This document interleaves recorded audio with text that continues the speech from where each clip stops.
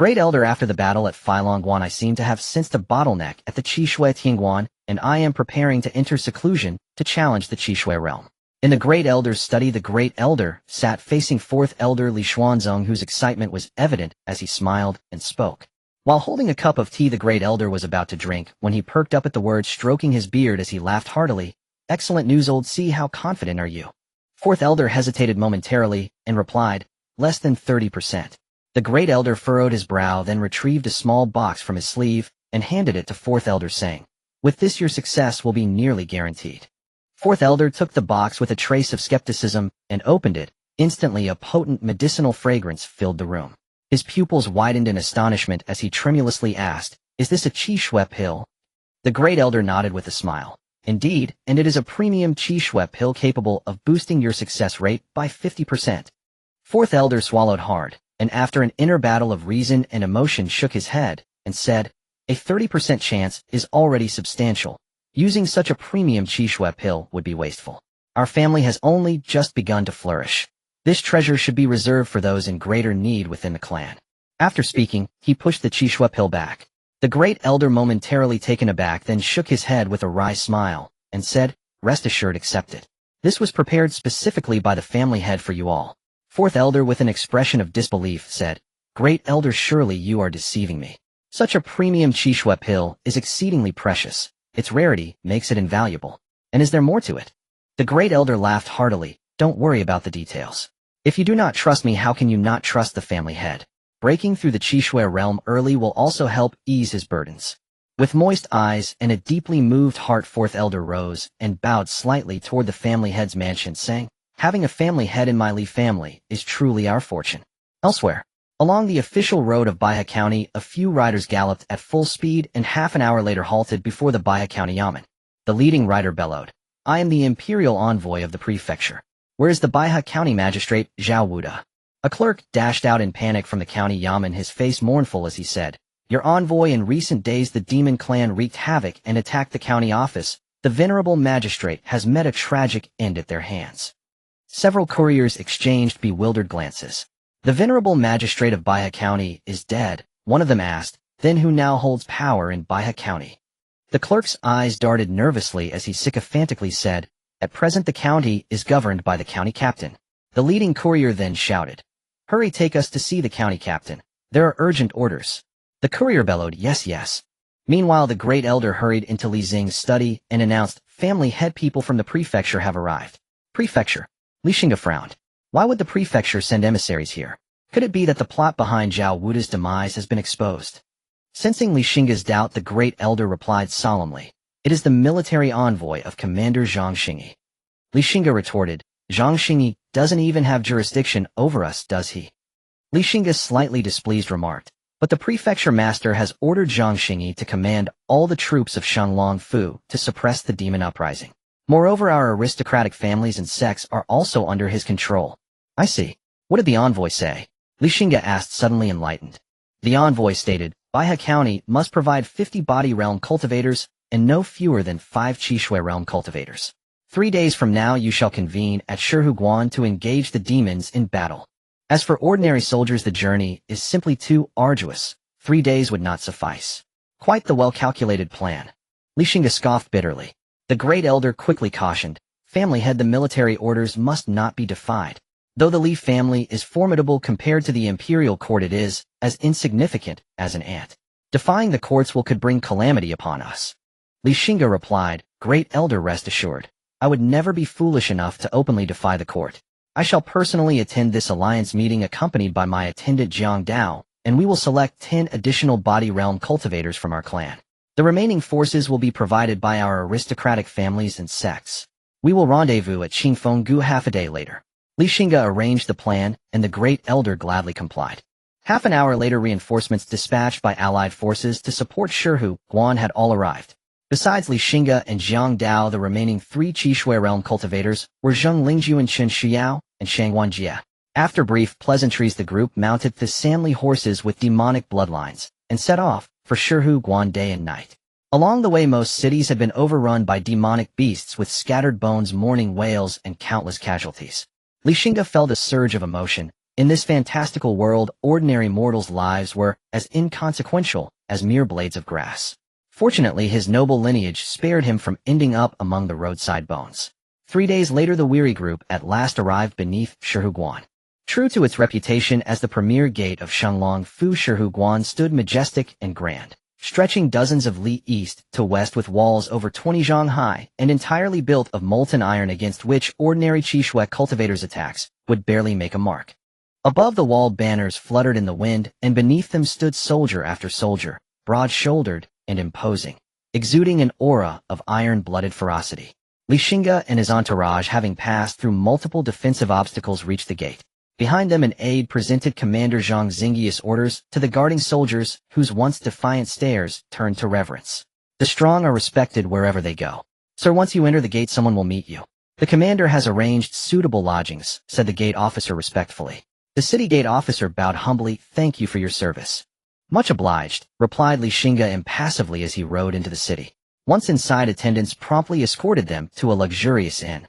A servant announced respectfully, esteemed guests, tonight the commander will host a welcome banquet at the camp for all you distinguished visitors arriving from afar. Please honor us with your presence. The attendant spoke with utmost respect, and Xingge nodded in acknowledgement. After the attendant left, Zhang Lingjuan standing behind sighed. There are so many formidable warriors in this world. Today we encountered no fewer than 20 Qishui cultivators, 3 of whom possess power not inferior to mine, some even surpassing me. Previously I took pride in my strength, only to realize now that I am merely a frog at the bottom of a well. Xingge smiled faintly and said, Brother Lingjuan, there is no need to belittle yourself. Shenglong-Fu oversees 3 cities and 19 counties with tens of millions of people. The cultivators we see today have likely been conscripted by the commander from across the lands. Only then can over half of Shenglong-Fu's strong figures gather to create such a spectacle. The alliance leader speaks truly, Zhang Lingjun replied with a bitter smile, though the melancholy in his eyes could not be concealed. Xingge in turn expressed his own helplessness. As the sun sank in the west, dusk soon deepened into the hour of the evening banquet. After a brief wash and change, everyone followed the attendant's guidance toward the grand encampment where the feast was to be held. By the time Xingge and the others arrived, the banquet encampment, vast enough to contain several thousand people, was already packed to the brim, with not a single seat left empty. At the outermost seats sat mostly cultivators of the body-tempering realm, and the deeper one went toward the center. The higher and more profound the cultivation of those present became. Truly, no matter where one went, strength alone determined one's status. The arrival of Xingge drew many gazes, especially from the leaders of the great powers. When they saw Zhang Lingjun following closely behind him, shock surfaced plainly on their faces. A cultivator whose blood and chi had already reached minor achievement was actually willing to stand behind a mere youth. Just what origin did this young man possess? As everyone silently speculated, Xingge, led by the attendants, took a seat at one of the foremost places of honor, while the 4 blood and chi realm cultivators he had brought followed and sat right behind him. Seeing this scene, the crowd collectively drew in a cold breath. Those were seats reserved for ancestor-level figures of Shenglong Prefecture. They could not help but wonder whether this youth was actually some ancient monster adept at maintaining a youthful visage. The ancestor-level experts present were even more inwardly shaken, for with their strength, they found they could not see through Xingge at all. Yet the surging vitality emanating from Xingge's body clearly told them that the youth before their eyes was truly young and not merely someone relying on techniques to preserve his looks. Since when had Shenglong Prefecture gained such a monstrously talented young genius? There is no mockery without cause. Once they sensed Xingge's extraordinary nature, the ancestor-level figures all extended goodwill toward him. Such a powerful youth with limitless potential ahead was surely someone worth befriending. After the time it takes to drink a cup of tea, a loud voice rang out announcing Commander of the armies of Shenglong Prefecture, Lord Zhang Xingge arrives. As the words fell, Zhang Xingge, tall of stature, clad in full armor, and draped in a red battle robe, entered the encampment, surrounded by several generals whose auras were thick and forceful. He walked to the main seat, flicked his battle robe aside, and slowly turned around. His face was suffused with the stern majesty of a seasoned commander. Zhang Xingge then sat down, and everyone present rose in unison, cupping their hands as they said, "We pay our respects to the commander." Zhang Xingge smiled and nodded, his expression steady, as he said, "Please, everyone be seated." Once Zhang Xingge spoke, the crowd sat back down. He said, "All of you are heroes from the noble families and sects of Shenglong Prefecture. When the demon race invaded this time, you obeyed my orders and traveled thousands of li to render aid. Zhang is deeply grateful." Here and now I offer a toast to you all. With that he rose, lifted his cup of wine, and drained it in one long swallow, prompting everyone to hastily raise their own cups in return. After a single cup, a faint flush colored Zhang Xingyi's face. Laughing with heroic gusto, he said, "Today many of you may be meeting one another for the first time. Zhang is humble and unworthy, yet I shall take it upon myself to introduce the various heroes and venerable elders of Shanglong Prefecture to everyone." He pointed toward an elder whose hair was entirely white, yet whose complexion was ruddy and spirit vigorous, saying, "This is Xie Baiting, the great elder of the Xie family, one of the 5 great clans of Shanglong Prefecture." The latter offered a slight smile, and everyone present immediately straightened with solemn respect. The Xie family's great elder was a fearsome existence whose strength had reached the great perfection stage of the blood and qi realm. The crowd hurriedly bowed to Xie Baiting. Zhang Xingyi then pointed to the next person, a middle-aged man with gentle, almost feminine features and a smile at his lips. "This is Wang Daoi, patriarch of the Wang family, one of the 5 great clans of Shanglong Prefecture. This is General Cheng Hua, deputy commander of the armies of Shanglong Prefecture. Yet another form. This is the master of 5 Tiger Gate, known as the 5 Tiger Bladesman. With his 5 Tiger Gate severing blade art, he once cleaved down a cultivator of the same realm. Their founding ancestor is even an innate true person. This is the patriarch of the Liu family of Pei County, whose cultivation has reached blood and qi minor achievement. This is head escort 2 of Shanglong Escort Bureau." After introducing several dozen people in succession, Zhang Xingyi finally came to stand before Li Xingge. The corners of his eyes held a smile as he looked at Li Xingge's youthful face. Even though he had prepared himself mentally, a trace of indescribable shock still flickered deep within his gaze. "This person may be unfamiliar to you. He is Li Xingge, patriarch of the Baihali clan." Other than the few who had already heard of Li Xingge's reputation, most people were completely at a loss. Baihali clan, an existence bearing the name of a single county as its prefix. Why had they never heard of it before? Moreover, was not the Zheng family supposed to be the strongest clan in Baya County? Soon Zhang Xingyi dispelled their doubts.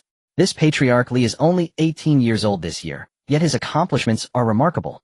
Just a few days ago, when the demon race invaded Baya County, he single-handedly decapitated 2 demon beasts whose blood and qi had reached minor achievement. He safeguarded the peace of his homeland. A chorus of sharp intakes of breath swept through the hall at those words. What had they just heard?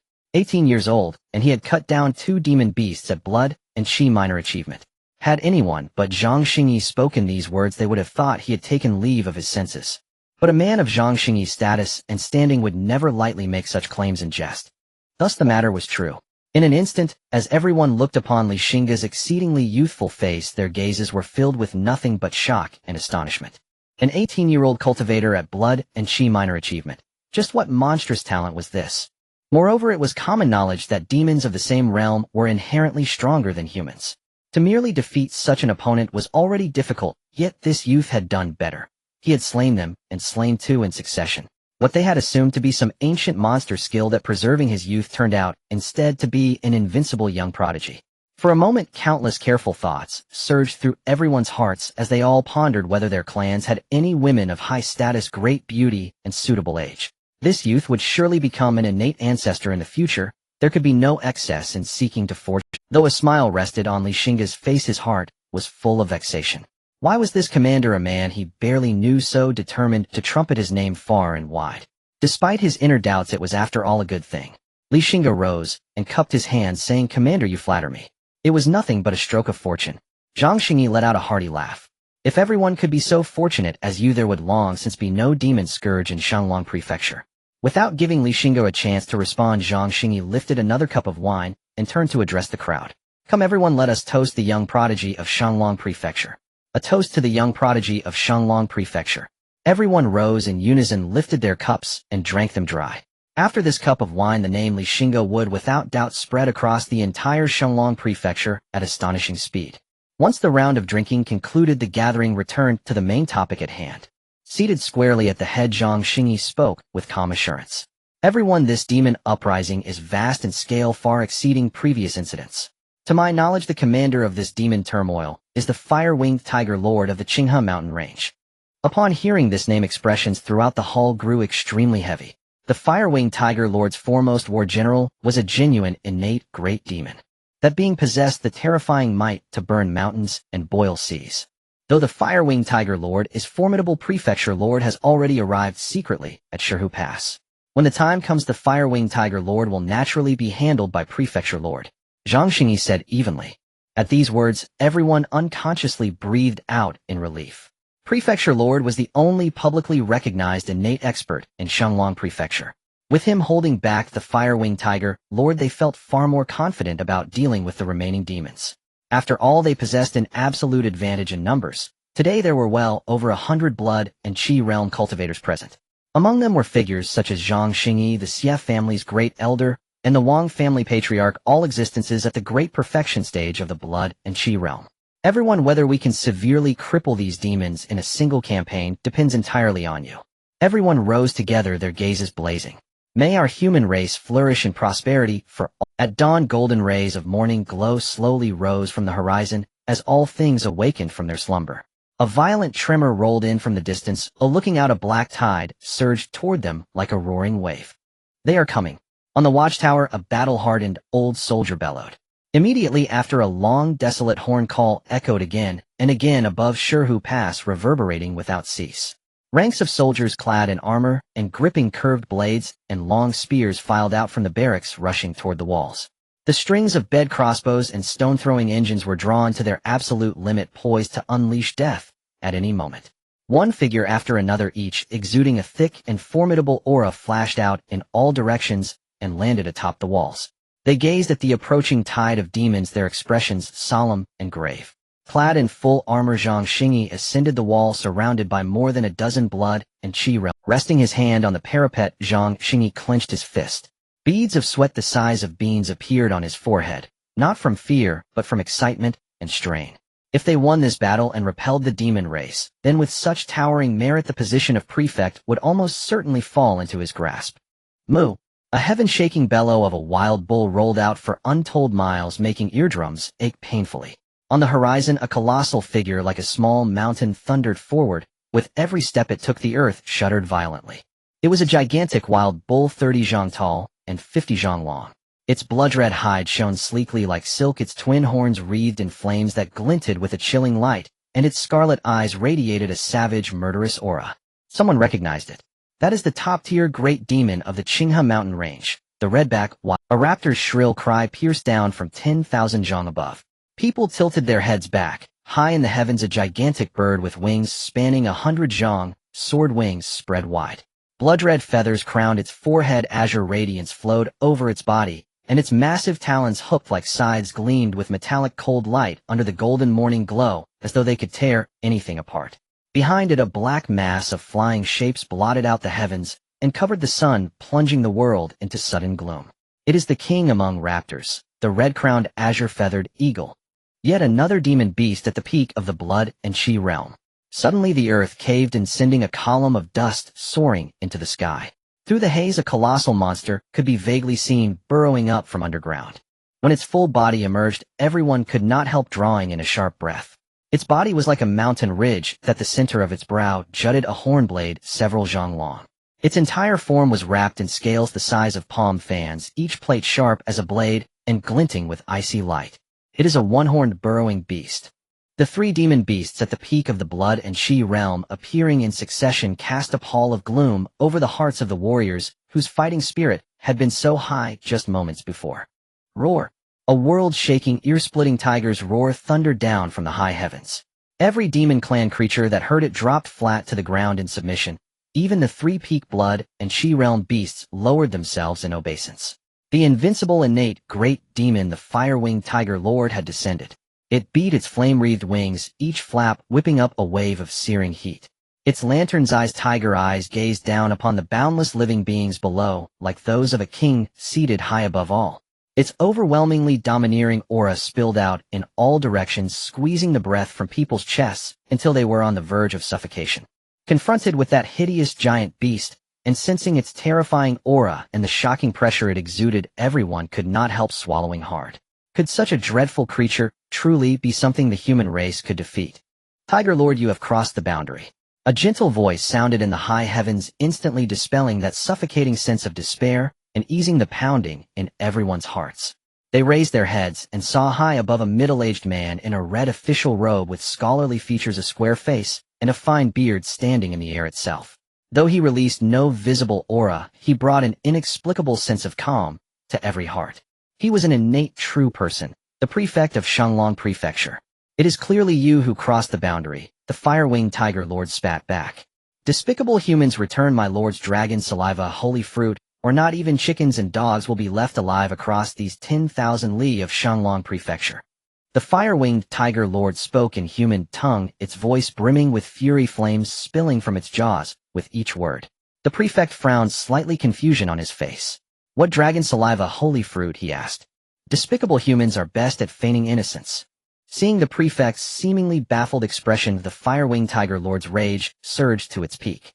"Tiger lord, I truly do not know of any dragon saliva holy fruit. Could there be some misunderstanding in this matter?" The prefect drew in a deep breath. He spoke in a peaceful, even tone. "If it was not you who stole my lord's dragon saliva holy fruit, who else could it be? In all of Shenglong Prefecture only you possess such strength. Do not quibble. Today I shall turn your Shenglong Prefecture into a living hell." Roar! The fire-winged tiger lord's heaven-shaking roar resounded once more. At its command, the boundless demon horde surged toward Shirhu Pass and launched their assault. The prefect too was angered by the fire-winged tiger lord's overbearing attitude. Did this tiger demon truly take him for someone to be bullied so easily? He immediately issued his challenge. "Tiger demon, do you dare battle me?" "Why would I not dare? Come." The two figures shot upward together toward the heavens, rushing higher to decide victory and defeat in the sky. Xingge narrowed his eyes watching those two dazzling streaks of light and silently clenched his fists. That faint sense of pride that had risen in his heart was utterly extinguished. The strength of the great achievement stage of the blood and chi realm was still far from sufficient. In the face of innate cultivators, he was nothing more than a larger ant. A thunderous boom suddenly shook Xingge. Elder Xie of the Xie family had already engaged the one-horned burrowing beast. Meanwhile, Zhang Xingge and the head of the Wang family had respectively taken on the redback wild bull and the red-crowned azure-feathered eagle. At his side, Zheng Lingjun and the others moved closer.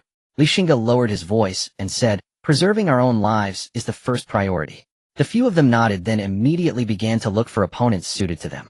Xingge set his sights on a blood and chi small achievement demon beast that was locked in combat with a human cultivator. This beast's true form was a leopard, its speed astonishing, leaving the man fighting it in utter misery. Waiting for the right moment, Xingge flickered forward in a flash, appearing behind the leopard demon. His blade Jianshu slid from its sheath, a streak of cold light swept past, and the leopard demon's head was severed in an instant. The leopard demon's ferocious head tumbled to the ground, its huge eyes filled with utter disbelief. Never in its wildest thoughts had it imagined that a human cultivator at the great achievement stage of the blood and chi realm would strike at a mere small achievement demon beast like itself, and not only that, but would choose to do so with a sneak attack. Truly the Tiger Lord had spoken rightly. Humans were all base and shameless. That was the leopard demon's final thought in the last few breaths of its life. The cultivator who had suffered so much at the leopard demon's claws stared blankly for a moment at its unclosing eyes, then finally came to his senses and clasped his fists in salute. "Many thanks for the aid, patriarchally," he said. Clearly he had recognized Xingge. Xingge gave a slight nod in acknowledgement, then turned away once more to support other corners of the battlefield.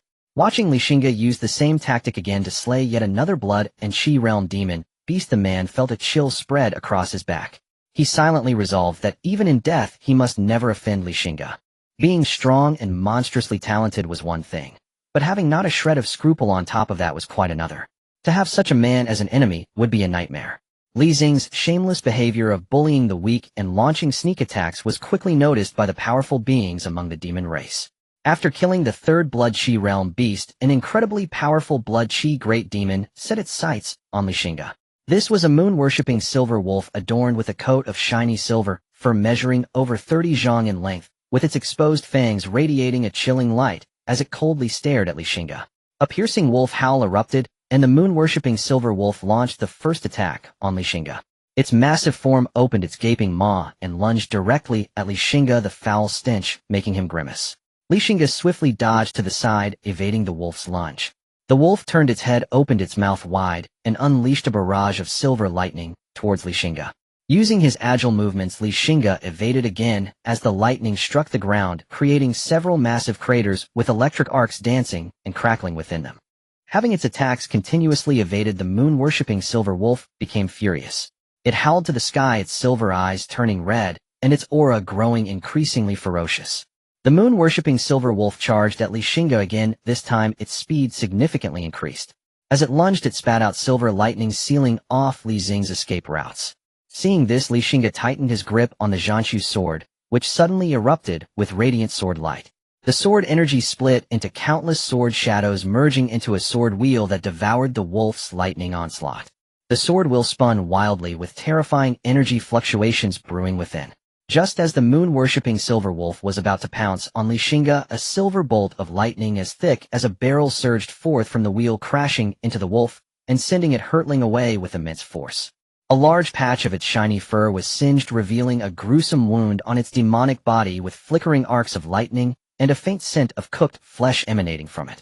The intense pain caused the moon-worshipping silver wolf to let out a series of miserable howls, while Xingge seized the opportunity to strike, employing his agility to the fullest, appearing before the wolf in a flash and bringing his sword down with overwhelming sword energy onto the wolf's massive form.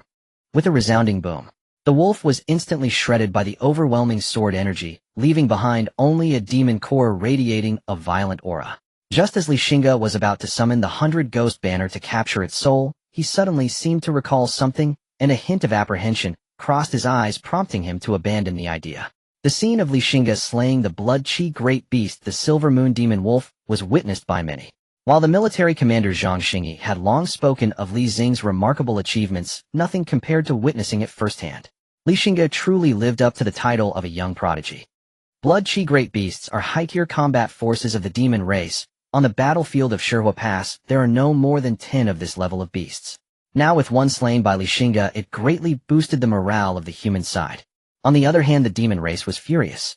The blood-chi perfect great demon, the red-backed savage bull, even abandoned its own opponent to charge at Xingge, as the moon-worshipping silver wolf was one of its trusted subordinates. However, it was tightly entangled by Zhang Xingge, who sneered, "Beast, your opponent is me." The battle between the human and demon resumed fiercely. Just then, an incredible roar echoed from the sky mid-stage. How is this possible?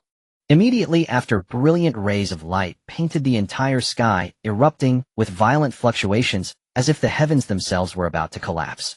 A gigantic figure descended rapidly from the sky, casting a vast shadow on the ground, and anyone caught beneath it would surely be crushed. The battling humans and demons could no longer care for anything else. They abandoned their opponents and fled in all directions. The colossal figure crashed down, shaking the earth. The demons saw the massive figure on the ground, battered and barely alive. Their expressions changed. Filled with terror and fear, they realized their invincible fire-winged tiger lord had fallen to the hands of a mere human. In contrast, the human camp erupted in deafening cheers. They had thought that the prefect could only hold off the fire-winged tiger lord, never anticipating that he would overwhelmingly defeat it. Coupled with the fire-winged tiger lord's earlier words, everyone felt a jolt. The prefect had silently broken through to mid-stage innate. It is well known that after reaching innate, the gap of even a small realm is like the difference between heaven and earth. Some may remain stuck in early innate for their entire lives after breaking through. In the high heavens, the prefect, hands clasped behind his back, walked through the air. Those who saw him displayed expressions of awe, bowing in unison. The prefect's might is unparalleled. The fire-winged tiger lord struggled to rise from the ground, covered in gruesome wounds, its once mighty fire wings now tattered, and the flames flickering weakly, as if they might extinguish at any moment. Breathing heavily, the fire-winged tiger lord glared at the prefect in the sky, its eyes filled with hatred. "You humans are truly as despicable as ever." The prefect chuckled, disdain evident on his face. "The conflict between humans and demons is a matter of life and death. How can there be talk of despicability? As my term draws to a close, eliminating you, this thorn in my side, is but a good deed for the people of Shenglong Prefecture.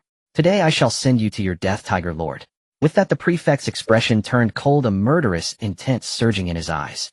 He grasped at the void, pulling the spiritual energy of the surrounding area within dozens of miles into his hand. A terrifying wave of spiritual power brewed in his palm, forming a light sphere. Though it was only the size of a palm, it exuded a chilling aura. With a gentle push of his hands, the light sphere shot towards the fire-winged tiger lord at an incredible injured. The fire-winged tiger lord realized it was impossible to evade this fatal blow.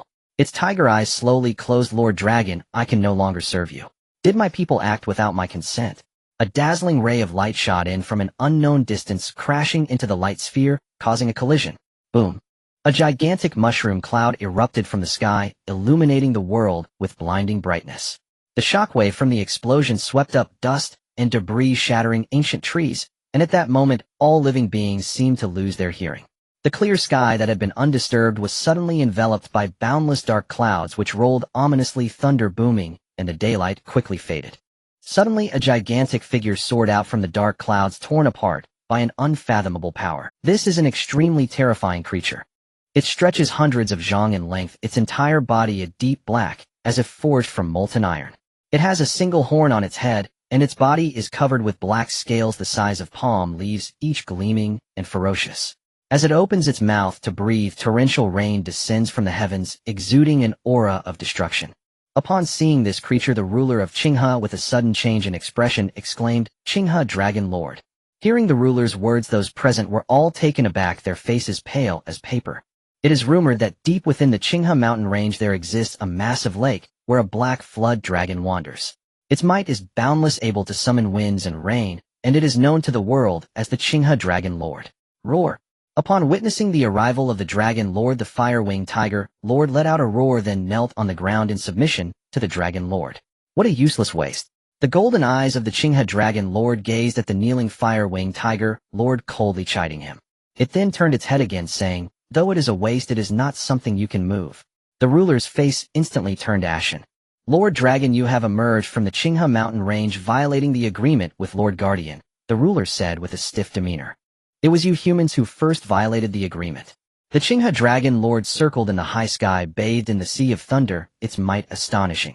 "Hand over my dragon's saliva, sacred fruit." The Xingge Dragon Lord shouted angrily, as its emotional fluctuations caused the vast thunder pool to seem as if it would descend from the heavens, annihilating all.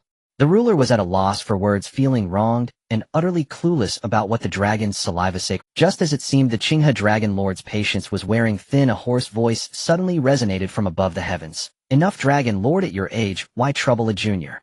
In the high sky, an old man appeared, dressed simply with hands behind his back and a bamboo hat on his head, ignoring the Dragon Lord's might as he met its gaze. If Li Xingzong were present, he would surely recognize this old man. "It's you who stole my dragon's saliva, sacred fruit." The Dragon Lord sensed a familiar aura from the old man. The old man shook his head, smiling lightly, and saying, "Heavenly treasures are to be shared, how can it be called stealing?" The Dragon Lord's body began to thrash even more violently. "Do not be angry, there are 2 dragons' saliva sacred fruits, one for you is enough. Given that you have guarded for so many years, I will also give you a 5th grade transformation pill, allowing you to transform ahead of time. Now take your people and return to the Xingge mountain range. Dream on." The Xingge Dragon Lord retorted angrily. "The old man is not negotiating with you, but rather informing you. Do not think that because you are backed by a demon king the old man cannot do anything to you." The old man said indifferently, a breath emanating from him, causing the Xingge Dragon Lord to sense it, and its tail began to thrash uneasily. After a moment, "Give me the transformation pill." The Dragon Lord conceded. The old man squinted and smiled, producing an ordinary sandalwood box from his robe, and casually tossing it to the Xingge Dragon Lord. The Xingge Dragon Lord exhaled a breath of dragon energy, shattering the sandalwood box to reveal a pill radiating with multicolored light, which it immediately swallowed whole. "Retreat." After leaving these 2 words, the Xingge Dragon Lord broke through the clouds and vanished from sight. After its departure, the dark clouds dispersed, sunlight broke through, and the torrential rain abruptly ceased, returning the world to peace. The old man's figure also transformed into specks of starlight, dissipating in the high heavens. The fire-winged tiger Lord cast a reluctant glance at Shahogwen, then let out a long howl towards the sky, straining its wings to fly into the horizon, while the other demon clans retreated like a tide. Li Xingge, witnessing all of this, yearned for immense power even more. With the retreat of the demon clan, the tension that had gripped everyone's hearts finally eased. Ordinary soldiers collapsed on the ground, their faces reflecting the relief of surviving a calamity, while the powerful cultivators wore expressions of joy. For them, the demon chaos, though fraught with danger, also represented opportunity. Li Xingge gathered the remaining members of his group out of the Fortinine, who came with him. Only 2/3 remained. The head of the Shangwan family, Shangwan Jie, fell to a minor demon beast, and the Li family lost 3 corporeal realm cultivators. Fortunately, they were all gathered offerings, so Li Xingge felt no sorrow.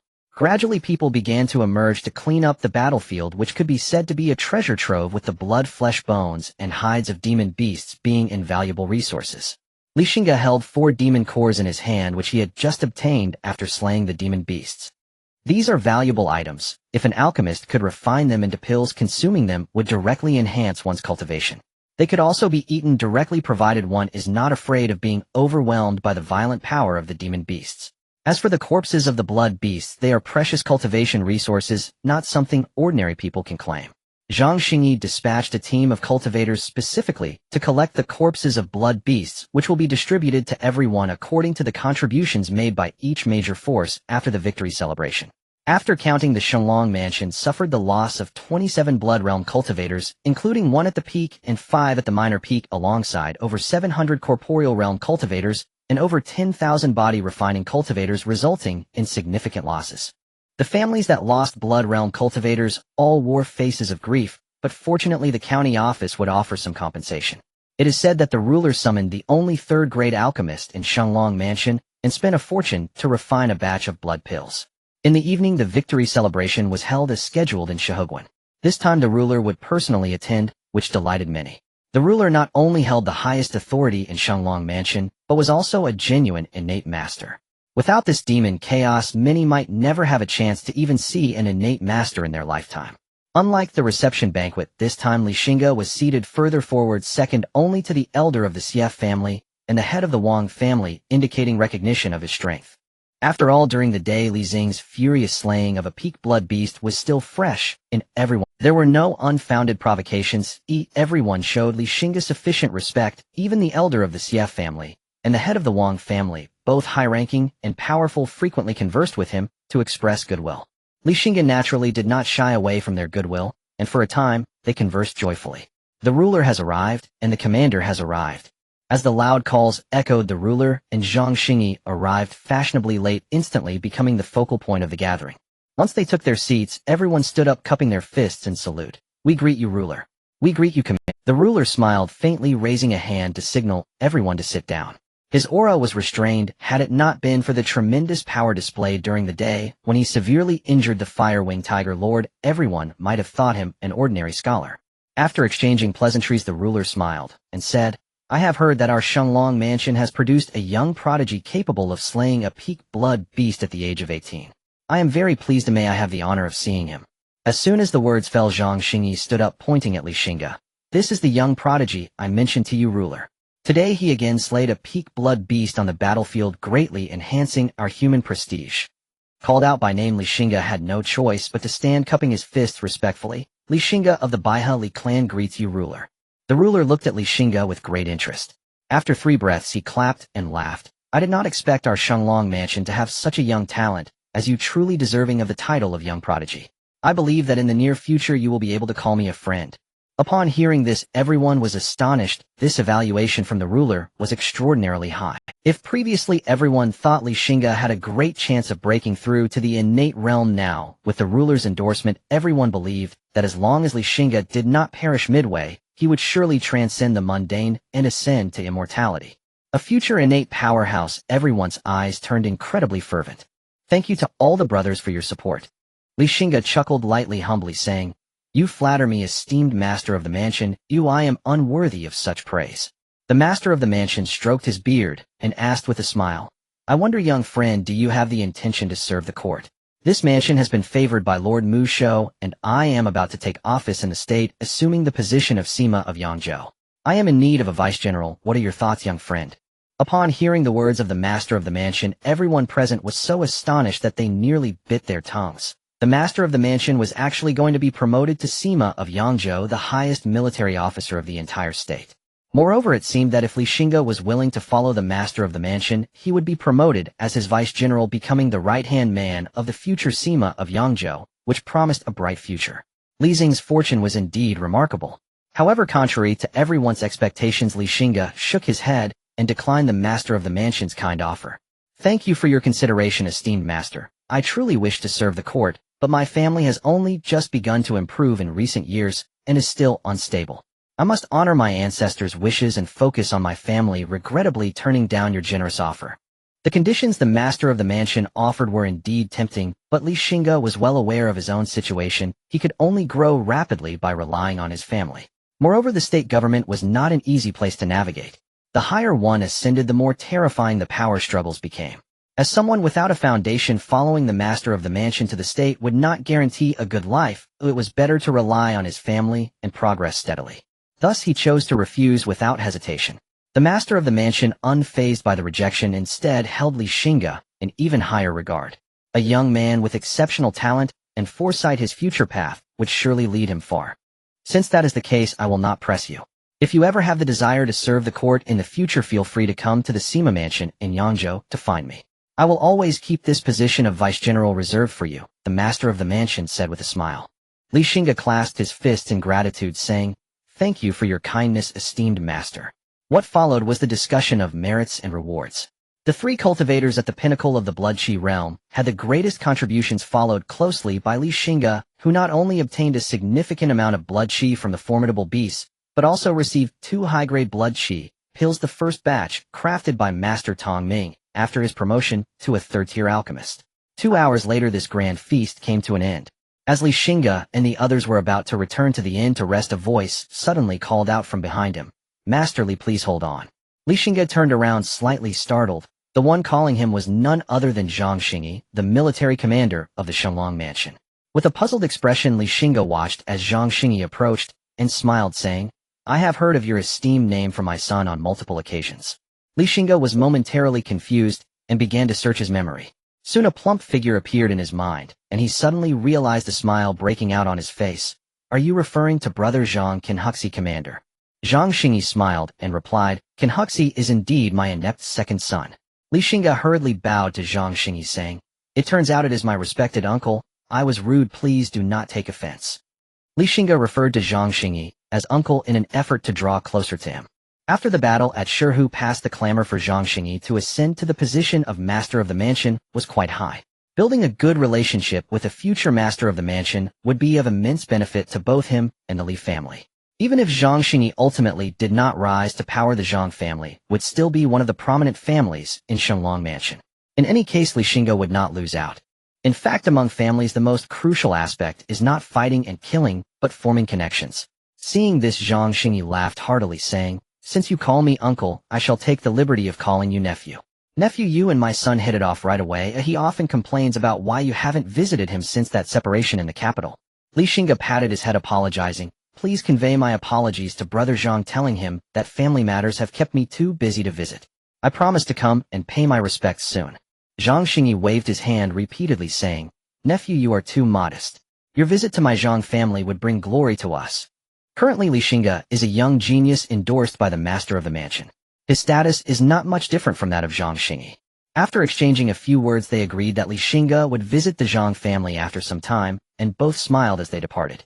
As they walked along the road, Zheng Lingjun observed Li Xingge, who had just been chatting happily with Xingge, and sighed inwardly. That was a presence that even his own ancestor had to treat with utmost respect. Truly the legendary child of fortune. Within just over a year, he had grown to the point of conversing on equal terms with a military commander. Meanwhile, in a dark room, a middle-aged man was angrily berating several servants. What happened? Where's the ancestor's corpse? Where did it go? A few days later, Li Xingge and his party returned to Qingfeng Valley. The first thing Li Xingge did upon returning was summon Gongsun Ban.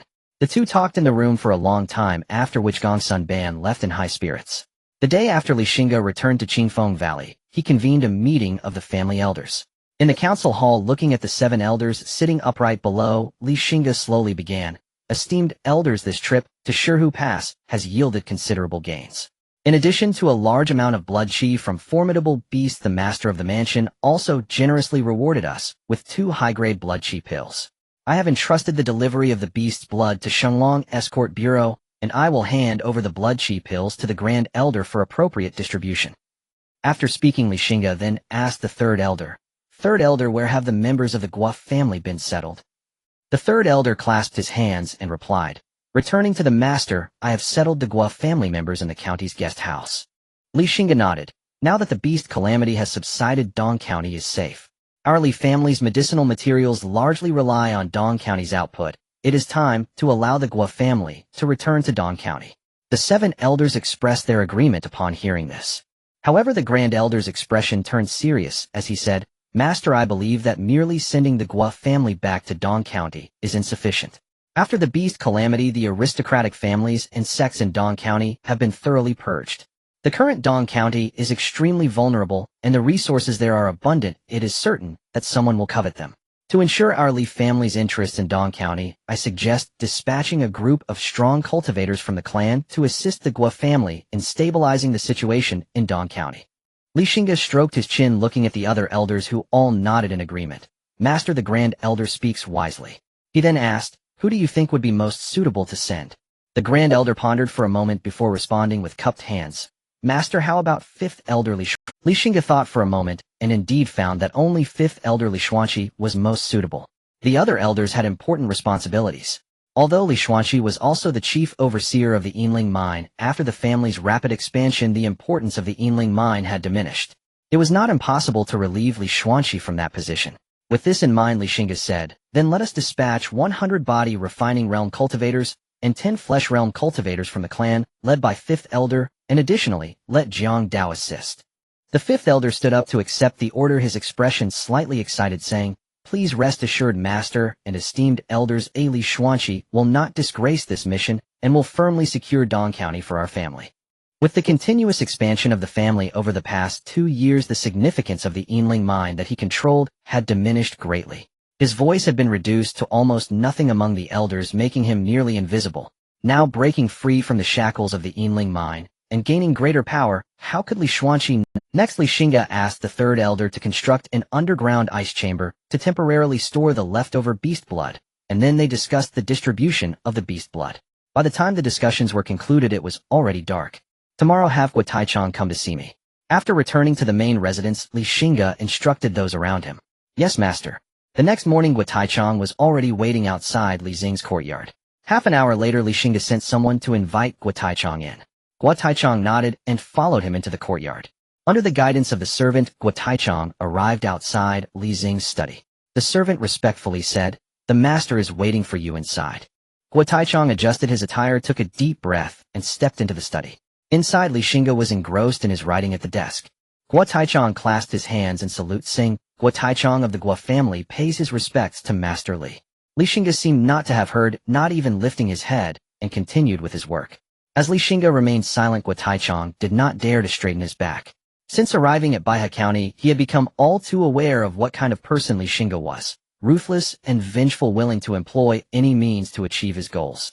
If it were anyone else daring to ignore him like this, Gua Taichang might have already turned against them, but the person before him was Li Xingge, the young prodigy capable of slaying powerful beasts at the age of 18. Time passed slowly and beads of sweat began to form on Gua Taichang's forehead, his back already soaked. Finally, the one who seemed to have finished his tasks lifted his head, and upon seeing Gua Taichang, a hint of surprise crossed his face. "When did Elder Gua arrive?"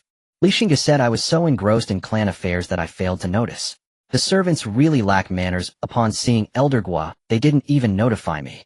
Gua Taichang silently smiled bitterly, and quickly replied, "I thought Master Li was too busy to have them disturb you." Li Xingge was clearly telling a falsehood. At his level of power, he could sense any movement within hundreds of feet around him. He understood that Li Xingge was intentionally prodding him. It seemed the Li family still harbored grievances regarding the matter of Li Zuling. Thinking of this, Gua Taichang couldn't help but sigh within. Who would have thought that just over a year ago the Li family, which was on equal footing with the Gua family, had now become an enormous force that the Gua family could only look up to. "Elder Gua, please take a seat," Li Xingge said casually. Gua Taichang discreetly wiped the cold sweat from his forehead and sat down half of his rear on the chair. "The reason I called Elder Gua here is to inform you that the chaos caused by the demons has subsided and your Gua family can return to Dong County." Upon hearing this, Gua Taichang's eyes lit up with joy, almost laughing out loud. He did not want to live another day under someone else's roof. He suppressed his excitement and clasped his fists, saying, "Master Li, the Li family's protection today will not be forgotten by the Gua family. If there is ever a need in the future, the Gua family will not hesitate to brave mountains and seas." Li Xingge sneered inwardly. He did not believe a word of such empty flattery. Although the demon chaos has receded, the world remains unstable. In light of the long-standing friendship between our families, my Li family, after clan discussions, will send an elder along with elite members of our clan to Dong County to protect the Gua family. Once the world is peaceful, they will return. Elder Guo, what do you think of this arrangement? Guo Taichung looked at the young man at the desk, whose lips curled slightly in a smile, feeling a chill in his heart. The Li family truly had grand ambitions. One by a county was not enough. Now they aimed to extend their reach to Dong County. Having lived a long life, how could he not see what the Li family was after? If he failed to understand this, it would truly be a wasted life. Unexpectedly this time, fleeing to Baihe County would invite the wolf into the house. Could he refuse? Yes. But would he dare? If he dared to refuse, he probably wouldn't be able to leave Qingfeng Valley today. Guo Taichung forced a smile, saying, "Then I will thank Master Li on behalf of the Guo family." Li Xingge nodded and chuckled, saying, "Since that's the case, let's not delay. Return home, make some preparations, and set out tomorrow." Guo Taichung nodded bitterly, saying, "Then Master Li, I will take my leave." Li Xingge waved his hand, saying, "Go ahead." As Guo Taichung stepped out the door, a soft voice came from the study. "A wise person knows how to adapt to circumstances. That is what makes a true talent." Guo Taichung's footsteps faltered, and then suddenly his mind cleared. He slapped his forehead and laughed heartily. He had been foolish. Oh, how many people wished to cling to the great tree of the Li family, yet could not. Li Family Martial Arts Square. A group of children ranging in age from 5 or 6 to over 10, about 200 in total, were in the spacious martial arts square, training their bodies against the morning glow. Ha. They crouched in horse stances, their arms moving vigorously in sync with their chant. A robust man, 7 feet tall, bare-chested with bulging muscles, held a teaching rod in his hand and patrolled the square. Whenever a child executed a movement incorrectly or tried to be sly, he would strike them with the rod, making the child wince in pain. A year's plan lies in spring, a day's plan lies in the morning. Though talent is important, diligence is indispensable. Rise early every day and put in effort to strengthen your muscles and bones, invigorate your blood and tendons, and lay a solid foundation so that you can go further on the path of cultivation. Do you understand? The robust man's voice boomed like thunder. Understood. You bunch of young lads lacking energy and sounding whiny. I'll ask you again, do you understand? Understood. A fleeting smile of satisfaction appeared on the robust man's face, but quickly vanished. These children were the future hope of the family. 2 hours later, today's training ends here. In the afternoon, the manager Yin Sheng from the enforcement hall will come to the martial arts hall to teach you his signature martial arts, Tiger Roar Fist. Alright, you can go back for lunch now. After lunch, gather in the martial arts hall at the afternoon hour. Hearing this, the children's eyes lit up with excitement, eagerly anticipating the afternoon when they could practice that dazzling martial art. In a small courtyard on the east side of Qingfeng Valley, a somewhat exhausted Li Xingzong returned home with great joy. Upon returning, he shouted in the yard, Mother, I'm hungry. What are we having for lunch today?"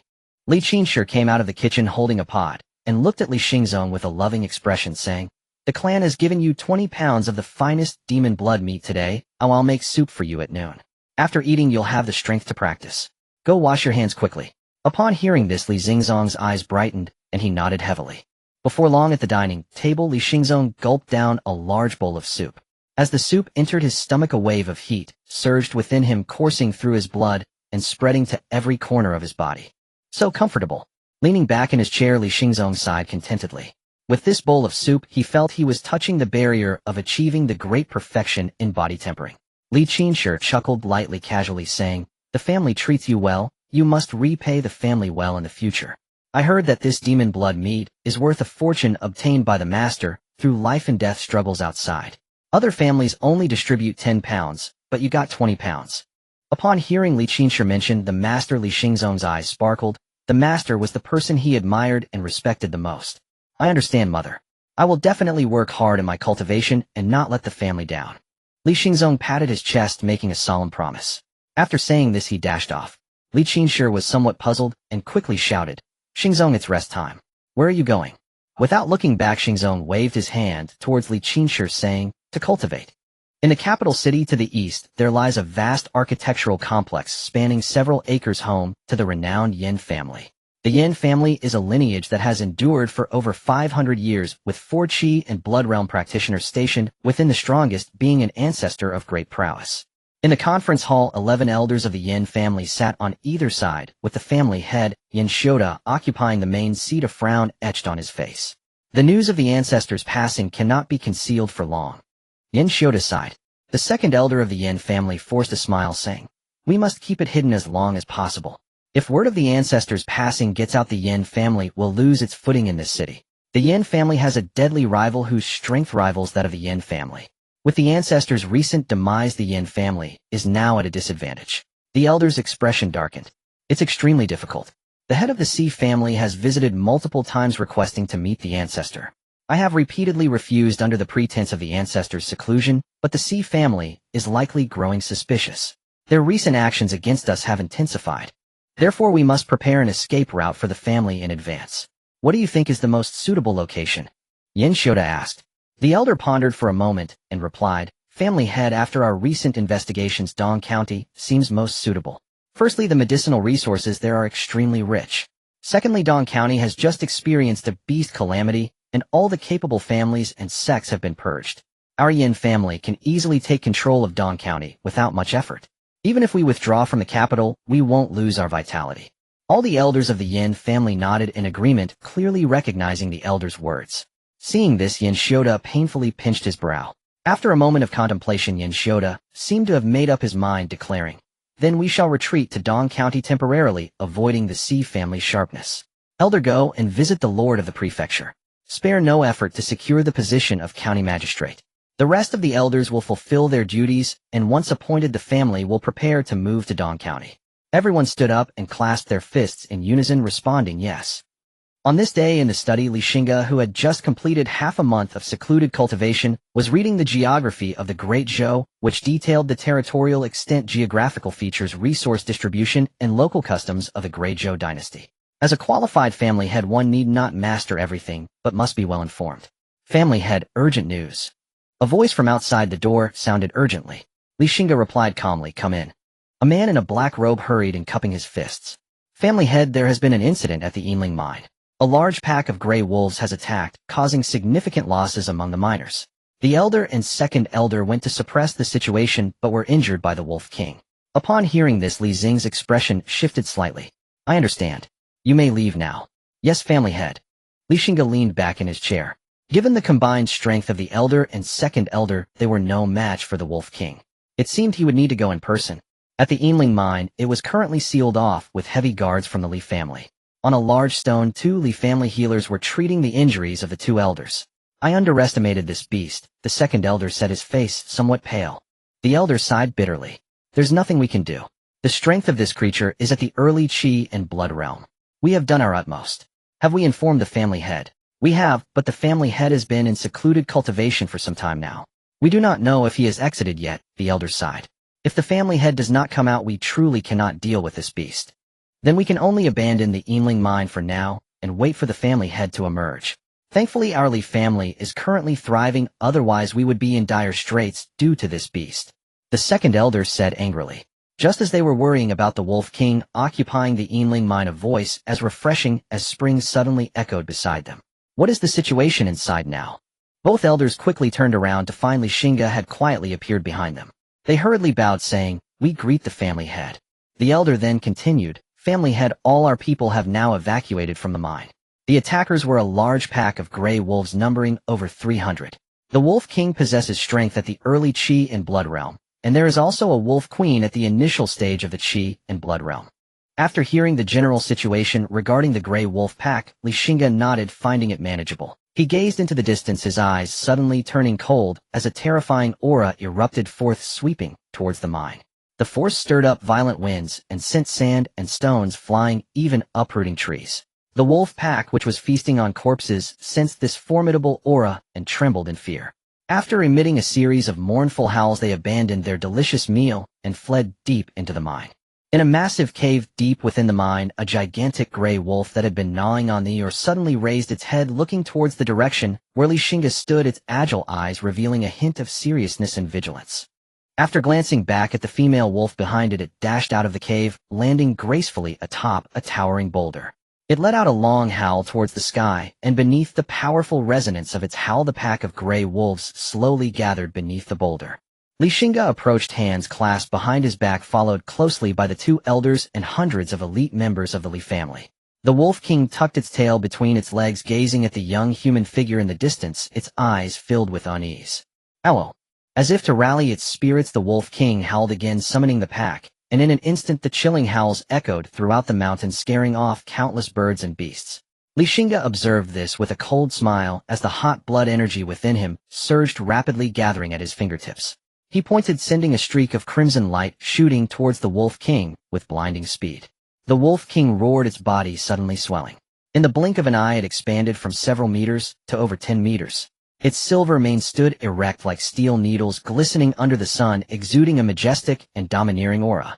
A tremendous force coalesced in the Wolf King's claws as it raised its razor-sharp paw, attempting to withstand Li Xingge's blow. The crimson light arrived in an instant, colliding violently with the Wolf King's paw.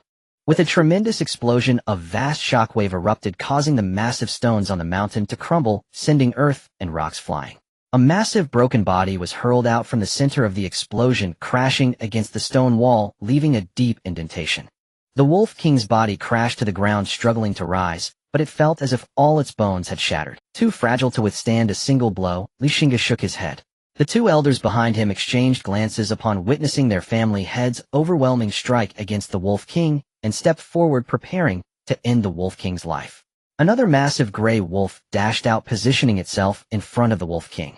Its size was slightly smaller than the Wolf King, but its fierce gaze fixed on the two elders, baring its teeth in a warning not to approach.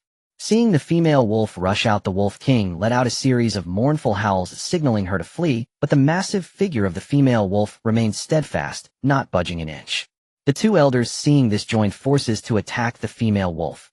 Though they were no match for the Wolf King at the early Qi and Blood realm, dealing with a female wolf only at the initial stage of Qi and Blood was more than sufficient. Before long, the female wolf was severely injured under their assault, yet it still staunchly stood in front of the Wolf King, refusing to retreat even an inch.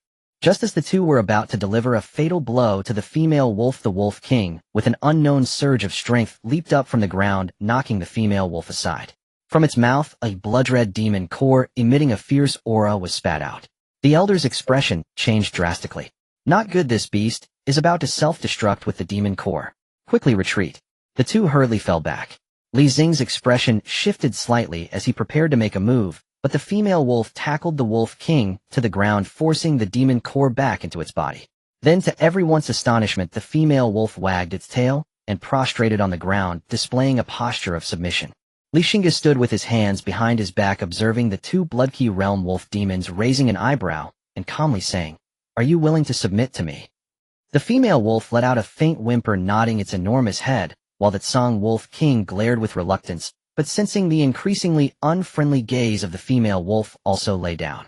At this moment, the elder glanced with cunning eyes and stepped forward, saying, "Patriarch, the Wolf clan has a very strict hierarchy.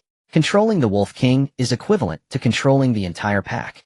These Tsang wolves possess immense strength. They have powerful attacks, swift speeds, and large numbers. If we can tame them for the Li family, it would significantly enhance our family's power." Li Xingge frowned upon hearing this, looking at the somewhat unruly Wolf King and expressing his concern. The demon race is notoriously fickle. They cannot be completely trusted. The elder stroked his beard and smiled. "You worry too much, Patriarch. Have you forgotten that we have a weapon master in the family? If we have this master forge two beast-controlling rings binding the Wolf King and the female wolf, their lives would then rest in our hands." Li Xingge's eyes brightened at this suggestion. The elder's idea was indeed feasible. However, he was uncertain if Master Gongsun could forge the beast-controlling rings. It was better to call him over first. If he could, that would be perfect. If not, he would have to send these two Tsang wolves away. He would not allow such an unstable factor in the family. Li Xingge sent a message via a soaring eagle, urgently summoning Gongsun Ban. In Qingfeng Valley, upon receiving Li Xingge's message, Gongsun Ban reluctantly abandoned his current task and hurried to the Yinling mine. Over an hour later, Gongsun Ban arrived at the Yinling mine, looking somewhat weary. Seeing Gongsun Ban, Li Xingge revealed a faint smile, saying, "I apologize for troubling Master Gongsun with such a long journey." Gongsun Ban waved his hand dismissively, saying, "Patriarch, why did you summon me?" Li Xingge pointed at the two enormous creatures in the distance, asking, "Do you know how to forge beast-controlling rings?" Gongsun Ban followed Li Xingge's finger, instantly understanding his intention, and smiled broadly. Of course, beast-controlling rings are a fundamental skill for weapon masters. Upon hearing this, Li Xingge felt a sigh of relief in his heart. He smiled and said, "Master Gongsun, I defeated these two Tsang wolves, and they have submitted to me, but as you know, the demon race is inherently unpredictable. I cannot trust them completely, so I would like to ask you to forge two beast-controlling rings to restrain these two demon beasts." Gongsun Ban nodded, and smiled saying, "Patriarch, rest assured. I eat your family's food, so I will naturally share your worries. 2 beast-controlling rings are but a small matter." He was now quite satisfied with the Li family, especially with Patriarch Xingge, who not only recognized him, but also arranged for him to study the body of a fully realized bloodkey cultivator. However, Master Gongsun continued his expression serious. "Patriarch, the raw materials for forging beast-controlling rings are quite expensive, especially for such powerful bloodkey demons. Just the raw materials alone might cost over 10,000 taels of gold." Xingge was momentarily taken aback by this statement. The thought that had just formed in his mind instantly shifted. "Please provide a list of the required items, and I will have someone from the clan procure them immediately." Gongsun Ban nodded slightly, and someone next to him presented paper and pen. As Gongsun Ban compiled the list, he added, "Patriarch, I must tell you that my skills are not very refined. The beast-controlling rings I forge can only ensure control over beasts below the innate level. If they break through to the innate level, these rings will lose their effect." Xingge waved his hand dismissively saying, "No problem. By the time these 2 demon beasts break through to the innate level, his own strength may have already reached an incredible level." He was confident in that. "In 3 days the beast-controlling rings will be delivered to you," Gongsun Ban confidently promised as he finished compiling the list. For the next 3 days, Xingge and his companions remained at the Yinling mountain range awaiting Gongsun Ban to forge the beast-controlling rings. The 3 days passed swiftly. Just after noon, Gongsun Ban found Xingge looking somewhat fatigued and saying, "Patriarch, the beast-controlling rings are complete." He then pulled out 2 unremarkable black bracelets from somewhere. "Is this the beast-controlling ring?" Xingge asked, curiously looking at the 2 plain black bracelets. Indeed, the beast-controlling rings consist of a mother and child ring. The child ring is placed on the demon beast, while the mother ring is held by a person. If the demon beast resists, one can simply activate the runes within the mother ring to control its life and death, Gongsun Ban replied proudly. "Thank you, Master Gongsun," Xingge said with a clasped fist.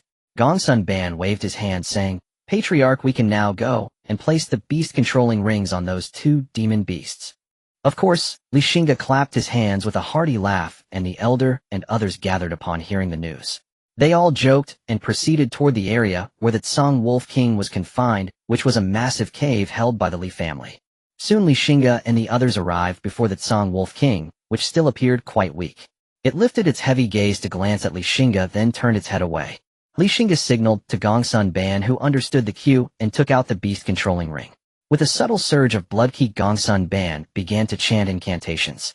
In an instant, the originally unremarkable black bracelets radiated golden light, illuminating the dim cave as mysterious golden runes began to swirl around the beast-controlling ring. The Tsang Wolf King, which had been keeping its eyes closed, seemed to sense something, suddenly opening its eyes wide, lifting its head, and glaring at the beast-controlling ring with apprehension, a fierce aura erupting.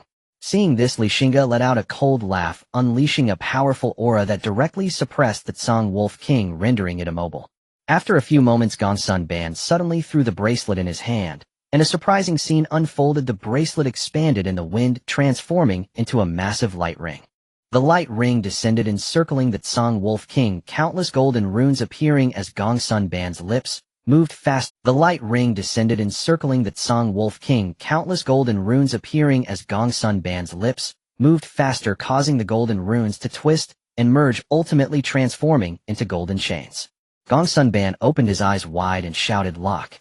The golden chains began to tighten, and as they did, the Tsang Wolf King emitted mournful howls, writhing in pain on the ground.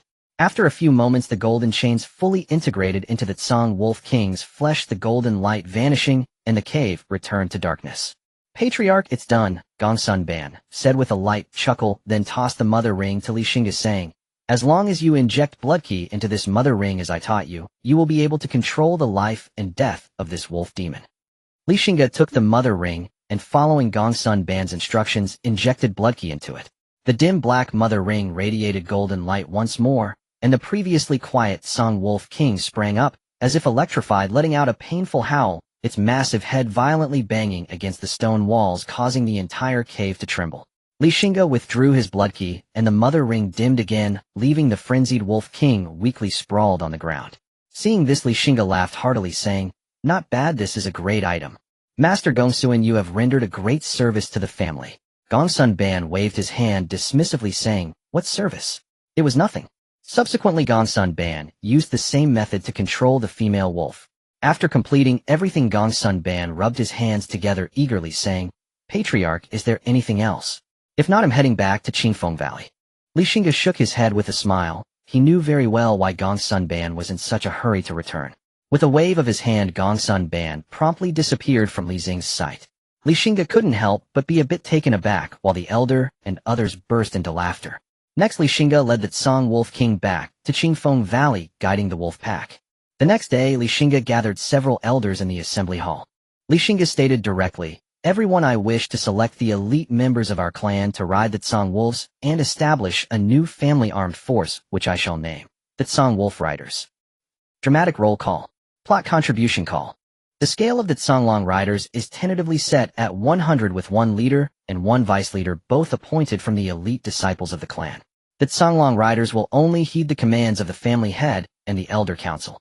Several elders clasped their hands together and said, "We will follow the family head's orders." A month later in Dong County, at the Gua clan's territory, Elder Xuanqi, the Yin family, is truly going too far.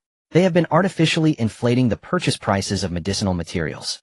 If this continues, we will have little profit left, and may even incur losses. Gua Taichong angrily took his seat opposite Li Xuanqi, his face showing signs of frustration as he complained to Li Xuanqi. Li Xuanqi calmly held a cup of hot tea, his expression seeming quite tranquil.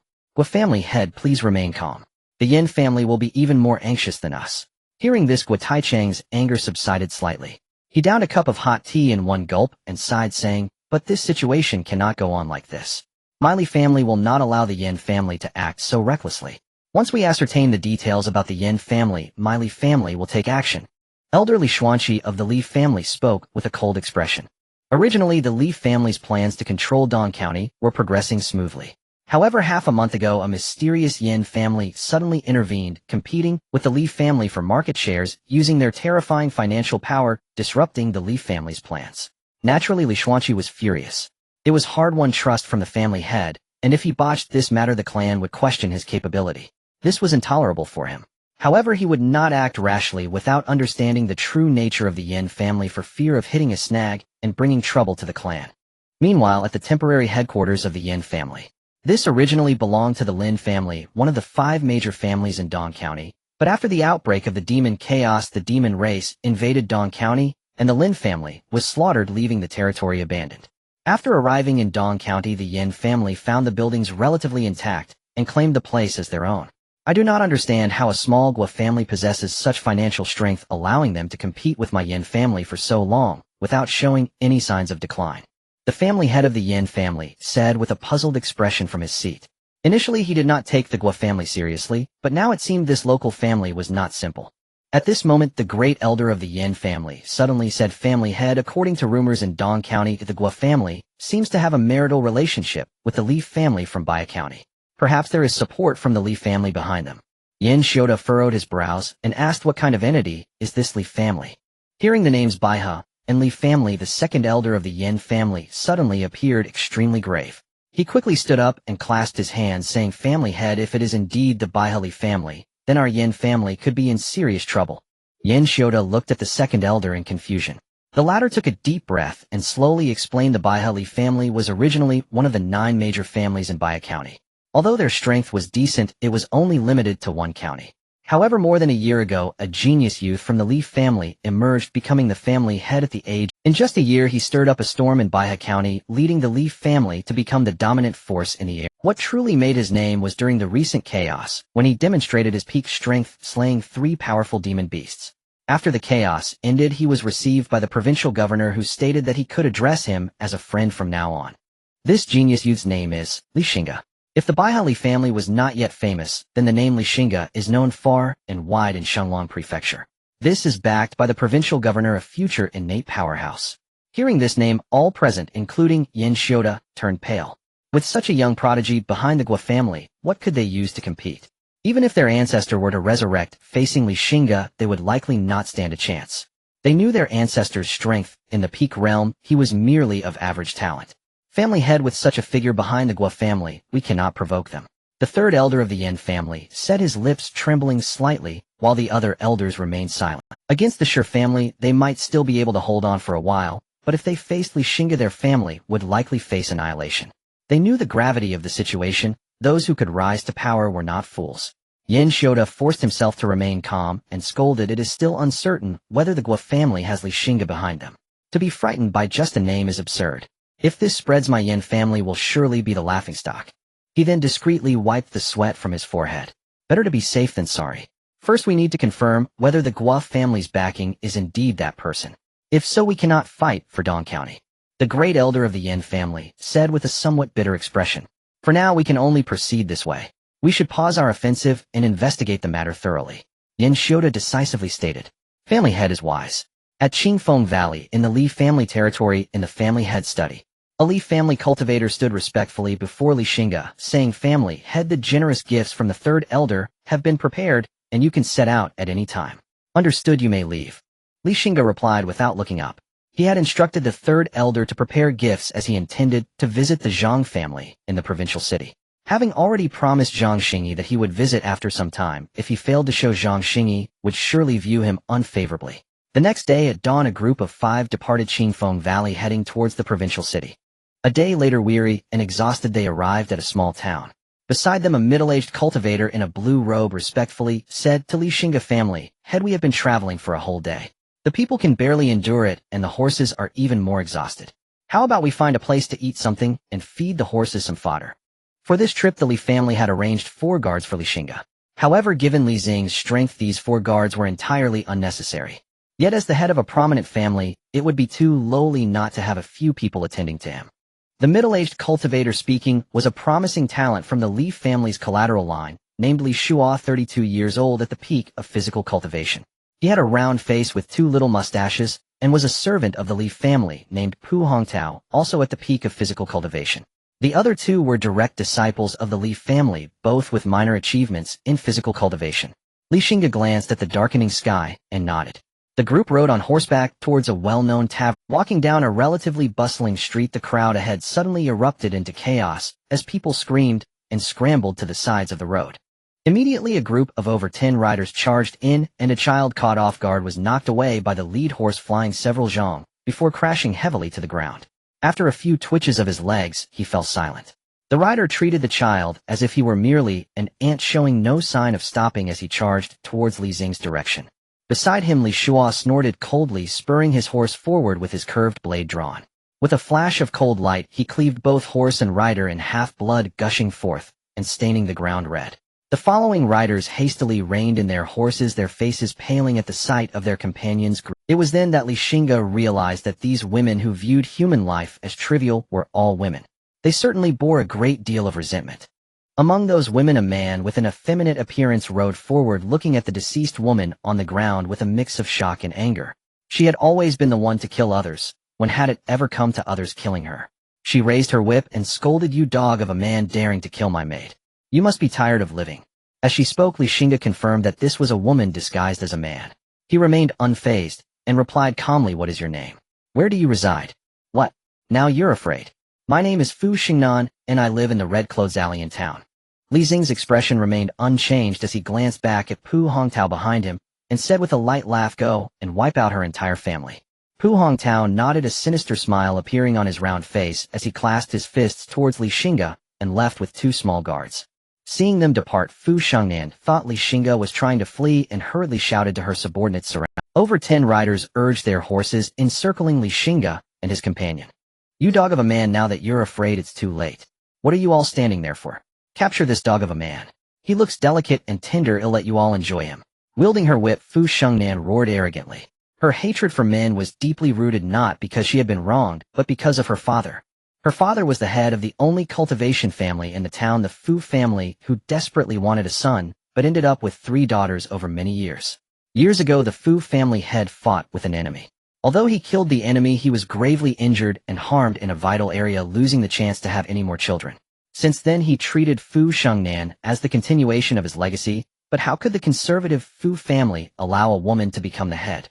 Fortunately, her father was the strongest in the clan. Once he made a decision, no one dared to oppose it, and thus Fu Shangnan became the young master of the Fu family. However, after making her the heir, her father demanded that she meet the standards of a male heir, forcing her to remove her beloved red attire, transforming her into the image her father most desired.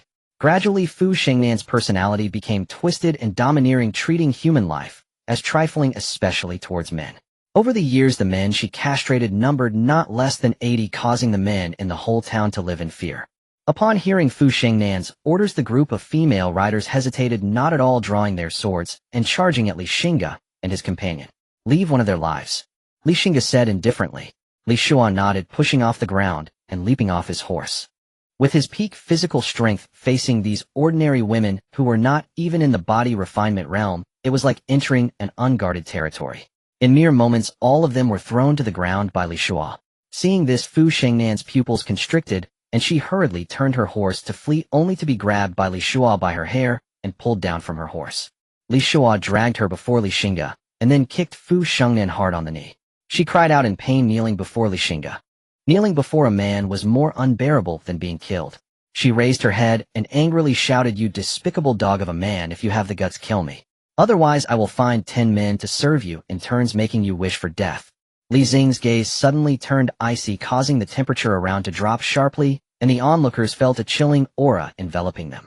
This Miss Fu usually acts so arrogantly. I didn't expect her to finally run into someone she couldn't handle, a townsperson remarked with a hint of schadenfreude.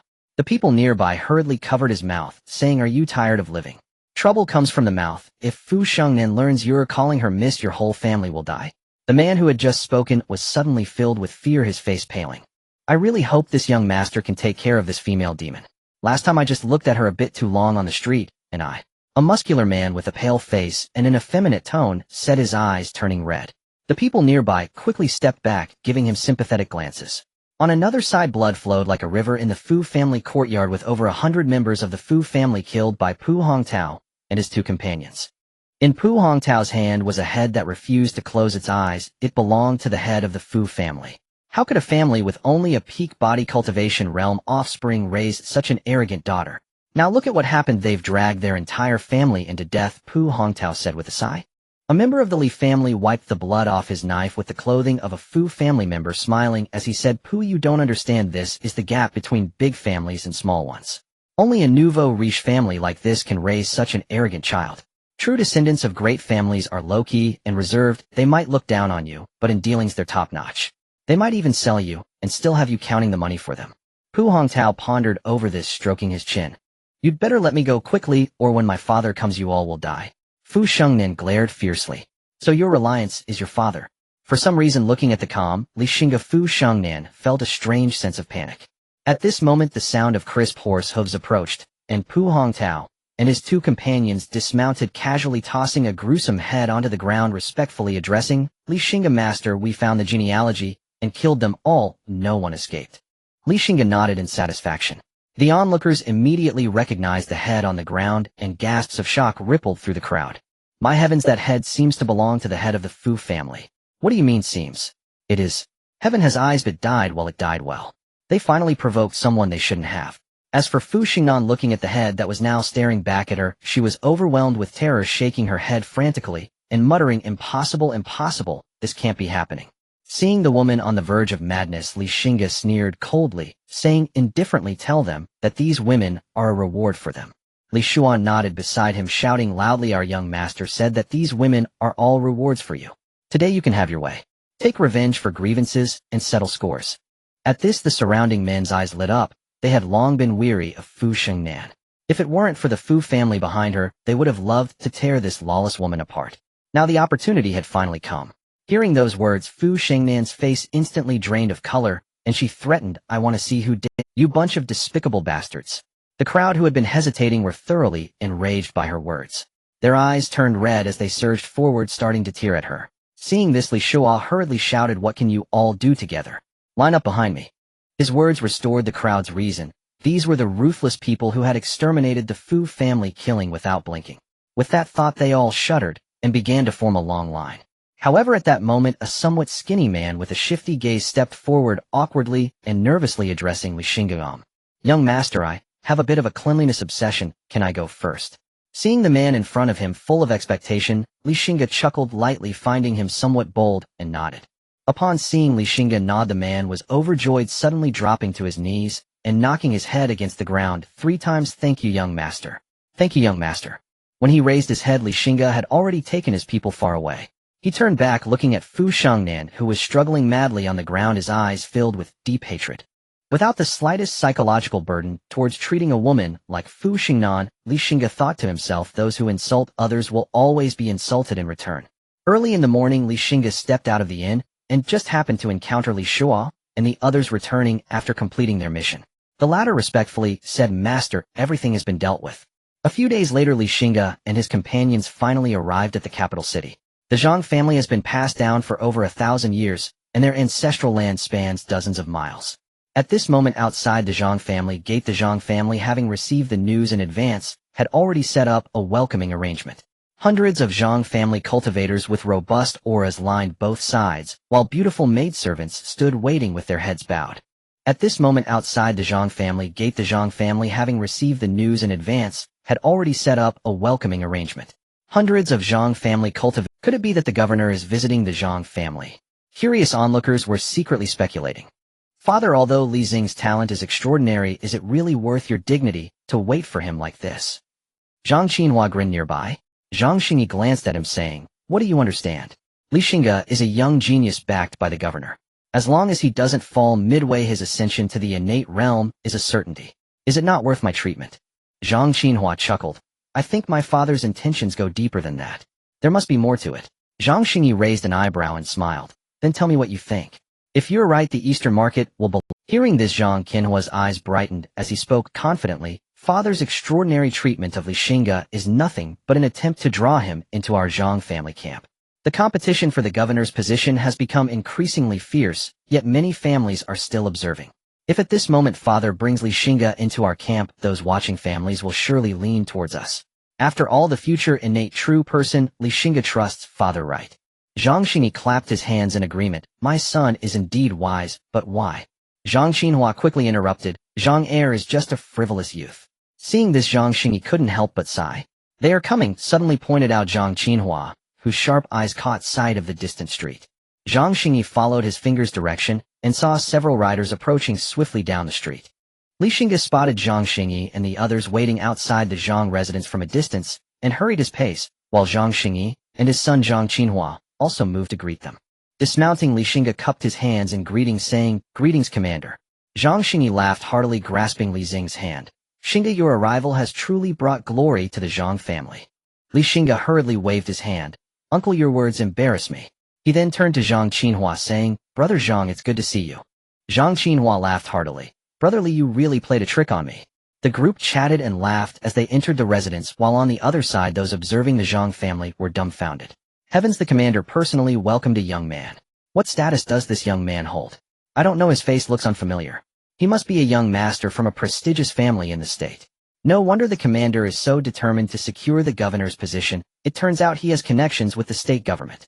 Then from this perspective, the deputy governor has little hope left. Not necessarily. After all, the deputy governor has been operating in the county for so long, he might have his own backup plans. Once the governor is promoted, it seems that the Shenglong prefecture will become unsettled again. Those are matters for the bigwigs to worry about. It has nothing to do with us small fries. The crowd debated and speculated back and forth. On the other side, Li Xingge was being led by Zhang Xingge as they traversed the Zhang family estate. One must admit the Zhang family is indeed a prestigious lineage with over 1,000 years of heritage, possessing remarkable depth. Within the Zhang family estate, it was resplendent with pavilions and towers connected as one, pearl curtains hanging low, crystal clear, and swaying gently in the wind, producing a delightful tinkling sound. Streams and lakes dotted the landscape, green and blue like the sky, with various colorful koi swimming. Teams of slender maidservants dressed in silk and satin held jade plates weaving between the pavilions. What astonished Li Xingge even more were the powerful auras concealed within the pavilions. He couldn't help but marvel, is this the grandeur of a 1,000-year-old family? Truly extraordinary. In comparison, the Li family, limited to a single county, was merely an inconspicuous upstart before such a family. In a traditionally elegant reception room, a group of graceful and beautiful maidservants presented Li Xingge with spiritual tea and various rare fruits. The attendants behind Li Xingge, including Li Shua, looked on in astonishment. Just the tea and fruits used to entertain them were worth hundreds of gold. The Zhang family in the capital city is indeed wealthy. After some pleasantries between Li Xingge and Zhang Xingge dismissed the maidservants, and Li Xingge also asked Li Shua and the others to step back for the time being. Xingge, what are your thoughts on the current situation in the capital? Zhang Xingye asked with a smile. Xingge was slightly taken aback upon hearing this, then shook his head saying, "Please forgive me, uncle, I have been residing in Baihe County for a long time, and am not very familiar with the capital's situation." He didn't want to follow Zhang Xingye's line of questioning. Seeing Xingge feigning ignorance, Zhang Xingye took it in stride, and got straight to the point. "Xingge, you are not an outsider. I will speak plainly. You know that the governor is about to be promoted to the position of Sima in Yangzhou, which leaves the position of governor vacant. There is intent from above for the governor's position to be chosen between me and the deputy governor. Because of this, my relationship with the deputy governor has long been one of open conflict, and the families behind us have been in covert competition countless times. Fortunately, during the recent chaos caused by the demon race, I gained military power and eliminated a batch of loyal generals to him. With my victory in quelling the chaos, I have the upper hand over him. However, he has been entrenched in the position of deputy governor for many years with his own students and officials spread throughout the Shanglong prefecture. It is still uncertain who will prevail. Thus I wish to ask for your assistance. If I can ascend to the governor's position, Baihe County, Dong County, and Shixian County will all belong to your Baihe Li family. All civil and military appointments will be solely dictated by the Li family." Upon hearing Zhang Xingye's words, Xingge couldn't help but take a deep breath. The stakes Zhang Xingye was offering were indeed substantial. Control over the military and political power of 3 counties.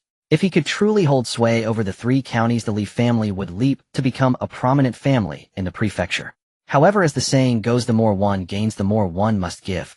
That Zhang Xingye was willing to invest such significant resources to win him over indicated that the deputy governor posed a considerable threat, a rival that even Zhang Xingye found troublesome. Xingge was not yet ready to confront. Thus Xingge pondered for a moment and said slowly, "Uncle, you truly overestimate me. But my Baihe Li family is weak and lacks soldiers. I fear we cannot provide you with much support." This was the truth. Despite the Li family's significant presence in Baihe County with 5 cultivators at the Blood Qi realm, this strength was insufficient to intervene in the struggle between Zhang Xingye and the deputy governor. "Xingge, you truly underestimate your own influence. You are the future innate true person backed by the governor, and many forces are watching your every move. Your words and actions will impact their judgments. I have said this clearly. Uncle will not pressure you. You can take your time to consider and give me your answer in a few days." Zhang Xingye said sincerely. Xingge bowed his head, lost in thought. Meanwhile, Zhang Qinhua, who had been listening for a long time, either intentionally or unintentionally, said, "Brother Li, don't mind his words. He has become obsessed with power. In the eyes of others, we are like family now. Since you don't come to the capital often, let me take you to a good place where the ladies are all stunning. I'll show you a great time."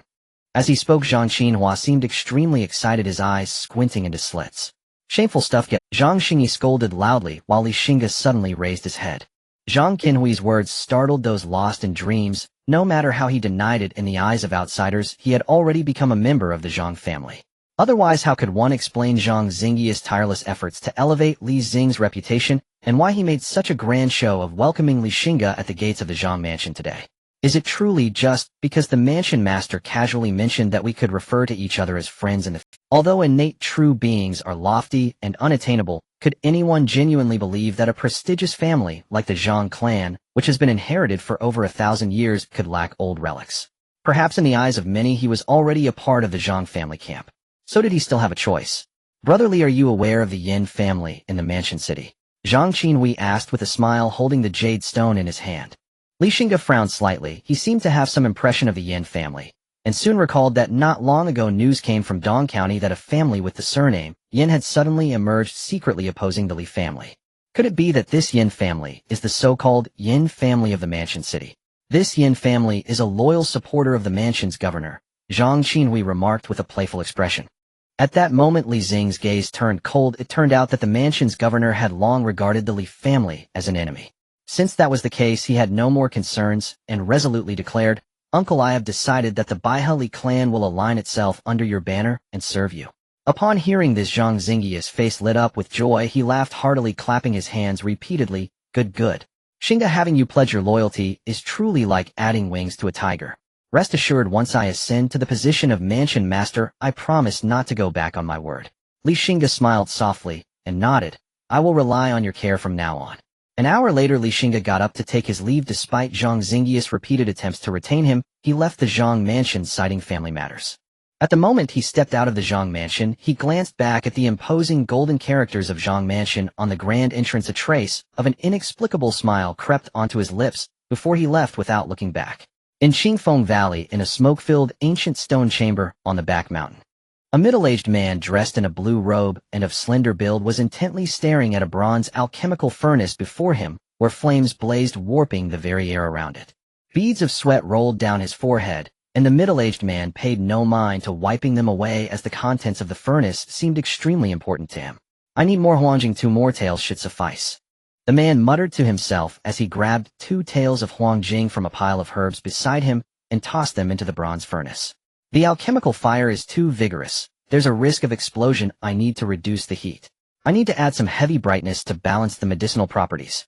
Half an hour passed. The air in the stone chamber was filled with a peculiar fragrance of the elixir, and the middle-aged man's eyes became increasingly bright, reflecting the layers of furnace fire, his face full of anticipation.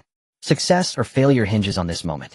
He picked up a small stack of fresh blood from a monster and poured it into the bronze furnace. The intense heat instantly evaporated the blood, and the middle-aged man quickly covered the lid, increasing the heat. An hour later the flames slowly extinguished and the blue-robed man extended his hand, gently lifting the lid. At that moment he felt as if his heart might leap out of his chest. As he uncovered the lid, an extraordinarily rich fragrance of the elixir wafted out from the furnace. He focused his gaze and saw over 10 round pills quietly lying at the bottom of the furnace. He extended his trembling hand and used tweezers to take out the pills one by one. He pinched one of the pills and without any hesitation swallowed it. The pill melted instantly upon entering, transforming into a hot current that surged through his meridians. At that moment he felt the bottleneck that had constrained him for years seem to loosen. The blue-robed man burst into loud laughter, tears of joy streaming from his eyes. I did it, I succeeded. The body refining pill, I finally refined it. After several hundred days and nights, and spending an immense fortune of tens of thousands of gold, he bore an enormous amount of pressure. Fortunately, heaven did not forsake the diligent. He succeeded and did not disappoint his family's expectations. His name is Li Yinming, and from this day forward, he is a first-tier alchemist. Upon returning to Qingfeng Valley, Li Xingge received the joyous news that the family had produced an alchemist. Li Xingge was overjoyed and immediately convened a family meeting to promote this newly minted first-tier alchemist to the 8th elder of the family and establish a pill hall under his supervision. The next day, the 4th elder, Li Xuanzong, who had been in seclusion for a long time, successfully broke through to the Qi and Blood realm, becoming the 6th Qi and Blood practitioner of the Li family. In an instant, the Li family experienced a double joy. However, this time, they did not make a grand announcement, for exposing all their trump cards to public scrutiny was the most foolish of actions. In Dong County, at the Yin family patriarch, a letter from the Mansion City. A Yin family practitioner respectfully presented a letter to the patriarch Yin Xiuda. Yin Xiuda took the letter, tore open the envelope, and after reading the contents his expression turned exceptionally grave. Seeing this, the Yin family's senior elder immediately asked, "Patriarch, what happened? Is it possible that the news of our ancestors' passing has leaked, and the Si family is taking action against us?" Yin Xiuda shook his head, and amid the puzzled gazes of the elders slowly said, "The mansion's governor is willing to intervene to mediate the conflict between our Yin family and the Si family." Upon hearing this, the elders of the Yin family all displayed expressions of delight. This is truly wonderful news. Our Yin family can return to the Mansion City. Though Dong County is good, it ultimately pales in comparison to the Mansion City, especially with a tiger lurking nearby, preventing the Yin family from finding peace. Only the 2nd elder of the Yin family stroked his beard, frowning. Although the Yin family and the Si family were both supporters of the mansion's governor previously, the governor had been indifferent to the conflicts between the two families. Now suddenly intervening may not necessarily be a good thing. As he had predicted, his premonition came true. The next moment Yin Xiuda sighed, saying, "The condition is that my Yin family must remain in Dong County to oppose the Li family, preventing them from holding dominion over Dong County." The smiles on the faces of the elders instantly froze. They had already discerned that behind the Gua family was the rapidly rising Baihe Li family. "The mansion's governor's condition is no different from asking me to march to my death," the senior elder of the Yin family said with a bitter expression. The head of the Li family is someone who could slay a fully matured monster at the age of 18. Currently the strongest among the Yin family is none other than the patriarch Yin Xiuda, who is merely at the Qi and Blood minor completion stage. While he may be considered strong in Shenglong Mansion, he is truly insignificant in the face of that individual. That person has already clearly aligned himself with Commander Zhang, and the mansion's governor naturally sees him as a thorn in his side.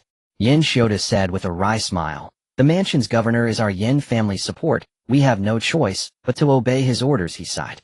The senior elder of the Yin family shook his head saying, but how can our Yin family's strength contend with that individual? The mansion's governor mentioned in the letter that he would send a patron to assist us. With that patron, even if the Li family sends that person to fight our Yin family, we'll still have the strength to battle. Upon hearing this, the elders of the Yin family all breathed a sigh of relief. A young prodigy capable of slaying fully matured monsters posed an immense pressure on them. The mansion's governor is our Yin family support. We absolutely cannot go against his orders. Send the word down to prepare the clan members early. Yin Xiota spoke with a serious expression. The elders of the Yin family all cupped their hands in agreement, but only the second elder wore a worried expression. In Dongjiang Prefecture, the territory of the Zheng clan, the moss-covered stone gate slowly opened and Zheng Congfeng, the elder of the Zheng clan, walked out from the stone chamber with his hands clasped behind his back, his demeanor vigorous and full of spirit. Zheng Lingjuan, the head of the Zheng family, arrived upon hearing the news. Seeing his ancestor, who seemed to have regained some youth, he swallowed hard and said in disbelief, "Ancestor, have you broken through?" Zheng Congfeng laughed heartily and replied, "It was merely a stroke of luck." Although he spoke of luck, the pride in his brows was impossible to conceal. This immense good news made Zheng Lingjuan's smile bloom like a flower. His ancestor, possessing the mastery of great vitality, had now advanced further to the realm of perfect vitality, a level comparable to the heads of the 5 prominent families in the prefecture. I was already nearing the end of my lifespan watching the family stable, and without worries I made this final push. But I knew well that I was old and frail, and did not hold too much hope, yet it unexpectedly came to fruition in one go. Zheng Congfeng said with a mix of emotion and relief. Upon hearing this, Zheng Lingjuan laughed heartily. With the blessings of our Zheng clan's ancestors, how could it not succeed? Zheng Congfeng waved his hand and shook his head saying, "If it were truly as you say, why did it only happen today when the deadline is approaching?" Zheng Lingjuan was instantly left speechless. It was merely due to the favor of that person. Zheng Congfeng's gaze was deep. Zheng Lingjuan thought for a moment and realized that his ancestor's words were indeed not wrong. Otherwise, why was it that when the ancestor had a robust vitality in his earlier years, he failed to break into the perfect realm multiple times, yet after befriending Xingge and finding his vitality depleted, the chances of success were less than 10%, but it came to pass effortlessly. It must be that befriending the Son of Fortune brought blessings to his ancestor. Thinking of this, he couldn't help but marvel at the terrifying nature of the Son of Fortune, who could even bring spring to withered trees. Of course, what he admired most was his ancestor's farsightedness, able to identify and befriend the Son of Fortune when his luck was still weak.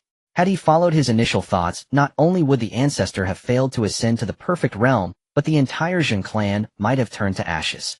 Reflecting on this, Zheng Lingjuan felt a wave of fear. Fortunately, having an elder in the family is like possessing a treasure. The ancestor timely dissuaded his reckless thoughts. "Later you will accompany me to Qingfeng Valley to pay respects to the head of the Li family," Zheng Congfeng said with a smile to Zheng Lingjuan. Upon hearing this, Zheng Lingjuan was first taken aback, then hesitantly said, "Ancestor, you are now a practitioner of the perfect vitality realm, a being on par with the heads of the 5 prominent families in the prefecture. Is it appropriate for you to personally visit?" Zheng Congfeng shot him a fierce glare and said impatiently, "Have you forgotten what I told you? You care too much about face. So what if I am at the perfect vitality realm? Don't think that because I currently surpass him in a few years I might have to call him senior. While I am still stronger than him, I should lower my stance and make a good impression. Otherwise, a few years down the line, when you go to visit, do you think he will even look at me?" Zheng Lingjuan shrank his neck and forced a smile. In Qingfeng Valley, Li Xingge, who was dealing with clan affairs, received news of Zheng Congfeng's visit. "Quickly invite him in." Before long, Zheng Congfeng and Zheng Lingjuan appeared before him. Looking at Zheng Congfeng, Li Xingge was first taken aback, then leaned back slightly, his gaze now one of scrutiny. "I must congratulate Zheng Lao on making further progress." Zheng Congfeng laughed heartily. "It is all thanks to the head of the Li family." This statement left Li Xingge puzzled. Why was it his blessing when Zheng Congfeng had broken through himself? "May I ask what brings Zheng Lao here today?" Li Xingge inquired. "Could it be that you have advanced further and are reluctant to remain in the shadows, eh?" "That shouldn't be the case." Zheng Congfeng smiled slightly. "I have merely come to express an attitude to the head of the Li family. I, along with my Zheng clan, will unconditionally support you." Li Xingge leaned slightly forward, his gaze fixed on Zheng Congfeng, seemingly trying to see through him. Li Xingge stood up looking deeply at Zhang Songfeng and said, "If that is truly the case, then I can assure you as long as the Li family exists, the Zhang clan will too." In the eastern county, the territory of the Gua clan, Gua Taichang with a grim expression complained to Li Xuanqi, "Elder Xuanqi, the Yin family is becoming increasingly rampant. They have opened a new marketplace next to Yushan Market, maliciously inflating prices. Now many herbalists choose to sell their herbs in the new marketplace, leaving us with very few herbs acquired in Yushan Market. At this rate, we will soon be reduced to starvation." Li Xuanqi took a deep breath and replied slowly, "Do not be anxious. We have already figured out the Yin family's background. They are not targeting your Gua family, but ours, the Li family. No need to worry too much. This eastern county is our territory. Since they wish to play, we will play along. Send word to temporarily halt the acquisition of herbs." Gua Taichang opened his mouth, but seeing Li Xuanqi's confident expression, he swallowed his words. In the following days, it seemed as though the Gua family had surrendered in this price war, abandoning the herbal market in the eastern county with no further actions. "I thought the Li family was formidable, but I didn't expect them to crumble so soon." A Yin elder laughed hard. "After all, they are just nouveau riche, without foundation. How could they compete with us?" Haha. Several Yin elders mocked, seemingly forgetting the anxiety they had previously felt with the backing of the prefectural vice. At the head table, Yin Xiuda stroked his short beard, feeling that this matter was somewhat unusual. Also sharing this feeling were the elder and second elder of the Yin family, who were not naive enough to believe that the Li family had truly surrendered so quickly. "Master, when things go awry, there must be something amiss. They are likely plotting something behind the scenes," the elder of the Yin family said with a worried expression. "Indeed, the elder is right. Master, we must not let our guard down." Yin Xiuda nodded in agreement, but he too was uncertain about what the Li family was planning. The offering sent by the prefectural vice had yet to arrive, so he could only say notify everyone to increase their vigilance. Days passed, and the eastern county remained tranquil. On a road leading to Chu County, dozens of horse-drawn carriages moved slowly along the road. These carriages were all adorned with the Yin flag fluttering and making a sound in the wind. Leading the group was a black-robed cultivator riding a tall steed. His name was Yin Jinyu, a practitioner of the perfect vitality realm and a major steward of the Yin family. His mission was to escort this batch of goods. This batch of goods was procured by a prominent family in the prefectural city, valued at over 10,000 gold, which is why the Yin family took it so seriously and sent him to escort it. For some reason, as they reached this point, Yin Jinyu felt a sense of unease rising within him, which made him somewhat anxious. He turned to those behind him and urged, "Everyone pick up the pace." He quickly drew his sword and swung it to fend off the arrows, which struck his blade, sparking and bouncing off. However, the others were not so fortunate. Those with lower cultivation were directly shot into a sieve, and within moments half of the people were gone. Immediately, masked figures in black cloaks rushed out from all directions, launching an attack on the remaining people. The strength of these masked assailants was formidable against the guards of the Yin family. It was like slicing through vegetables. Seeing this, Yin Jinyu's eyes turned red. He let out a roar and leaped off his horse. However, a figure moving at incredible speed appeared before him, a faint aura of blood and energy enveloping that cold light, and in the terrified gaze of Yin Jinyu, his body was split in two. Soon over 100 Yin family guards were completely wiped out. The crowd lifted the tarpaulin of the carriage, gazing at the mountain of medicinal herbs piled inside, their eyes filled with immense excitement. In the Yin family's council hall, the senior members gathered in silence, the atmosphere unusually oppressive. The head of the Yin family, Yin Xiuda, with red eyes and a hoarse voice, said, "In just 2 days, 7 caravans have been ambushed, resulting in over 600 casualties, including more than 40 direct descendants. The medicinal herbs have been stolen, and the estimated loss is 36,000 taels of gold." Upon hearing this, an uproar ensued, and the senior members of the Yin family all widened their eyes in anger, reaching a boiling point. 36,000 taels of gold is already half of the Yin family's fortune. If it cannot be recovered, let alone contending with the Li family for control over Dongxian County, they might not even be able to hold on to their existing assets. "Head, who dares to steal from my Yin family?" an elder of the Yin family asked angrily. The others also looked at Yin Xiuda. He took a deep breath, calming his emotions slightly. It's still unclear for now, but the only power capable of simultaneously ambushing so many of my Yin family's caravans in Dongxian County must be the Li family behind the Gua family. The Li family is bullying us too much. The elders of the Yin family slammed their hands on the table, voices rising higher than the last. "I said a barking dog doesn't bite. The Li family has been silent for so many days, they were actually laying in wait.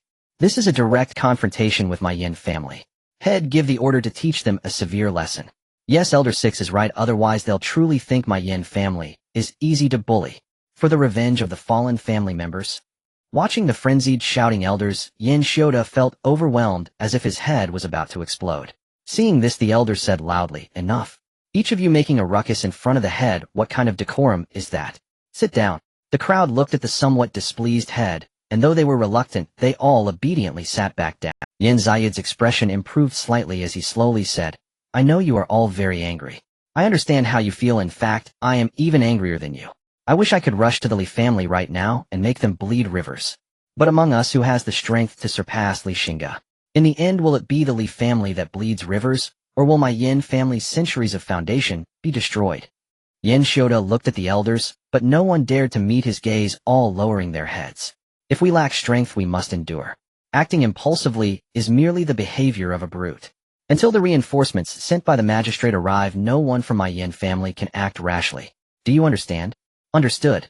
From now on, my Yin family will also cease the procurement of medicinal herbs, and all members of the Yin family will retreat to the main camp first. After saying this, Yin Shoda stood up and left. Only the elders of the Yin family remained looking at each other in confusion. What family territory? Guo Taichang looked at the mountain of medicinal herbs piled in the warehouse, grinning widely. He turned to the calm-faced Li Xuanqi and gave a thumbs up. "Elder Xuanqi, this move of yours is brilliant.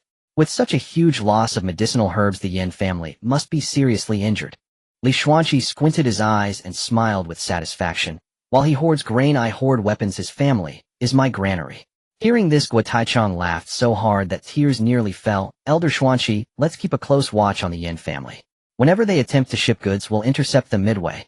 I want to see what the Yin family has to fight us with." However, Li Xuanqi waved his hand, opposing Guo Taichang's suggestion. "Old Guo once is enough for such a thing. The Yin family's people are not fools. If we want to move again, next time it won't be so easy. Next, let's see how the Yin family responds.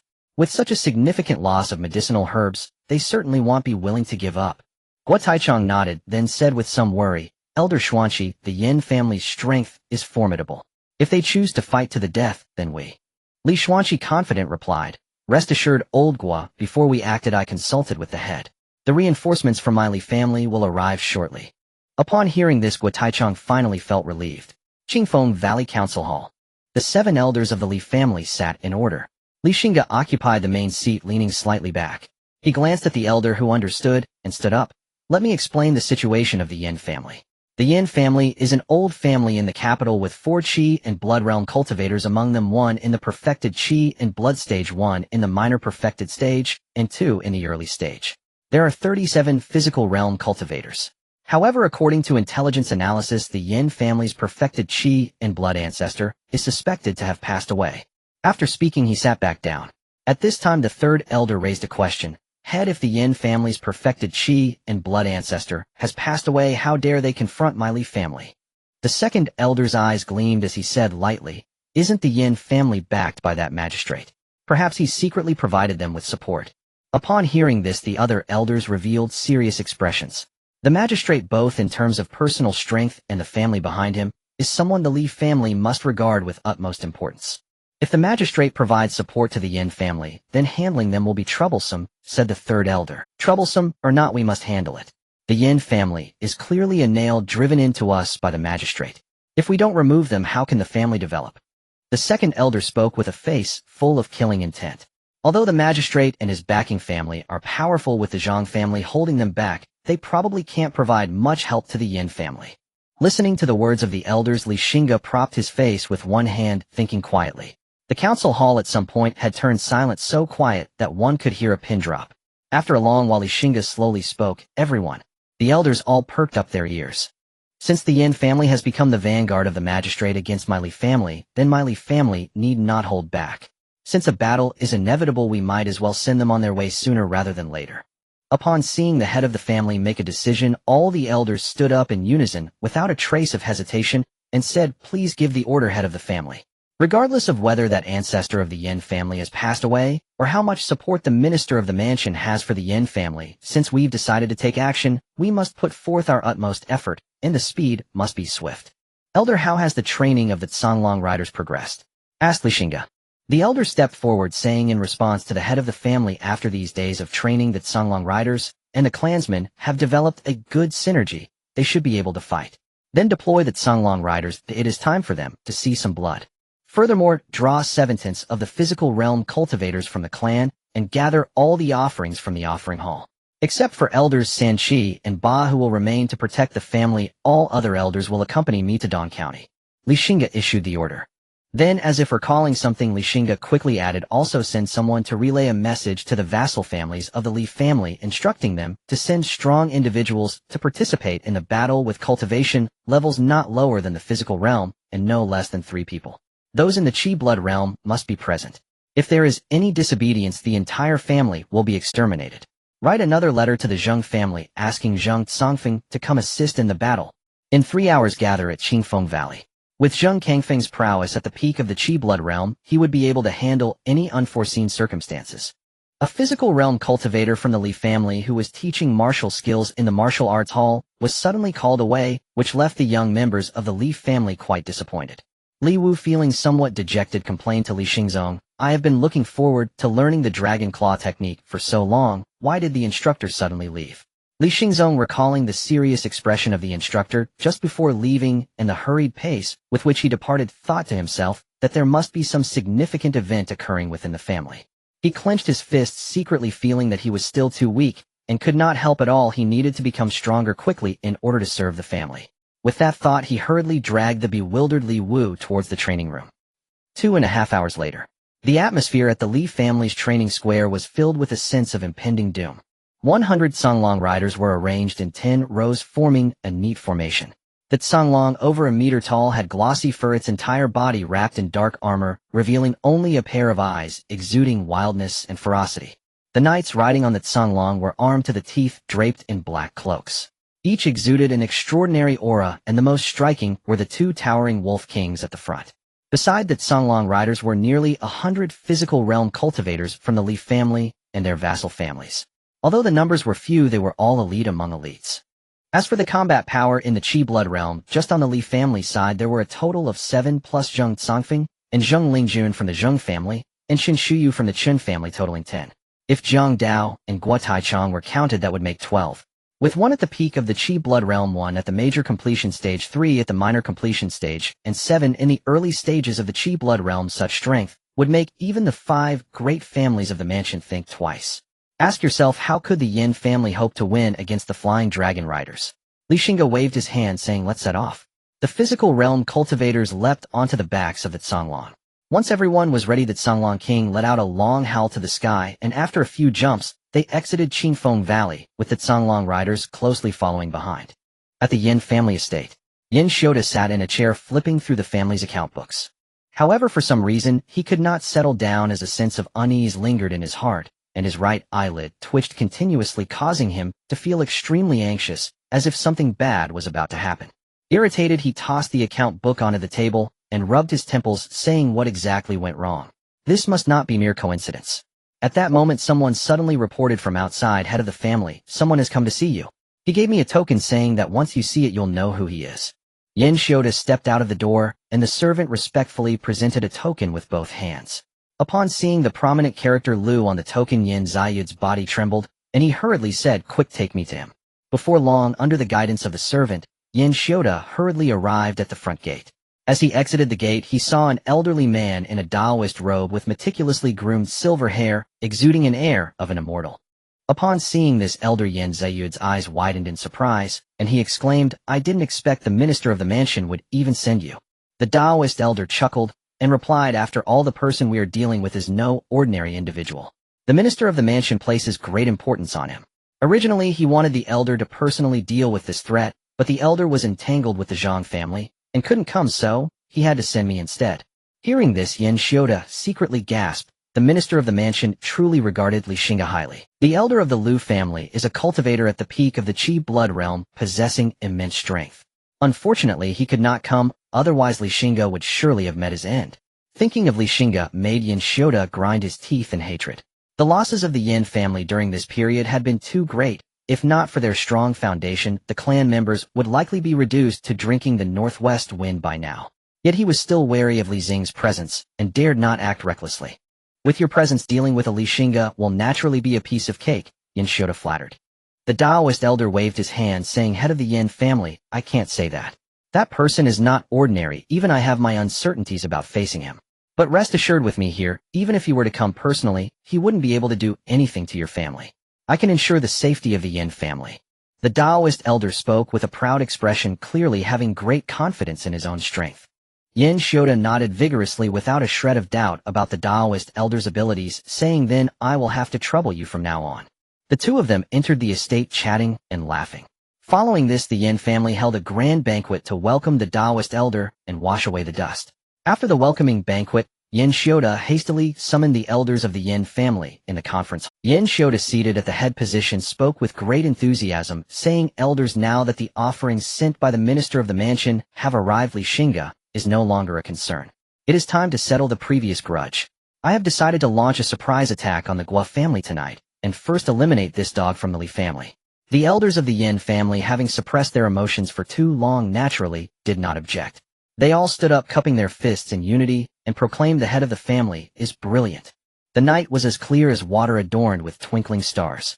Agile figures leaped out from the Yin family estate, moving swiftly towards the Guo family under the cover of darkness. The war to annihilate the Guo family was of utmost importance to the Yin family, mobilizing all the elite members. Half an hour later, they arrived at the Guo family estate. Strangely, the Guo family estate was brightly lit with numerous cultivators and guards patrolling the perimeter. The Yin family members hid in the shadows, and the elder of the Yin family whispered, "Master, it seems they have been prepared for us all along." "So what? In the face of absolute power, everything is futile," Yin Xiuda replied with a cold smile, hands behind his back. A body cultivator flew out from behind, scaling the walls of the Guo family estate in mere moment. A watchman heard the unusual sound and came to check with a torch. As he spotted a figure on the wall, his eyes widened, and just as he was about to shout, a cold arrow pierced his neck. Clutching his throat, the watchman's expression twisted as he fell heavily to the ground. The Guo family gate slowly creaked open, the heavy stone door emitting a grating sound that startled the patrolling guards, who immediately shouted, "We are under night attack." Seeing the gate open, Yin Xiuda chuckled coldly, waving his hand. Behind him, hundreds of Yin family elites made no effort to conceal themselves and charged into the Guo family estate. As they stormed into the Guo family estate, the perceptive Yin Xiuda sensed something was amiss. In the courtyard, Li Xuanqi and Guo Taichang looked at him with cold expressions, seemingly having anticipated this night raid by the Yin family. But the Yin family had thoroughly investigated the Guo and Li family's strengths in Dongxian County, discovering only 2 early-stage blood qi cultivators. Where did they find the courage to stay, knowing that the Yin family would launch a night attack? In an instant, Yin Xiuda thought of a possibility. His expression changed drastically as he shouted angrily, "There's an ambush, retreat." But it was too late. Outside the gate, Li Xingge walked in slowly with his hands behind his back, flanked by Zhang Cangfeng and other blood qi cultivators from the Li family.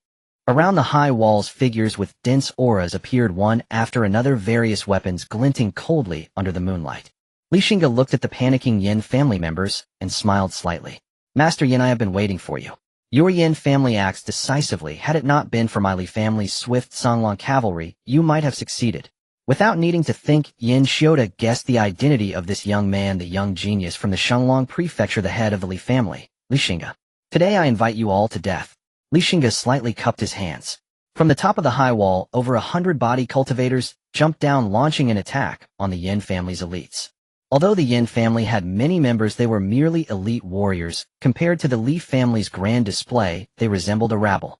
The Yin family elites rushed to defend themselves, outnumbering the attackers, but due to the massive difference in individual strength, the battle was a one-sided massacre. Yin Xiuda exchanged glances with several Yin family elders, gritting his teeth as they revealed their aura. Then he shouted towards the elderly figure in white daylight, "Elder Zhao, lend us your strength." However, Elder Zhao's expression was grim. He sensed a tremendous threat from Li Xingge and the white-haired elder behind him. The last time he felt such a sensation was 30 years ago. Had it not been for his trump card, he might have lost his life. Gritting his teeth, the majestic blood qi surged within him, flowing through the meridians of his martial arts, unleashing a fierce wind that stirred up dust and debris, even flipping the tiles from the eaves. The momentum was astonishing at first glance. Seeing Elder Zhao unleash such power, Yin Xiuda felt a bit relieved. As long as Elder Zhao could hold Li Xingge, they were not completely without hope. Li Xingge also raised his vigilance quietly, but the next moment an astonishing scene unfolded before everyone's eyes. Elder Zhao shouted, tossing out several black pills. They exploded, releasing a massive black mist that enveloped the entire courtyard. Within the black mist, a figure with incredible speed burst forth, leaping over the high wall and fleeing into the distance, a speed that left everyone in awe. Master Yin, this is no longer feasible. I'm sorry. Elder Zhao's powerful voice echoed from afar, and the expressions of the Yin family members turned ashen. The strong support they had hoped for fled with such ease and without a fight.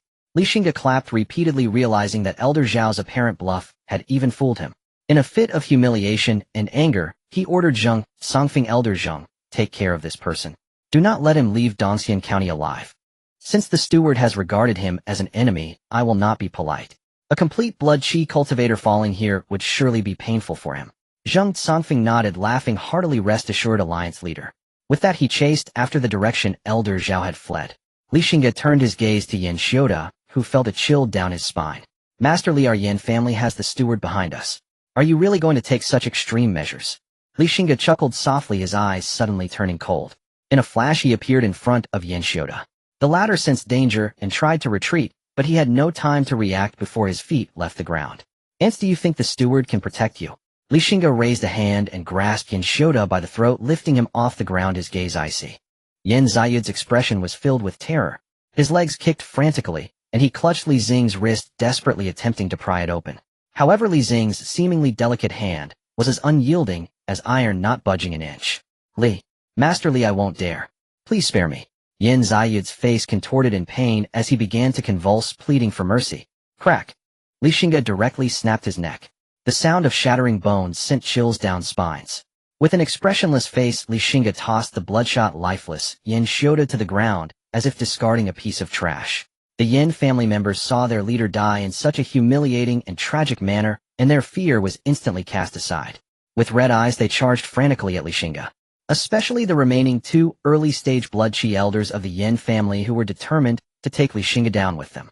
Xingge had little interest in these ants. He waved his hand, and the blood chi cultivators from the Li family united to fight back. After Li Xianzong, the fourth elder of the Li family, smashed the head of the last remaining elder of the Yin family, in just half a quarter of an hour, hundreds of Yin family elites were slaughtered. At this time, the Guo family courtyard was littered with shattered weapons, corpses, and severed limbs, with blood flowing into little streams, forming pools of blood. Gong Sunban approached the corpse of the Yin family elder whose head had been smashed by Li Xianzong. Looking at the headless, mangled body, he was at a loss for words. He pointed at Li Xianzong and scolded, "Brute, you are a complete brute." Li Xianzong twitched his mouth, turning his head away, not daring to meet the gaze of the resentful Gong Sunban. He had learned an exceptionally fierce and domineering fist technique. For an opponent to have a complete corpse after being in his hands was truly a miracle. The speed at which the battle ended was anticipated by everyone. After all, it was a complete crushing of strength. Even Xingge briefly wondered if he had overreacted, but soon he cast that foolish thought aside, his expression resolute once more. Whenever facing an enemy, he must strike hard. He summoned the 100 Ghost Banner, quietly absorbing the black mist from the battlefield into the banner. After completing this, Xingge chased after the direction Elder Zhao had fled.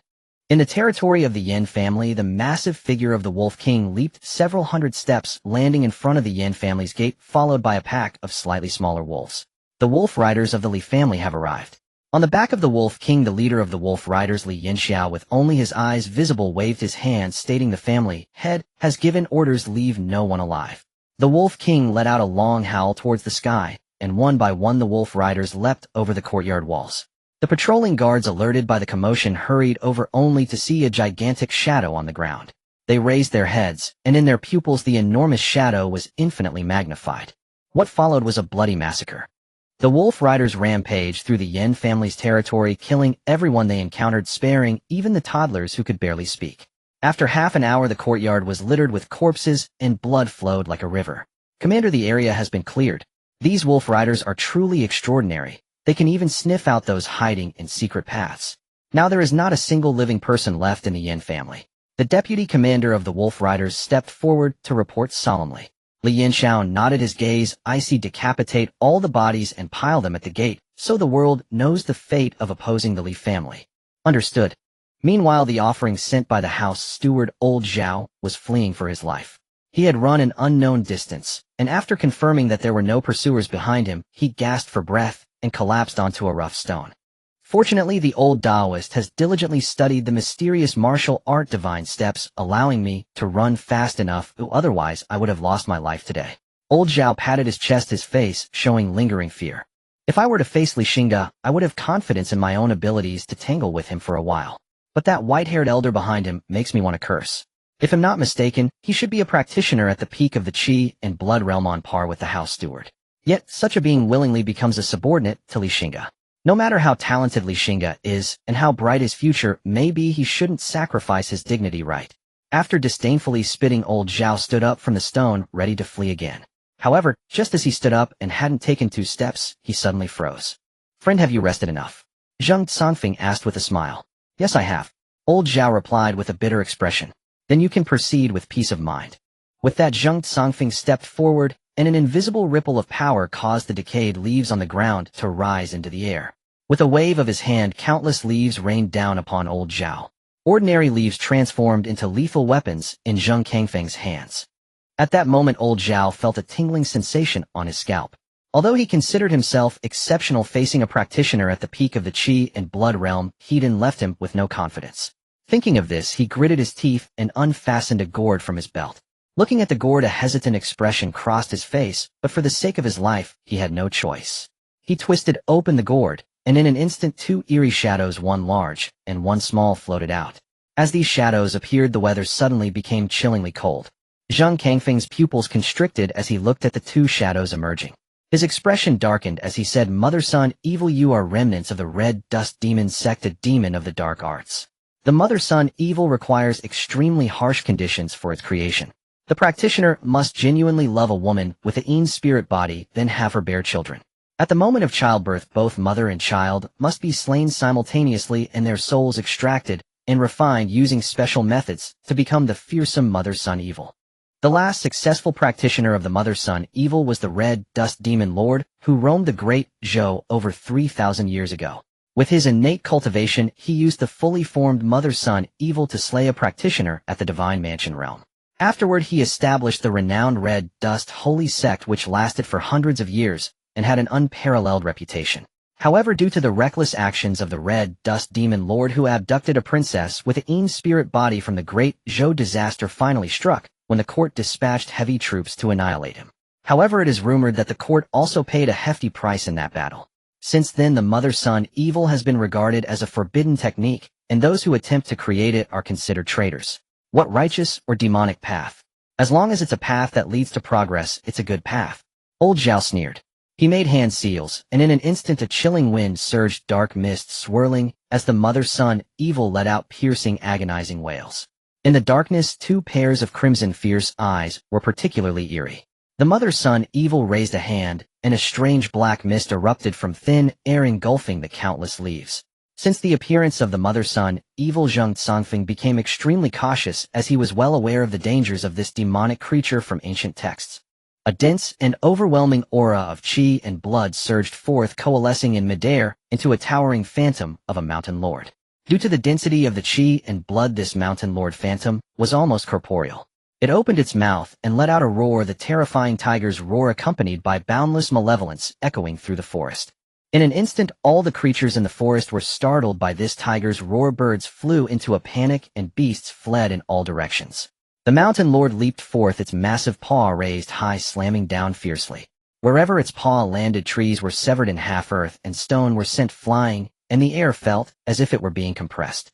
The immense shadow of the paw loomed over the Mother Son Evil, instilling an irresistible sense of oppression. Seeing this, the Mother Son Evil's eyes flickered with a red glow. The Son Evil dove into the Mother Evil's abdomen, and with a roar, the Mother Evil's long hair billowed in the wind, entangling towards the Mountain Lord Phantom. The 2 forces clashed, their terrifying powers intertwining and canceling each other out. In the struggle, the Mountain Lord formed from the Qi and blood began to dissipate as its power waned, while the Mother Son Evil also fared poorly, its body once nearly corporeal, now becoming illusory and distorted. Though the 2 appeared evenly matched, old Zhao's expression darkened. If this continued, it would surely be his demise. The power of a practitioner at the peak of the Qi and blood realm was simply too terrifying, and this unfinished Mother Son Evil would likely not hold out for long. Yet he was unwilling to abandon the Mother Son Evil and escape. After all, it was the result of his hard work over half a lifetime and his ticket to a higher realm. However, seeing the mother-son evil struggle in its battle against Xingge, Songfeng, old Zhao gritted his teeth and ultimately chose to abandon the mother-son evil and flee. As long as the Green Mountains remain, I need not fear the lack of firewood. The mother-son evil can be refined again, but if I lose my life, that's truly the end. As Xingge Songfeng saw old Zhao trying to flee again, he wanted to give chase, but was firmly held back by the mother-son evil. Zheng Lao, you go after him first. This creature is left to me. Li Xing's voice sounded behind Xingge Songfeng. Xingge Songfeng repelled the mother-son evil once more and turned to look at Li Xingge, worry evident in his tone. Leader, this is the demonic spirit of the mother-son evil. Its strength is formidable. He did not finish his sentence. But Li Xingge understood his meaning and waved his hand dismissively. It's nothing. You can rest assured and go after that man. Hearing Li Xing's resolute words, Xingge Songfeng reluctantly nodded and once again pursued old Zhao.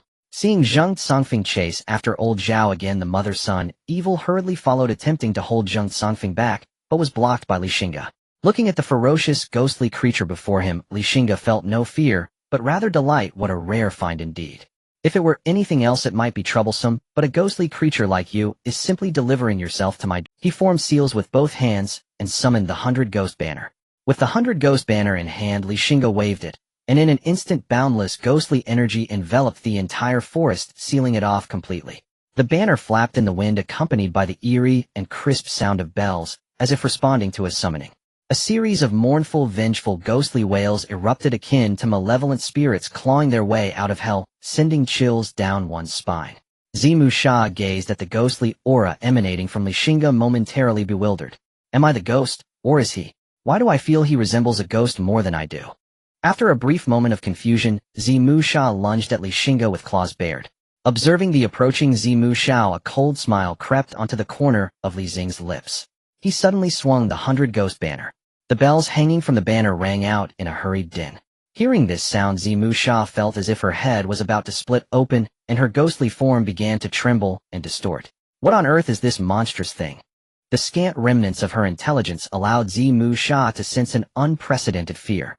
She wanted to flee, but it was already too late. The 100 Ghost Banner erupted with a suction force comparable to a black hole, drawing her in without resistance despite her frantic struggles. As the power of the 100 Ghost Banner dissipated and returned to Li Xing's hands, he sensed the brutality of Zimu Sha within the banner and couldn't help but laugh. Little did he expect that this mission against the Yin family would yield such a significant harvest. He waited patiently at the spot, quietly anticipating the return of Xingge Songfeng. After a quarter of an hour, Xingge Songfeng returned, clutching the captured individual as if it were a chick. Seeing that Li Xingge seemed to have subdued Zimu Sha, a flicker of surprise crossed Zheng Kangfeng's eyes, but it quickly faded. He chuckled and said, "This fellow certainly runs fast," but the old man still caught him alive. Li Xingge smiled slightly. "Thanks for your efforts, Zheng Lao.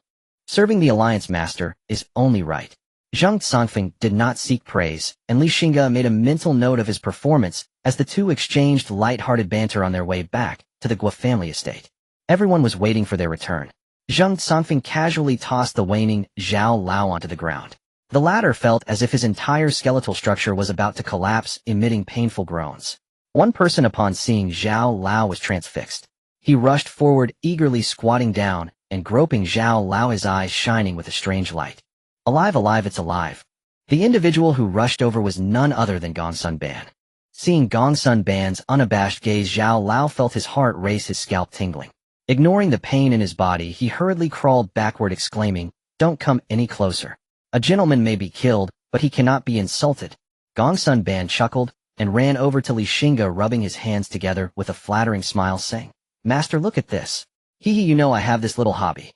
Li Xingge shot him a disdainful glance and waved his hand, saying irritably, "I understand. He's yours as a reward." Gongsun Ban was overjoyed, almost kneeling before Li Xingge. Hearing their exchange, Zhao Lao felt darkness cloud his vision, the world spinning around him. Xingge Songfeng and the others also felt a chill in their hearts and instinctively distanced themselves from Gongsun Ban. At that moment, the elder Li Xiantong approached, his expression somewhat serious, as he said to Li Xingge, "Master, we have captured another person, but it's a bit difficult to kill him." Li Xingge raised an eyebrow. "Who?" "The county magistrate of Dong County, Yin Xiuan." Li Xingge stroked his chin and took a few steps forward. Indeed, this county magistrate would be tough to deal with. Killing a court official is akin to committing treason, a grave crime. If this matter were to be used by the prefectural deputy, even Zhang Xingge might not be able to protect him. Although the court is in decline, it still needs to maintain its basic dignity. After all, everyone is part of the vested interest group of the Great Zhou dynasty. Thinking this, through Xingge said to the elder, "Send him to the capital and hand him over to Commander Zhang. He will arrange everything for us." The elder nodded, understood. The next day, news of the Yin family's destruction at the hands of the Li family spread like wildfire, causing an immediate uproar in the capital. After all, the Yin family was not an insignificant clan. At its peak, its strength ranked in the upper middle tier among the many factions in the Shenglong prefecture. And the Li family, having wiped out the Yin family, naturally took their place, even ascending higher. Zhang, after receiving the eagle message sent by Xingge, Zhang Xingge beamed, saying, Good. Xingge has done well.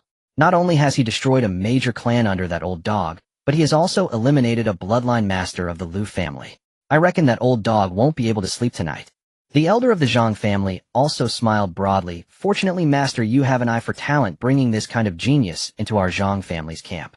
Zhang Xingge waved his hand. Elder, you must keep a close watch on the prefectural deputy and the Lu family. Don't miss any signs of movement. Understood. Lu family. The prefectural deputy Lu Jizu, stripped of his official robes, sat with a grim expression in a chair, his tone filled with anger. Has Zhao Qi not returned yet? Zhao Qi was the one sent to Dong County to support the Yin family. The elder of the Lu family shook his head. It has been so long, he probably won't be coming back. Lu Jizu's face darkened. He slammed his palm down on the nearby table, which shattered instantly into pieces. What a Xingge! I underestimated him. Zhao Qi once had the remarkable achievement of defeating 2 bloodline masters single-handedly. I thought that even if he couldn't eliminate Xingge, he could at least protect the Yin family from destruction. But unexpectedly, he lost his life there instead. The elder of the Lu family sighed. I'm afraid we have become a laughingstock for the Zhang family now. Thinking about that coarse warrior possibly laughing at him crazily, now Lu Jizu felt an intense anger, loathing Xingge deeply. If it weren't for the Zhang family's watchful eyes, Lu Jizu would have wanted to take action himself. Master, what should we do now?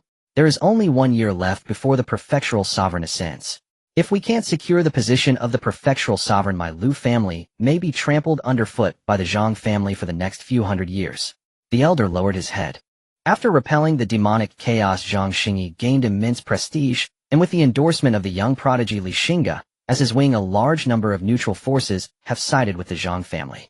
It is indeed too difficult for my Lu family to seize the position of the prefectural sovereign now. Lu Jizu took a deep breath. Now we can only hope for the second ancestor.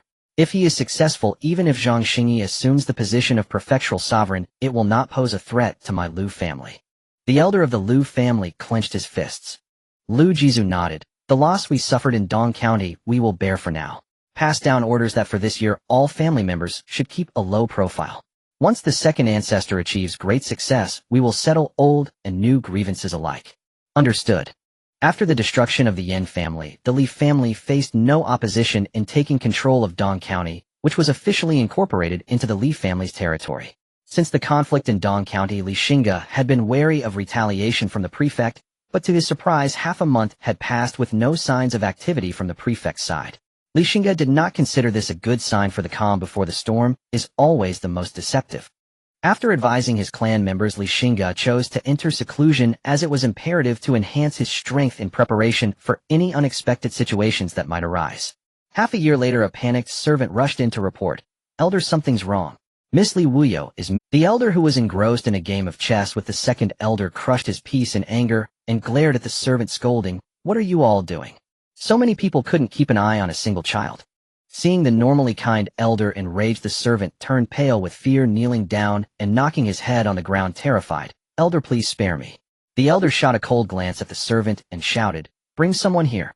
2 cultivators serving the elder entered at once, cupping their hands in respect. "Send the order down immediately. Dispatch people to search for Li Wuyo and send a message to the county officer to seal off the main roads." The elder issued the command in a deep voice, and they responded yes. As he watched the 2 leave the elder's side, "Xianzhong Wuyo is the one the family head specifically instructed us to take care of. Now that she is missing, I can't imagine how to explain this to the family head once he emerges from seclusion." The second elder consoled him, "Elder, do not worry. Although young, that little girl possesses considerable strength. She won't come to harm outside." The elder nodded helplessly. In truth, he had never understood why the family head valued a little girl so much, But upon witnessing Li Wei's astonishing talent for cultivation, he finally grasped the family head's intentions. Since then, the elder had become increasingly attentive to Li Wuyo, especially with the family head often in seclusion. Most of the time, it was the elder who guided Li Wuyo in her cultivation, and in his heart, he had already regarded her as a direct disciple. In Baiha County, a little girl in a yellow dress with an oval face walked slowly along the cobblestone street, her expression cold. She was none other than the missing Li Wuyo. The street bustled with people and carts, with shops lining both sides, colorful banners fluttering chaotically in the wind. Li Wuyo looked up at the city gate in the distance and quickened her pace. Behind her, several figures with ulterior motives quietly followed. In the time it took to brew a cup of tea, a squad of imposing soldiers had sealed off the city gate. The leader of the squad, a cultivator at the initial stage of body refinement, declared, "By order of the county officer, from now on no one is allowed in or out of the city. Anyone who disobeys will be killed on the spot."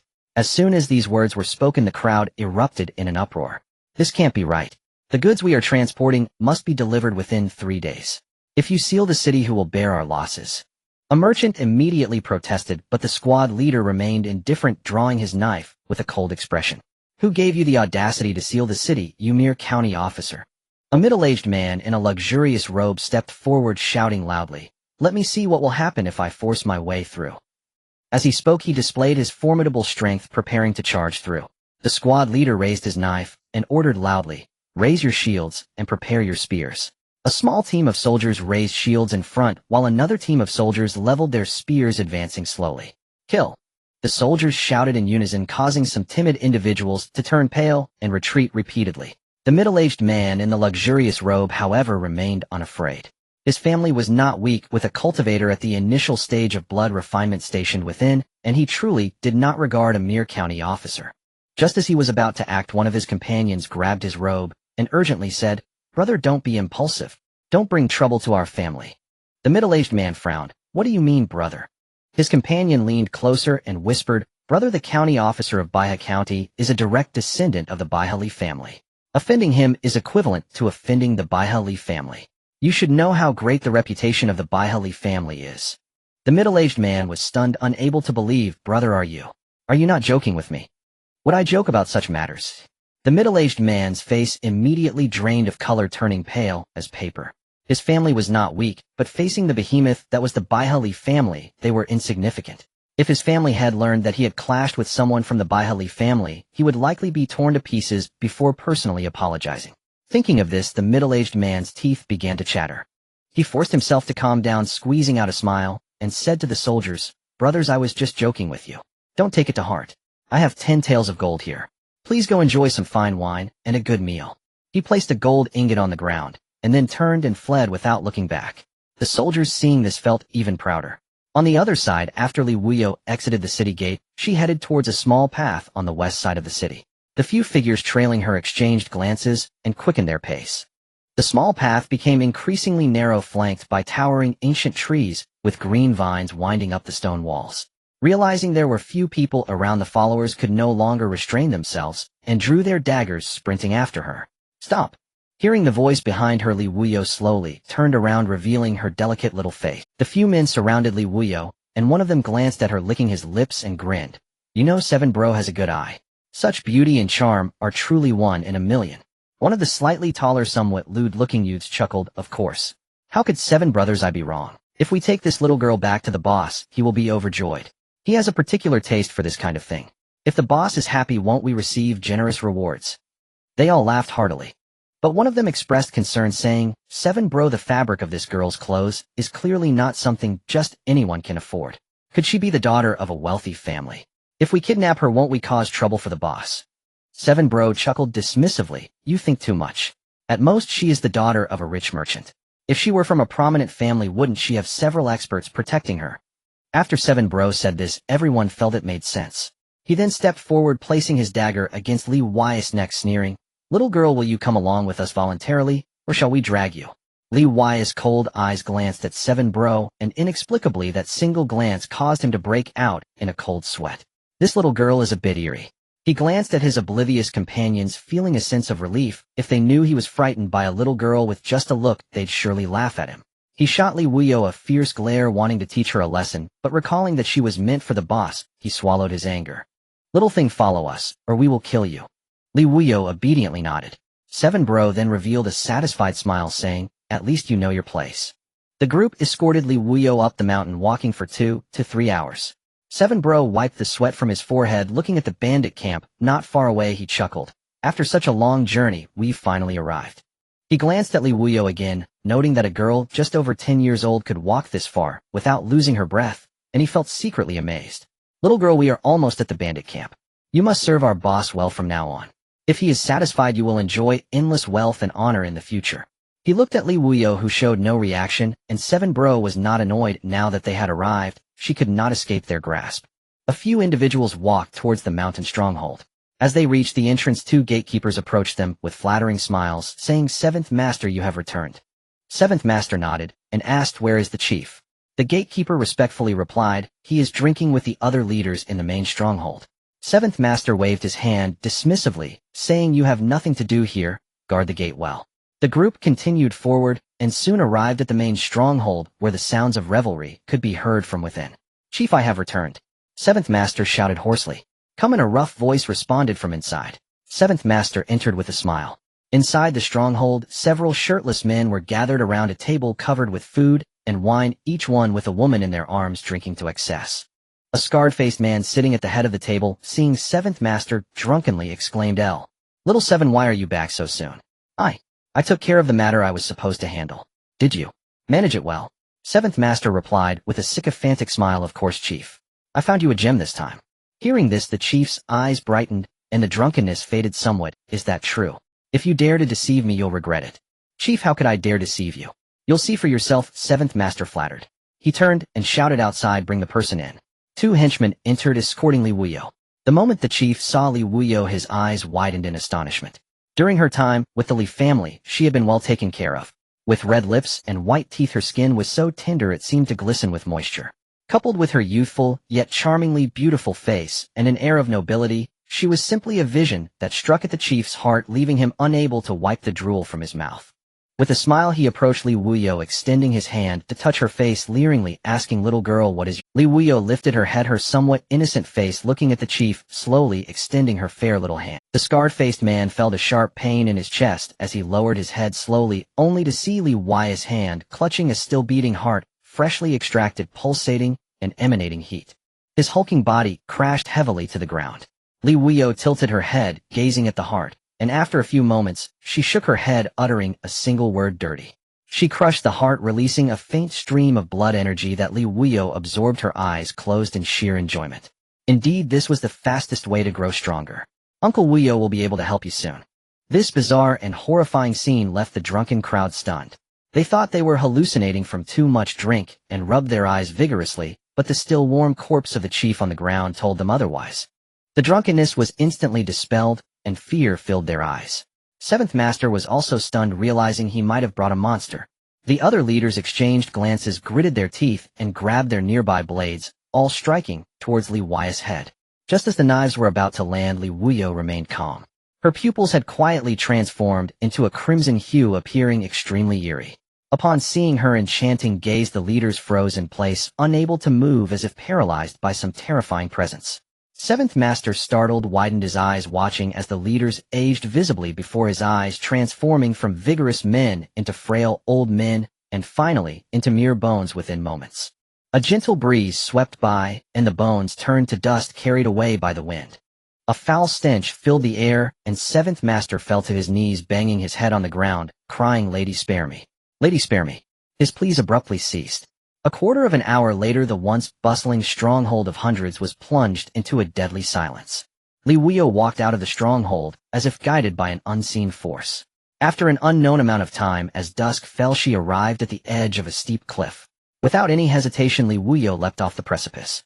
She closed her eyes, letting the fierce wind cut against her fair face, her long hair dancing wildly in the gust. At the bottom of the cliff, a brilliant golden light flickered for a moment. Li Wuyo opened her eyes and, contrary to her expectations of being shattered upon impact, looked around to find herself surrounded by steep, smooth stone walls devoid of life. Not far away there was a cave. The cave appeared ancient, covered in layers of tattered spider webs. Li Wuyo approached, and with a strong palm strike tore through the webs. Inside the cave it was damp, and she could faintly hear the sound of dripping water.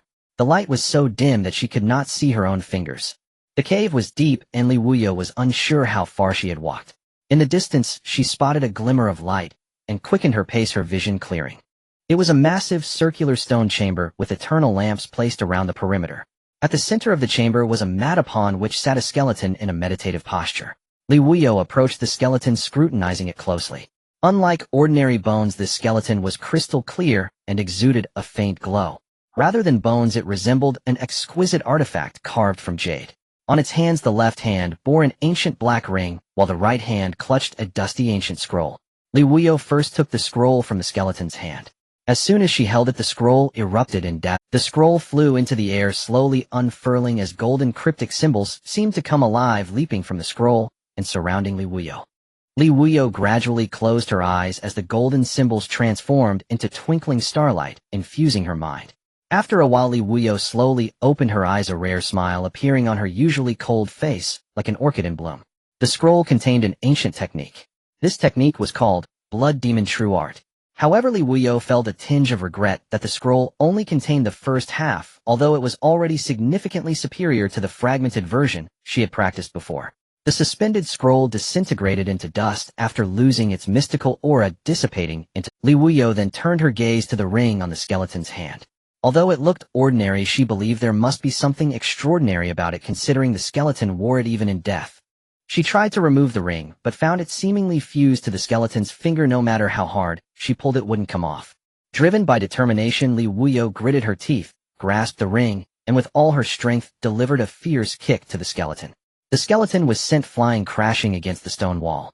Li Wuyo lost her balance and fell onto the ground, creating a cloud of dust, transforming the once delicate girl into a dusty mess. But Li Wuyo didn't mind at all. She looked at the ancient black ring in her hand and smiled, revealing her small tiger teeth. This might be something her uncle would like. Suddenly her eyes changed to the eerie red hue again, seemingly able to see through everything. Through the ring, Li Wuyo saw everything within it. It was a vast space about the size of the entire Qingfeng Valley, containing nothing but a towering mountain. This mountain appeared somewhat different from those in the outside world, as wisps of white mist emanated from it, filling the entire space with a nearly tangible white fog. Li Wuyo couldn't understand why such a magical ring contained only a seemingly special mountain. She immediately lost interest. Li Wuyo searched the stone chamber again, but found nothing else of note. Just as she was about to leave, she seemed to recall something, and her gaze fell on the skeleton she had kicked away. This skeleton seems like a good thing too, worth kicking. With this thought, Li Wuyo turned back and hoisted the skeleton onto her small shoulder. 3 days passed in the blink of an eye. During this time, the Li family almost turned over the entire Baya County, yet they still could not find Li Wuyo, which made the elder anxious. Looking at the crowd before him, the elder was filled with fury and thundered, "What are you all doing? With so many people, you can't even find a little girl." Feeling the elder's wrath, the heads of the crowd lowered even further, fearing to draw his attention and become his punching bag. "Elder, why not dispatch the Songlong riders?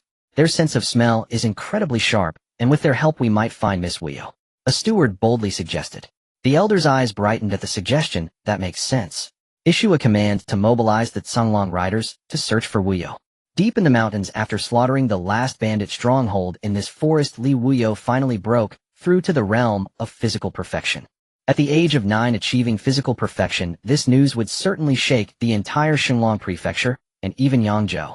It seems the blood force gained through slaughter has temporarily reached saturation. It's time to go home, Li Wuyo murmured. Thinking of home, a pang of guilt arose in her heart, as she knew her secret departure would surely worry her clan. But if she didn't sneak away, her family wouldn't allow her to leave Qingfeng Valley at all.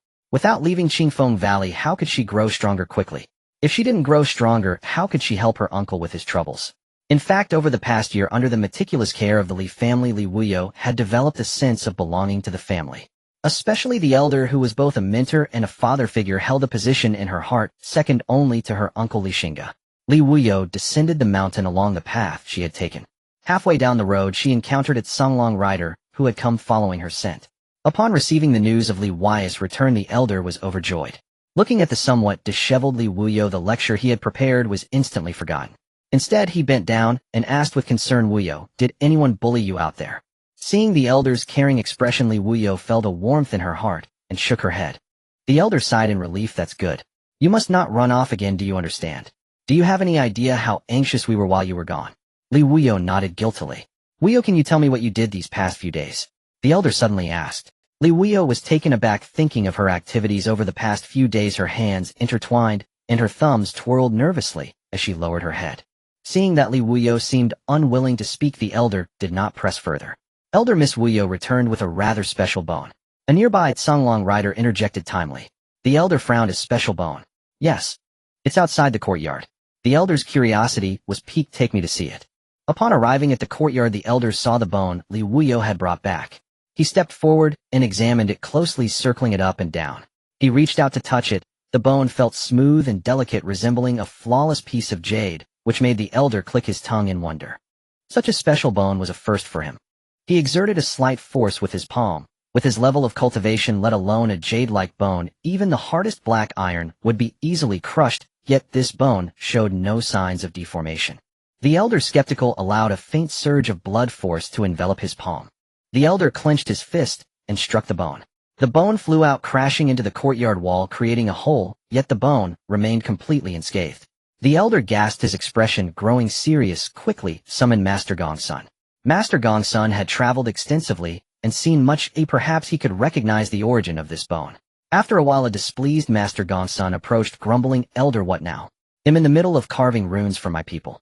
The elder did not mind Master Gongsun's attitude, as he had come to understand the type of person this master was through their interactions over the past few days. The elder laughed heartily. Wuyo went out these past few days and brought back a bone. This bone is quite special, with a skeletal structure like jade, able to withstand my full force strike without any damage. Master Gongsun, who had previously worn a displeased expression, suddenly became interested. He was particularly fond of studying such peculiar items, and quickly asked, "Where is this bone? Quickly take me to see it." The elder pointed behind him. Master Gongsun tilted his head and immediately spotted the bone hidden behind the elder's body. His eyes lit up as he strode over. After scrutinizing the bone for a long while, Master Gongsun seemed to suddenly remember something. His eyes widened as he pulled out an ancient book and began flipping through it quickly. After a brief moment, Master Gongsun exclaimed in delight, "I found it. I found it." The ancient text records that when one reaches the divine palace realm, the spiritual energy of heaven and earth continuously washes and refines the bones, leading to their transformation into the indestructible divine palace jade bones. If I'm not mistaken, this bone is indeed the legendary divine palace jade bone. The elder was shocked. "Master Gongsun, are you saying that the owner of this bone was a divine palace realm cultivator in life?" Master Gongsun stroked his beard and affirmed, "Indeed." Hearing this, the elder trembled with excitement. This was the legendary divine palace realm cultivator.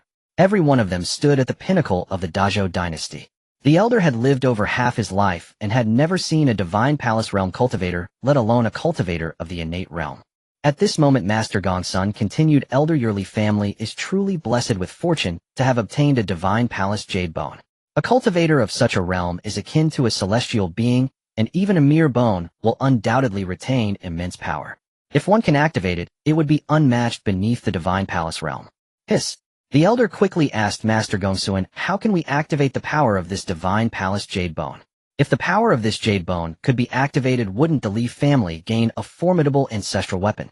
With the divine palace realm not in play, who could withstand the assaults of this divine palace jade bone?" Master Gongsun replied by carving specific runes upon it.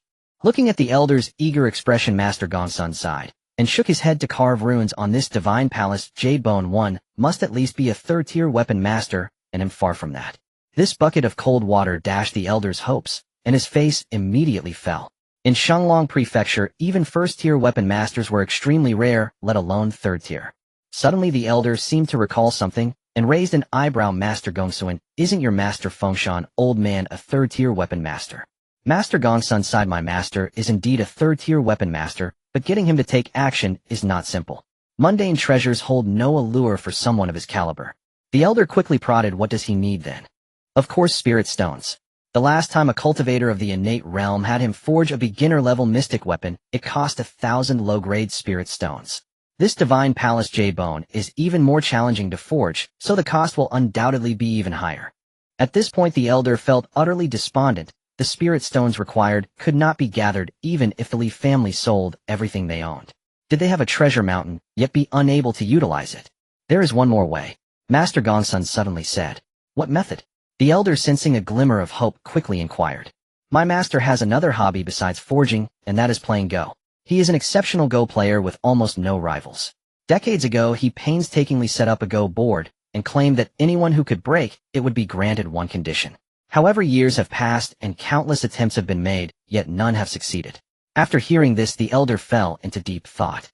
It was certainly unrealistic to invite the Fengshan old man with spirit stones. The Li family could not provide that many at once. However, this Go board, although hope was slim, was worth a try. What if there was indeed a genius within the clan who had a remarkable talent for Go? Thus the Grand Elder first had Gongsun Ban restore the chess game, then informed the clan seeking someone who could break the game. Unfortunately, after 2 days no one was able to solve it. However, this was within the Grand Elder's expectations. He had merely tried his luck. Li Xingzong looked at his companions who were excitedly discussing how to crack the chess game, and curiously asked Li Wudao, why have they been talking about that chess game for the past 2 days? Li Wu chuckled. You've been so focused on your cultivation that you probably don't know. A couple of days ago the Grand Elder announced a chess game saying that whoever can solve it would be allowed to cultivate in the spirit gathering array for a month. They are all discussing how to break the game. Li Xingzong's eyes immediately sparkled. If I can solve it, I can cultivate in the spirit gathering array for a month. Is that true? It was said by the Grand Elder himself. How could it not be true? Li Wu replied, somewhat annoyed. Did the Grand Elder mention any limitations on breaking the chess game? Li Xingzong rubbed his hands, eager to try. Recently, he had spent 10 days cultivating in the spirit gathering array, which was equivalent to 2 months of hard work. Unfortunately, the number of spirit gathering arrays in the clan was limited, and gathering spiritual energy took time, so they could only be used by the clan's higher-ups or exceptionally talented members. It was uncertain when it would next be Li Xingzong's turn. But now with such a great opportunity, Li Xingzong did not want to miss it easily. If he could cultivate in the spirit gathering array for a month straight, it would greatly shorten the time needed for him to break through to the physical realm. Li Wu scratched his head. It seems that wasn't mentioned. Li Xingzong smiled and said, then I have a way to crack the chess. Li Wu looked confused. Do you know how to play Go? I've never seen you play before. I know a lot more than that. Li Xingzong laughed proudly and then hurried towards the Grand Elder's courtyard. In the courtyard, upon hearing Li Xingzong's method to crack the chess game, the Grand Elder was shocked. He frowned and took a deep breath. While the method seemed a bit unreliable, it at least qualified as a solution. Thinking of this, he took Li Xingzong to Gongsun Ban's residence and shared Li Xingzong's proposed method. Gongsun Ban was stunned, but after regaining his composure he had to admit that it was indeed a feasible method. Master Gongsun, why don't you take Xingzong with you? Seeing Gongsun Ban seemed somewhat tempted, the Grand Elder took the chance to say. Gongsun Ban waved his hand and sighed. Grand Elder, if I take you with me, we probably won't even get through the front gate. The Grand Elder was rendered speechless. But I know where my master is. You can just send someone to take him there. My master is not difficult to approach, as long as the person suits his taste. Even a beggar could become his brother. Just tell him there's a method to crack the chess game, and you'll easily meet him. Gongsun Ban guided. The Grand Elder nodded, and Gongsun Ban informed him of the whereabouts of the old man Fengshan, then returned to his focus on creating his artifact. The corpse of the accomplished cultivator that Li Xingge brought back last time was just a step away from complete. After leaving Gongsun Ban's residence, the Grand Elder thought for a moment and summoned the 6th Elder Li Yinzhao, arranging for him to escort Li Xingzong to find the old man Fengshan with 2 guardians. The old man Fengshan lived at the northernmost edge of Shanglong Prefecture in Longtan County, quite a distance from the Li family, which would take about a month to travel back and forth. Thus Li Yinzhao did not delay in the slightest, and after a quick preparation, he led 2 guardians and set off with Li Xingzong towards Longtan. Days passed in cycles. Li Yinzhao and his companions crossed mountains and valleys, traveling day and night, and finally after 20 days they safely arrived at Longtan County. Master Gongsun said, old man Fengshan lives at the foot of Fengshan in Longtan County, and we are about a day away from our current position. Li Yinzhao carefully looked at the map in his hand and smiled. We're almost there. Li Xingzong's eyes sparkled with excitement. Let's keep pushing. Once we reach Fengshan, we can rest well. A day later they finally arrived at their destination, Fengshan. Fengshan rises over 1,000 zhang high, its peak piercing the clouds shrouded in mist, resembling a celestial mountain on earth. At the foot of Fengshan there was a small town that looked rather ordinary. If Gongsun Ban hadn't told him, Li Yinzhao would have found it hard to imagine that the renowned 3rd-rank Forge Master Gongsun Ban lived here. As they entered the town, strolling along the narrow paths, there were few pedestrians. Li Yinzhao finally spotted an old man leaning on a cane and rode up to ask, excuse me, do you know where old man Fengshan lives? Old man Fengshan. The old man scratched his head, revealing a few decayed teeth, and said with a smile, you must be talking about the old man who runs a blacksmith shop, right? The old man who runs a blacksmith shop. Li Yanzhao and the two guardians exchanged glances, then uncertainly replied, "That should be it. Just keep going straight along this road until you reach the second last house at the end of the town, and that's it." The old man kindly pointed the way. "Thank you, sir." Li Yanzhao cupped his hands in gratitude. Looking at the somewhat aged mud brick house before him, Li Yanzhao doubted whether he had come to the wrong place. Could a dignified third-rank forgemaster really live in such a shabby place? Behind him, one of the guardians stepped forward, grabbed the rusty iron ring on the door, and knocked. After a while, a muscular man in his 30s, glistening with sweat and bare-chested, appeared and scrutinized Li Yanzhao and the others. Li Yanzhao quickly stepped forward to inquire, "May I ask if old man Fengshan lives here?" The muscular man raised an eyebrow and said lightly, "Are you looking for my master for something?" Hearing this, Li Yanzhao finally breathed a sigh of relief. After more than 20 days of arduous travel, it wasn't in vain. His expression became much more solemn as he cupped his hands in respect, saying, "Esteemed one, we are from the Baihali clan. We came to seek old man Fengshan's help in forging a weapon for our Li clan." Baihali clan. The muscular man frowned. He had not heard of this family name. Could it be a rising star from the past few decades? "For my master to come personally, it won't be cheap. You should know the rules. Have you prepared the spirit stones?" the muscular man inquired. Upon hearing this, Li Yanzhao's mouth twitched, and he shook his head. The muscular man's expression instantly changed, and a powerful pressure was released, causing Li Yanzhao and the others to turn pale. A blood chi realm cultivator.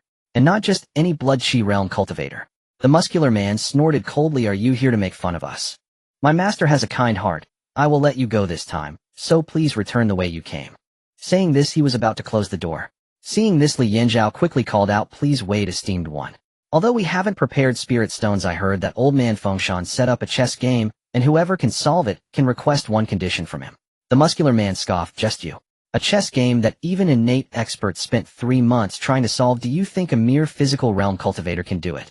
Now the muscular man had already concluded that these people were here to ridicule him. Looking at the muscular man's blatant contempt, Li Yanzhao couldn't help but sigh inwardly. After all, the Li family's strength was still too weak. If an innate cultivator had come here today, Li Yanzhao wouldn't believe the muscular man would still have such an attitude. It seemed that when he returned to the clan, he needed to focus on breaking through to the blood chi realm. Li Xingzong shared the sentiment, or at his young age, he was far from as composed as Li Yanzhao. His face flushed red with anger as he clenched his fists, just about to say something, when an old voice came from inside, scolding, "Yin, being a guest means you should speak politely with your guests." The muscular man called Yin's face changed as he looked towards the courtyard, and hurriedly said, "Master, I understand my mistake. Since they claim they can solve my chess game, let them in." The old voice said lightly, "Yes, master." Yin turned to Li Yanzhao and the others. "Gentlemen, my master invites you in." Li Yanzhao and Li Xingzong exchanged glances, both showing excitement, and quickly followed inside. Upon entering the courtyard, the first thing Li Yanzhao heard was a series of clanging metal sounds. Then he surveyed the courtyard, feeling as though it had no difference from an ordinary farmer's yard. However, when his gaze fell upon the weapon rack not far away, he was immediately captivated by the several weapons displayed on it, each radiating a treasure-like brilliance, exuding a cold gleam that stung the eyes. Evidently exceptional divine weapons. "I heard you can solve the chess game I set up." An old man in a coarse white robe, forging a knife, asked with. He was the only third-rank forgemaster in Shanglong Prefecture, old man Fengshan. "Yes, senior, I do have a method," Li Yanzhao replied, bracing himself. Old man Fengshan raised his head, sizing up Li Yanzhao with interest, then shook his head. "You don't look like someone who can solve my chess game. It's not my uncle who can solve it, but me." At this moment, Li Xingzong stepped forward, cupping his hands respectfully, his gaze burning with determination. Old man Fengshan laughed heartily upon hearing this. He glanced at Li Xingzong and shook his head with a smile. "Little fellow, how old are you? How deep can your understanding of Go be? Do you know that even innate cultivators who have lived for hundreds of years have been unable to solve my chess game?" Li Xingzong raised his head confidently. "Old senior, living long doesn't mean much. Just because the innate cultivators can't do it doesn't mean I, Li Xingzong, can't." Old man Fengshan scrutinized Li Xingzong closely, seeing his firm conviction, and became intrigued. "Little fellow, you're quite arrogant." "This isn't arrogance, it's confidence. Old senior, please give me a chance." Li Xingzong stepped forward boldly, cupping his hands deeply. "Ha, it's been a while since I've seen such an interesting young person. You want to try? No problem, but if you fail you must accept the punishment." "What punishment?" Li Xingzong scratched his head. "You must stay here and forge iron for me for 10 years. At these words, both the muscular man, Yin, and Li Yanzhao were stunned. "Is this a punishment?" Anian's computer crashed. He still remembered several years ago when a congenital cultivator sought out his master hoping to have his descendant work under the old man of Fengshan, even willing to offer a favor only to be mercilessly rejected by his master. Now how could such a good opportunity fall into the hands of this arrogant brat in front of him? However, upon hearing this, Li Xingzong felt a chill in his heart. He did not want to follow this old man in forging iron. He only wished to spend all his time on cultivation to increase his strength so he could serve his family sooner. Seeing that Li Xingzong seemed somewhat reluctant, Anian was both angry and amused. He glared at Li Xingzong and said, "Kid, don't be ungrateful, do you know?" Anian. Watching the unfriendly gaze of the old man of Fengshan, Anian wisely closed his mouth. The old man of Fengshan was not in a hurry, continuing to focus on forging the unshaped weapon in his hands. "I agree." After a while, Li Xingzong looked at the old man of Fengshan and said slowly. The corner of the old man's mouth curled up with a trace of a smile. "Then wait for me to finish forging this knife." Clang, clang, clang, the hammer struck the red-hot, mysterious iron, sparking dazzling fireworks, with each strike accompanied by a low, resonant blade's hum. With each swing of the hammer, the muscles of the old man of Fengshan bulged, his veins coiling like dragons on his arms. Meanwhile, Anian's eyes were wide open, afraid to miss any movement of the old man. Time passed, and he did not know how long it had been. The old man of Fengshan paused his movements, immersed the blade blank into a nearby blood pool, and with a sizzle the unknown blood in the pool began to boil violently, rising into a cloud of blood mist. Within the blood mist, faint sounds of fierce demon howls could be heard, and the blade blank began to tremble violently, as if infused with life. Looking at the dumbfounded Li Yanzhao and the others, Anian proudly said, "This is the blood of a major blood-saturated demon beast that my master hunted this morning. After draining its essence, we obtained this pool of demon blood to temper the knife. During this process, the blade blank can absorb some of the power of the great demon, making the forged knife even more powerful." What a grand scheme! Li Yanzhao and the others gasped. Once the blade blank absorbed nearly all the demon blood, it stopped trembling, turning a deep red all over. The old man of Fengshan stroked the knife, his face showing satisfaction. "This knife just needs the final step of sharpening to be complete."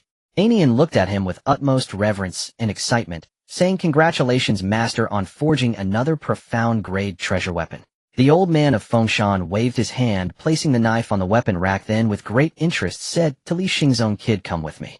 I want to see how you break my chess game." With that, he walked towards the backyard, and Li Xingzong and the others quickly followed. Arriving at the backyard, there was a stone pavilion, and inside it a stone table on which was the chess game, painstakingly arranged by the old man of Fengshan. The old man of Fengshan sat on a stone bench, then pointed at the chessboard and said, "Kid, please go ahead." Li Xingzong looked at the chess game and clasped his hands, saying, "Old senior, I won't be polite then." The old man of Fengshan nodded, looking at Li Xingzong with anticipation, curious about how he would break this chess game that he had painstakingly set up. Li Xingzong took a deep breath, sweeping his hand across the chessboard, and black and white pieces fell chaotically to the ground in the old man of Fengshan's incredulous gaze. The world seemed to fall silent in an instant. Time passed without anyone noticing. Among the crowd, Anian was the first to react. He widened his eyes in anger and exclaimed, "Kid, how dare you be so presumptuous?" The crimson aura of blood began to boil, and a sense of overwhelming pressure made Li Yanzhao and the others turn pale. Under this pressure, they could not move at all, and could only close their eyes and wait for death. "Die for me!" Anian shouted angrily, about to take action. Li Xingzong quickly said, "Old senior, although my method of breaking the game is a bit simple and crude, but I did break it, didn't I?" "Stop!" The old man of Fengshan called out to Anian. Although Anian was extremely angry, he did not dare to disobey the old man of Fengshan's words, and obediently stepped aside, still glaring at Li Xingzong, ready to strike him down at the slightest provocation. The old man of Fengshan looked at the scattered chess pieces, and suddenly smiled, clapping his hands, and said, "Kid, what a way to break the game with force. This truly surprised me." Li Xingzong chuckled, "Old senior, you never specified that I couldn't break the game with force, so you can't blame me." "You really took advantage of the opportunity," said the old man of Fengshan somewhat helplessly. Then Li Xingzong quickly said, "So does what you said earlier count?" The old man of Fengshan replied, "Of course, I have never gone back on my word in my life." "Kid, state your conditions." Li Xingzong rubbed his hands somewhat shyly, saying, "Old senior, can my condition be to propose 3 more conditions to you?" Upon hearing this, everyone present was stunned. "Kid, you are quite greedy, but let me tell you, don't even think about it. You really want to make me your servant." The old man of Fengshan said, blowing his nose and glaring at him. He had lived for over 100 years and had never seen someone so bold and thick-skinned. If it were someone else daring to overreach like this, even the old man of Fengshan, no matter how good-tempered he would have turned against them. But for some reason he felt no anger towards Li Xingzong. On the contrary, he found himself increasingly fond of this audacious fellow. Li Xingzong chuckled, "Old senior, then let me change my condition. I want to invite you to come out of the mountain and go with us to Baya County. This isn't a big deal, but why do you want me to go to Baya County with you?" The old man of Fengshan asked curiously. At this moment Li Yanzhao stepped forward respectfully, saying, "Senior, it's not convenient to discuss this now. You'll understand once you go." The old man of Fengshan gave Li Yanzhao a meaningful glance, and then did not ask further, nodding instead. "In that case, Annie, and go prepare. We shall set off soon." Hearing this, Li Yanzhao was overjoyed, bowing deeply, and saying, "Thank you, senior." The old man of Fengshan waved his hand dismissively, saying, "There's no need for thanks, it's just accepting the bet and fulfilling the terms." With that he turned and entered the house. Li Yanzhao turned to Li Xingzong excitedly, saying, "Xingzong, you've truly accomplished a great deed for the family." Li Xingzong smiled, saying, "Uncle Yanzhao, this is what I should do." Li Yanzhao patted Li Xingzong's head, saying, "Child, don't worry. The family head always rewards merits, and he will remember your contributions." Hearing Li Yanzhao mention the family head, stars appeared in Li Xingzong's eyes. In the Li family, he had always heard of the family head's various achievements, his ears almost calloused from listening. Though not much older than him, he had led the family through numerous crises, developing and strengthening them. This was the person he admired the most. "Will I have the chance to meet the family head?" Li Xingzong asked, longing to meet the family head since returning to the main house. "Of course, with how outstanding you are, the family head will appreciate you. You need to grow quickly, and you'll become the family head's right-hand man in the future." Li Yanzhao laughed heartily. Li Xingzong's small face already showed signs of impatience. After a quarter of an hour, the old man Fengshan walked out with a smile, and said, "Everything is ready, we can set up." The group exited the shop, and Yin pulled out a somewhat rusty lock from his pocket, locking the already decayed wooden door. Li Yanzhao's eyelids twitched at the sight. With such a broken door, even an ordinary person could kick it down. Is this lock just a futile effort? There are treasures of immense value within this shop, yet you seem unconcerned about leaving it unattended. Old man Fengshan must have sensed Li Yanzhao's thoughts, and with a hearty laugh, he said, "Don't worry, nothing in my shop can be taken away." At that moment, an elderly man struggling to walk with a cane approached Fengshan's shop somewhat astonished, and said, "Old man Fengshan, it's the first time in decades you've chosen to go out." Fengshan smiled in response, "Don't mention it, my chess game was broken, and I promised them a condition to step out." The old man looked bewildered. Who is this master? The old man had struggled for 3 months to break that rotten chess game. Fengshan glanced at Li Xingzong and smirked. The old man stared at Li Xingzong wide-eyed, unable to believe it. Fengshan leaned closer to the old man's ear, whispering softly. The latter first froze, and then burst into hearty laughter, giving Li Xingzong a thumbs up. "Little fellow, brilliant. Your move is truly ingenious." The old man wondered why he hadn't thought of it himself. Facing the old man's praise, Li Xingzong felt a bit shy and scratched his head. "Oldly, while I'm out, please keep an eye on the shop for me." "Sure, go ahead. Just remember to bring me back a couple of good bottles of wine," the old man replied with a smile, his eye wrinkles crinkling with joy. "No problem." Seeing the old man wobbling away with his cane, Li Yanzhao couldn't help but twitch his mouth. "Are you sure someone who can barely walk can watch the shop?" But seeing that Fengshan was not worried, he naturally refrained from saying more. "Senior, shall we set off now?" Li Yanzhao said softly. "How do we go?" "On horseback." "That's too slow. How long will it take to reach Baya County?" "My time is very valuable," Fengshan said with a look of disdain. After saying that, he took out a white bone flute from his bosom. He blew into the flute, and a melodious and pleasant sound spread out with invisible sound waves radiating in all directions. The originally clear sky suddenly darkened, and Li Yanzhao and the others looked up in confusion, instantly dumbfounded. In the high sky, a gigantic red-feathered demon bird was soaring above, its immense size even blocking the sunlight. "We'll ride it, well, arrive in a day." Fengshan smiled, pointing at the demon bird. The beast slowly landed in an open area, and Fengshan led Li Yanzhao and the others over. From far away, Li Yanzhao felt an incredibly strong pressure. He secretly gasped. This demon bird was far stronger than his family's Tsang Wolf King. "Old friend, I'm counting on you this time," Fengshan said with a smile to the red-feathered demon bird. The bird squawked a few times and nodded, seemingly acknowledging Fengshan's words. Everyone jumped onto the back of the red-feathered demon bird. Standing on the bird's incredibly broad back, Li Yanzhao and the others felt parched. It was their first time riding a flying demon beast. He couldn't help but wonder when his family would also have its own flying demon mount. After everyone was on board, the red-feathered demon bird squawked once, flapping its wings, the wind bending the nearby trees. It soared into the sky, quickly flying towards Baya County. The speed of the red-feathered demon bird was truly astonishing. The wind nearly threw Li Yanzhao and the others off balance. Fortunately, Fengshan acted swiftly, using his blood qi to create a barrier in front of the less experienced Li Yanzhao and the others, blocking the fierce winds. The journey there was long, but the return was but a fleeting moment. In less than a day, Li Yanzhao and the others appeared above Qingfeng Valley. Seeing the gigantic demon bird in the high sky, the Li family members were stunned. Their first reaction was, did the demon race invade again? Several elders from the Li family teamed up, warily watching the demon bird in the sky, and the protective formation was ready. As soon as the demon bird attacked Qingfeng Valley, the formation would activate. Senior, below is the territory of my Li family. To avoid alarming the clan, please let it land outside the valley. Li Yanzhao cupped his hands and said. Fengshan nodded slightly and addressed the demon bird. Old friend, you may land outside this valley. The red-feathered demon bird squawked once and began to descend. The ground trembled slightly as Li Yanzhao and the others jumped off the red-feathered demon bird, feeling a bit unsteady. But he couldn't care about that. He respectfully said to Fengshan Sr., please wait a moment. I will inform the clan to come and welcome you.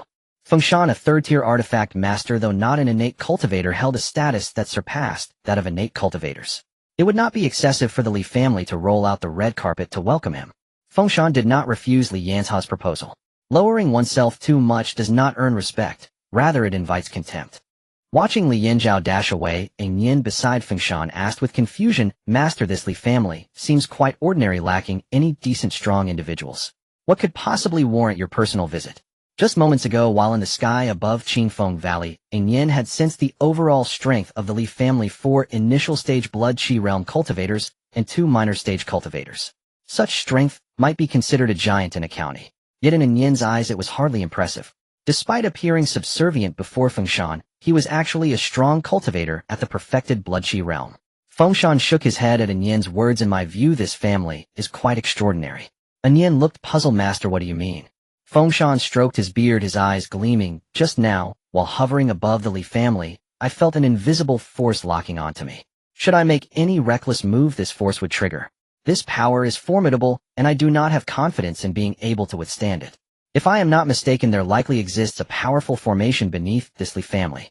Nian was shocked. Master, if even you cannot withstand it, does that mean the formation's power has reached the innate level? After all, his master was a formidable presence at the half-step innate level, virtually invincible in the realm of blood qi. It should not be far off. Nian gasped, realizing that a family with seemingly only a few blood qi realm cultivators could be hiding a formation capable of unleashing innate level power. If someone blind were to attack, wouldn't that be like kicking a steel plate? Therefore, Nian, do not underestimate. Fengshan imparted this lesson earnestly. Nian cupped his hands. Master, I have learned a great deal. As the two conversed, the gates of the Li family opened wide and a procession of Li family dignitaries emerged from Qingfeng Valley, orderly lining both sides of the valley, the solemn, majestic sound of chimes echoing. Several elders from the Li family hurriedly stepped out to greet the 2 elderly men from Fengshan. Leading the group was the eldest elder, his face glowing with vigor, who approached the elderly men from Fengshan and clasped his hands in salute, saying, The Baihe Li clan welcomes your esteemed presence. The elderly man from Fengshan nodded slightly, replying, You flatter me. Although his attitude was somewhat indifferent, the eldest elder paid no mind, for in terms of both strength and status, the elderly man from Fengshan far surpassed the Li family. The eldest elder began introducing the various elders of the Li family. When introducing the first few elders, the elderly man from Fengshan maintained a calm demeanor, but when he reached the introductions for Elder 7 and Elder 8, a hint of surprise finally crossed his previously impassive face. He had not expected that a family of the Qi and Blood realm could simultaneously possess an alchemist and a spiritual planter. Although both were only of the first rank, it was still quite rare. Many prominent clans of lesser strength would find it difficult to have even one of either. At this moment, the elderly man from Fengshan suddenly recalled something and frowned, asking, May I inquire about your family's head? As a third-tier artifact master, he was someone even innate cultivators would treat as an esteemed guest. To visit a small family of the Qi and Blood realm and find the head absent was somewhat disrespectful. Seeing the situation, the eldest elder felt a pang of anxiety and quickly explained, Our family head has been in seclusion for several days to break through to a higher realm, hence cannot greet you in person. Please do not hold it against us, esteemed elder. Upon hearing this, the elderly man from Fengshan felt relieved. It was indeed reasonable to be in seclusion for a breakthrough, as interrupting it would be akin to severing someone's path, much like killing their parents. He was not unreasonable. Once the eldest elder clarified, his brow relaxed, and a smile appeared on his face. Your family has quite a number of talents. The eldest elder humbly replied, Thank you for your praise, esteemed elder. It is merely due to our family head's wise governance. Esteemed elder, this is not a place for lengthy discussions. Please allow me to escort you to our clan's residence. Very well. The eldest elder and the elderly man from Fengshan chatted and laughed as they entered. Upon entering the valley, they arrived at the grand entrance of the Li family. The archway was majestic and imposing, constructed from precious highland snowstone. On either side of the archway stood two vividly carved stone lions, each several feet tall, with two Li family cultivators in blue robes standing guard below each lion. The elderly man's gaze lingered for a few seconds on a somewhat stiff-looking blue-robed cultivator beneath the left stone lion. For some reason, he felt an odd sense of déjà vu upon seeing him, but he was certain he had never met this person before. Where then did this strange familiarity come from? Though puzzled, the elderly man from Fengshan did not pursue the matter further as the group passed through the arch. The moment they officially entered the territory of the Li family, the elderly man from Fengshan turned his gaze to the north. He keenly sensed that the spiritual energy of the surrounding environment was continuously flowing northward. This was a spirit-gathering array, and not just one. To the elderly man from Fengshan, spirit-gathering arrays were not unusual, but their presence in a Qi and Blood Realm family was rather intriguing. The expenses for setting up a spirit-gathering array are not something an ordinary Qi and Blood Realm family can bear, and it appeared that the Li family had more than one. First, there was the innate level formation, then an alchemist and a spiritual planter, and now a spirit-gathering array. It seemed the Li family was far more complex than it appeared. As they passed through numerous houses, they entered an elegantly fragrant reception hall. Everyone took their seats. Once settled, a group of slender maidens in blue skirts presented fruits and hot tea to the guests. The eldest elder spoke first, getting straight to the point. It is indeed a great inconvenience to trouble you, esteemed elder, to come a long way. Recently, our Li family came upon a treasure by coincidence, and this treasure is quite special, requiring your personal intervention. The elderly man from Fengshan raised an eyebrow, instantly intrigued. What treasure might this be? You will know when you see it, esteemed elder. The eldest elder clapped his hands, and the door was pushed open. Two Li family cultivators entered carrying something covered in red cloth. The eldest elder stood up and unveiled the red cloth, revealing the object beneath it to the elderly man's gaze. Upon seeing the object for the first time, the elderly man from Fengshan was stunned. He recognized it at a glance and exclaimed, Is this the legendary divine mansion jade bone? The eldest elder exchanged glances with several other elders from the Li family and nodded discreetly. Indeed, it was true that a man of great renown was not without merit. Master Gongsun had studied it for a long time before confirming that it was the divine mansion jade bone. The eldest elder nodded in response, saying, Indeed, esteemed elder, this is the divine mansion jade bone. The elderly man from Fengshan, overcome with excitement, stood up and hurried to examine the divine mansion jade bone, pinching and touching it. After confirming its authenticity, he marveled, Your Li family truly has incredible fortune. The divine mansion jade bone is extraordinarily rare because those who reach the level of the divine mansion often have powerful forces backing them. After their passing, their forces would naturally guard their remains, making it unlikely to circulate. Moreover, very few rogue cultivators can reach the divine mansion level. Even if there are a few fortunate ones, they would certainly set up various means to protect their remains before passing, as no one wishes to be disturbed after death. Thus, the difficulty of obtaining the divine mansion jade bone is evident. The eldest elder shook his head, smiling wryly, saying, It was mere luck. He truly did not know where that little rascal Wuyo had carried it back from. So you invited me here to help you refine this divine mansion jade bone, right? The elderly man asked. The eldest elder nodded, his gaze earnest as he looked at the elderly man from Fengshan, hopeful. So, esteemed elder. The elderly man chuckled softly, interrupting the eldest elder, and calmly said, I have mentioned before, whoever breaks my chess game, I will grant them one condition. Rest assured, I am not one to go back on my word. Hearing this, the eldest elder and the other elders were overjoyed. The eldest elder bowed deeply to the elderly man from Fengshan, saying, On behalf of the Li family, I thank you, esteemed elder. The elderly man waved his hand, saying, While I have agreed, let me set the record straight. First, the materials needed for refining the divine mansion jade bone must be prepared by you. I will provide you with a list shortly. Secondly, the difficulty of refining the divine mansion jade bone is quite high. I am only at the 3rd tier and cannot guarantee success. Upon hearing this, the eldest elder smiled slightly, saying, We are already immensely grateful that esteemed elder is willing to assist us. If unfortunately we fail, the Li family will bear all losses ourselves. The elderly man from Fengshan appeared quite pleased with the eldest elder's response. He smiled, saying, "You can rest assured, I will strive to do my best. After all, I do not wish to tarnish my own reputation." Upon hearing this, everyone burst into hearty laughter. After the elderly man from Fengshan listed the materials needed for refining the divine mansion jadebone, the eldest elder immediately dispatched people in batches to procure them. Among the materials, several were exceedingly rare, requiring the Li family to send someone to Wanbao Pavilion in the capital to purchase them.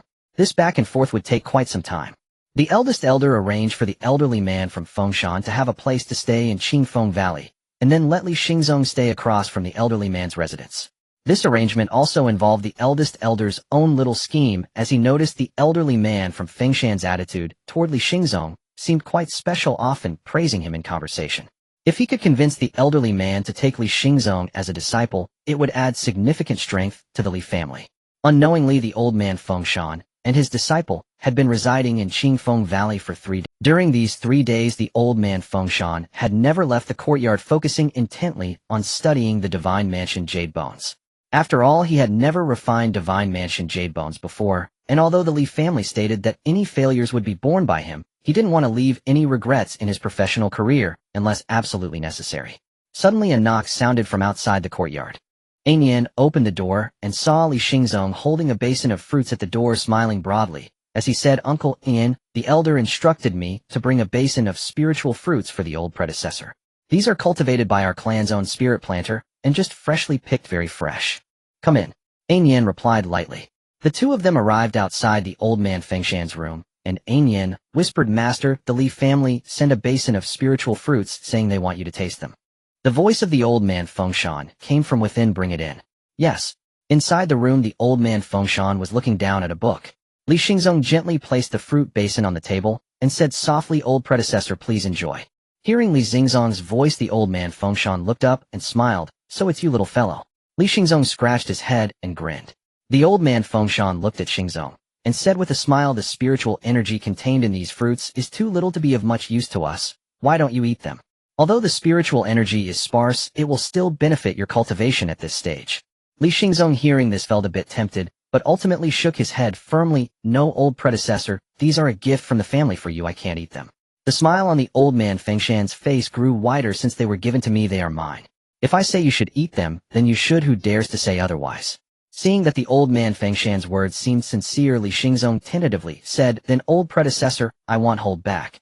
Go ahead and eat." The old man Fengshan waved his hand dismissively. Li Xingzong eagerly picked up a spiritual fruit and stuffed it into his mouth. He had been craving the spiritual fruits cultivated by the clan's 7th elder for a long time. Unfortunately, the yield of the spiritual fruits was limited, and each time he received only 3. The fruit was crisp and very sweet, and the most important thing was the spiritual energy contained in the flesh, which could help him in his cultivation. Each fruit was equivalent to several days of hard training. The old man Fengshan looked at Li Xingzong, whose cheeks were puffed up, and leaned back slightly in his chair, his thoughts drifting away. As the saying goes, the old grow wise. He was well aware of the intentions behind the Li family's constant invitations to Li Xingzong. However, he did not oppose this because he found Li Xingzong's personality quite likable, and Li Xingzong truly had a talent for forging, making him a good candidate for a disciple. With this in mind, the old man Fengshan spoke up, asking Xingzong, "Do you wish to become a forger?"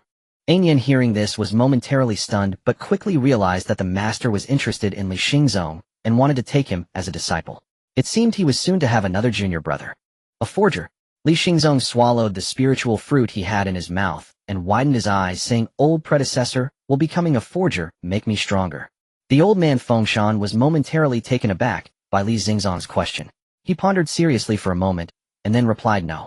However, if you become a forger, you will have a noble status, and many powerful individuals will willingly." Hearing this, Li Xingzong did not hesitate to reply, "Old predecessor, I don't want that." The old man Fengshan looked puzzled. "Xingzong, why? Don't you understand the status of a forger? For example, me, even though I am only half a step into the innate realm, true innate cultivators must treat me with respect when they see me. Isn't this considered strong?" Xingzong shook his head. "Of course not, old predecessor. True strength comes from one's own power.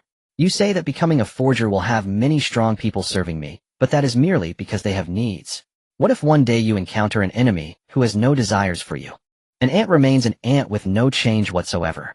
True strength comes from one's own power, the old man Fengshan murmured, a hint of confusion flashing in his eyes. In these years he had secluded himself beneath Fengshan, only focusing on advancing in the path of forging to become a fourth-tier forger, neglecting his cultivation, which had led to him stagnating in his progress for decades.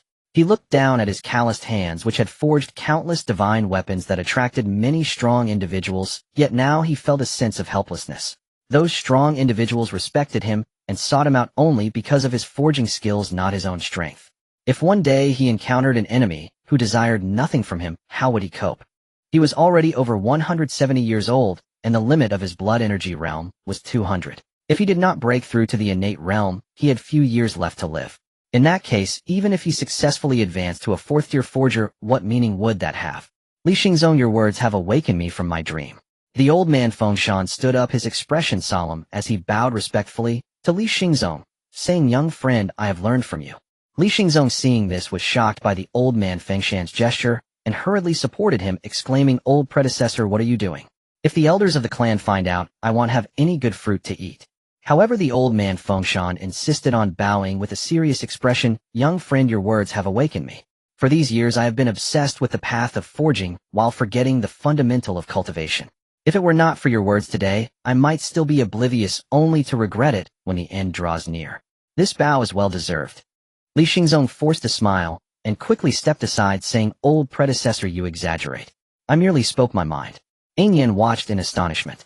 He had followed the old man Fengshan for so many years, and even faced with innate cultivators, the old man had always been proud. Today, he was actually humbled by a junior.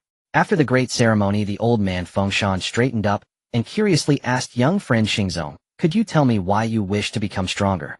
Li Xingzong thought for a moment. Before, I wanted to become stronger to avenge my father. Now I want to become stronger because I wish to serve the family and the family head as soon as possible. The old man Fengshan asked, do you have great respect for your family head? Of course, Li Xingzong replied without hesitation, and his eyes brightened even more when he mentioned the family head. The family head is the person I admire the most.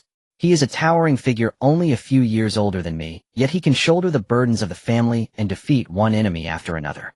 I still remember the recent monster turmoil, where the family head stepped forward, slaying several powerful monster beasts, and repelling the monster tide, saving the family, and rescuing millions of people in Baya County. Li Xingzong clenched his fists, speaking with excitement. The old man Fengshan stroked his beard, listening to Li Xingzong recounting the deeds of Li Xingge, and sighed, your family head is truly an impressive person. However, he couldn't shake the feeling that something was off about the previous statement. Wait, only a few years older than me, slaying several powerful monster beasts. The old man Fengshan stared wide-eyed and asked, so how old is your family head? Xingzong blinked and replied, 18. Why? Duo Xiao. You mean Duo Xiao? Elder Fengshan's voice suddenly rose, his face contorted with shock, so much so that he inadvertently plucked out a tuft of his own beard. At 18, capable of slaying a demonic beast at the peak of blood chi cultivation. Indeed, senior elder, you're surprised, aren't you? Li Xingzong couldn't help but chuckle at Elder Fengshan's stunned reaction. Elder Fengshan shook his head, calming the storm of astonishment within his heart, and sighed wryly, truly, I never imagined it. He drew a deep breath, his eyes clouded with complex emotion. To slay a blood chi perfected demonic beast at just 18. That talent is beyond anything I've ever heard of in my long life. I've witnessed countless prodigies, yet one as monstrously gifted as your young master. This is my first time. So tell me, what grade of innate talent does your master possess? Li Xingzong hesitated, his tone uncertain. They say 8th grade. Elder Fengshan bristled, his eyebrows shooting upward. Utter nonsense. An 8th grade talent could never achieve such power by 18. In my estimation, it's not your master's talent that's lacking. It's your clan's capacity to truly discern it. I'd venture his innate endowment is no less than 5th grade, perhaps even higher. Li Xingzong blurted out in disbelief, so high. And why not? Elder Fengshan puffed up with quiet pride. I've lived long enough to claim some measure of insight. I've met 6th grade prodigies, but even at your master's age they'd only reached the minor attainment stage of blood chi cultivation, and that was only thanks to the backing of a mighty sect. Your master? Heh, he was born into the Li clan, a true pearl buried in obscurity. Hearing Elder Fengshan disparage the Li clan, Li Xingzong bristled inwardly. He lifted his chin, clenched his fists, and declared with unwavering confidence, Senior Elder, don't underestimate us. Though the Li clan is weak now, that doesn't mean it always will be. I'll cultivate relentlessly to support my master and elevate our entire clan. Fine spirit. At those words, Elder Fengshan let out a soft laugh and raised his thumb in praise. Since you're so determined to aid your master, have you considered becoming a spirit forge artisan? I see great potential in your forging aptitude. Should you pursue this path, your future accomplishments will surely rival, even surpass, my own. But senior elder, didn't you say forging won't make me stronger? My goal is strength. Elder Fengshan burst into hearty laughter. Xingge, though forging won't directly augment your personal cultivation, it will empower your clan. Imagine one day you become a master spirit forge artisan, crafting mystical rank, or even earth rank, spiritual artifacts. Such treasures would grant immense power to your master and kin. And frankly, forgive my bluntness, your master's talent is simply too extraordinary. With your current aptitude, catching up to him in cultivation will be nearly impossible. And if your realm cannot rise, how then can you truly aid him? Li Xingzong fell silent, stunned. For the first time, Elder Fengshan's words resonated with chilling logic. Though he had trained diligently, he remained but an insignificant mote at the body refinement stage. While by the time he reached his master's current level, the master might already have transcended the innate realm, or soared far beyond. He would still be powerless to assist. Xingzong, ponder it well yourself. Elder Fengshan did not press for an answer. He trusted Li Xingzong would arrive at the truth on his own. Sure enough, half a quarter hour later, after prolonged silence, Li Xingzong spoke. Senior elder, you're right. My talent is too modest. I wish to become a spirit forge artisan. But first I must seek the elder's counsel. Naturally. Elder Fengshan nodded. Li Xingzong strode from the chamber and hurried straight to the senior elder's courtyard, where he relayed Elder Fengshan's offer to take him as a disciple. The senior elder was overjoyed. This was nothing short of divine fortune falling from the heavens.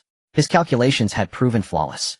He immediately summoned several other elders and, accompanied by Li Xingzong, went to Elder Fengshan's residence to formally seal the master-disciple bond. 2 days later, the Li clan held a formal initiation ceremony. Li Xingzong officially became the disciple of third-rank spirit forge artisan Elder Fengshan. After the ceremony, preparations for the materials required to forge the Shinfu Jade Bone were nearly complete, and Elder Fengshan prepared to begin the forging process. As the forging of the Shinfu Jade Bone involved intricate, time-consuming steps, Elder Fengshan entrusted Li Xingzong to his senior disciple, Yin, instructing him to guide Li Xingzong in both cultivation and spirit forging.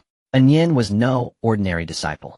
Elder Fengshan, whose standards were notoriously exacting, had accepted him precisely because of his dual mastery. He stood at the apex of blood chi cultivation and held the rank of second-rank spirit forge artisan. His expertise more than sufficed to mentor Li Xingzong. Fuqing, the capital city.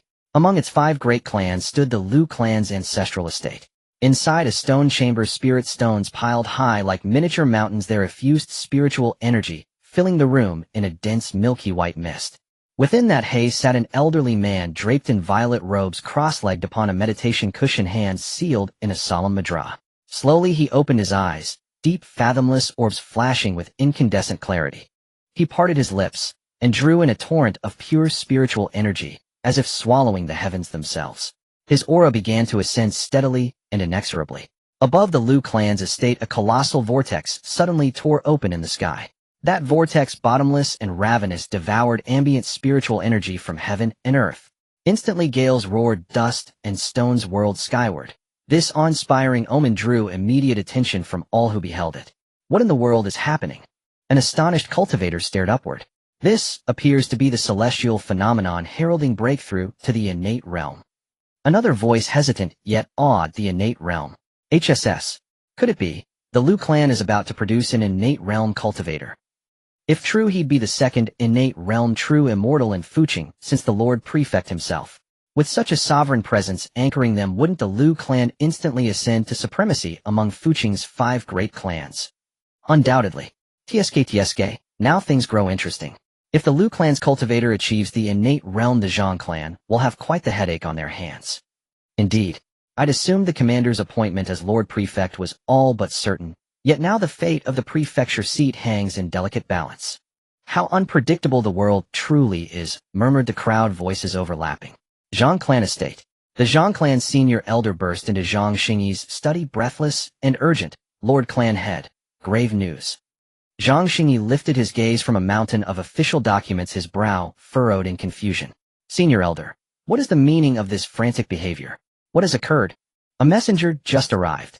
Above the Lu clan's estate, the celestial sign of an innate realm breakthrough has manifested. Someone within the Lu clan is ascending. I suspect it is their second patriarch. What did you say?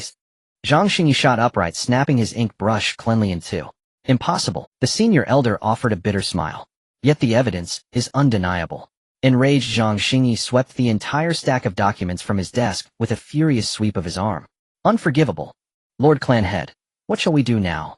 This was the most critical juncture in his own bid for the Lord Prefect's seat. Nearly secured. Yet the emergence of an innate realm true immortal within the Lu clan threatened to overturn everything. Zhang Xingye inhaled deeply, his face darkening. He paced restlessly back and forth across the study, hands clasped behind his back. Xingye, you are the head of a great clan. Must you still behave so rashly? In the study, a loud and powerful voice suddenly echoed. Zhang Xingye and the elder of the Zhang family quickly turned to look, only to see a middle-aged man dressed in a red cloud-patterned robe sitting prominently on Zhang Xingye's chair. He appeared to be in his 40s with an elegant countenance and an extraordinary demeanor, his eyes revealing a weariness that belied his age. Upon seeing this middle-aged man, both Zhang Xingye and the elder of the Zhang family were momentarily stunned, then reacted with ecstatic expressions, bowing in unison, saying, "We pay our respects to the ancestor." The visitor was indeed the hidden ancestor of the Zhang family, the true pillar of their clan. Ancestor, it's not that I am impetuous, but the Manor Lord is about to rise in status, and the position of Manor Lord will fall into our Zhang family's hands, allowing us to rightfully become the foremost clan of Shenglong Manor. However, if that Lu family's second ancestor breaks through to the innate realm, won't all my plans over the years be in vain? Zhang Xingye spoke with a bitter expression.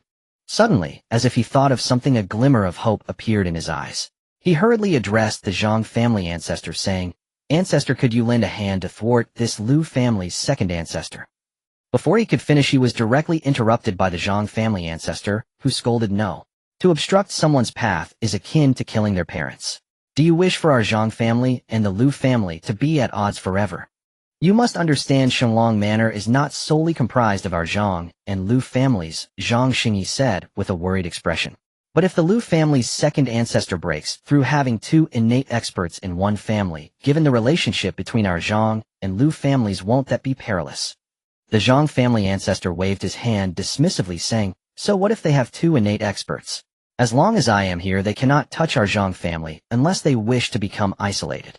Zhang Xingye sighed, slapping the table with an expression of reluctance, saying, "Then, ancestor, does that mean our Zhang family will always be suppressed by the Lu family?" The Zhang family ancestor chuckled coldly, saying, "Xingye, you worry too much. The Lu family's great ancestor has lived for over 500 years and is nearing the end of his life. He has no hope of advancing further in this lifetime. Once he passes away, what storm can the Lu family's second ancestor, who has just broken through to the innate realm, raise in front of me?" The ancestor's words made Zhang Xingye's eyes light up. Yes, how could he have forgotten this? The Zhang family ancestor was still considered in his prime among innate cultivators, whereas the Lu family's great ancestor was already at dusk. "Ancestor, you are indeed wise," Zhang Xingye flattered, simultaneously feeling a sense of dread for his earlier naive thoughts. If his own ancestor had truly listened to him and blocked the Lu family's second ancestor, the Zhang family would have to face a frenzied counterattack from a dying innate cultivator. The thought of that scene sent chills down Zhang Xingye's spine. The Zhang family ancestor snorted, saying, "It's not my wisdom, it's that you have been blinded by the position of Manor Lord being caught in the fray. Is the position of Manor Lord really that remarkable? Do not think that Fuyu the Manor Lord commands respect in Shenglong Manor because no one dares to disrespect him. That is because he possesses innate mid-stage strength and is the strongest in Shenglong Manor. Try placing someone else in his position and see what happens." The ancestor's words made Zhang Xingye break into a cold sweat. The power of the Manor Lord's position is unmatched because the one sitting in it is Fuyu. If it were he, Zhang Xingye, that position would likely become a mere facade with no substance. "Xingye, you have great talent, and there is hope for you to reach the innate realm. However, over the years you have been too focused on power and neglected your cultivation, resulting in no progress in your skills. You have put the cart before the horse. You must understand that the greater your strength, the more power you can wield.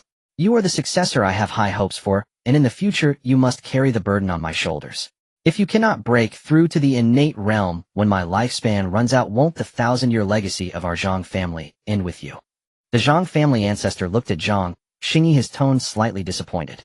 Upon hearing this, Zhang Xingye lowered his head in shame, feeling dejected as he said, "Ancestor, it was my fault. It's not too late to realize your mistakes now, but it's also my fault for initially handing the position of family head to you, leading you astray and delaying your cultivation. I see that your 2 sons are quite promising. Train them well, relieve yourself of burdens, and follow me to focus on your cultivation. Xingge hesitated for a moment, but ultimately nodded, saying, Ancestor, I understand. In the Lu family's territory, the spiraling mass of spiritual energy in the sky grew larger, and the resulting storm contained destructive power that left everyone terrified. If an accident occurred, the vast Lu family might be reduced to ruins in an instant. Fortunately, at that moment, an old man appeared. The old man was slightly hunched over, wearing a light blue long robe, standing with his hands behind his back, unmoved amidst the terrifying storm of spiritual energy. He raised his hands, forming a complex and obscure hand seal, and a transparent barrier of spiritual power rose, isolating the Lu family from the storm. After completing all this, the old man turned around and calmly said, Everyone, if you do not intend to act, please leave. High above in the sky, several strands of divine sense quickly retreated. In the stone chamber, the aura of the purple-robed old man had reached its peak, just a step away from the innate realm, yet this step seemed insurmountable. He took a deep breath, raised his hand, and struck out. The surging spiritual power exploded, shattering the incredibly solid stone chamber, and after years, he once again saw the light of day. He raised his head, gazing at the storm of spiritual energy above, the corners of his wrinkled eyes twitching slightly as his white hair danced wildly in the storm. Come, he shouted, his voice like thunder. In the sky above, the menacing storm of spiritual power seemed to be provoked by his roar, descending rapidly and violently crashing against the purple-robed old man's body. The old man released his hands, allowing the spiritual energy to crash into him. The furious energy rampaged within his body, widening his meridians and refining his internal organs, the indescribable agony contorting his face. He felt as if he was about to explode from the pressure of the spiritual energy. Blood oozed from the old man's facial features as he gritted his teeth. After 100 years of hard cultivation, he could not fail at such a critical moment. The violent spiritual energy began to assault his dantian. 1 breath, 2 breaths, 3 breaths. 3 breaths felt fleetingly short, yet for the purple-robed old man it felt like years. A crisp sound of shattering glass echoed from within his dantian, and the invisible and profound barrier of realms was breached. Endless spiritual energy surged into the old man's dantian like a tide. Meanwhile, the old man transformed completely, his once wrinkled skin peeling away to reveal new skin glowing with a pearly sheen. His white hair returned to a deep black from the roots, and his hunched back straightened like a pine tree. In just a few breaths, he was reborn. From a frail old man to his middle age once more. I have reached the innate realm. He laughed wildly, tears glistening in the corners of his eyes. With the law of the dusk, I knock on the heavenly gate. From this day forth, I shall transcend the mundane and ascend to immortality. Congratulations, you Hung, for breaking through the innate barrier and gaining 600 years of longevity. At some unknown time, an old man appeared before Lu family's second ancestor, his aged face adorned with a smile of deep satisfaction. Seeing the ancestor, Lu family's second ancestor quickly cupped his hands, saying, Old ancestor.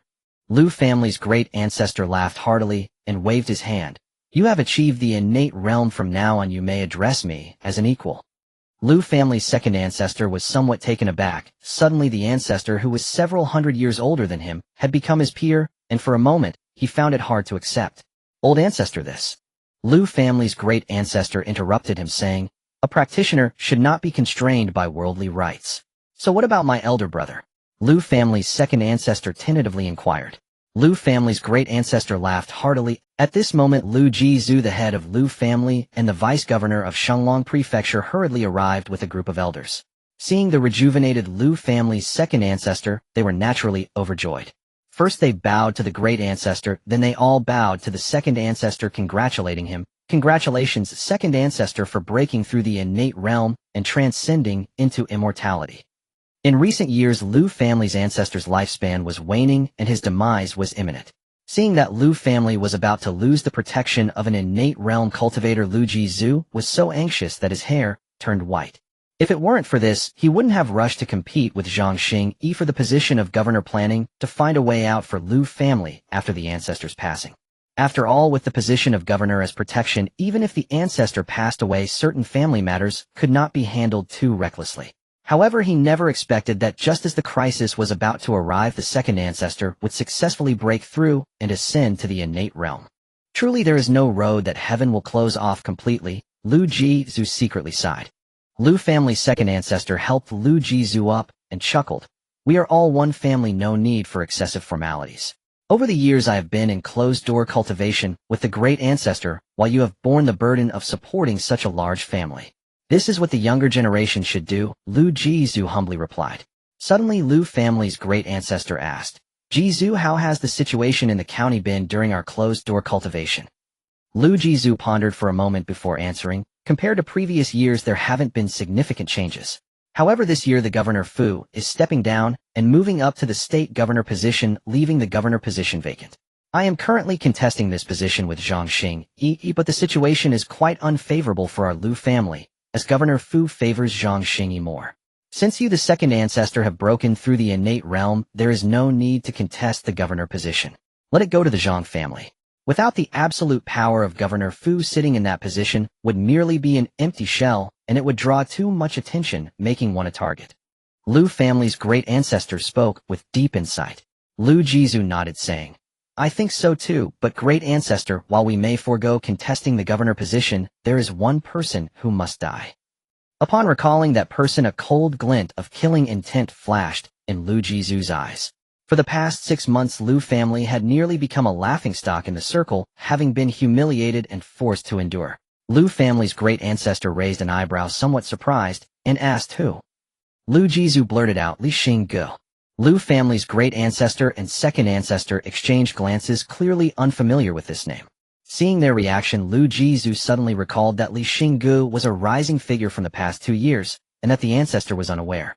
He quickly explained, this person hails from a small family and has emerged as a prodigy in our Shenglong prefecture over the past 2 years. At 18, he possesses the strength to slay a fully matured demonic beast. Governor Fu once said this person will surely reach the innate realm in the future. Lu family's great ancestor and second ancestor were slightly shaken, finding it hard to believe. 18 years old and possesses such strength. Yes, a member of our Lu family who had reached full vitality most likely also died at this person's hands. Lu Jizu gritted his teeth. Lu family's second ancestor furrowed his brow, perplexed, and asked, with such a prodigy, why would you have enmity with him? Lu Jizu sighed bitterly. I do not wish to have enmity with him, but he has aligned himself with the Zhang family, and it is because of him that our Lu family is at a disadvantage in the conflict with the Zhang family. Unable to bear it, I tried to suppress him, but unexpectedly, despite his young age, he possesses thunderous means which brought great embarrassment to our Lu family. I intended to take action personally to avenge this humiliation, but I was restrained by the Zhang family and could not act, leading our Lu family to become a laughingstock for others. Lu family's great ancestor slightly nodded. Then what do you plan to do? Lu Jizu took a deep breath, his voice laced with resentment. Since the second ancestor has broken through the balance of power between the Zhang family and our Lu family has reversed, I plan to personally go and eradicate this junior and his family so that the world knows the consequences of opposing our Lu family. Lu family's second ancestor pursed his lips and agreed. If someone like Fuss Governor values him so highly, then this Li Xingge is indeed extraordinary. Since we have enmity with such a person, he cannot be left alive. Jizu, I support you. Having received the second ancestor's support, Lu Jizu was evidently excited, saying, Thank you, second ancestor. I think this is still inappropriate. Lu family's great ancestor spoke up, and everyone turned their gaze toward him. Yuhing, you mentioned that this person is extraordinary.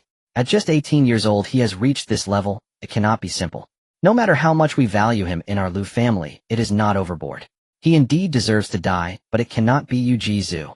Lu family's second ancestor and Lu Jizu widened their eyes in disbelief. The second ancestor said, Elder brother, what do you mean?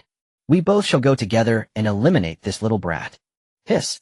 Old ancestor one who just reached full vitality, I alone am enough to handle this. Why trouble you two innate cultivators to kill a chicken with a bull's knife? Lu Jizu hurriedly said. He thought he had already regarded Li Xingge highly, but he never expected the great ancestor to be even more outrageous. What do you know? Lu family's great ancestor reprimanded sharply. You also said he is a young prodigy recognized by Governor Fu, not an ordinary person. If you fail to kill him and he escapes, how will our Lu family find peace in the future? Lu Jizu's expression changed. Although he was extremely confident in his strength, he was not afraid of 100 things, but feared one misstep. If he were to fail and allow Li Xingge to escape, then Lu family would truly face great troubles. If he lurked in the shadows and grew strong, it wouldn't be long before they would all die at his hands. Thinking of this, Lu Jizu felt a chill down his spine. He hurriedly cupped his hands and said, "Great ancestor, I was being short-sighted, nearly putting the family in danger." Lu family's great ancestor snorted coldly and then looked at the second ancestor. "Yuheng, you have just broken through and your realm is not yet stable. You should stabilize your realm in closed-door cultivation. Once you are out, we will go together to meet this junior." The second ancestor nodded, then it's settled.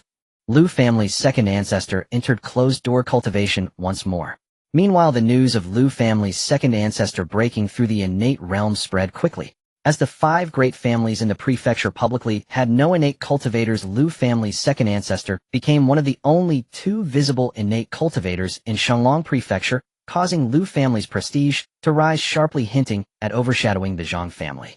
Moreover, the Li family also received news of Lu family's second ancestor breaking through the innate realm, and momentarily many high-ranking members of the Li family wore frowns.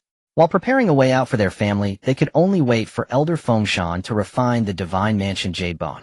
Once the Divine Mansion Jade Bone is completed, all difficulties will be resolved.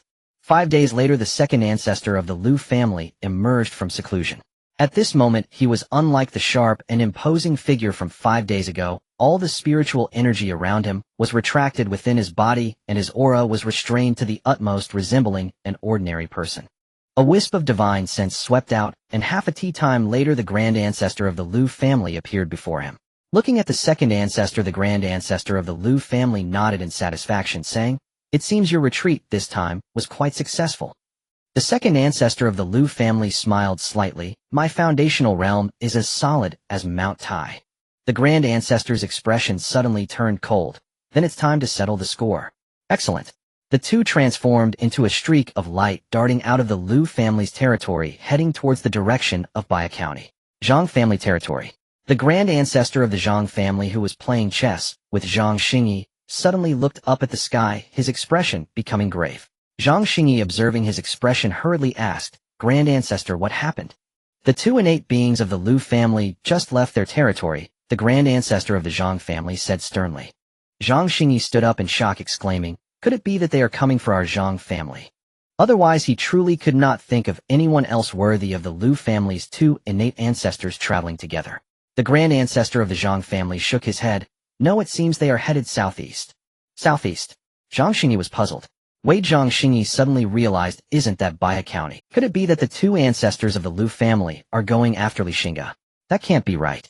What qualifications does Li Xingge have to warrant the simultaneous action of the 2 innate ancestors of the Lu family? Seeing your expression, do you know something? The grand ancestor of the Zhang family frowned. Zhang Xingge hesitated. "Grand ancestor, I'm not too sure." The grand ancestor's tone became stern. "Speak." "If the 2 ancestors of the Lu family are indeed heading southeast, I think they must be looking to trouble the Li family of Baihe," Zhang Xingge said, somewhat uncertain. The grand ancestor of the Zhang family racked his brain, but could not recall who the Li family of Baihe was. However, someone capable of uniting the 2 Lu family ancestors must not be a simple character, but he had indeed never heard of them. Could they be a hidden family? But that shouldn't be the case. He knew all the forces, big and small, in Shenglong Mansion. Zhang Xingge seemed to sense his ancestor's doubts, and quickly said, "Grand ancestor, the Li family of Baihe is just a small family." "Are you joking? A small family can attract the joint action of the 2 innate ancestors of the Lu family," the grand ancestor of the Zhang family replied irritably. Zhang Xingge was at a loss for words. "Grand ancestor, don't be anxious, let me finish. Although the Li family of Baihe is just a small family, they produced an extraordinary figure." The grand ancestor of the Zhang family grew increasingly perplexed. What remarkable figure could arise from a small family? Even if someone had exceptional talent, without sufficient resources for cultivation, they would only fade into obscurity. What resources could a small family provide to cultivate a genius? The remarkable figure I speak of is the head of the Baihe Li family, Li Xingge. He is 18 years old this year, yet possesses the cultivation of a fully matured qi and blood, and has slain more than one fully matured beast. The Mansion Lord has stated that in the near future he will be able to refer to him as a fellow Taoist. You can't doubt the Mansion Lord's vision, can you? The grand ancestor of the Zhang family twitched his mouth, clearly finding it hard to believe. However, he knew the Mansion Lord's judgment. Ordinary people couldn't even catch his eye. "If you hadn't said the Mansion Lord endorsed it, I would truly find it hard to believe," the grand ancestor of the Zhang family exclaimed. So the target of the two Lu family ancestors is this Xingge you mentioned. If they are indeed heading to Baya County, then it should be. The grand ancestor of the Zhang family suddenly realized. If that's the case, it makes sense. That old ghost of the Lu family has always been cautious like a turtle hiding its head. He only acts when he has absolute certainty. It's just a pity another young genius is about to fall in his prime. Zhang Xingge nodded, clearly in agreement with his ancestor's words. For a fully matured practitioner to survive the siege of two innate practitioners was akin to a fantasy. A young person gaining success is not a good thing. It can easily lead to arrogance and offending those who should not be offended, bringing calamity to himself and his family.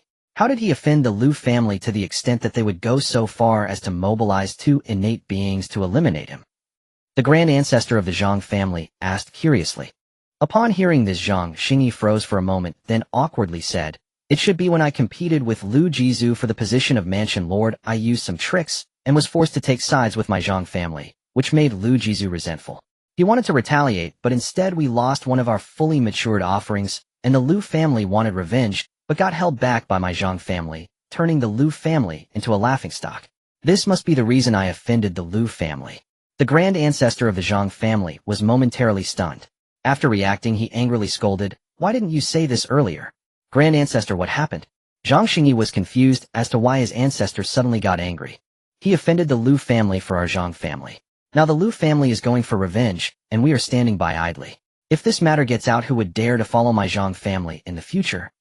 Zhang Xingge turned pale, saying, "But with only you, grand ancestor, you can't stop them." "Fool, why must we stop them? Just let the world see our Zhang family's stance." Zhang Xingge slapped his forehead. The grand ancestor is right. When he lifted his head again, the figure of the grand ancestor of the Zhang family was nowhere to be seen. In the high sky, the two ancestors of the Lu family were racing towards Qingfeng Valley at incredible speed. Suddenly, the grand ancestor of the Lu family broke into laughter, puzzling the second ancestor, who tilted his head and asked, "Elder brother, what are you laughing at?" "I laugh at the young and foolish of the Zhang family at their lack of strategy." The grand ancestor of the Lu family shook his head. "Foolish and dull, what do you mean, elder brother?" The grand ancestor of the Lu family wore a proud expression. "He that Xingge offended my Lu family because of the Zhang family. Now as my Lu family seeks trouble with Xingge, that young man actually chose to stand by idly. Just think what will happen to the reputation of the Zhang family when this matter gets out. Utterly disgusting." The second ancestor of the Lu family's eyes lit up. "Huh." However, in the next moment, the laughter of the grand ancestor of the Lu family abruptly ceased. Not far ahead, the grand ancestor of the Zhang family stood in the air looking at the two with a cold expression, saying, "Gentlemen, the path ahead is blocked. Please turn back." If it weren't for my impressive evasion technique, I would have suffered a significant loss at the hands of this old turtle. The grand ancestor of the Lu family replied, "You young man, you think too highly of yourself." The grand ancestor of the Zhang family set his expression unchanging as he added, "Then let's see who is stronger in the end. Do you really think I fear you, young lad? When I became innate, you were still a baby." As he spoke, a magnificent innate spiritual power surged forth, revealing an incredibly strong innate might, while the grand ancestor of the Zhang family stood his ground, showing no sign of retreat. The grand ancestor of the Lu family signaled to the second ancestor, who understood and bypassed the grand ancestor of the Zhang family, flying towards Baya County.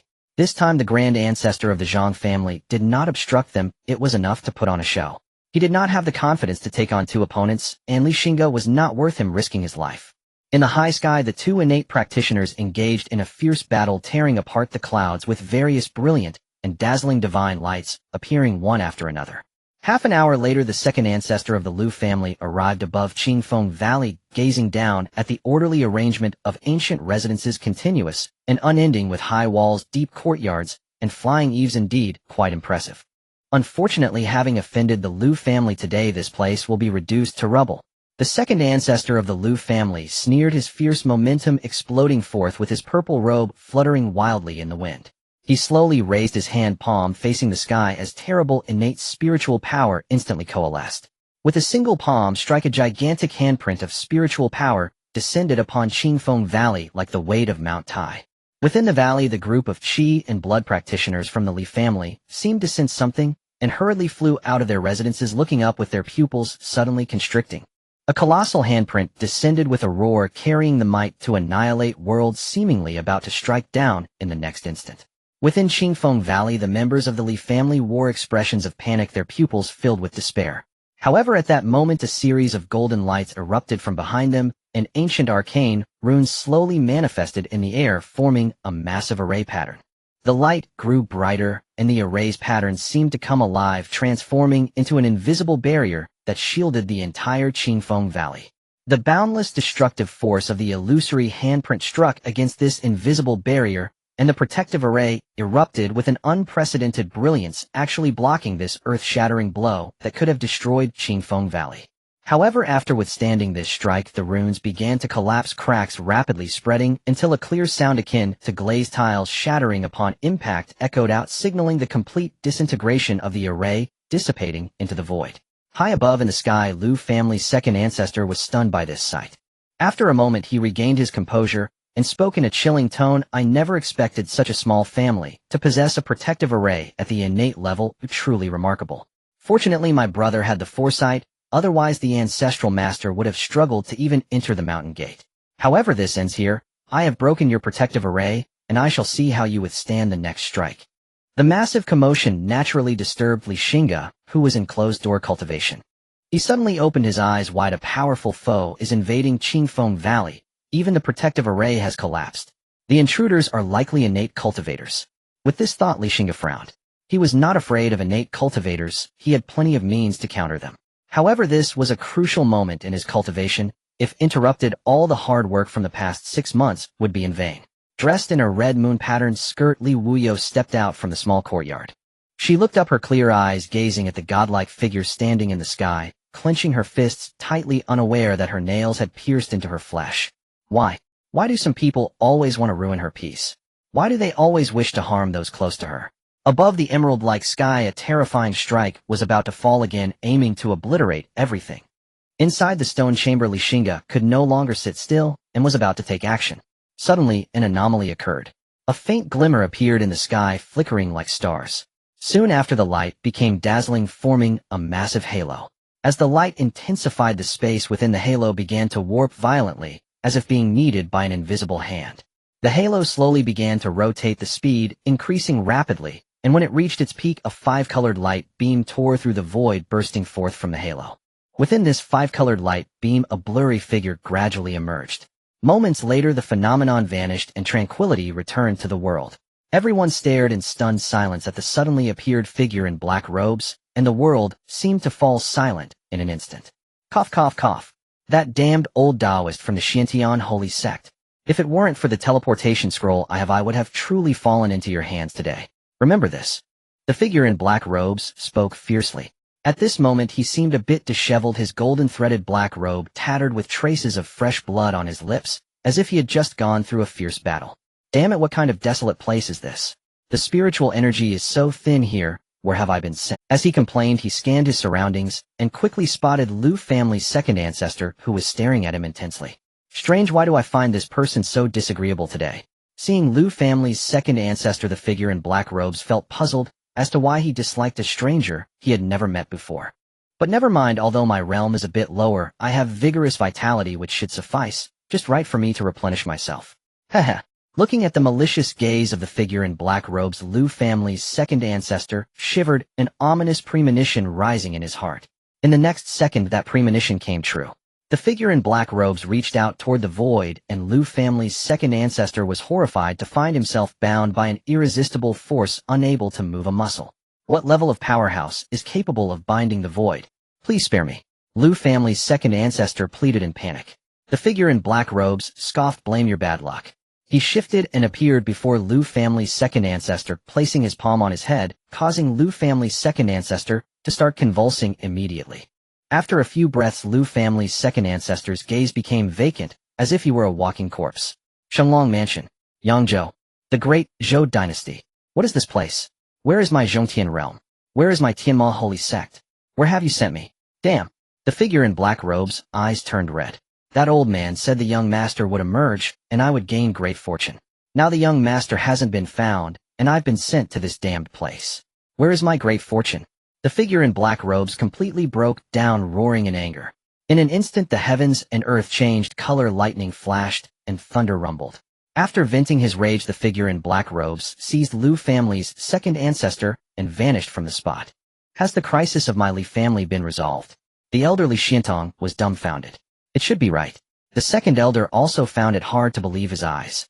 Just a second ago, the Li family was facing the threat of extermination, and in the next moment the perpetrator of the crisis was resolved by a sudden mysterious figure.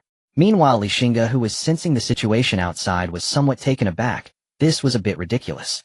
But soon a sense of urgency surged in his heart. Today the intruder attacking the Li family was clearly an innate true person already among the top existences in Xinglong Mansion. Yet such a powerful being was effortlessly toyed with by someone else. On the other hand, after battling with the Zhang family's ancestor, the Lu family's great ancestor returned to the Lu family estate. However, for some reason, he felt an uneasy sensation in his heart, his right eyelid twitching, as if something bad had happened. He rubbed his eyes and forced himself to comfort with Lu Yuhang's strength. Dealing with a small Li family should be a piece of cake. 1 hour passed. 2 hours passed. The unease in Lu family's great ancestor's heart not only did not dissipate, but intensified. With Lu Yuhang's strength, exterminating a Li family should not take this long. He should have returned by now. The only explanation is that something has happened to Lu Yuhang. Lu family's great ancestor's heart raced. He could no longer remain seated. A beam of light shot out from the Lu family estate. The Zhang family's ancestor, who was keeping an eye on Lu family's great ancestor, followed closely behind him, simultaneously guessing that there must have been an issue with Lu family's second ancestor. Given that Lu family's second ancestor had been gone for over 2 hours, the Zhang family's ancestor's heart trembled, and a bold suspicion arose in his mind. Lu family's second ancestor had met with misfortune. The patriarch of the Lu family arrived at Baihe County with unparalleled speed. Standing high above, he gazed into the distance at Qingfeng Valley, observing the vast and intact cluster of buildings below. The patriarch's heart sank completely. Lu Yuhang had indeed encountered trouble. A surge of fury welled up within him, and a violent spiritual power surged around the Lu patriarch. He stifled the impulse to annihilate Qingfeng Valley. After an internal struggle, he ultimately chose to leave his departing figure appearing extremely desolate and lonely. Since the Li family was capable of causing Lu Yuhang to suffer defeat, they were certainly capable of keeping him. The Lu family could no longer afford to lose another innate practitioner. Not far away, the ancestor of the Zhang family watched the fleeing light of the Lu patriarch, stroking his chin in contemplation. Upon returning to the Zhang family, the ancestor immediately summoned Zhang Xingge. Noticing that his ancestor appeared a bit off, Zhang Xingge hurriedly approached and asked ancestor, could it be that the Baihe Li family was annihilated by the Lu family's second patriarch? The Zhang ancestor shook his head. Zhang Xingge paused for a moment, then said, could it be that you made a move? The Zhang ancestor shook his head again. This left Zhang Xingge somewhat puzzled. What on earth had happened? The Zhang ancestor took a deep breath and slowly said, the Baihe Li family was not destroyed, rather the second patriarch of the Lu family has gone missing. Zhang Xingge's eyes widened in shock, exclaiming, how is this possible? The Lu family's second patriarch was an innate true person, an invincible existence within Xinglong Prefecture. I can hardly believe it, but the facts are as such. The disappearance of the Lu family's second patriarch did not bring the Zhang ancestor any joy. Instead, he wore a grave expression. The Li family is truly elusive. The deeper they hide, the greater their schemes. Xingge, we must be cautious of the Li family from now on. The Zhang ancestor narrowed his eyes. Zhang Xingge nodded gravely, saying, I understand, ancestor. The next day, news spread like wildfire among the various forces in Xinglong Prefecture. The Lu family's newly promoted innate practitioner went missing after confronting the Li family. Upon hearing this news, the entire Xinglong Prefecture was shaken. Innate practitioners stand at the pinnacle of the cultivation world in Xinglong Prefecture.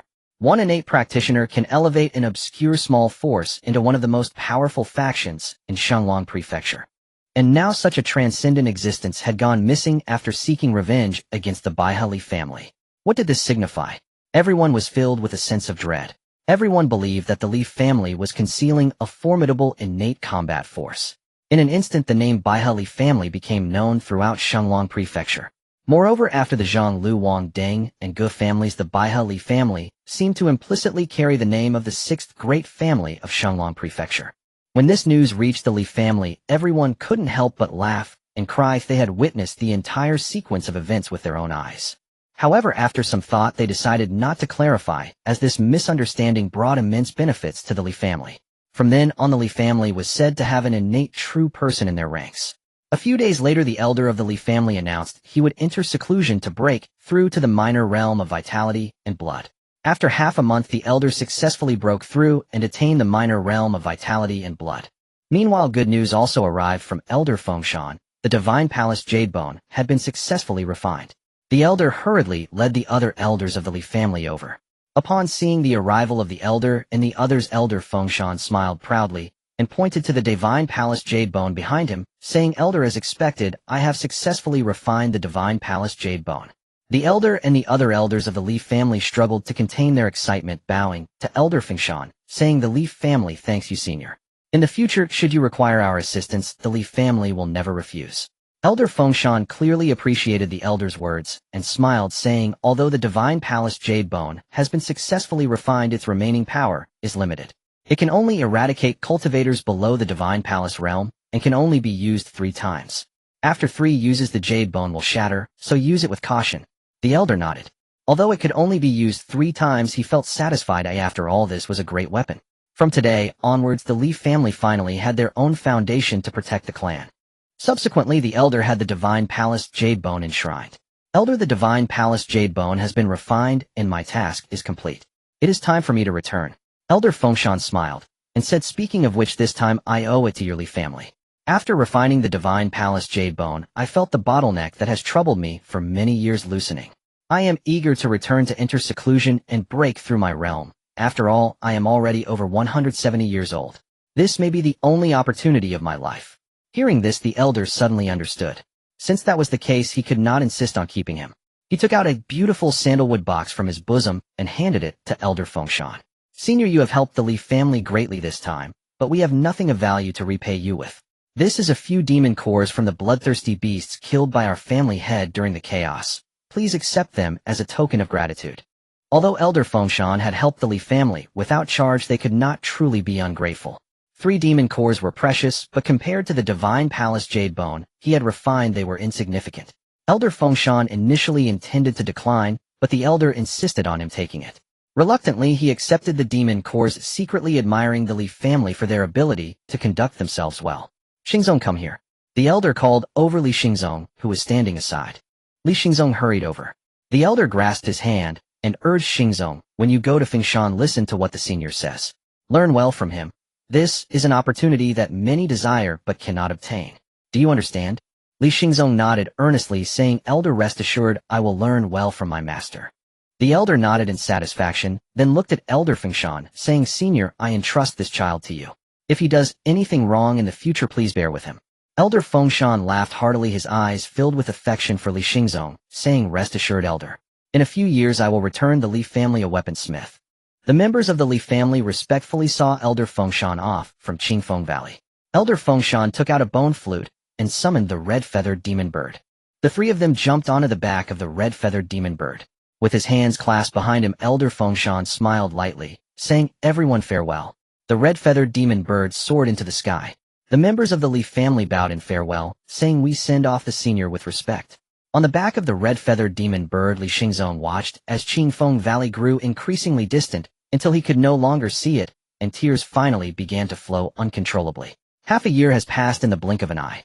During this time, the Li family, adhering to the principle of cautious development, has made tremendous progress and strength. First, the 3rd elder, 5th elder, and 6th elder of the Li family successively broke through the blood chi heavenly barrier and advanced to the blood chi realm. 2 early-stage blood chi cultivators came to seek refuge, one named Cheng Zhao, skilled with a long spear, and the other named Zhang, he proficient in various martial arts. Meanwhile, the situation in the capital city has also undergone significant changes. First, Fuyu, the lord of the Fu Manor, was promoted to the position of Sima in Yangzhou, leaving the lordship vacant. The Zhang and Lu families have been embroiled in continuous struggles over the lordship, with many forces falling victim to their conflicts. Half a month ago, the position of the lord was finalized, but to everyone's astonishment, the lord was neither Zhang Xingge of the Zhang family, nor Lu Jizu of the Lu family, but rather a person who was parachuted in from the provincial capital. This individual has been very low-key since arriving at the Shanglong Manor, rarely appearing in public and remaining quite mysterious. In Qingfeng Valley, the ancestral land of the Li family, a middle-aged man dressed in a green official robe sat in a swaying carriage surrounded by more than 10 knights, arriving at the entrance of Qingfeng Valley. He lifted the curtain and turned to gaze at the lush and picturesque Qingfeng Valley, secretly sighing, "What a wonderful feng shui treasure." Behind him, a knight rode forward towards the Li family's mountain gate. The Li family's cultivator stationed at the gate stepped forward and raised his hand, shouting, "Halt! Dismount!" The knight dismounted and took out a red, gilded invitation from his bosom, presenting it to the guarding cult. The latter quickly stepped forward, took the invitation, and upon opening it his pupils constricted instantly. "Please wait a moment, I will go inform the master right away." The knight clasped his hands and said, "Thank you for your trouble." This Li family cultivator had just entered the flesh realm and was quite skilled in lightness skills. In just the time it takes to brew half a cup of tea, the invitation appeared in the hands of the Li family's elder. After reviewing the invitation, the elder's expression changed slightly, and he summoned several elders of the clan to greet their guest. The waiting official in a green robe smiled softly upon seeing the arrival of the elder and dismounted from the carriage to welcome him. Upon meeting, the elder slightly clasped his hands and warmly said, "I did not expect the postmaster to personally visit. Our Li family has failed to give a warm welcome. Please do not take offense, esteemed postmaster." It turned out that this official in a green robe was the postmaster of Shenglong Manor. The postmaster chuckled. "I came uninvited. It was my intrusion." After exchanging pleasantries, they entered the valley and soon arrived at the reception hall. As everyone took their seats in turn, the elder first introduced the postmaster to the various elders of the Li family. After the maidservants served fruits and tea snacks, the elder smiled and asked, "May I inquire about the purpose of your visit, esteemed postmaster?" The postmaster picked up his teacup, took a sip, and asked with some confusion, "Where is your family head?" "The family head is currently in seclusion and cannot come out to greet you. Please forgive us, esteemed postmaster. If there is anything you wish to discuss, you can speak to me just the same," the elder replied with a smile. The postmaster nodded. Although he felt somewhat regretful for not meeting the legendary young prodigy of the Baihe Li clan, he began to speak about the purpose of his visit to Qingfeng Valley. "Elder, to be frank, I am here on behalf of the new lord of the manor." New lord of the manor. The expressions of the Li family elders showed some confusion. Their family had no prior dealings with this new lord. "Does the lord have any instructions?" The postmaster chuckled and shook his head. He took out an invitation from his bosom and handed it to the elders, saying, "On May 15th, the lord will officially take office, and has specifically invited the Baihe Li clan to attend the ceremony for the lord's appointment." The elder received the invitation with both hands, glanced at it quickly, and immediately replied, "Rest assured, esteemed postmaster, my Li family will definitely not be absent on the 15th of next month." Although the Li family had no prior connection with this new lord, they must give face to him, as he represents the postmaster nodded in satisfaction, and then spoke with a somewhat meaningful tone, "Elder, the relationship between the new lord and Fu Sima is quite strong, you know." The elder was taken aback for a moment, then realized, and his smile became even more enthusiastic. He clasped his hands and said, "Thank you for the reminder, esteemed postmaster. Fu Sima refers to the former Lord Fu Yu, and the Li family has a decent relationship with him. Therefore, after Fu Ye's resignation, the elder personally visited the capital to present a generous gift." The postmaster waved his hand dismissively, saying, "It's just a small matter." He revealed this information merely to curry favor with the Li family, as the Li family's influence in Shenglong Manor is quite considerable now. Not only is there a powerful innate ancestor overseeing the clan, but there is also a young prodigy, Li Xingge, representing two innate talents, which is only a matter of time. If he can gain the support of the Li family, his future path in Shenglong Manor will be much smoother. After chatting some more, the sky gradually darkened. The elder suggested that the postmaster rest for a night in Qingfeng Valley, but the postmaster declined, stating he had official business to attend to. Although the Li family insisted on keeping him, the postmaster's attitude remained resolute. Before leaving, two Li family cultivators brought a large box and placed it in the postmaster's carriage. The elder smiled and said, "Just a little local specialty. Please be sure to accept it, esteemed postmaster." This brought a smile to the postmaster's face. After leaving Qingfeng Valley, the postmaster's group headed straight back to the capital, eager to report back to the lord. Upon returning to the capital, the postmaster hurriedly entered the manor. "Lord, I have personally delivered the invitation." Inside the lord's mansion, the postmaster spoke with utmost respect to a middle-aged man sitting in a chair. The middle-aged man was wearing a red official robe embroidered with various flying birds and beasts, adorned with a black cap and a jade belt. He raised his head, revealing a square and imposing face, and said calmly, "What is the Li family like? Are they truly worthy of their reputation?" The postmaster clasped his hands and replied, "In response to the lord, from my observations, they are indeed deserving of their reputation. Their clan is filled with strong cultivators, with more than a dozen in the Blood Chi realm alone. They have an abundance of talent, including spirit plant masters, alchemists, and weaponsmiths, living up to the name of the sixth great family of Shenlong Manor. The Lord immediately became interested, leaning slightly forward and asking, "Have you seen the head of the Li family?" He was most concerned about the young prodigy his old friend had praised. "He is currently in seclusion. The Li family elder said he is attempting to reach a higher level, so I was unable to meet him," the postmaster said, spreading his hands with a somewhat regretful expression. Attempting to reach a higher level. The Lord's expression changed. Xingge had already achieved great success in the blood chi realm a year ago. If he were to break through again, wouldn't he attain the pinnacle of blood chi? Hiss. If that happens, it would be earth-shattering. Achieving the pinnacle of blood chi at 19 is something he couldn't even dare to imagine. No wonder his old friend who holds high standards valued this young man so much. "What is the Li family's attitude towards me?" The postmaster replied honestly. "At first their attitude was somewhat indifferent, but after I hinted at your relationship with Fu Sima, they became much more enthusiastic. Do you think the Li family can be of use to me?" The postmaster pondered for a moment, and then replied, "The Li family has recently risen to prominence. Their foundation, mainly within a single county, and their background is too shallow. If the Lord offers them significant benefits, they might be persuaded to serve you." The Lord stroked his chin thoughtfully, considering the postmaster's words. In the past half-month since arriving at the Shenlong mansion, although he had kept a low profile, he had not been idle, or at least he had gained a clear understanding of the general situation within the Shenlong mansion. The various factions within the Shenlong mansion were countless, but the most powerful, holding the real authority, were still the six prominent families of the mansion city.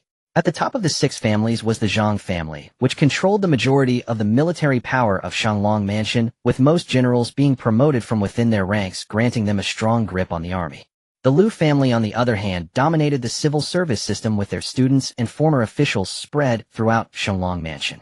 The Wang family had a third-tier alchemist among them, enjoying a transcendent status, remaining aloof and uncontentious. The Xie family found themselves embroiled in a crisis as the branch family and the main family battled for supremacy, leaving them preoccupied. The Gu family, after the death of its only innate ancestor in recent years, had become a hidden entity in Shenlong mansion. If it weren't for a direct daughter marrying into a notable family in the prefecture, they might have already been expelled from the six families. And the last one was the Li family, which had risen in prominence over the past 2 years. The rise of the Li family was attributed to two key figures: the young prodigy Li Xingge, and the hidden ancestor of the Li family, who was rumored to be capable of slaying innate masters. During these 2 years, the Li family showcased remarkable expansion, stretching from Baya County to Liu family's Dong County, where they achieved a sweeping victory in the battle for dominance, gaining control over Dong County, and now they had a solid foundation in 2 resource-rich counties. Since they aimed to expand, it was inevitable that they would clash with the Zhang or Liu families. This was a situation he could manipulate to his advantage to win over the Li family and gain their support. With this thought, a glimmer of sharp light flashed through the deep-set eyes of the mansion lord. Time passed swiftly. In the blink of an eye, it was the 10th of May. Due to the long distance to the mansion city, the Li family planned to set off a few days in advance. Naturally, the Li family needed to send a significant figure to attend the mansion lord's ceremonial reception, otherwise it would be seen as a slight. Therefore, after discussions among the senior members of the family, it was decided that the Grand Elder would personally head to the mansion city, accompanied by the 6th Elder Li Yanzhao and over 30 Li family cultivators. Early in the morning, the Grand Elder and his entourage left Qingfeng Valley, heading towards the mansion city. The journey was calm, since the strength of the Grand Elder and his companions deterred any would-be troublemakers.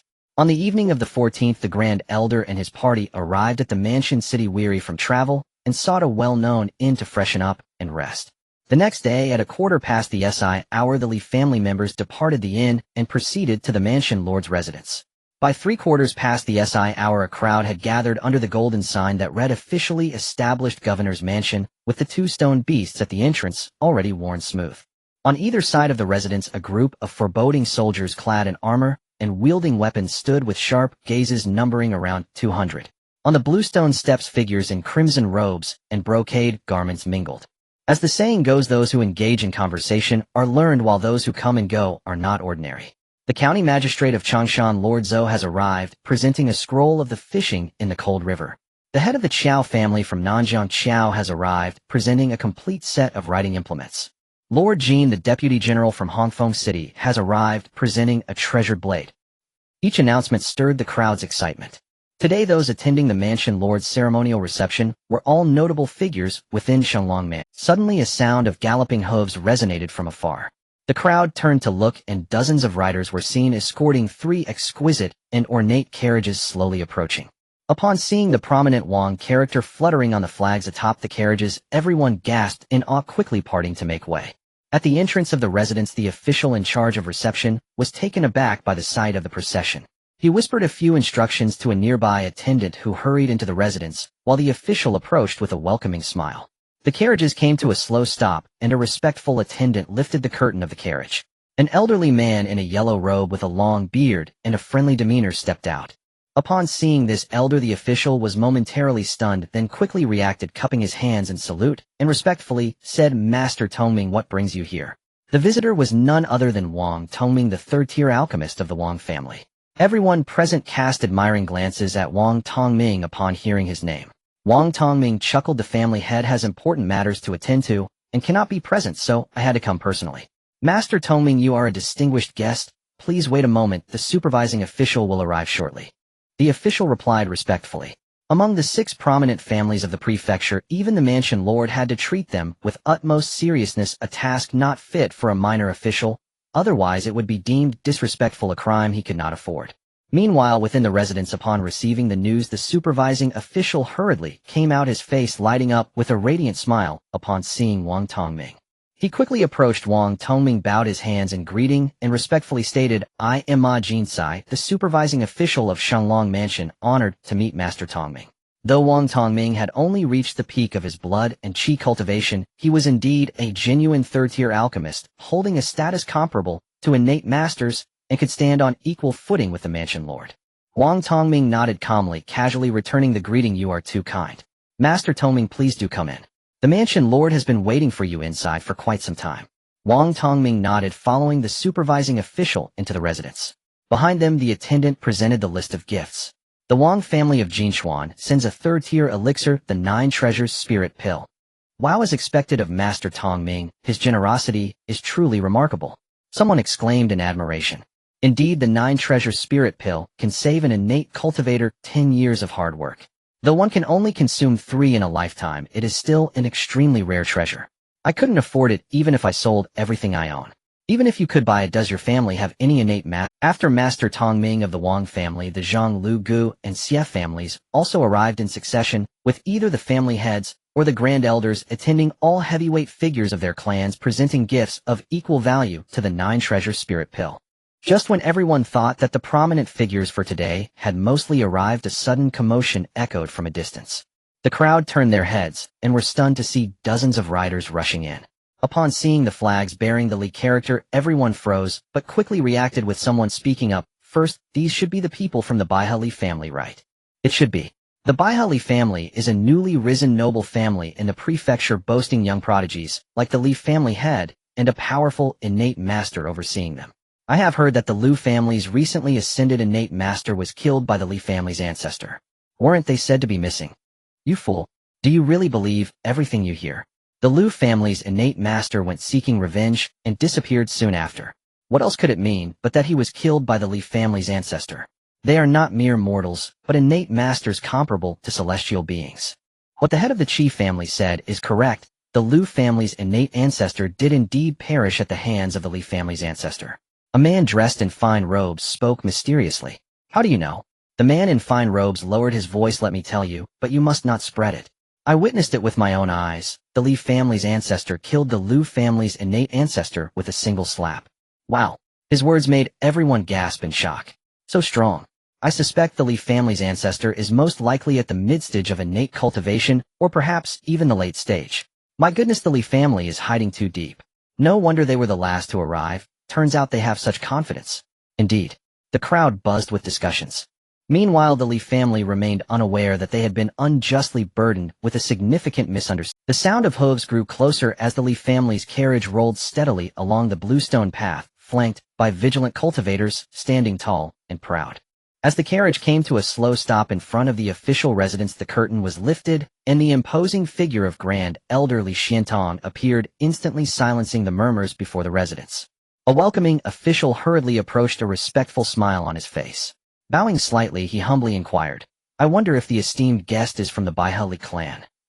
This is Grand Elder Li Xiantong and 6th Elder Li Yanzhao of the Li family here at the invitation of the esteemed governor to attend the ceremonial event. A Li family cultivator introduced loudly. I have seen both elders. The official bowed, even lower. The Grand Elder glanced at the obsequious official and nodded indifferently. He couldn't help but reflect that just 2 years ago this person was beyond the reach of the Li family. Now everything had turned upside down. How unpredictable the world is. The official, unfazed by the Grand Elder's apparent arrogance, felt that this was the demeanor expected from a top-tier powerful clan. Upon receiving news of the Li family's arrival, the postal supervisor Ma Jinkai emerged from the official residence with a beaming smile. Grasping the Grand Elder's hand, he warmly exclaimed, "Grand Elder, it feels like ages since we last met." The Grand Elder laughed heartily, and after exchanging a few words, the postal supervisor led the Grand Elder and his party into the residence. The Grand Elder and 6th Elder of the Baihali clan have arrived, presenting a scroll of junior-level martial arts as a congratulatory gift for the governor. Outside the residence, the crowd erupted in excited chatter. Wow, a junior-level martial arts technique, the Li family is indeed generous. Someone exclaimed, nearly wide-eyed at the gift presented to the governor. Who would dare say the Li family lacks foundation? They are not inferior to the 5 great clans at all. The 6th great clan of Xingge, the Baihe Li clan, truly lives up to its name. After entering the residence, the postal supervisor brought Li Xiantong and the others to a luxuriously decorated courtyard to rest briefly, informing them that the banquet would officially commence at 3 o'clock. After giving his instructions, he departed as he had many matters to attend to. At 2:30, an official, first bowing in greeting, he said respectfully, "Esteemed guests, the banquet will commence in 15 minutes. The postal supervisor has sent me to guide you to the banquet hall." The Grand Elder nodded. Following the lead of the official, the Grand Elder and 6th Elder proceeded to the banquet hall, while the rest of the Li family members lacking the qualifications to attend such a high-profile banquet were taken to a side hall for their meal. Passing through numerous pavilions and towers, the group arrived at the banquet hall. Inside, the hall was nearly full with guests seated according to their ranks. Today, those who could attend the banquet in this hall were all distinguished families of Xingge, the gentry and elites. As the heavy doors slowly opened, the 2 Grand Elders immediately attracted the attention of many. Some guests, seeing the unfamiliar faces of the 2 Li family elders, displayed expressions of confusion, beginning to speculate on their identities. When they saw the official leading the 2 directly to the front row seats, the guests had already formed a rough guess about their identities. The guests from the 5 great clans looked at the 2 Grand Elders with varied expressions. "Esteemed guests, this is the seating arranged for you by the postal supervisor," the guiding official said respectfully. The Grand Elder slightly nodded, saying, "Thank you for your trouble." He surveyed the crowd, met with the gaze of numerous attendees, smiled lightly, and then gracefully took his seat. Beside him, Li Yanzhao followed suit, both seemingly unbothered by the awkwardness of attending the county's grand banquet for the first time. It was expected that a newly wealthy family would be flustered at their first high-profile banquet, but to everyone's surprise, the Li family members remained composed, disappointing those eager to see them falter. After sitting down, the Grand Elder closed his eyes slightly, resting his mind oblivious to everything. Meanwhile, the guests began to whisper among themselves. Though their voices were low, the Grand Elder could easily tell they were discussing him. In the lower right corner, the Deputy Governor, Lu Jizu, watched the calm demeanor of the Li family Grand Elder, his expression somewhat grim. He gestured with his eyes to a middle-aged man in a blue robe adorned with gold thread not far away, whose expression instantly soured. However, he dared not go against the wishes of the clan leader, and with a silent curse, he steeled himself to stand up. He approached Grand Elder Li Xiantong and asked, "May I inquire who you are?" Li Xiantong opened his eyes and looked at the seemingly unfriendly middle-aged man before him, responding in a calm voice, "I am Li Xiantong, Grand Elder of the Baihali clan." The middle-aged man showed an expression of shock, exaggerating his demeanor. "I have heard the name of the Baihali clan so many times it has become familiar to me. But does the Li family have no one else? Or do you underestimate the esteemed governor and fail to send a decent expert? Or perhaps your Li family is merely a hollow clan?" The contempt in his words was unmistakable. Most of the guests present began to relish the middle-aged man's provocation of Li Xiantong, many of whom held no goodwill toward the Li family. Ultimately, it was the Li family's rapid rise that incited their jealousy. While those ancient families with thousands of years of heritage may be acceptable, how could a clan established only 200 years ago in just 2 years rise to their level and stand shoulder to shoulder with millennia-old clans? Many were eager to see the Li family's misfortune. The head of the Lu family, Deputy Governor Lu Jizu, could hardly hide the smile creeping at the corners of his mouth, knowing that the Li family's reputation was about to be tarnished. The Grand Elder's expression suddenly turned cold. He had no enmity with this middle-aged man, yet here, he was inexplicably provoking him clearly under someone else's instigation. The only enemy the Li family had in the county was the Lu family. After glancing at Lu Jizu, the smile on the latter's face made the Grand Elder understand everything. Since they wanted to use him as a pawn, he would not hold back. The Grand Elder scoffed softly, placing one hand behind his back. Seeing the Grand Elder rendered speechless, the middle-aged man grew even more arrogant, believing the Li family was merely a paper tiger, great in name, but lacking the strength to match it. How could such a family rise above them? Just as he was about to continue his attacks, the Grand Elder suddenly unleashed a palm strike, a powerful surge of blood energy enveloping his palm, the force of his strike crashing through the air like a raging tide, accompanied by a deafening tiger's roar that seemed to tear apart the very air of the banquet hall. In a panic, the middle-aged man tried to channel his blood energy to defend himself, but before the violent palm force, he appeared so frail, like a paper screen instantly torn to shreds. Before the palm force even reached him, the middle-aged man felt an overwhelming sense of pressure bearing down on him, as if a ferocious tiger with its jaws wide open was about to swallow him whole. A flicker of terror flashed in his eyes, but he had no time to react. The Grand Elder's palm struck directly at his dantian, sending his body flying like a kite, with a broken string crashing hard against the wall of the banquet hall. The middle-aged man fell to the ground, spitting out a mouthful of blood in panic. He hurriedly sensed his dantian, only to find it shattered and riddled with holes from the overwhelming palm strike. His cultivation was lost. In a world where cultivation devours lives, losing one's cultivation spells certain doom. The middle-aged man's face turned pale instantly. Unable to accept the collapse of his cultivation, he spat out another mouthful of reverse blood. His eyes rolled back as he fainted completely. All of this transpired in an instant, leaving the crowd in shock. The middle-aged man had already been crippled by the Grand Elder. The gazes directed at the Grand Elder of the Li family now held a hint of reverence. The middle-aged man was the head of the Rin family, a vassal clan of the Lu family in the capital city, and had reached the minor accomplishment of qi and blood, standing on equal ground with this Grand Elder. Yet in front of the Grand Elder he could not withstand even a single strike. Although there were suspicions of a sneak attack, this was enough to demonstrate the Grand Elder's strength. Moreover, the martial technique used by the Grand Elder was exceedingly remarkable, likely having reached the profound tier. Otherwise the head of the Rin family would not have been utterly defenseless even when ambushed. Profound tier martial techniques are exceedingly rare, even among the 5 great families of the capital. Is the Li family really just a clan that has been established for 200 years? Could a family that has been established for 200 years possess such depth? You Li family have some audacity, daring to injure someone during the ceremony of receiving the seal from the Lord of the capital. Do you no longer regard the Lord of the capital? The Deputy Governor Lu Jizu slammed his palm on the table, filled with a mix of surprise and fury. Although he appeared extremely angry inside, he was overjoyed. He initially just wanted to embarrass the Li family, to put them in a difficult position, but he did not expect the Li family to be so stubborn. If he could leverage this situation, well, perhaps he could place the Lord of the capital on the opposing side of the Li family. Then the pressure on his Lu family would significantly lessen. Facing the furious deputy governor, a powerful cultivator at the peak of qi and blood, the Grand Elder spoke with calm dignity, saying, "Those who insult others shall be insulted in return. Deputy Governor, I merely crippled his cultivation. I did not kill him. I have already shown respect for the Lord of the capital." The deputy governor, furious to the point of laughing, repeated, "Good," 3 times while an ominous aura emanated from him. Lu Jizu squinted and drew the sword at his waist angrily, saying, "You Li family, do you think my sword is ineffective?" Hearing this, Li Xiantong erupted in anger, slamming his palm on the table. "The sword of the Li family is by no means ineffective." If this were before, Li Xiantong might have shown some hesitation. But now, with the clan's guardian artifact in hand, he felt emboldened.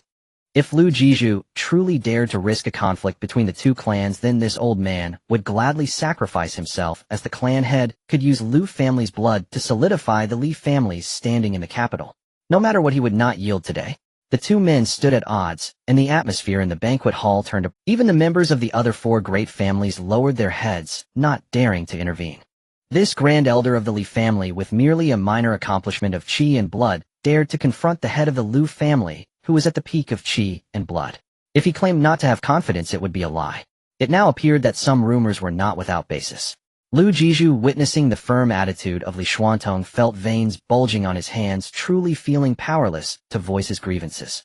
This was a difficult situation. If he took action against Li Xuantong, a battle between the Lu and Li families would be inevitable. The Li family possessed innate level combat power. Lu Jiju had no doubt, for he was well aware that his second ancestor never returned after provoking the Li family. The Lu family might not be able to handle the Li family, and with the Zhang family lurking nearby, one misstep could lead to the clashing of clans, while the fisherman benefits. But if he refrained from taking action, his Lu family would lose face. Damn it, he truly did not expect a mere minor accomplishment of qi and blood to be so audacious. In Lu Jizu's dilemma, a hearty laugh suddenly echoed from outside the banquet hall. Gentlemen, you are all my esteemed guests, why draw swords at each other? Put down your weapons. Everyone quickly turned to the banquet hall to see a newly appointed lord of the capital dressed in a bright red official robe entering through the main door with an imposing demeanor. Beside the lord of the capital walked a middle-aged man with bronze skin and slightly sunken eyes, dressed in a simple cloth robe, followed by a boy just over 10 years old. To everyone's astonishment, this middle-aged man was half a step ahead of the newly appointed lord of the capital. Hiss! This detail startled everyone. What did this imply? It suggested that the status of this middle-aged man was even above that of the lord of the capital. Yet he looked so unfamiliar. Who exactly was he?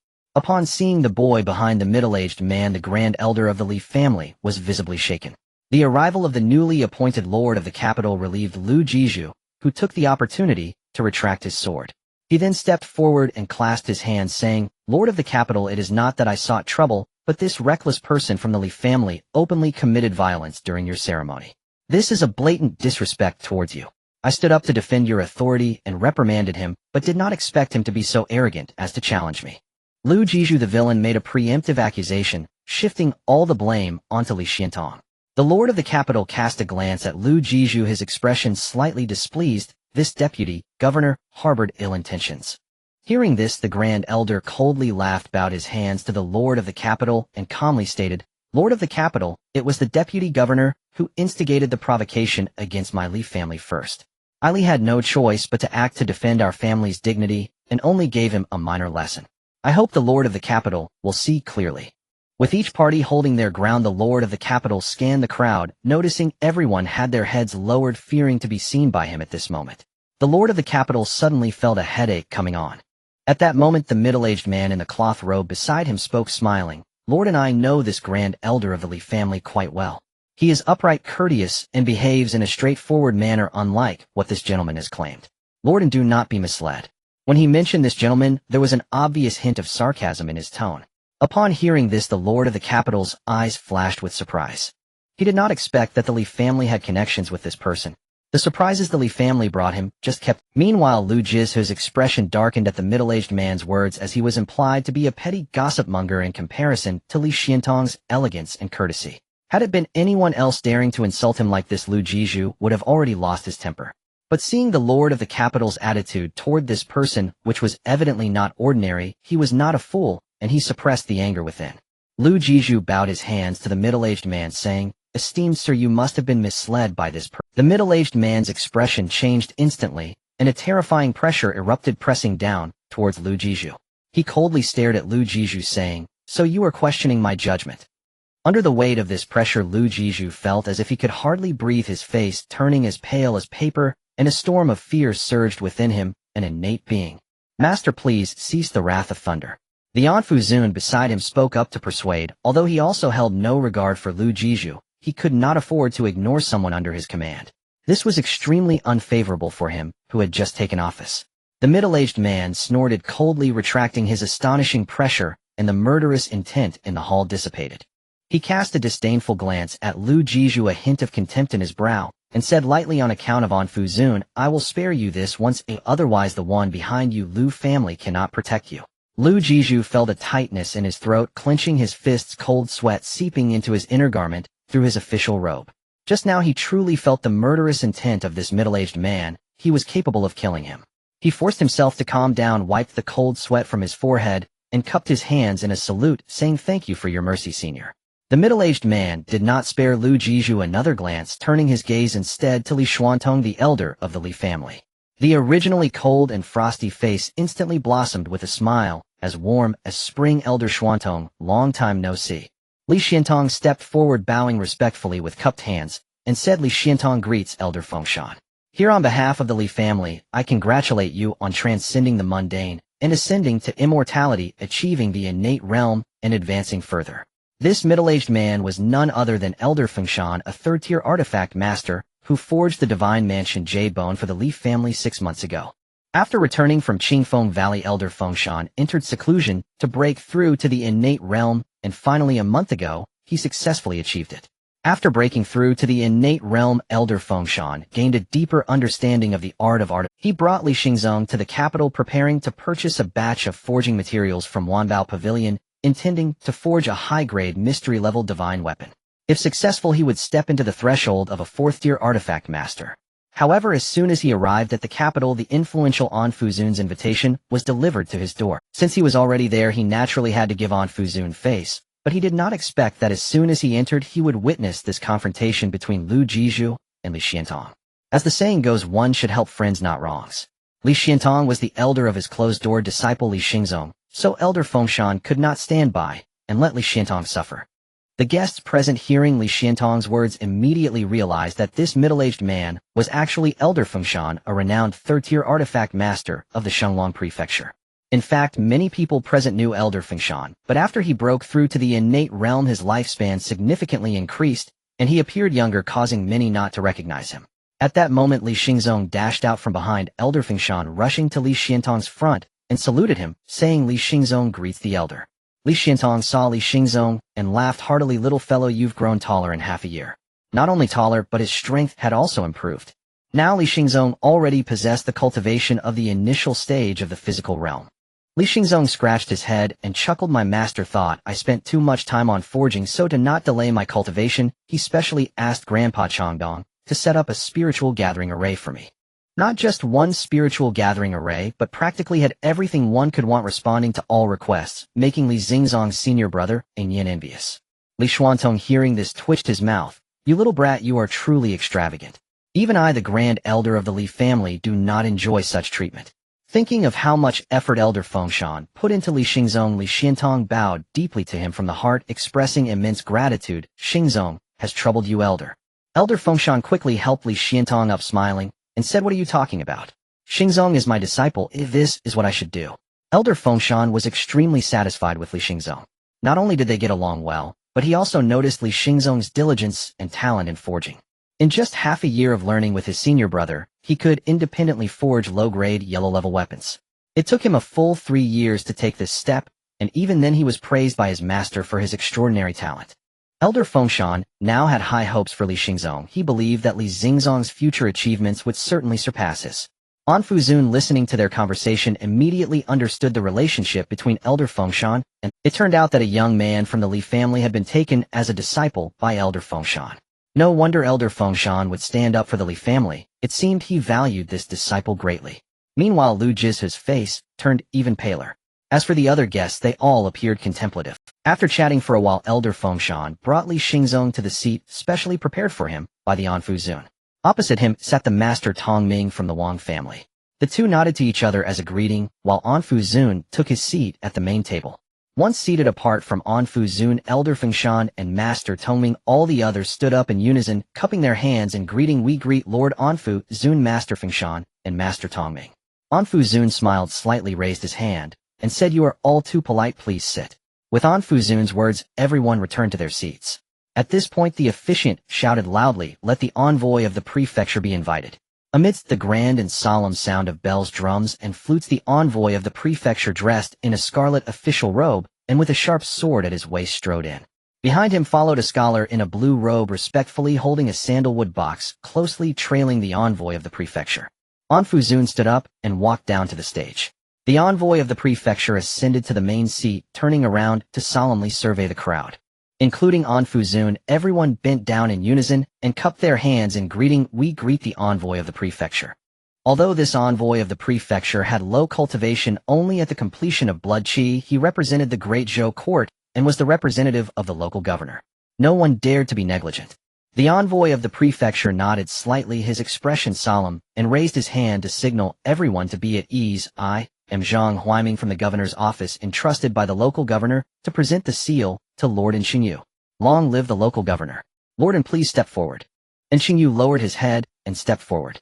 The envoy of the prefecture took the sandalwood box from the scholar in blue and opened it, retrieving a vermilion official seal. The official seal was square, appearing unremarkable, yet the moment it appeared, everyone felt a slight palpitation. This official seal not only symbolized the highest authority of a prefecture, but also had reached the intermediate level of the mystery rank, possessing immense power. It is said that the local governor's state seal has reached the earth rank, having nurtured a spirit of the artifact. Even a trace of its residual power can crush innate cultivators. The envoy of the prefecture attached the governor's seal to Xingge's jade belt. As the seal was returned to its place, Xingge felt an overwhelming power in his grasp. He straightened up, and everyone bowed once more. Congratulations to Lord Fuzun on officially taking office in Shanglong Prefecture. Better to be the head of a chicken than the tail of a phoenix. And Xingge enjoyed the worship of everyone, feeling a sense of gratitude. Everyone please rise. Thank you, Lord Fuzun. As the new official, I am here for the first time. You are all prominent families in Shanglong Prefecture, gentry and elites. In the future, I will govern Shanglong Prefecture, and I will need your strong support. With the ceremony of receiving the seal concluded, the banquet officially began. Amidst the lively melodies and graceful dances, people began to engage in conversation with those around them over fine wine. As a qualified leader of a power, one would not miss any opportunity to forge connections. Elder Xuantong, your demeanor today truly impresses me. Ooh, I must toast to you. Zhang Xingge said with a smile as he approached Li Xuantong holding a wine cup.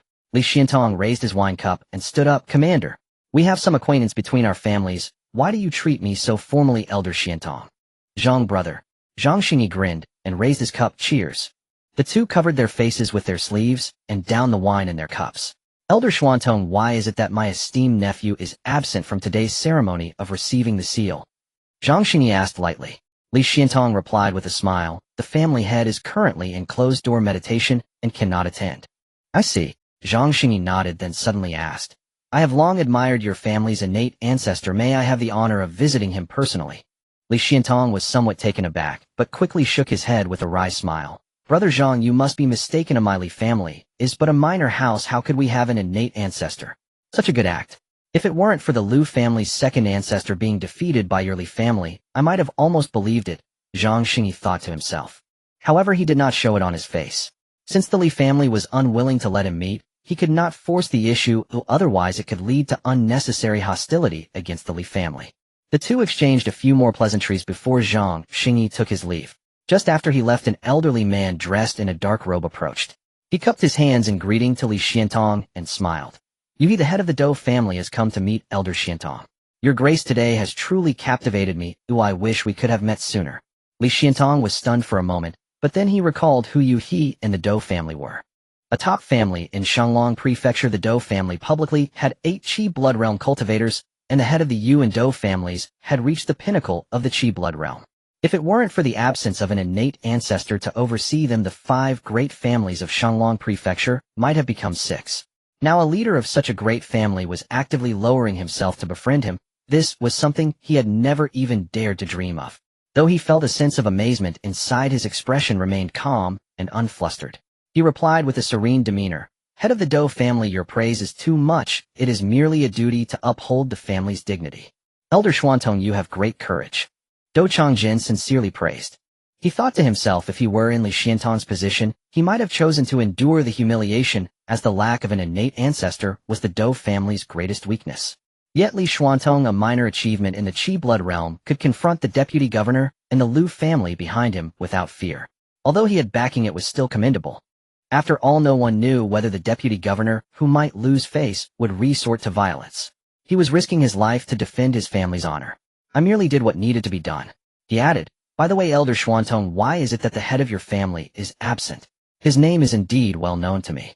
Li Xuantong smiled with pride and replied, My family head has been in closed-door meditation for quite. Dou Changjin sighed inwardly upon hearing this. Such a gifted talent, and so diligent. It seems this Shanglong Prefecture will soon have an extraordinary figure. At the age of 18 or 19, which is when youth is full of vigor, yet Li Xingge can endure solitude and focus on his practice. One can hardly imagine how great his future achievements might be. With this thought, Dou Changjin began to formulate some ideas, but today's occasion was somewhat inconvenient. After Dou Changjin, many other leaders of various powers came to chat with Li Xuantong, all displaying a warm attitude, and many weaker factions subtly expressed their desire to curry favor. Lu Jizu watched this scene coldly, secretly clenching his fist, the wine cup in his hand crushed into powder. An hour later the banquet concluded and guests gradually exited. As Li Xiantong was preparing to return to Qingfeng Valley, the supervisor suddenly called out to him, "Elder Xuantong, please wait." Li Xiantong turned around in confusion. What does the supervisor have to instruct? "The governor requests your presence. Please follow me."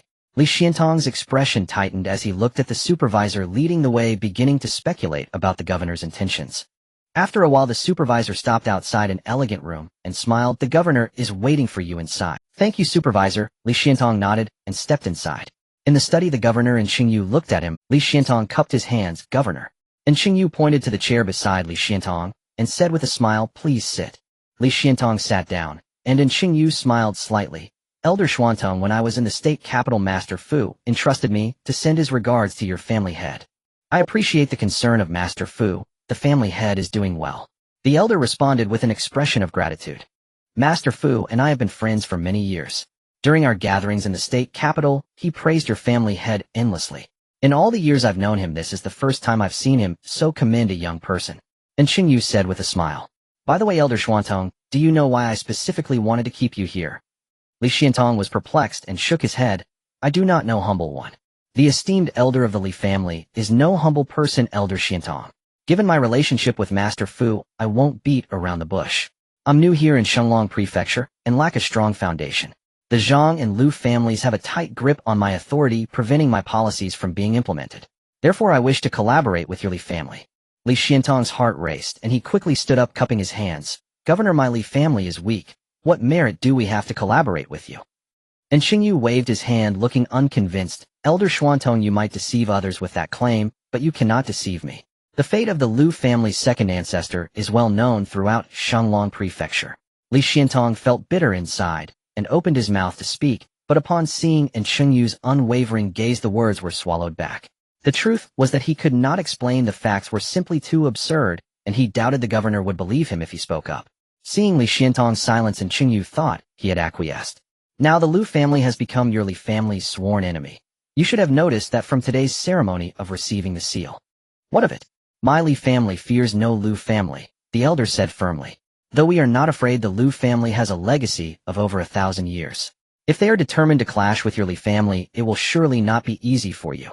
Hearing this, the elder felt a sinking sensation in his heart. The Lu family had been established for over 1,000 years with tens of thousands recorded in their genealogy, and the collateral branches were innumerable. On the surface, they boasted more than 30 Qi blood realm cultivators. If one were to add in the affiliated powers, they could certainly be deemed a giant.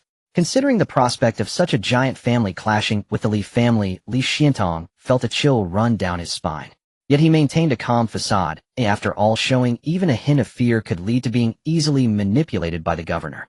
And Xingge observed Li Xiantong carefully and noted his composed expression, making him uncertain. After a moment, Li Xiantong finally spoke slowly. "What does the governor have in mind for collaborating with my Li family?" Hearing Li Xiantong speak, Xingge finally let out a sigh of relief. He replied slowly, "The Zhang and Lu families have deep roots in both military and political spheres of Shenglong Prefecture. Despite their many conflicts, whenever I try to intervene in military or political matters, they set aside their differences and unite against me. These noble families are indeed like parasites of the nation, so I want your Li family's support to reclaim control over military and political power in Shenglong Prefecture." "What can my Li family gain from this?" Li Xiantong squinted as he inquired. "The military and political authority of Baihe County, Dong County, and Shixian County will be entirely granted to the Baihe Li clan. Additionally, your Li family may choose a high position in the prefectural city." Li Xuantong's heart trembled slightly, and after a moment of contemplation he slowly shook his head. "I'm sorry, Governor, this matter is of great importance and requires the family head's decision. I do not have the authority to agree." And Xingge waved his hand dismissively. "No worries, time is on our side. I am not in a hurry." Half an hour later the supervisor escorted Li Xiantong and the others out of the official residence. Before leaving, Li Xiantong looked back at the 5 characters that read Chizeo Junshifu and squinted, a cold smile forming in his heart. "Governor, you seem to have forgotten my Li family is also one of those so-called parasites you mentioned. I didn't update yesterday as I was dealing with my father's affairs. Thank you all for your concern during this time. Please bear with me, I will do my best to keep updating. If I really can, I hope everyone understands." Several days later the senior elder and his entourage returned to Qingfeng Valley. Upon re-entering the clan's territory, their first act was to convene an assembly of the clan elders. The senior elder recounted the events of their journey to the prefectural capital, including the newly appointed prefect and Xingge's proposal to ally with the Li clan in subduing the Zhang and Lu clans. Upon hearing this, all the elders voiced opposition, a reaction entirely anticipated by the senior elder for prefect and clearly bore the air of a man ill at ease with restraint. His open hostility toward the Zhang and Lu clans betrayed his nature. Should the Li clan indeed assist him in crushing them, he would likely turn his gaze, and his power, upon the Li clan next. Prefect had acted too hastily. Though unanimous in dissent, the elders did not intend to rebuff him outright. Such a momentous decision ultimately rested with the Li clan's patriarch alone. Prefect had acted too hastily.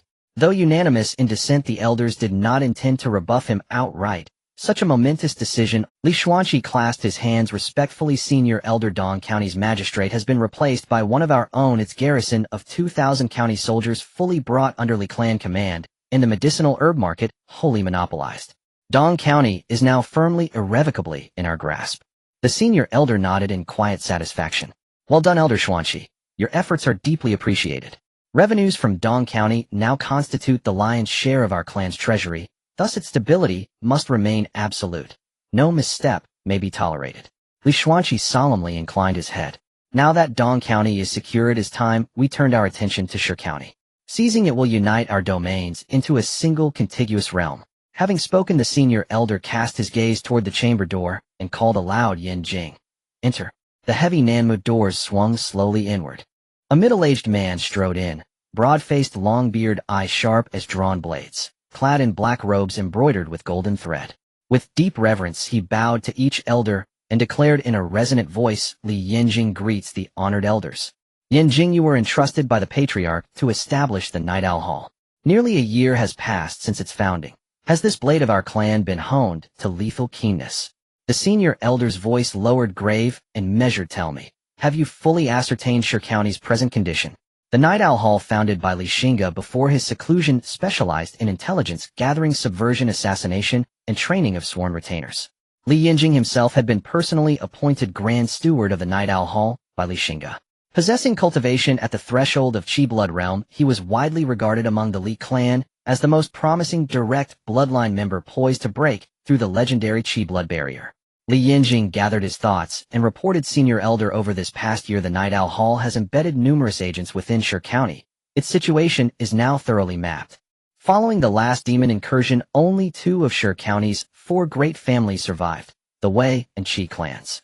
Ostensibly, they field 3 Qi blood cultivators, 2 from the Wei clan, 1 from the Qi clan. Yet our investigation uncovered a 4th, an elder patriarch of the Qi clan secretly cultivated to mid-stage Qi blood mastery.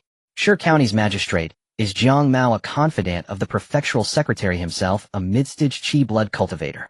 Backed unreservedly by his patron, Jiang Mao rules Shi County as an autocrat. His word is law. The elders exchanged grim glances. Second elder's face darkened. Prefectural secretary, why does that wretched secretary's shadow fall upon every matter? Does he deliberately seek confrontation with the Li clan? It seems clear if the Li clan wishes to seize Shi County and unify our dominion, we cannot avoid confronting either the prefectural secretary, or more precisely the Lu clan behind him. Third elder sighed, a note of resignation in his tone. Having recently broken through to Qi blood realm, his lifespan extended by decades, and his appearance correspondingly renewed. Fourth elder exhaled heavily, yet without Shi County the Li clan remains choked, as though a fishbone lodged deep in the throat. The senior elder listened in silence, eyes closed, fingertips pressing gently at his brow. After a long pause, he spoke slowly. Shi County must be taken, but not by force. To do so would provoke the Lu clan. Should we drive them to desperate, nothing resistance, the cost would far outweigh the gain. Second elder's brows knotted tightly. But if not by force, how could the Lu clan ever willingly cede Shi County to us? The senior elder let out a cold, mirthless laugh. The Li clan may not strike openly, yet no edict forbids others from doing so. Senior elder, what do you propose? The elders looked puzzled. The senior elder smoothed his beard. The Lu clan holds sway over Dong County solely through Magistrate Jiang. But what if we stripped him of authority? What if Jiang Mao became nothing more than a hollow title? At those words, comprehension dawned across their faces, bright, sudden, illuminating. Only fourth elder Li Xuanzong blurted blunt and boisterous, Senior elder, why complicate matters? As we dealt with Zhao Wuda, why not simply eliminate Jiang Mao? The senior elder's lips twitched. His gaze lingered on Li Xuanzong's black martial robe stretched taut over bulging muscle. Then he shook his head and uttered one word: brute. Third elder Li Xianyong retorted, exasperated, brother, for your method is indeed swift, but I wager Jiang Mao's corpse has barely grown cold before the prefectural garrison's cavalry storms Baya County. Zhao Wuda had perished mere days after assuming office in Baya County, crushed beneath a passing demonic beast. One might dismiss it as ill fortune. Dong County's magistrate fell soon after appointment, his downfall concealed barely by the Zhang clan's influence. Now the Li clan reaches for Shi County, and its magistrate dies instantly. Wherever the Li clan expands, magistrates perish. How then shall the imperial court interpret such? Only the prefectural secretary stands to rejoice. He has long sought pretext to move against you. He need only brandish this chain of deaths. Imperial legions will descend. Will you resist, and seal your fate as rebels? Or submit, and become meat upon the chopping block? Resistance confirms treason. Submission invites slaughter. Li Xuanzong, realizing his blunder, offered an awkward smile and fell silent. Senior elder, you propose stirring the Qi and Wei clans to neutralize Jiang Mao. Second elder interjected sharply. The senior elder smiled faintly and nodded. Precisely. Yet why would the Qi and Wei clans heed the Li clan's bidding? The senior elder chuckled softly. Do you truly believe they accept Jiang Mao's sole dominion over Shi County with equanimity? All elders shook their heads in unison. Then consider this: Jiang Mao commands Shi County only because the Qi and Wei clans dare not defy him, cowed by the colossal presence standing behind him. But what if the Li clan steps forward to shield them from that pressure? Would they still resign themselves to submission? The senior elder pressed. They would not. He allowed himself a triumphant smile. And there, in that opening, lies our opportunity. Sixth elder Li Yanzhao frowned with concern. What if the Qi and Wei clans still hesitate to act? The senior elder's expression hardened. A glint of lethal intent flared in his eyes as his voice dropped low and commanding. Are they afraid of the Lu clan, but not of the Li clan? We stand closer to Shi County than they do. If we cannot touch Jiang Mao, do you think we cannot reach the Qi or Wei clans? His words ignited fervor in every elder's breast. The senior elder speaks wisely. I endorse this course. Proceed as planned. I stand in full accord. So do I. Agreed. Seeing unanimous approval, the senior elder smiled. Since no objection remains, the next matter is clear: who shall journey to Shi County to persuade the Qi and Wei clans? Elders glanced at one another, until all eyes settled upon Li Yanzhao. Not from reluctance, but necessity, each elder bore weighty duties elsewhere. Only Li Yanzhao, steward of the retainer hall, held sufficient liberty to depart. Meeting their collective gaze, Li Yanzhao gave a light, confident smile and rose. Then I shall accept this charge without hesitation. This matter brooks no delay. Upon concluding the meeting, Li Yanzhao returned to the honorary hall. First he appointed a direct Li family steward to oversee the hall during his absence. Then he selected 2 trusted attendants before departing Qingfeng Valley for Shixian County. Shixian County lies south of Baihe County, its terrain undulating and rich in mineral resources. After 2 days of relentless travel by night and day, Li Yanzhao and his 2 attendants finally arrived at the first destination of their journey, to Shixian County. A secluded valley encircled by mountains where ancient trees towered skyward, their shadows swaying gently and mountain springs murmured softly. Were it not for the map meticulously drawn by the Night Owl Hall, I would never have located the Qi family's hidden abode, truly well concealed. Li Yanzhao gazed upon the vast, boundless expanse of mountains before him and sighed in quiet admiration. Even the most deeply hidden secrets cannot escape the gaze of our Li family's Night Owl Hall, his attendant declared proudly beside him. Li Yanzhao laughed heartily. After walking a short distance further, he suddenly halted. Several cultivators clad in brown robes blocked the path ahead. One with an icy countenance spoke coldly, "Halt. This way is forbidden." Li Yanzhao chuckled softly, withdrew an official letter of introduction from his robe, and flicked it forward with subtle force. The brown-robed cultivator caught it deftly. He opened the letter with cautious reverence, and upon seeing the bold characters Baihe Li clan emblazoned upon it, his expression shifted instantly. Ah, this is none other than Elder 6 of the Baihe Li clan. My eyes failed me. Please forgive my ignorance, honorable guest. I shall immediately inform our patriarch. Li Yanzhao stood with hands clasped behind his back and gave a slight, dignified nod. In a blur of motion, the brown-robed cultivator vanished into the dense forest. Within the Qi family's ancestral domain nestled in a vibrant bamboo grove. Patriarch Qi Jingyuan sat across from a venerable, red-robed elder matriarch, her hair snow-white, her face radiant with vitality. as they played go beneath the stone pavilion. The brown-robed cultivator burst breathlessly into the grove and bowed deeply. Venerable ancestor patriarch, the sixth elder of the Baihali clan has arrived bearing an official invitation. Baihali clan. Qi Jingyuan murmured startled. Indeed, came the reply. Mother, our Qi family has had no dealings whatsoever with the Baihali clan. Why would one of their elders appear unannounced at our gates? Turning slightly toward the red-robed matriarch, he asked, voice laced with bewilderment. She shook her head slowly. Nor do I know, but as the saying goes, no guest visits without purpose. Then, shall we refuse to receive him? Qi Jingyuan hesitated, his brow furrowed. The matriarch cast him a cool glance. Do you truly believe you may decline an elder of the Baihali clan at your whim? Qi Jingyuan blinked in stunned realization. How could he forget? The Baihali clan had undergone a meteoric rise, now hailed by many as the sixth great family of Shanglong Prefecture. Though rumors of their ascent might be exaggerated, their actual strength unquestionably dwarfed that of the Qi. At the chilling thought of provoking the Li clan's wrath by denying their envoy, Qi Jingyuan felt a cold sweat break across his spine. Mother, please wait here a moment. I shall receive the Li clan's elder at once. Do not keep the honored guest waiting, and act prudently. The matriarch reminded him calmly. Yet, Qi Jingyuan leapt forth from the ancestral domain with lightning speed, and within dozens of breaths stood before Li Yanzhao. Sensing Li Yanzhao's aura, Qi Jingyuan's expression grew solemn. No wonder the Baihali clan had risen so swiftly in recent years. Even a single dispatched elder bore the formidable cultivation of the Bloodqi realm. His face blossomed into a warm, affable smile as he clasped his hands in respectful salute. Unaware of the honorable guest's arrival from the Baihali clan, I failed in my duty to greet you properly. Elder Yanzhao, please forgive my oversight. Li Yanzhao returned the bow and smiled. Patriarch Qi, you are far too humble. Your clan's reputation has long been revered by our Li family. Thus I have come today especially to pay my respects. Elder Yanzhao flatters us. Our Qi family dares not presume such honor. Beside the illustrious Baihali clan, we are but mayflies drifting on the wind. Li Yanzhao laughed aloud. This Patriarch Qi was indeed a man of rare wit. Elder Yanzhao, this is no place for discourse. I have prepared tea and delicacies within our ancestral halls. Please follow me.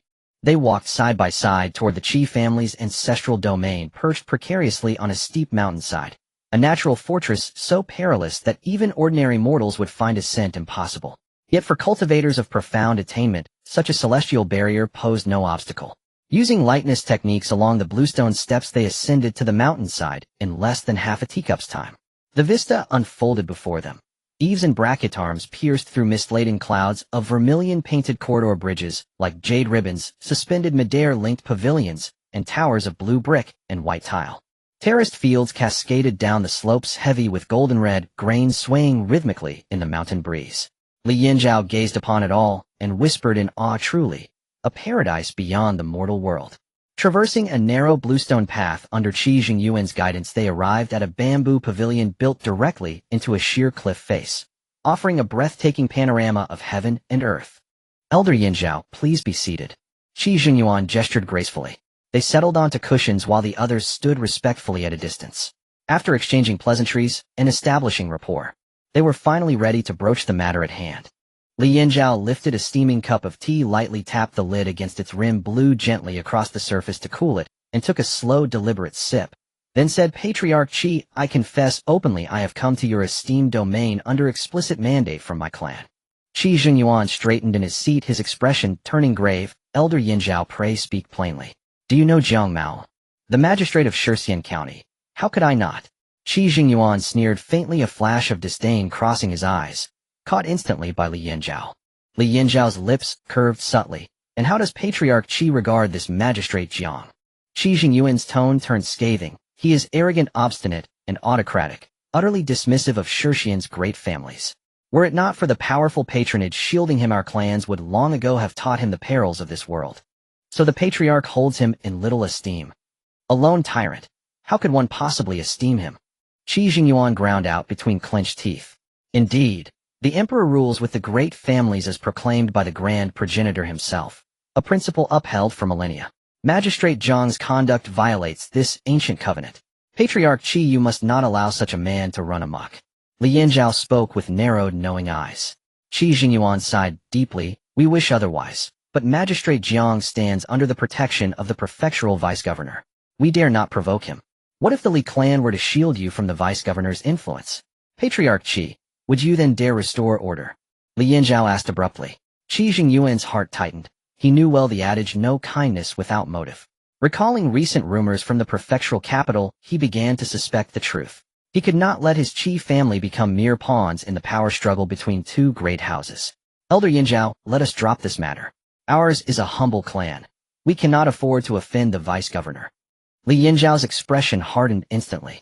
His voice dropped low and glacial. Then Patriarch Qi, you intend to offend the Li clan instead. Qi Jingyuan's eyes widened in shock.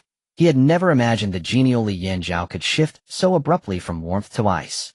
He hastened to clarify. Elder Yanzhao, you misunderstand. I hold the Li clan in highest reverence. There is no question of offense. Li Yanzhao chuckled dryly. Patriarch Qi, choose Lu or Li. Qi Jingyuan, usually patient and composed, bristled visibly. Elder Yanzhao, both our houses are noble lineages. Must you press so relentlessly? Li Yanzhao swept his sleeve aside and rose. Your meaning, Patriarch Qi, is clear. In that case I shall trouble you no longer. Farewell. He turned and strode away. Qi Jingyuan's brow twitched. He nearly called out. But recalling Li Yanzhao's imperious demeanor, he swallowed the words unspoken. Just then an aged, resonant female voice echoed across the mountains. Honored guest, pray wait. This matter the Qi family accepts.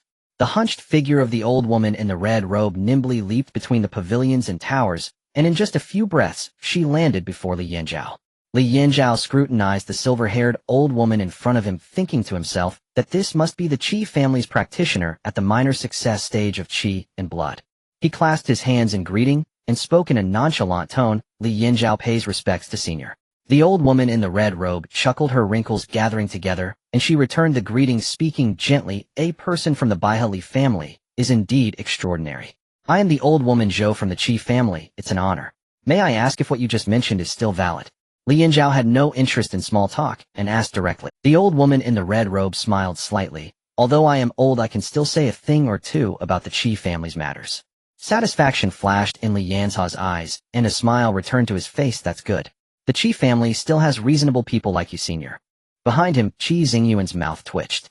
Did Li Yanzhao mean that he was the unreasonable one? Elder Yanzhao, if you want the Qi family to take action against Jiang Mao, there is no problem, but the Li family must agree to one condition from us. The old woman in the red robe spoke with a somewhat serious expression.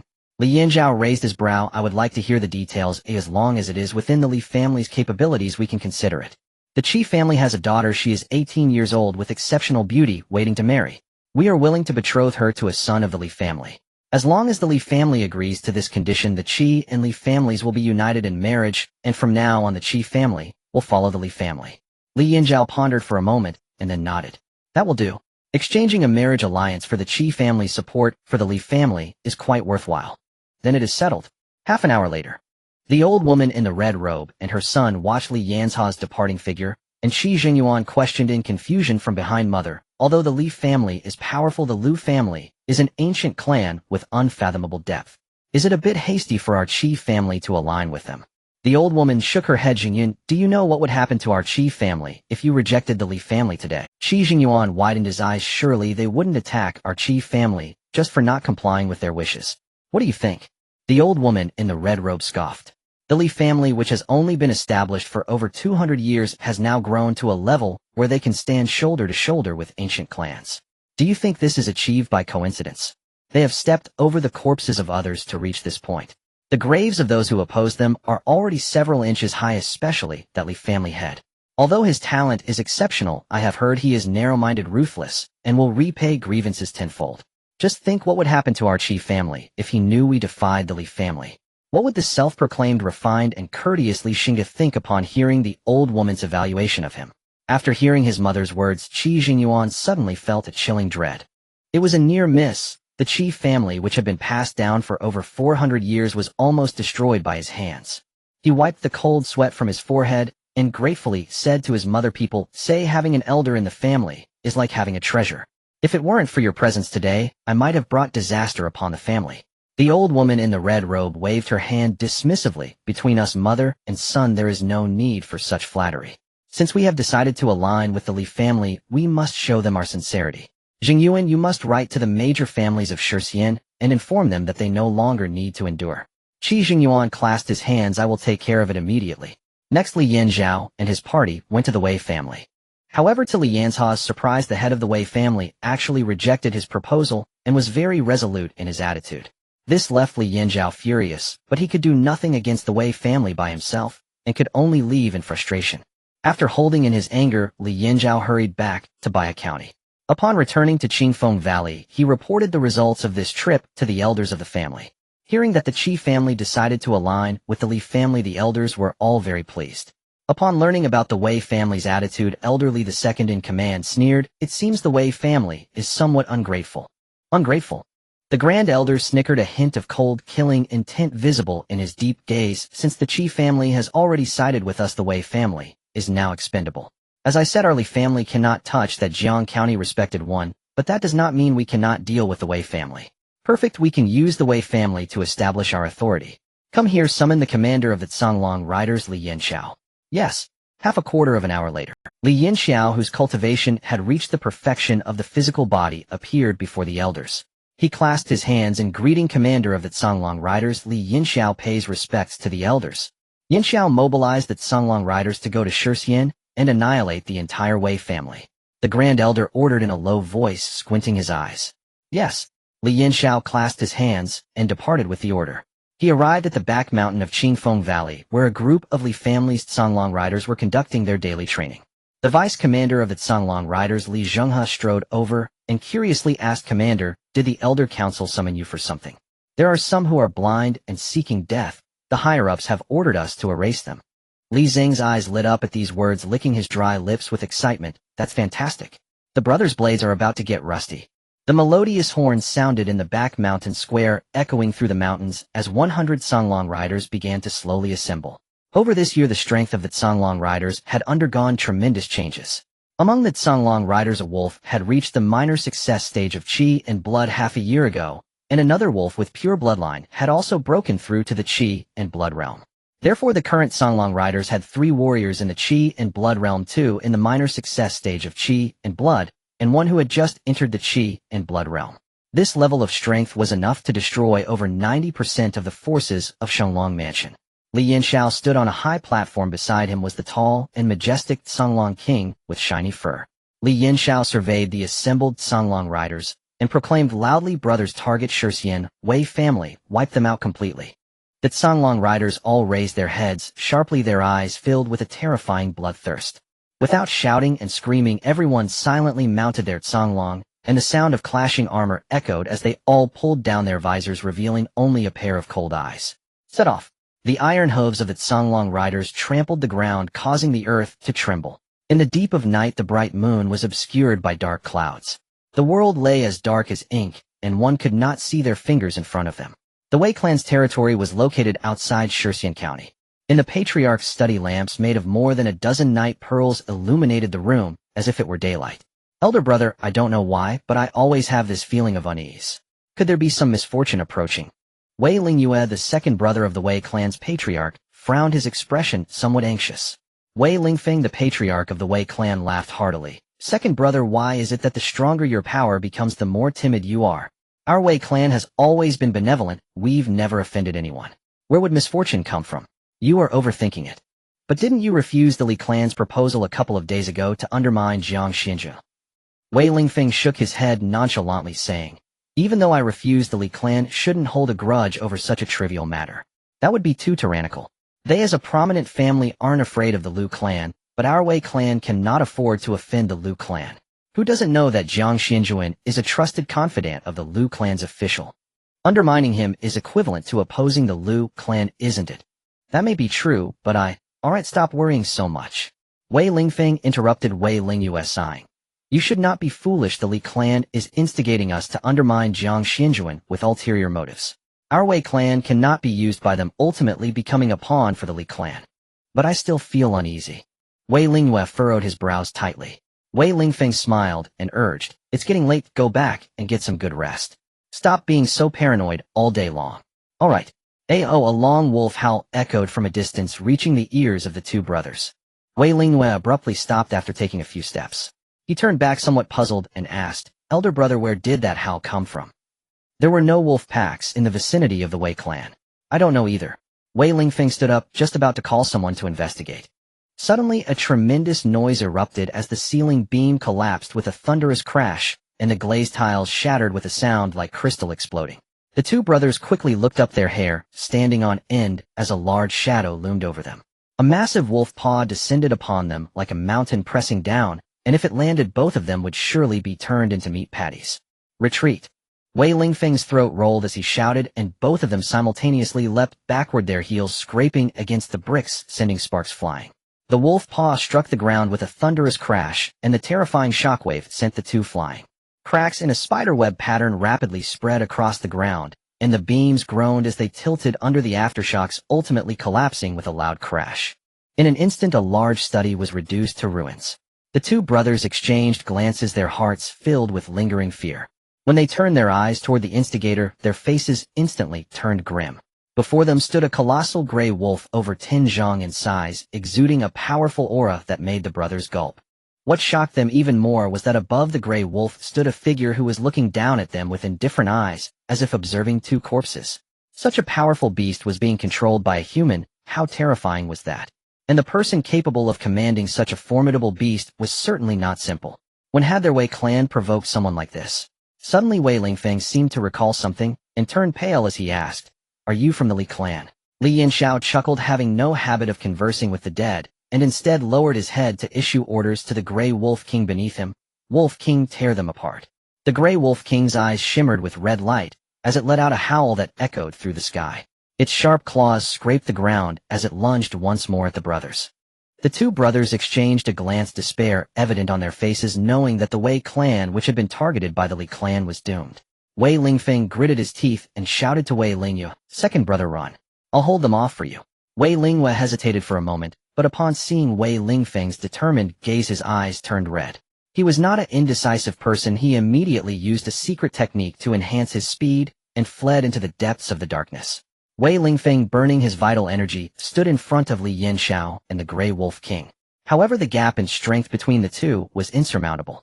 Even with Wei Lingfeng burning his vital energy, he was still unable to cross into the small threshold of the Blood Qi realm.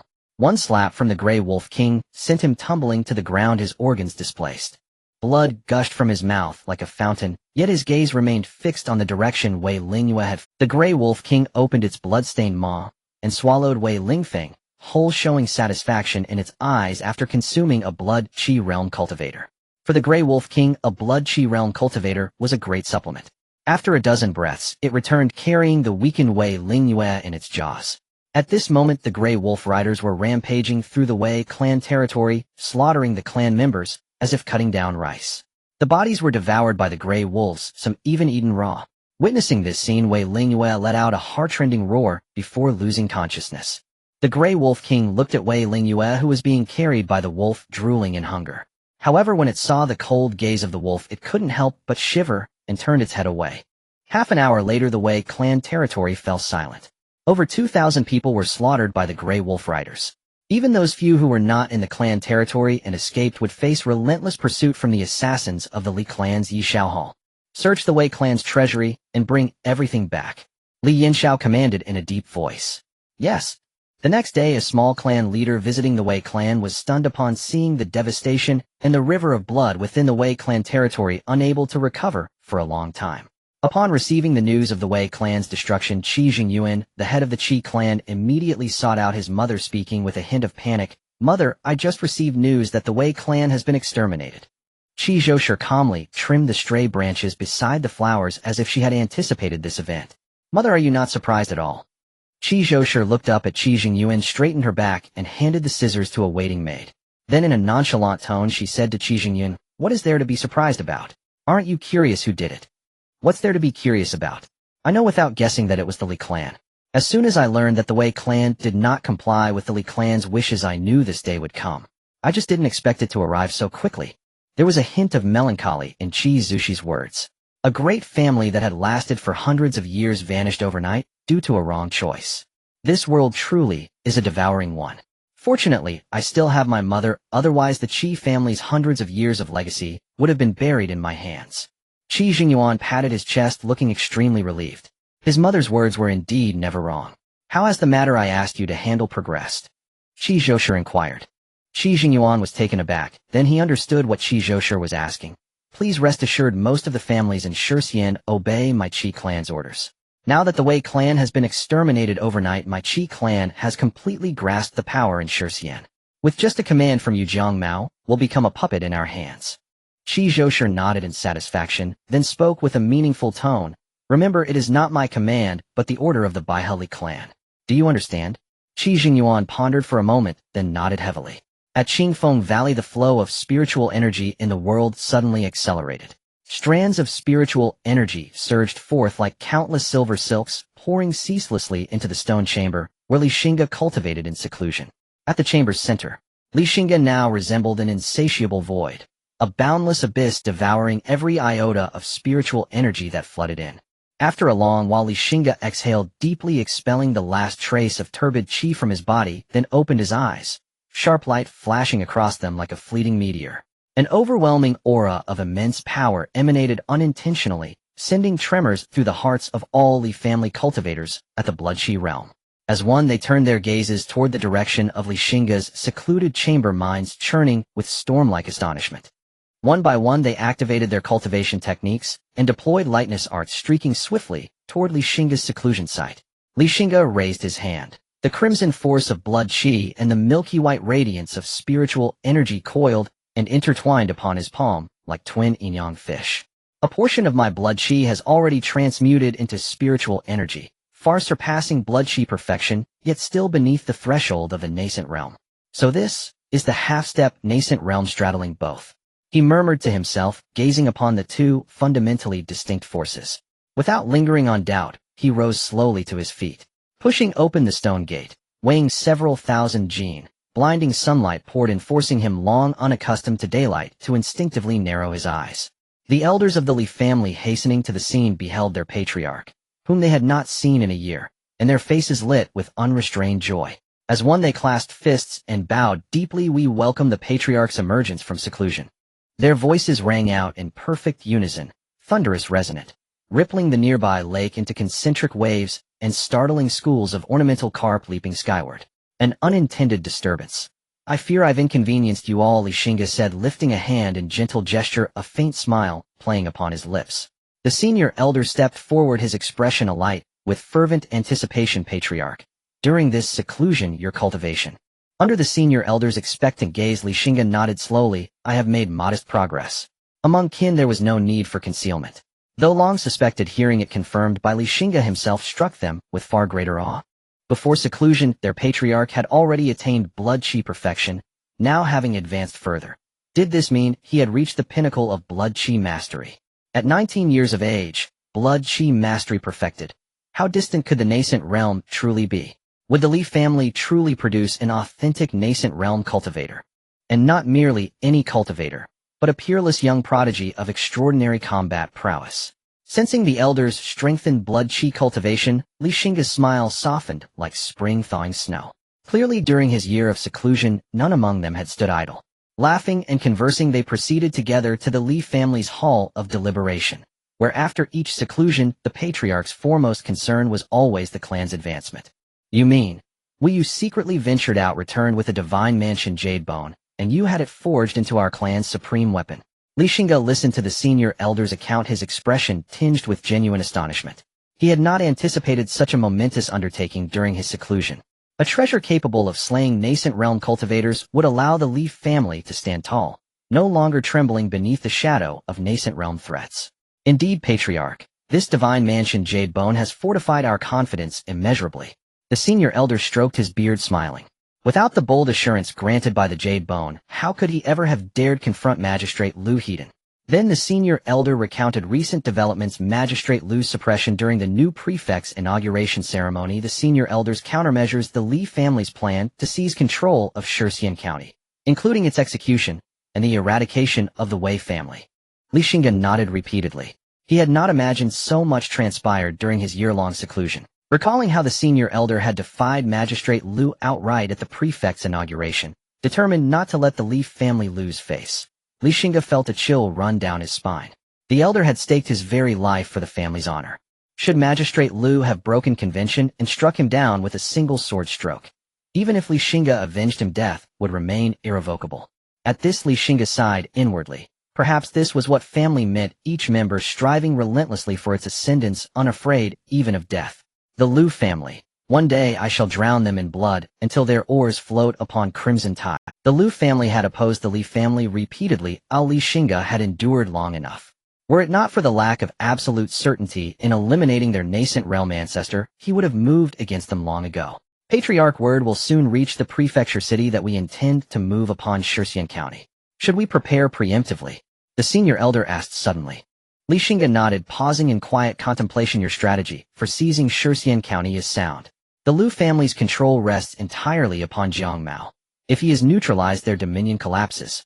Yet their countermeasure is equally simple: annihilate the Qi family. Without the Qi family, the preeminent local clan, neutralizing Jiang Mao becomes a hollow farce. Thus, safeguarding the Qi family is imperative, not only to secure Shurxian County, but also to uphold the Li family's credibility. After all, if a vassal pledges allegiance only to be slaughtered the moment it turns its back, how could anyone trust the Li family to protect its own? All present nodded in agreement. Truly, the patriarch saw straight to the heart of the matter. Then, patriarch, who should we dispatch? Asked the second elder. The third elder stroked his beard. If the Lu family moves against the Qi family, their cultivators will surely be no weaker than blood Qi perfection, perhaps even blood Qi mastery itself. Among us, only one can match such strength. Every gaze converged upon Li Xingge.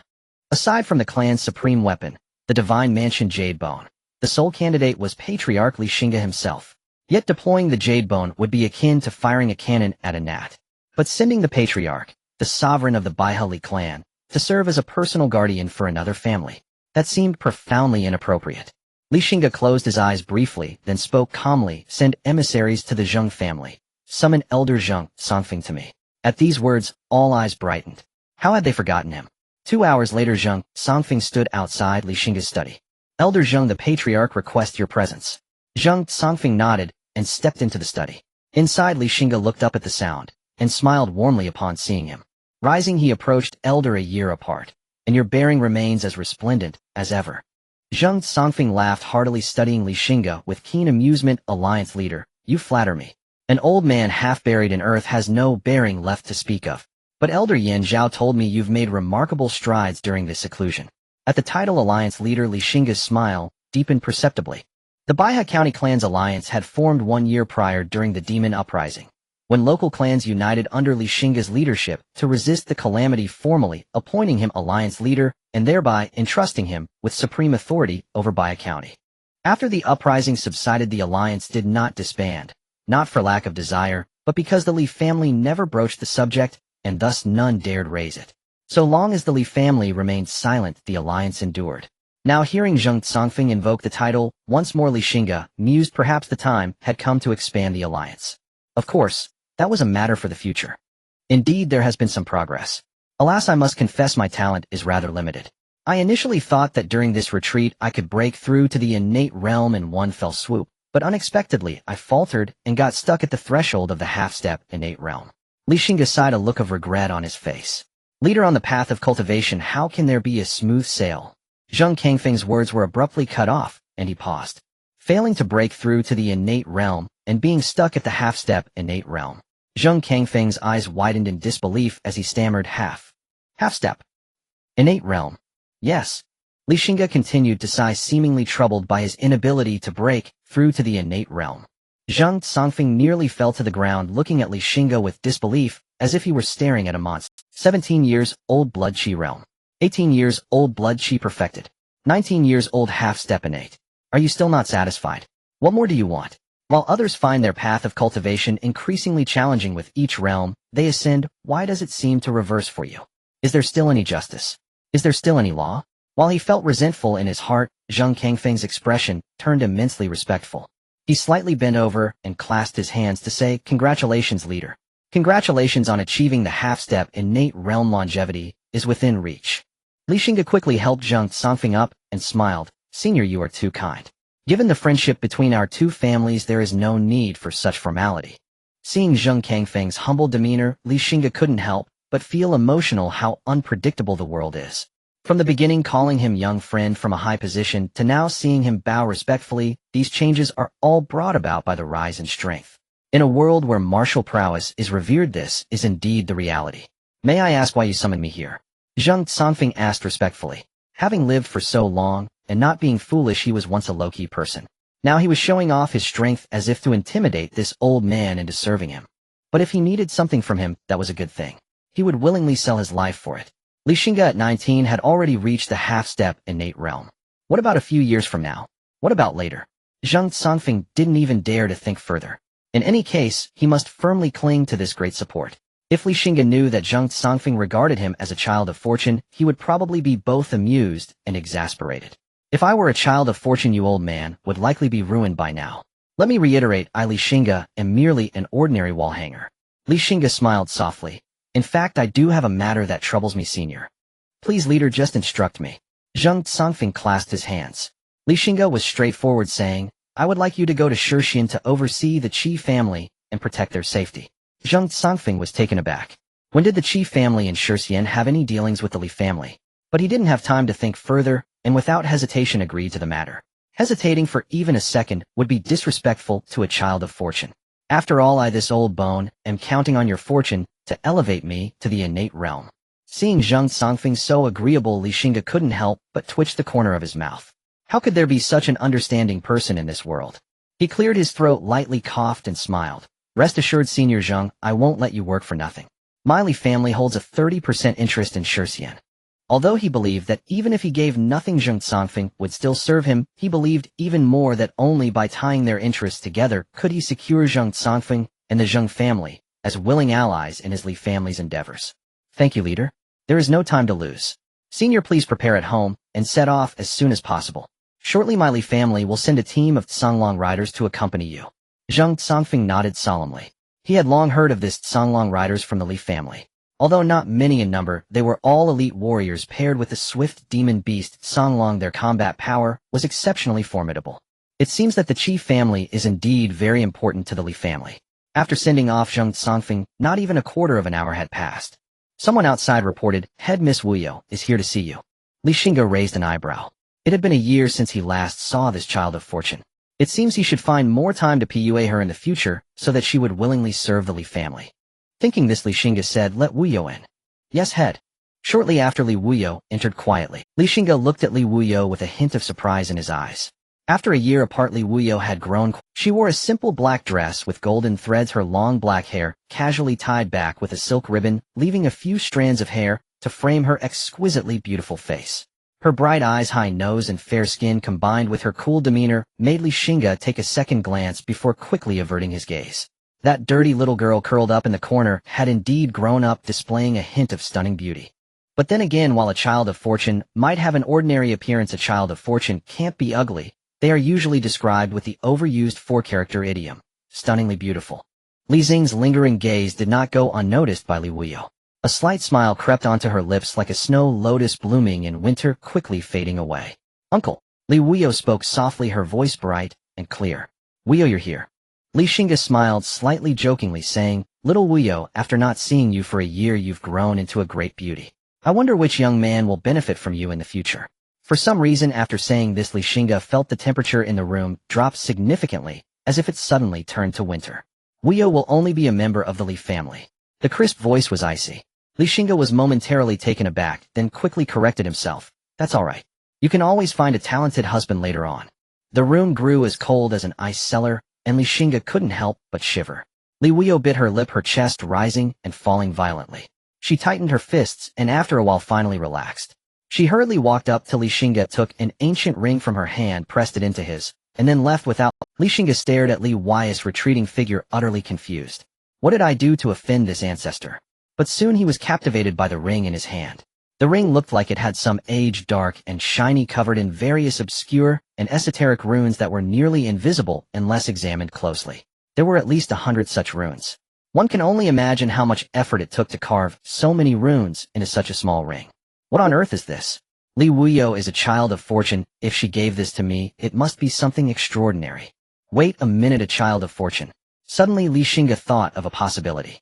Could it be that there is an old man inside this ring? And this old man is Li Wuyo's golden finger. The more he thought about it, the more likely it seemed. Li Xing's heart trembled. He couldn't accept this thing. With Li Xing's speed, catching up to Li Wuyo was a trivial task. Li Wuyo lifted her head to look at Li Xingge blocking her path, and turned her head to the side. Seeing Li Wuyo looking somewhat aggrieved, Li Xingge laughed heartily. "Aren't you happy? From now on you'll be in charge of your own matters, all right."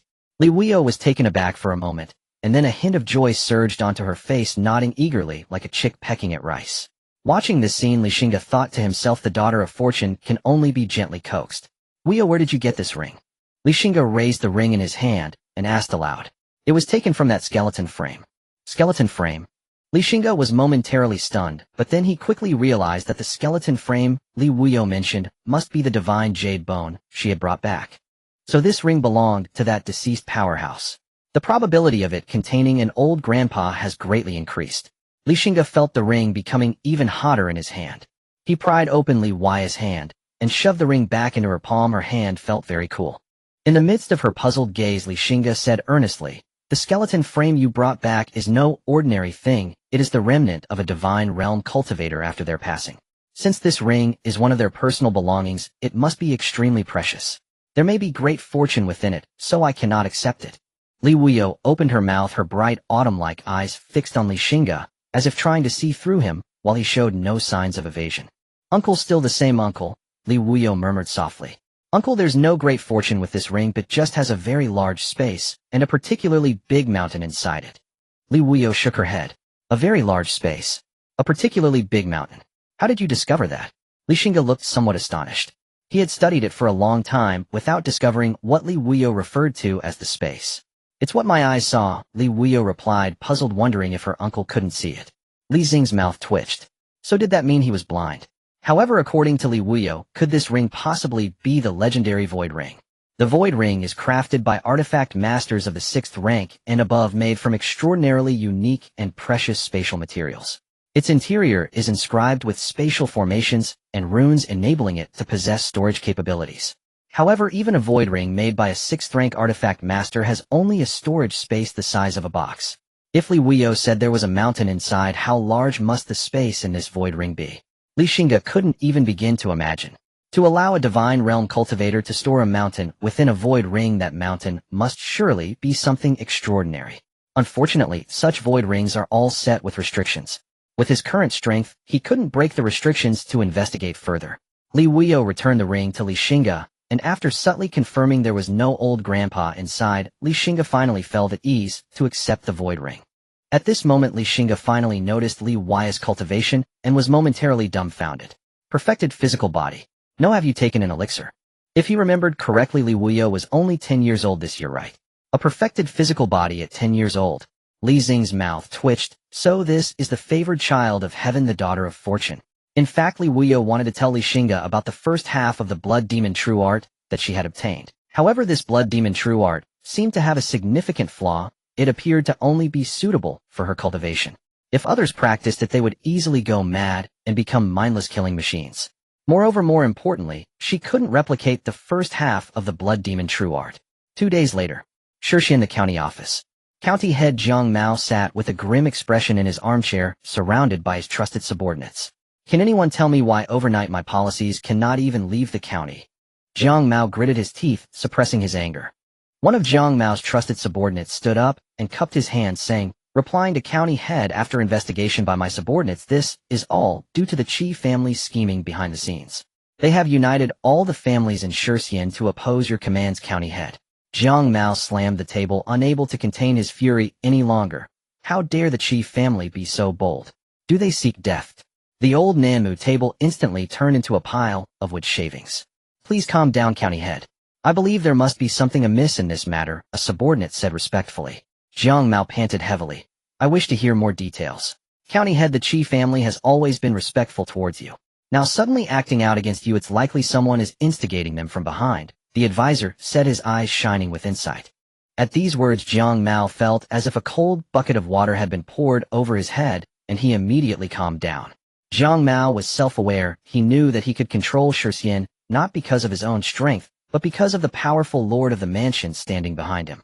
The families of Xingge feared the power and influence of the lord of the mansion and did not dare to oppose him, allowing Jiang Mao to hold the reins of power. Now that these families suddenly grew bold, he had to consider that someone must have given them ample confidence. And among the Shenlong mansion, very few could give them such confidence to disregard the lord of the mansion. Any one of them was not someone he could provoke. Thinking of the bizarre annihilation of the Wei family, cold sweat instantly broke out on Jiang Mao's back. It seemed that something big was about to happen in Shixian. Jiang Mao could no longer sit still. He urgently said to his advisor, "Bring me my writing tools." He wrote a letter detailing the unusual actions of the families in Shixian and his suspicions. A quarter of an hour later, he dried the ink on the letter and instructed, "Quickly send this letter to the lord of the mansion." After finishing the letter, Jiang Mao slumped back into his chair muttering, "When gods fight, don't let this little ghost get hurt." In the mansion city, Lu family's Lu Jizu looked at the letter from Jiang Mao with a frown, nearly knitting his brows together. Quickly summoned the core elders. Shortly after, the 7 core elders of the Lu family gathered in the family's discussion hall. They whispered among themselves, speculating about the purpose of Lu Jizu's summons. After a while, Lu Jizu arrived at the discussion hall, handing the letter he held to the eldest elder of the Lu family, his face stern as he said, "Take a look at this urgent letter sent by Jiang Mao." The eldest elder took the letter, glanced over it briefly, and his expression instantly turned grave. He passed the letter to the second elder. "Someone has set their sights on Shixian County," said the elder of the Lu family, his voice somewhat hoarse. "Who dares to do this? Do they not know that Shixian County is under the control of my Lu family? It goes without saying, besides the Li family and the Zhang family, who else would dare to go against my Lu family?" The third elder of the Lu family sneered. The elder of the Lu family narrowed his eyes. "It should not be the Zhang family. We are currently facing pressure from the Anfu Zun, who wants to seize power, and they wouldn't strike at my Lu family at this time. Then it can only be the Li family." The second elder of the Lu family gritted his teeth. "Does the Li family really think my Lu family is easy to bully, persistently going against us? Do not think that just because my Lu family lost our second ancestor, we are truly afraid of them. Master, we can no longer endure. We must teach the Li family a lesson." "Teach them a lesson? How do we do that? My Lu family's second ancestor has already fallen to the Li family. Even if we use our foundation to confront the Li family, the ones who would be happiest would be the Zhang family." The elder of the Lu family reprimanded.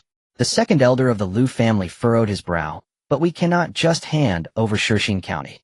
If we do this, where will my Lu family's face go?" "Face? Does my Lu family still have any face left? We have long lost it." The elder of the Lu family roared. At the main seat, Lu Jizu's face immediately darkened upon hearing these words, as he instinctively felt that the elder's words were mocking him. Recalling the humiliation he suffered during the ceremony of receiving the seal at the Fuzun's place, Lu Jizu gritted his teeth in anger and slammed the table, scolding, "What are you all arguing about? Do you still regard me at all? It is absolutely unacceptable to act against the Li family, but we will never allow my Lu family to lose Shixian County," Lu Jizu declared firmly. The elder of the Lu family frowned. "But master, how can we achieve a win-win situation here? It's simple. Oh, think about it. Who has put us in such a passive position?" The core elders of the Lu family gritted their teeth. "Of course, it is the Li family." Lu Jizu rubbed his forehead, looking somewhat helpless. Only the elder of the Lu family spoke up. "It is the aristocrats of Shixian County. If it were not for their betrayal, my Lu family's control over Shixian County would be as stable as Mount Tai." The elder has hit the nail on the head. The real cause of the chaos in Shixian County is not the Li family, but these traitorous bastards. If it weren't for their betrayal, no matter how ambitious the Li family was, they could only watch idly.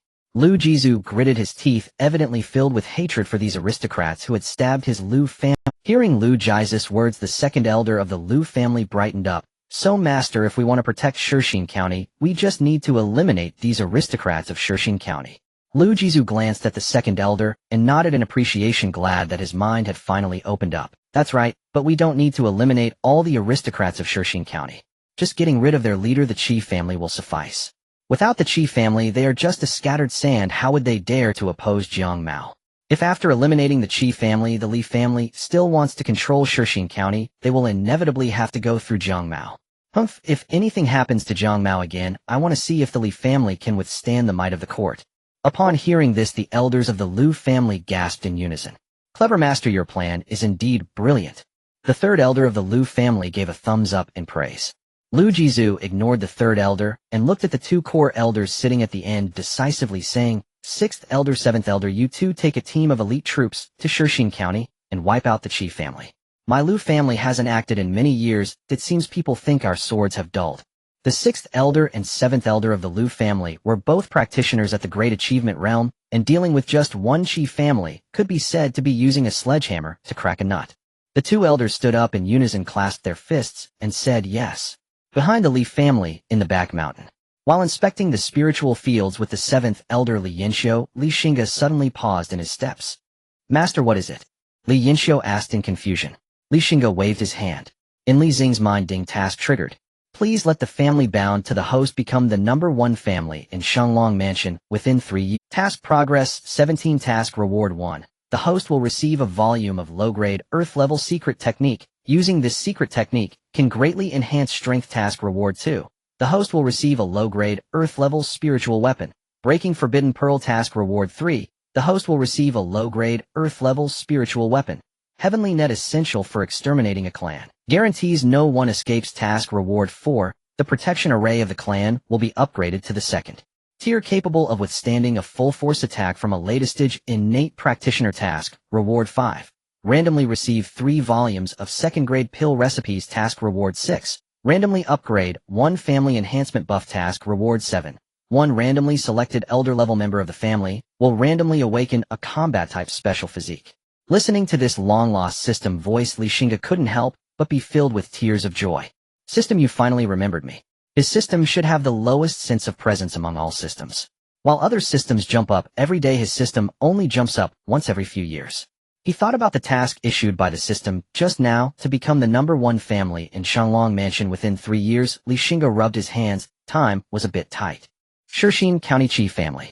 The ancestor of the Qi family and Qi Zhenyuan looked at the Zheng Songfeng before them, sensing his unfathomable aura, and exchanged shocked glances. They both clasped their hands in greeting. Qi family head Qi Zhengyu and Qi Zhou have met the senior. Zheng Songfeng slightly nodded, speaking in a flat tone. You two need not be overly polite. You I Zheng have come under the orders of the Baihali family to protect your Qi family. Zheng Kangfeng's attitude was somewhat arrogant, but the two did not mind. Instead, they were overjoyed and said, So it is Senior Zheng. In the future, our Qi family will trouble you more. Zheng Songfeng waved his hand in difference, saying, It's a small matter, but you Qi family must also raise your vigilance during this time to prevent being taken advantage of. Yes, Senior. The two then looked at the team of Songlong riders who had come with Zheng Songfeng.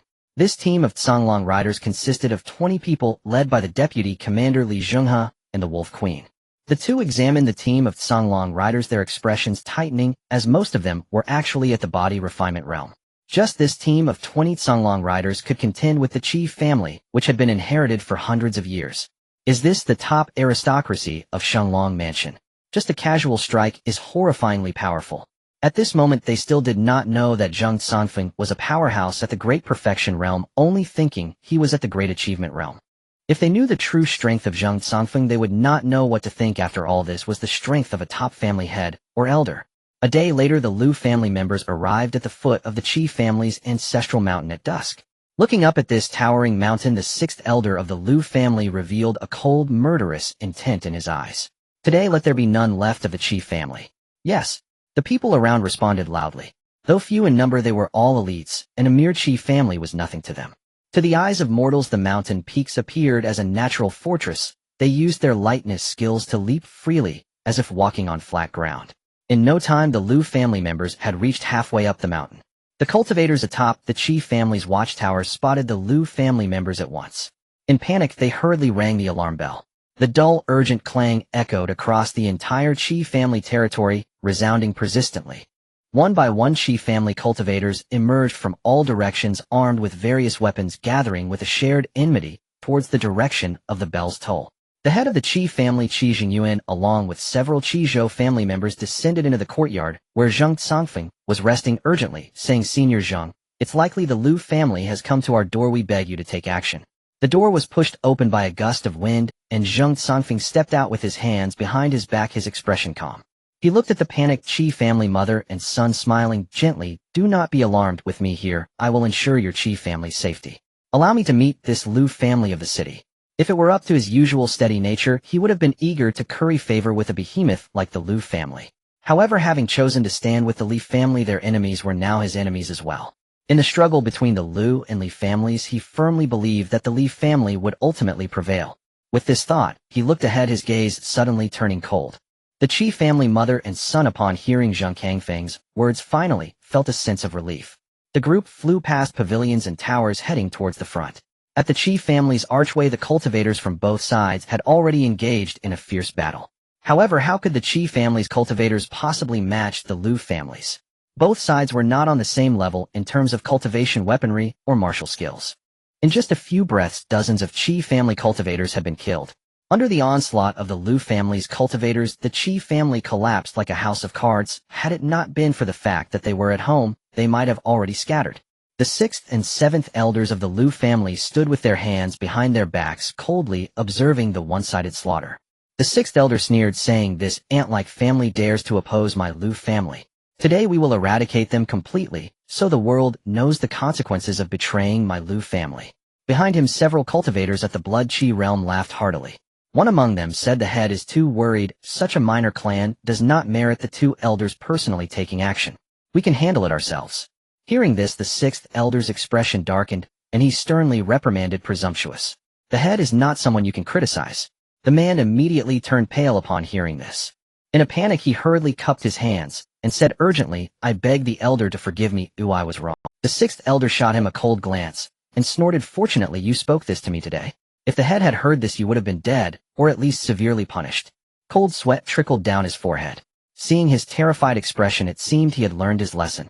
The 6th elder then said, "I will pretend I did not hear your words today, but if you wish to atone for your sins, you will lead the charge in the destruction of the Qi family." "Yes, thank you, elder." He wiped the cold sweat from his forehead, looking at the Qi family members with a fierce expression. Drawing the knife from his back, an overwhelming aura erupted as he leaped forward, delivering a strike infused with blood Qi directly towards the Qi family cultivators. This strike was incredibly powerful. The Qi family cultivators watched in despair as the blow descended, knowing that a large number of them were about to perish under it. In a critical moment, a flash of light pierced through his brow at an alarming speed. He froze instantly, his eyes wide open, filled with disbelief. His pupils gradually dimmed, losing their luster, and his body crashed heavily to the ground, sending dust swirling. This sudden turn of events stunned everyone. A formidable cultivator of the Blood Qi realm had died just like that. The 6th elder of the Lu family stared at the unfolding scene, momentarily at a loss for words. It was not until the 7th elder beside him shouted in furious disbelief that he snapped back to reality. "Who is it? Who dares to kill my Lu family elder?" Though furious, neither of them lost their composure. The Lu family elder who had just been killed was a genuine Blood Qi minor completion realm cultivator. Even with their combined strength, they could not achieve such a swift and effortless kill. Could it be that the Qi family harbored such a powerful cultivator? Their alertness instantly peaked. The one who killed the Lu family's minor completion cultivator could only be Xingge Songfeng. Xingge Songfeng, with his hands behind his back, slowly descended from the rooftop, followed closely by the Qi family mother and son. The 6th and 7th elders of the Lu family scrutinized Xingge Songfeng, noting his unfamiliar features. In their recollection, there was no one like him in the Qi family. "Who are you? Why do you assist the Qi family against my Lu family?" asked the 6th elder of the Lu family, his expression somewhat grim.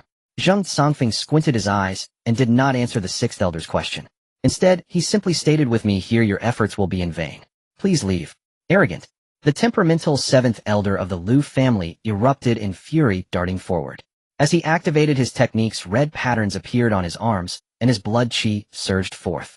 With a push of his feet, the blue bricks of the ground shattered instantly, and the 7th elder of the Lu family propelled himself towards Xingge Songfeng. Inside, his blood Qi flowed along the meridians of his martial arts. He formed his fists, and with a terrifying force he unleashed a powerful strike. The phantom of a tiger and leopard appeared, roaring as it charged towards Zhang Kangfeng's chest. Xingge Songfeng extended one of his hands from behind his back, making no elaborate movements. With a simple, unremarkable palm strike, he tore through the tiger and leopard phantom and struck the 7th elder of the Lu family squarely in the chest. His chest collapsed, and the overwhelming force sent the pained and terrified 7th elder of the Lu family flying backwards. Seeing this, the 6th elder's pupils constricted, and he quickly flew out, attempting to catch the 7th elder. The 7th elder crashed heavily into the 6th elder, the force of the impact still not dissipated, striking the 6th elder again, causing him to spit out a mouthful of blood as both of them flew out and slammed against the steep stone wall. On the stone wall, spiderweb-like cracks immediately appeared. Everyone witnessed this scene dumbfounded, especially the Lu family members who knew the strengths of the 6th and 7th elders. two cultivators at the Blood Chi Great Completion realm, had been severely wounded by this old man's casual strike. The sixth elder and seventh elder of the Liu family spat out several mouthfuls of blood and staggered to their feet, gazing at the leisurely Zhang Songfeng, both exclaiming in shock and anger, "A Blood Chi Great Perfection cultivator. Who exactly are you?" Only someone of this level could defeat them in a single blow. This old man was on the same level as their Liu family head and the Grand Elder. The Blood Chi Great Perfection cultivators of Shanglong Mansion were few and far, between most of whom they were familiar with. Yet this one was someone they had never seen before. Who was he and why did he oppose their Liu family? Zhang Songfeng withdrew his hand, folded his arms behind his back, and strolled forward calmly. Merely an obscure underling of the Baihali clan. The Baihali clan. A jolt ran through both men's hearts. Could it be that beneath the Li clan's banner still lurked a master who had attained the pinnacle of blood and chi perfection? What other secrets did this Li family conceal? "You may withdraw.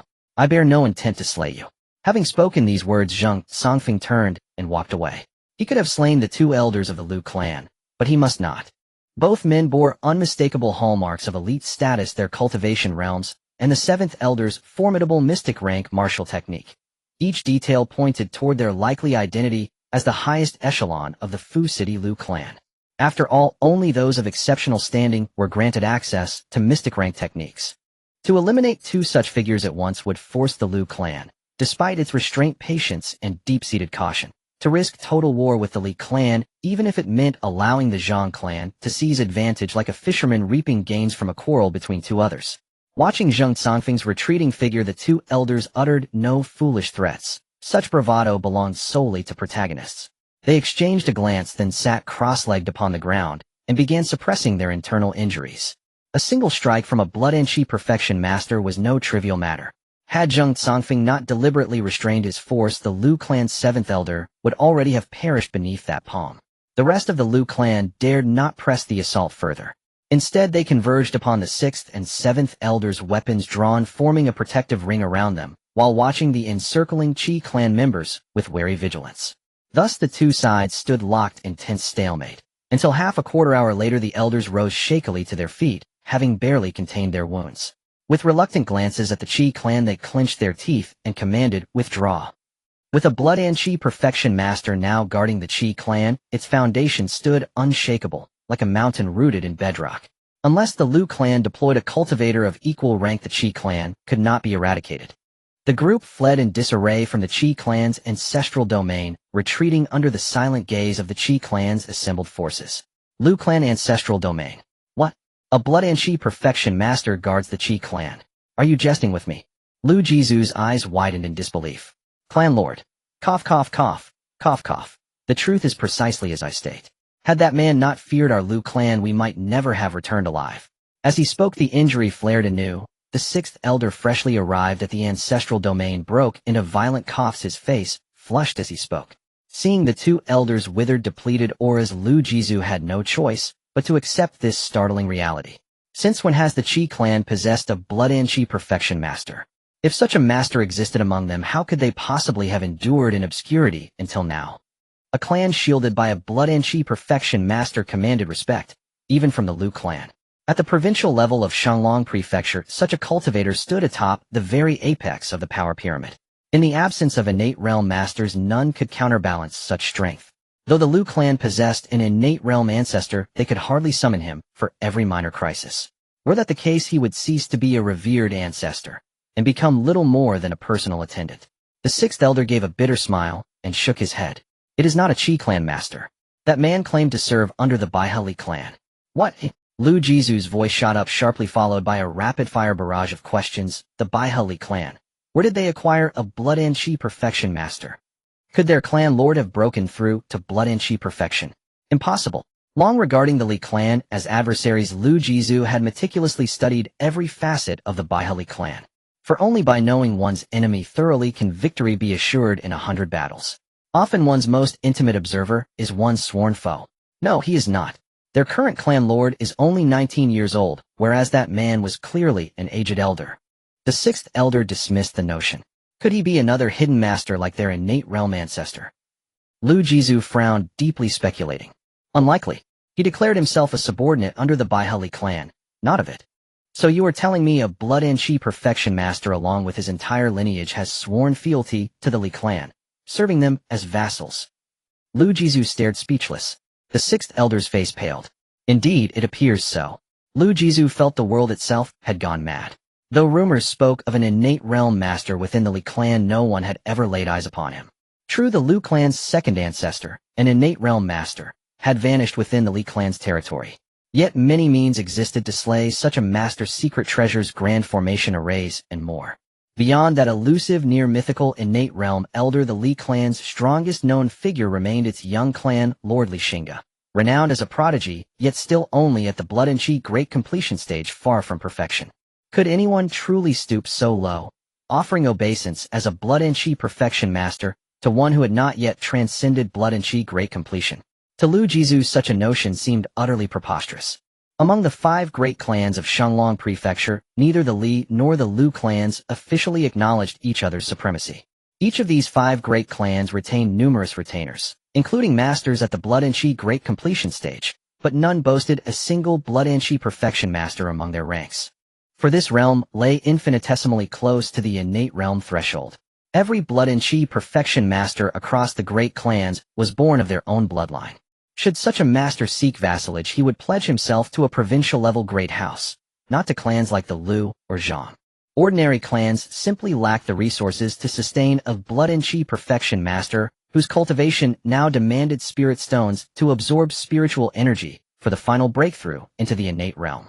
Yet now his sixth elder claimed that a blood and chi perfection master, along with his entire lineage, had submitted as vassals to a clan whose strongest figure publicly stood only at blood and chi great completion. When the strong bowed before the weak, what else could this world be but deranged? Clan Lord, what shall we do now?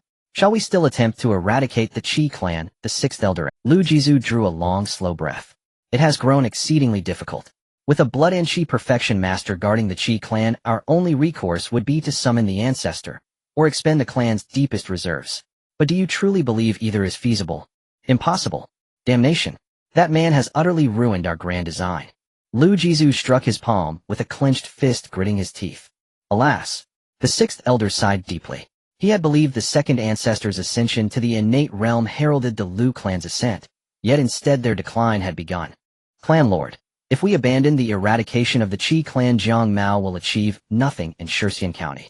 Will we then simply cede the county to them? Though the Lu clan's core power base lay in Fu City, control over even a single county held immense strategic value. No clan ever scorned additional territory. For now, there is no alternative. Let Jiang Mao remain entrenched there, for the time being. Though Shurxian County had slipped beyond direct control, its nominal highest authority remained a Lu clan appointee. With careful planning reclaiming, it was not beyond possibility. Lu Jizu glanced again at the pale-faced sixth and seventh elders and offered gentle concern. You both sustained grave injuries.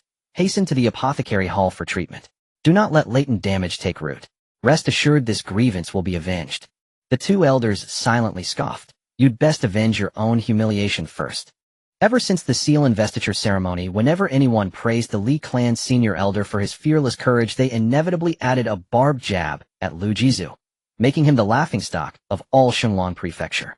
In the Li family estate, the regular elder meeting was convened in the council hall.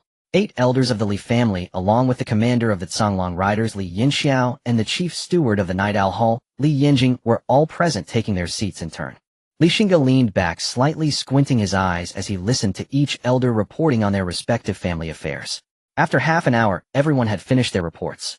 Li Xingge slowly spoke. Gentlemen, I have something to say, please listen carefully. Everyone straightened up and perked their ears. Now that our family has control over 3 counties and has shown signs of development, we are currently facing a problem. Our population is too sparse. Everyone nodded in agreement upon hearing this. Initially, with over 1,000 direct descendants, the Li family could manage to control 1 county, but now that the Li family has engulfed Dong and Shur counties, the drawback of having too few direct descendants has become glaringly obvious.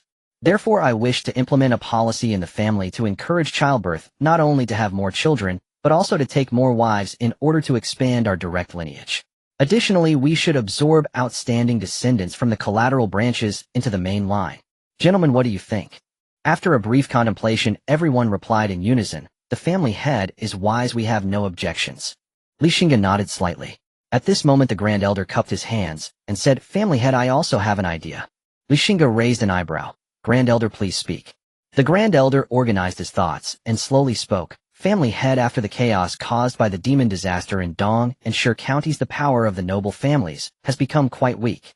Can we relocate some of the collateral branches to Dong and Shi counties and have the family provide support for these branches to help them develop, thereby consolidating our control over these two counties?" Everyone, including Xingge, was taken aback by the Grand Elder's suggestion. I think what the Grand Elder said makes sense. Although the collateral branches are no longer part of our main family tree, they all trace back to the same ancestor, sharing the same blood, which is much more reliable than outsiders. The second elder was the first to speak.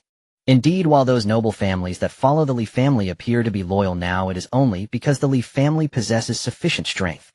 If one day the Li family becomes weak, those people might be the first to turn against us. The third elder, Li Xuanyong, said coldly. The crowd deeply resonated with his words. When the previous family head Li Xuanfeng passed away, the Li family lost the deterrent of a Qi and blood realm cultivator. Before the enemies of the Li family could strike, those who had once relied on the Li family were the first to jump out and kick them while they were down. If it were not for the current family head's breakthrough, the Li family might have ceased to exist that day. The third elder is right, we cannot trust outsiders too much. Yes, one cannot write the character for Li twice.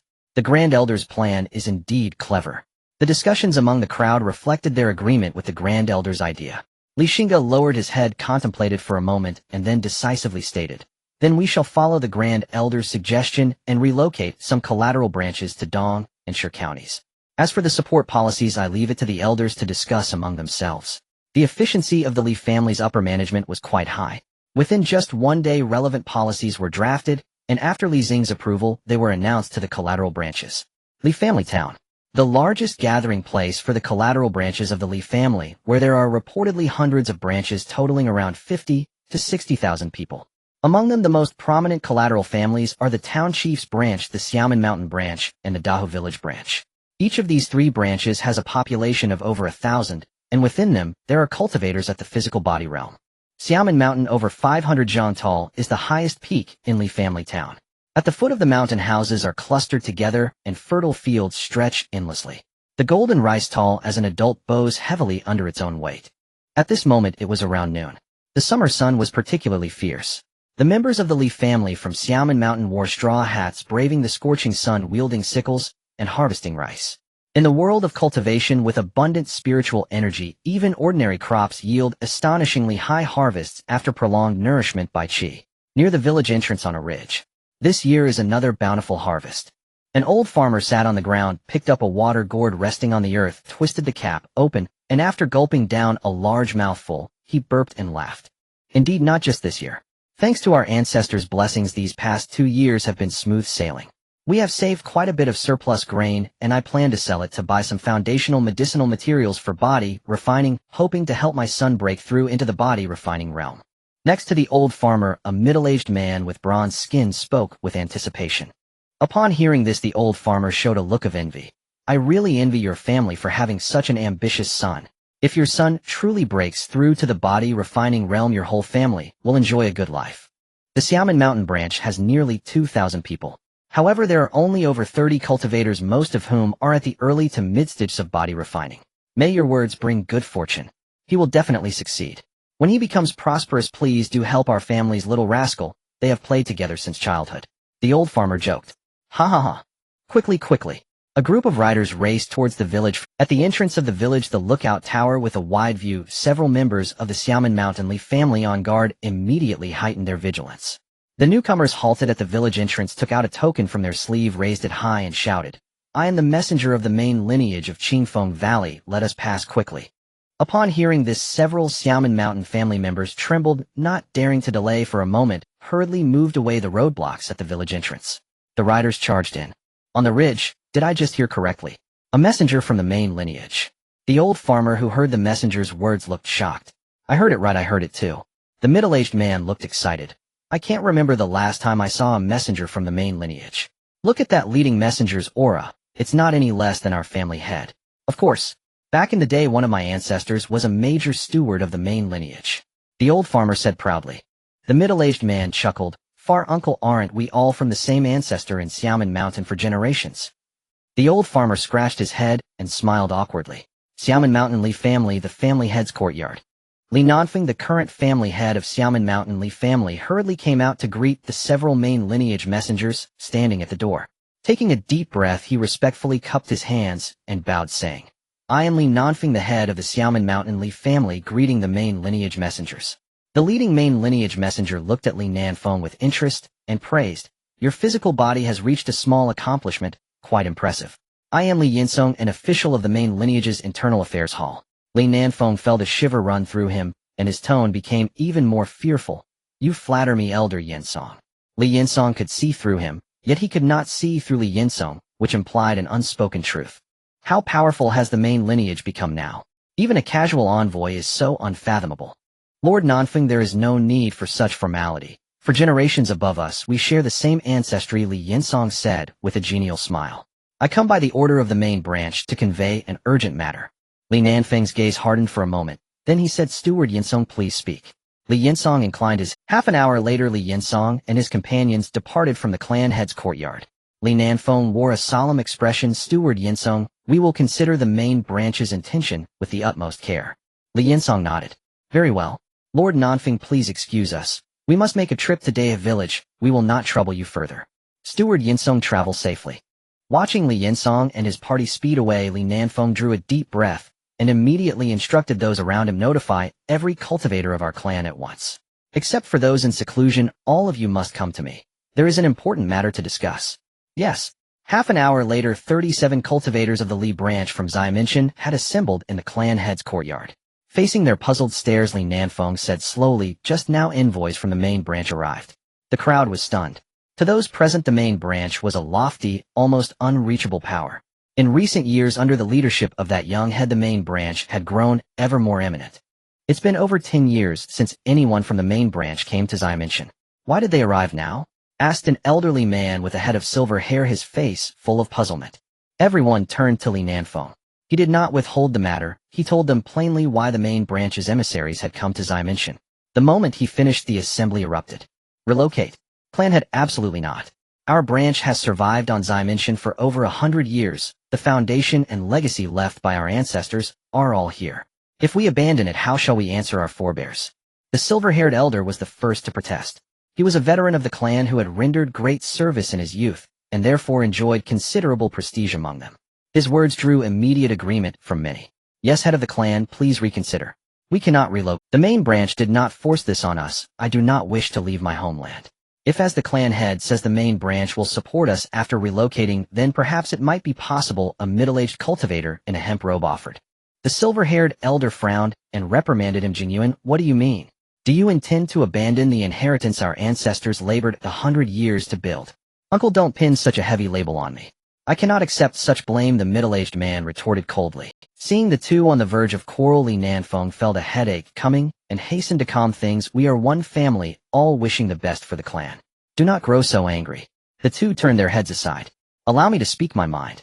All eyes fixed on Li Nanfeng. "In truth, I personally support relocation." At Li Nanfeng's words, the silver-haired elder's face drained of color. He was about to speak when Li Nanfeng waved him silent. "Hear me out." He rose and said, "Our branch separated from the main branch over 100 years ago. I know well how arduous it was for the clan to grow from a few dozen people into the estate we have today." The elder's brow eased a little. "But have you noticed that in recent decades the development of our Xiamen Li branch has stalled, even regressed? Why is that? Because Li Town is small yet hosts several prominent collateral branches.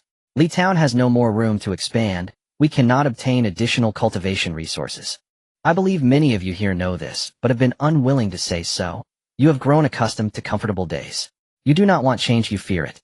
Li Nanfeng's piercing gaze swept the assembly. How everyone bowed their heads in shame.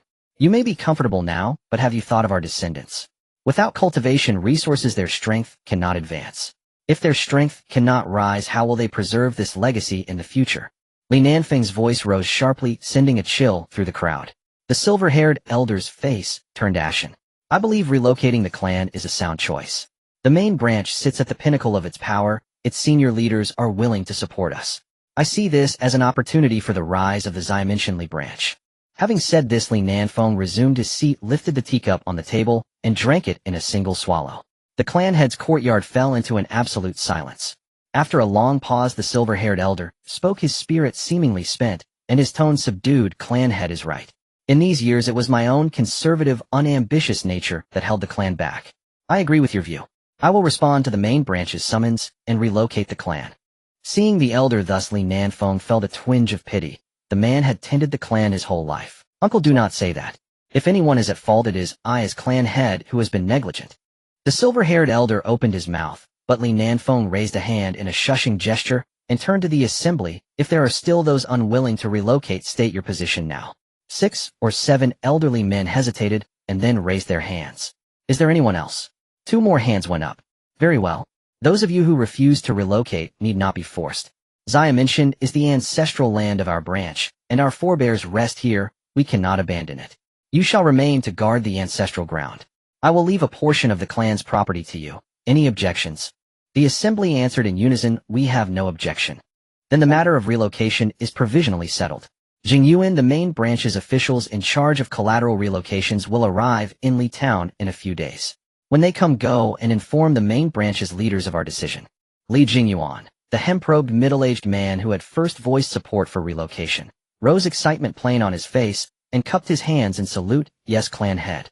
The rest of you must not idle. Begin preparations for the clan's relocation. Moving such a large clan would be no small undertaking. It could not be accomplished in a day or two. This scene played out among the other collateral branches of the Li family, as well, though their choices varied. Different choices often herald different fates. In the weeks that followed, the relocation of the collateral branches proceeded with great urgency. In Li Town alone, more than 70 collateral branches prepared to move to Dong County and Shi County. Among them were notable collateral clans, such as the Xingge Li branch and the Day Village Li branch.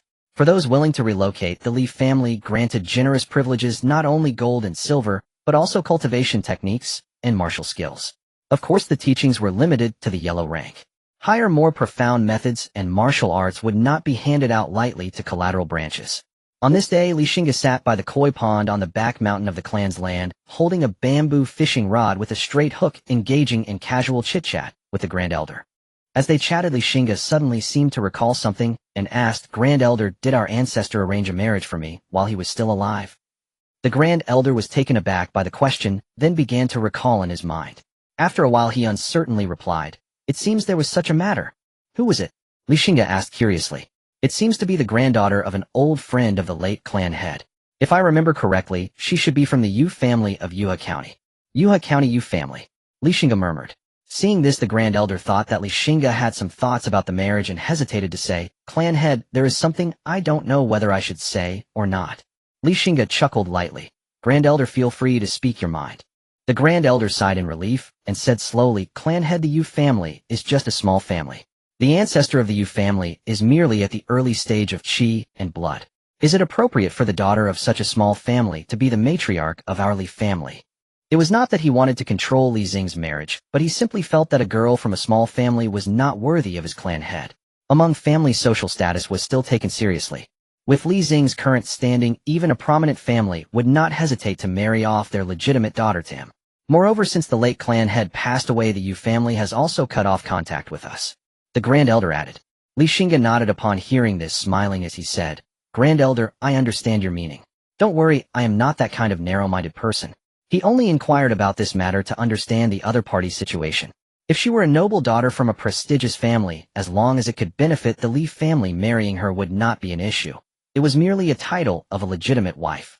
Getting married would not affect his pursuit of other women. If he desired a woman with the power he currently wielded, what kind of woman could he not have? In fact, he would not even need to forcefully take one. He knew there were countless women vying for his affection. This was not arrogance, it was confidence in his own power.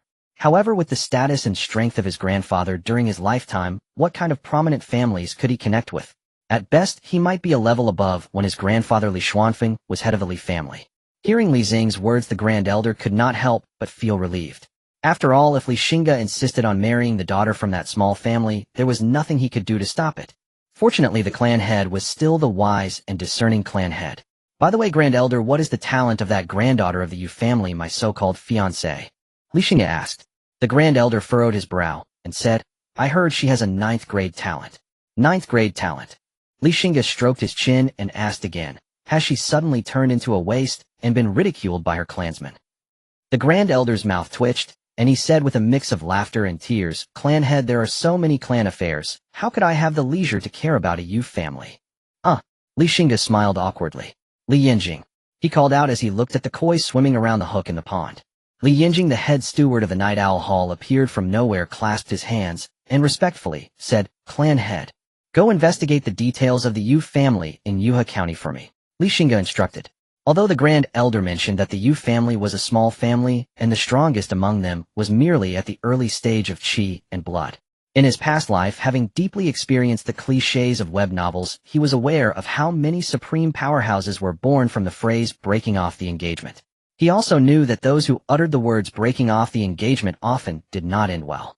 To be safe, it was better to investigate clearly first to avoid stepping on a landmine. If his fiancée turned out to be the protagonist of a Rise from Waste template, then he would make plans accordingly. However, if she were just an ordinary girl from a small family, then he would break off the engagement. Of course, considering her connection with his grandfather, he would leave her with enough face and provide adequate compensation.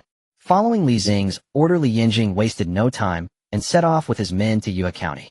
Yuha County was quite far from Baiha County. At Immortal's pace, it might take several years to walk from Baiha County to Yuha County. Fortunately, Li Yinjing and his companions were not weak cultivators, and with their mounts of beast bloodline, they arrived at Yuha County in just over 10 days. Yuha County was not inferior to Baiha County and was even stronger in many aspects. This was all due to the presence of a very powerful family, the Dou family of Yuha. The Dou family of Yuha held the title of the strongest family among the 6 great families of Shenglong Prefecture. Once they entered Yuha County, Li Yinjing and the others began to gather information about the Yu family. 2 days later, they gathered at an elegantly decorated inn. "Chief Steward, we have investigated clearly. The Yu family has a Qi and Blood Realm cultivator and 7 physical realm cultivators. The current head of the Yu family is named Yu Wenza, and he has 1 daughter and 3 sons. That daughter, as confirmed by my subordinates, is the clan head's fiancée." The spy from the Night Owl Hall spoke respectfully. Li Yinjing nodded, then remembered the clan head's instructions before departure.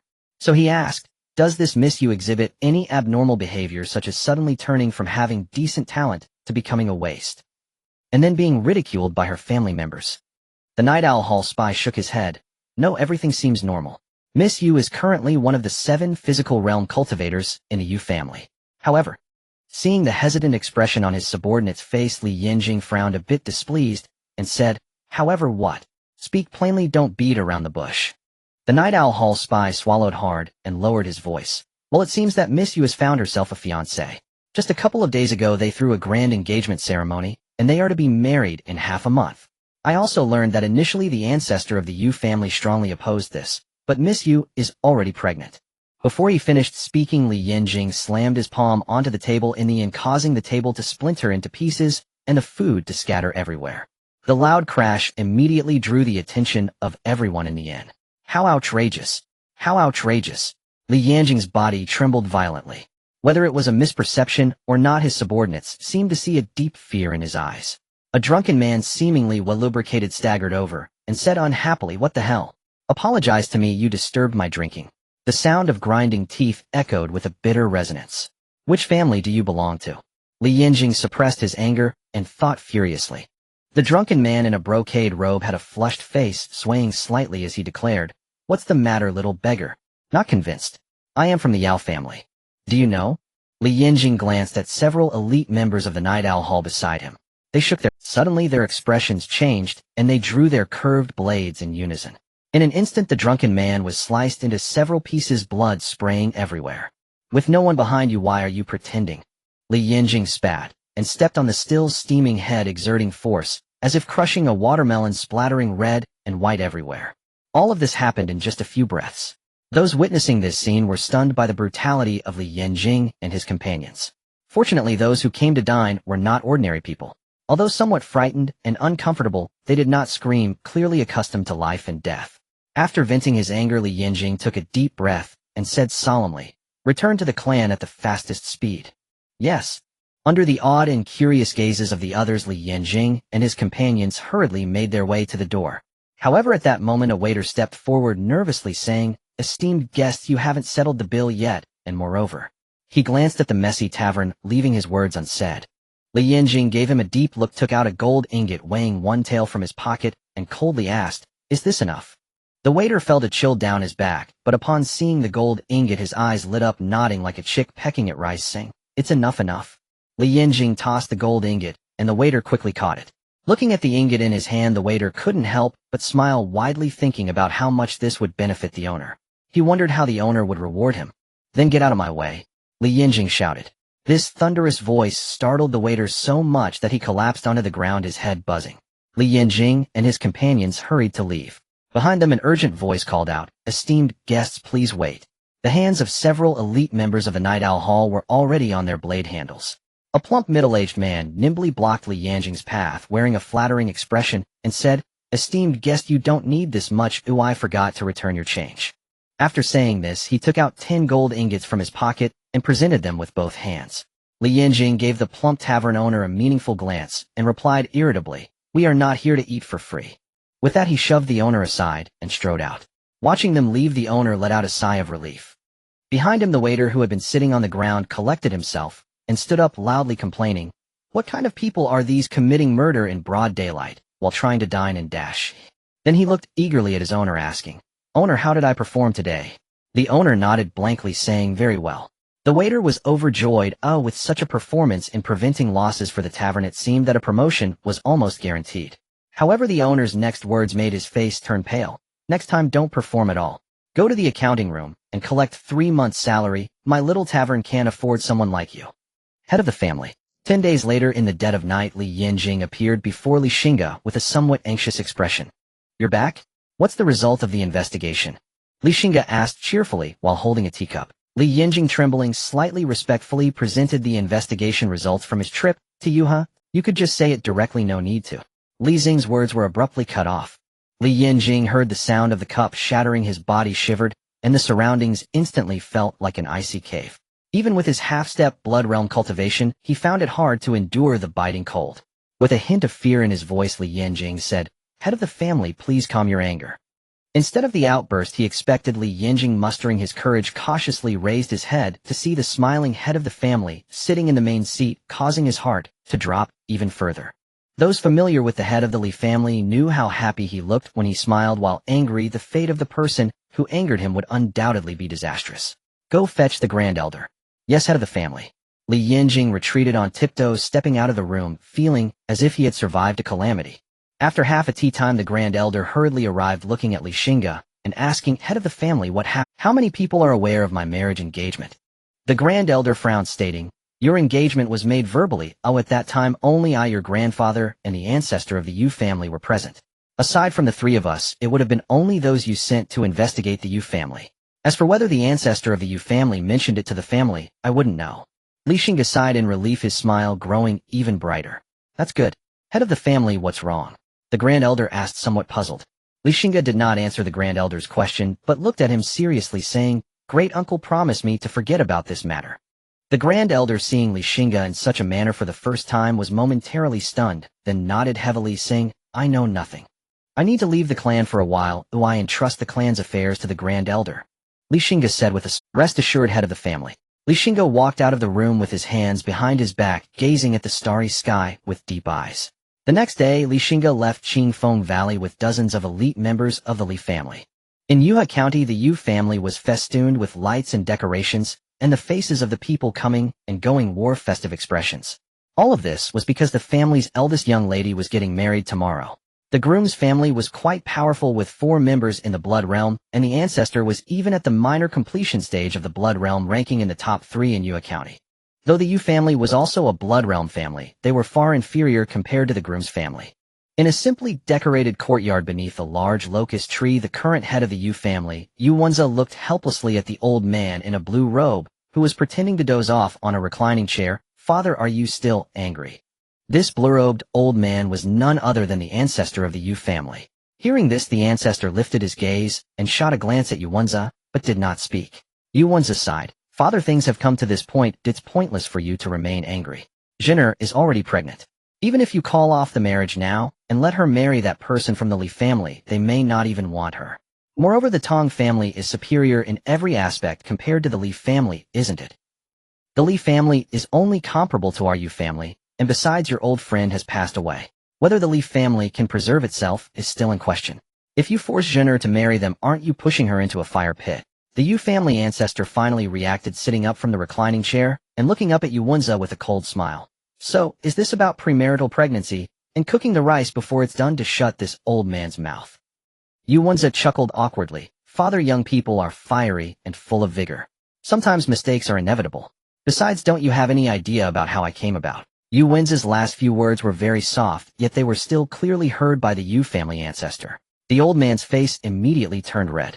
He suddenly exuded an invisible pressure, causing the old locust tree in the courtyard to sway, without wind, its leaves trembling and falling.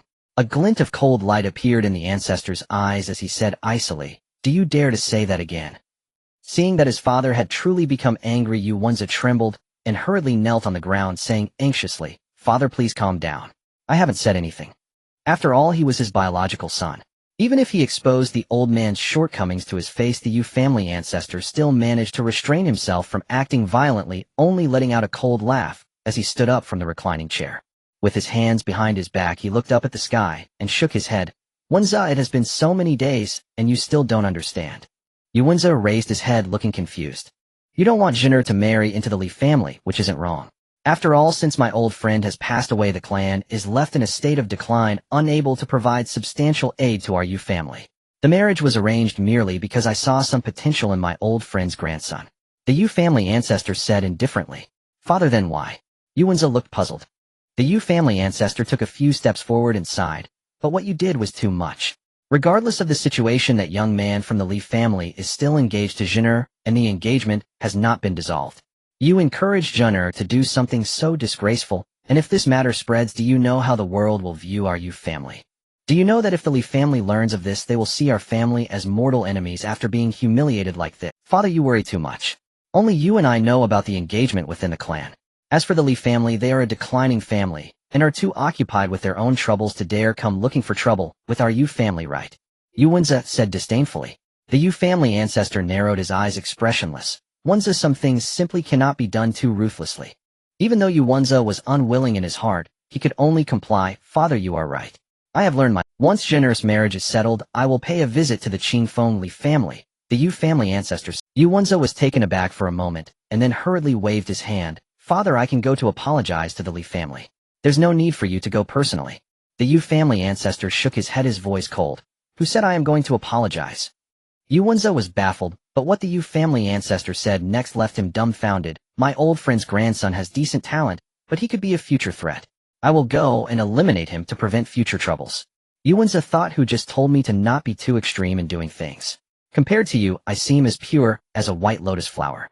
The next day marked the day of Yu Mingxin, the eldest daughter of the Yu family, getting married. Today everyone in the Yu family was dressed in celebratory attire, and smiles adorned their faces. In the boudoir of the eldest daughter of the Yu family, several maids were helping Yu Mingxin with her makeup. Looking into the bronze mirror, she wore a bright red wedding dress, her beauty captivating. One maid joked, "Miss, you look truly stunning today.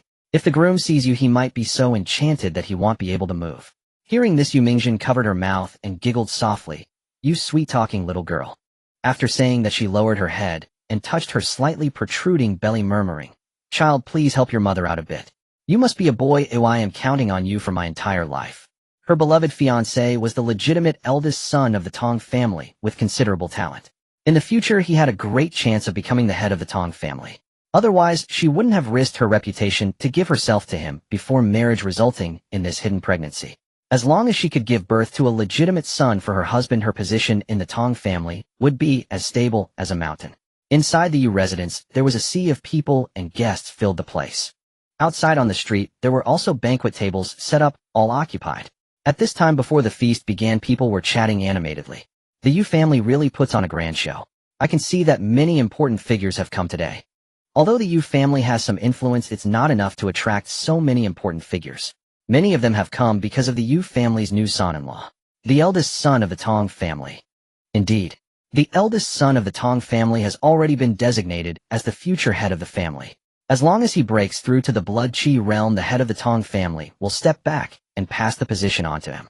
Having a future head of the Tong family as a son-in-law who wouldn't hold the Yu family in high regard in Yuhua County. I really envy the Yu family. They've managed to climb onto the high branch of the Tong family.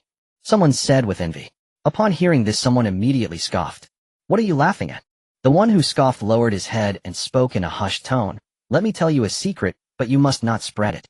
I have a relative, the son-in-law of my 7th aunt's 8th uncle, who works in the Tong family as a supervisor for miscellaneous tasks. He heard from the old man that it was the eldest daughter of the Yu family who seduced the eldest son of the Tong family and got pregnant, forcing the Tong family to accept this marriage. What a shocking revelation. The people who were eavesdropping on the gossip became excited. Is this true? The eldest daughter of the Yu family is so shameless. Absolutely true. The gossiping person replied firmly. Hiss, this Yu family truly has a corrupt lineage. Who says otherwise? They actually raised such a shameless daughter, going to great lengths to climb the social ladder. Should keep your voice down, or else the Yu family might hear us and lose our heads. As a member of the Yu clan approached, someone immediately hushed the others. Upon hearing this, the crowd finally quieted down. Meanwhile, at the most famous inn in Yuha County, in a private room, Jiang Dao, a Qi blood realm attendant of the Li family, respectfully reminded, Master, the time has come. Jiang Dao, the first Qi blood realm cultivator to join the Li family, had broken through to the minor achievement stage of Qi blood realm 4 months ago. Along with Jiang Dao, the accompanying Qi blood realm cultivators included Cheng Zhaozhang, he, and the 6th elder of the Li family, Li Yanzhao. Inside the room, Li Xingge, who was meditating on the bed, suddenly opened his eyes upon hearing Jiang Dao's voice. A glint of cold light swiftly flashed in his gaze as he replied, Got it. At the Yu family's estate, the wedding procession had already arrived at the Yu mansion. Though the Tong family was not entirely satisfied with the future mistress of the household, the decision was already made, and they had to give Yu Mingjin the respect she deserved. An elder from the Tong family personally attended the wedding. In front of the flower palanquin, the sound of drums and gongs resounded. The clang of the brass gong echoed like thunder, followed closely by the booming of the leather drum. The men in the wedding procession stepped in rhythm to the beat of the drums, their red sashes swaying in a powerful, crisp sound like rolling waves. Suddenly the sound of a swan arose, and a tune of 100 birds paying homage to the phoenix pierced through the morning mist. The long wedding procession halted at the entrance of the Yu family. A tall, handsome young man dressed in a bright red ceremonial robe adorned with a red flower on his chest dismounted from his horse. As soon as he appeared, he immediately attracted everyone's attention. It's young Master Tong. Someone exclaimed in surprise. Tong Huaqing, the eldest son of the Tong family, with an 8th grade talent and mastery of physical cultivation, was a renowned genius in Yuha County. Moreover, he was the young master of the Tong family, possessing handsome looks that made him the dream lover of countless noble women. Unfortunately, such an excellent groom was about to marry a shameless woman. We have met young Master Tong. Everyone bowed in unison. Tong Huaqing smiled, gently, slightly nodding in acknowledgement, exuding elegance. The elders of the Yu family, who learned that Tong Huaqing had arrived, rushed out from the main door with excited expressions revealing flattering smiles. We have met young Master Tong. Tong Huaqing laughed heartily, waving his hand. There is no young Master Tong here, only your Yu family's son-in-law. This statement made the elders of the Yu family overjoyed. At this moment, they noticed the stern-faced elder in a purplish-red robe standing behind Tong Huaqing. They hastily bowed in greeting. We have met the senior. The Tong family really gave the Yu family face, even sending this elder to attend the wedding. The elder snorted casually, cupping his hands in a dismissive manner. He was Tong Mingliang, the 2nd elder of the Tong family, sent to accompany Tong Huaqing for the wedding. In truth, Tong Mingliang held the Yu family in great disdain. The Yu family had resorted to underhanded means to climb up to the Tong family. However, they could not resist the fact that young Master Tong was fond of Yu Mingjin, who was also pregnant, which forced them to agree to this marriage. The elders of the Yu family did not mind Tong Mingliang's arrogant attitude. After all, the strength of the Tong family far surpassed that of the Yu family. Young Master Elder Mingjin, our family master and young lady, have been waiting inside for a long time. Let us not miss the auspicious time, please come in. The eldest elder of the Yu family said with a smile. Tong Huaqing nodded, and the group was just about to step inside. Meanwhile, on the street not far away, a deep, slow, mournful, and heavy sound echoed. Upon hearing this, the crowd changed their expressions. This was a funeral tune played only for the deceased, whose family was so blind, playing funeral music on the joyous occasion of the union between the Tong and Yu families. The eldest elder of the Yu family felt his old face flush red, and he was about to cause trouble. However, he was stopped by Tong Huaqing, who gently smiled. Elder, no need to be angry. It must be a coincidence. The deceased should be prioritized. Please have some compassion. Although the eldest elder of the Yu family was furious since young Master Tong was not bothered, he had no choice but to let it go. However, after the wedding, he wanted to see which family dared to be so blind as to spoil the joyous occasion of the Tong and Yu family's union. But then a loud voice from the distance changed the expression of the usually gentle young Master Tong. My master has come to congratulate the union of the Yu and Ming families and presents a gift, an upper-grade coffin. Hiss! The entire crowd gasped in shock. This was clearly not a family mourning. Instead, it was a deliberate act of provocation. Tong Mingliang reacted first, his face turning ashen as he immediately released a powerful Qi blood realm pressure. He coldly gazed at the approaching funeral procession and shouted, "Who dares to cause trouble on this auspicious day of my Tong family?" He is the Tong family, a particularly impressive clan. Before the person arrived, their voice had already reached him, causing Tong Mingliang's expression to grow serious. He was no fool. The newcomers clearly knew the Tong family, yet they were still so arrogant and unrestrained, indicating they were not ordinary individuals. Today's affair was likely to be troublesome. He exchanged glances with a nearby attendant who understood the cue and quietly slipped away. The funeral procession slowly approached. Leading the way was a group of burly cultivators dressed in black robes, their expressions cold and bearing curved blades at their waists. Upon seeing this group, Tong Mingliang's heart surged with tumultuous waves. This group of cultivators, numbering around 40 to 50, had more than half of them at the physical cultivation stage. What does this mean? Even if all the physical cultivators of their Tong family were combined, they would not amount to this number. Following closely behind were Jiang Dao and Li Yinzhao, walking side by side with Cheng Zhao and Zhang He following them. The auras of the four showed no signs of restraint. The overwhelming pressure of the Qi blood realm made Tong Mingliang feel suffocated. All four were Qi blood realm cultivators, and the one carrying the sword was someone whose aura he had only felt from his older brother. His elder brother was the strongest in the Tong family at the minor achievement stage of Qi blood realm. This sword bearer was actually on the same level as his elder brother. However, what happened next made Tong Mingliang's body sway unsteadily, causing him to retreat repeatedly and collapse onto the ground. The four stood in 2 rows, each hand placed on their chest, bowing in unison and respectfully said, "We welcome the family master." The other cultivators also knelt on one knee with their swords planted on the ground. "We welcome the family master." Though few in number, their momentum soared to the heavens, casting a solemn silence over the entire area. On the small path paved with bluestone bricks, clear footsteps echoed. With each step taken, it resembled the swinging of an ancient clock, regular and heavy. Each step seemed to tread upon the hearts of the crowd. Unbeknownst to them, the rhythm of their heartbeats was being dominated by these footsteps. Those who realized this felt a great alarm in their hearts. If this person intended to strike at them, they feared they would have no means to retaliate. They gazed at the young man whose countenance was stern and whose features were as if carved by a knife. His long black hair was casually tied back with a silk ribbon, draped in a dark cloak, wearing golden threaded boots and a jade belt around his waist with a precious sword hanging from it. With hands clasped behind his back, his eyes held a disdainful expression, as if there was nothing in this world worthy of his attention. The crowd observed the aura of authority emanating from the young man, and combined with the disarray of the elder from the Tong family, they realized that this young man seemed to be an extraordinarily significant figure. This significant figure did not come with good intentions. Today there would be a good show to watch. "You seem dissatisfied with the gift I presented." The young man spoke slowly, his tone betraying no hint of joy, anger, sorrow, or happiness.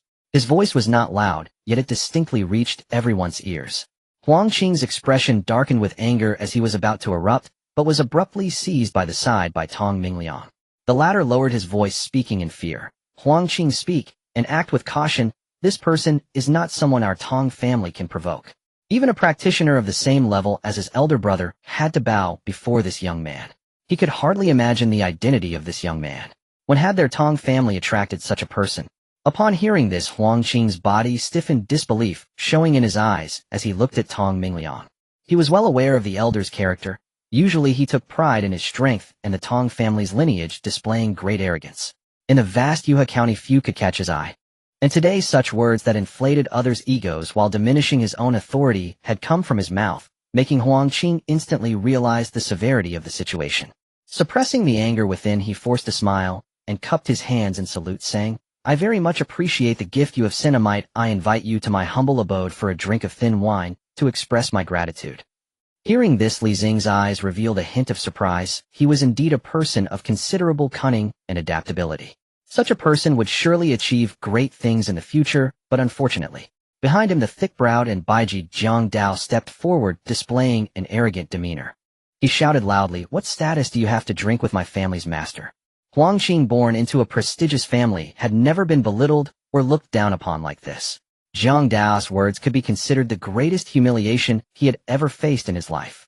He clenched his fists in secret due to the intensity of his grip. The veins on his hands bulged like a Tsanglong. "Respectfully, do not bully me too much. Our Tong family is not so easily bullied." Jiang Dao, upon hearing this, seemed to have heard the greatest joke. Once again, what is a small Tong family? Is it a remarkable family? Before my Baihali family you are but an ant that can be crushed underfoot without a second thought. Jiang Dao introduced his family, causing the entire venue to gasp in astonishment. Baihali family.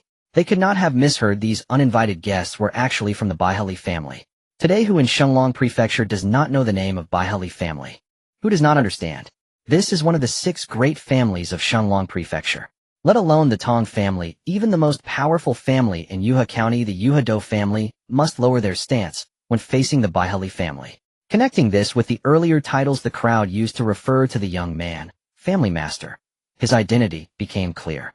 The family master of the Baihali family, the most renowned prodigy of Shenglong Prefecture, an 18-year-old practitioner at the peak of his vitality, the future innate true person, Xingge.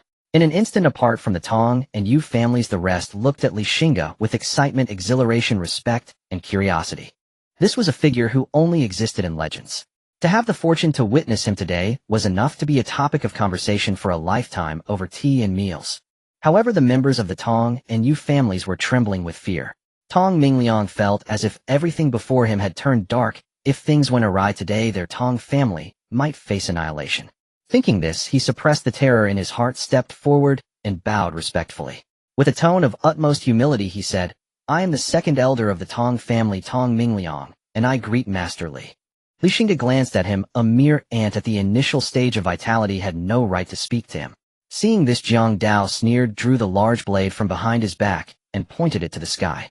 He shouted loudly, "Those who are not members of the Tong or Yu families, you have until the time it takes to brew a cup of tea to leave quickly, otherwise do so at your own peril." Upon hearing these words, the guests from the Tong and Yu families hesitated not a moment, rising hastily and departing from the Yu family.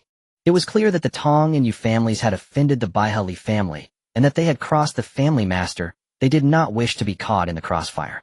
In less than the time it took to brew a cup of tea, the Yu family courtyard, which had just been bustling with people, suddenly became desolate.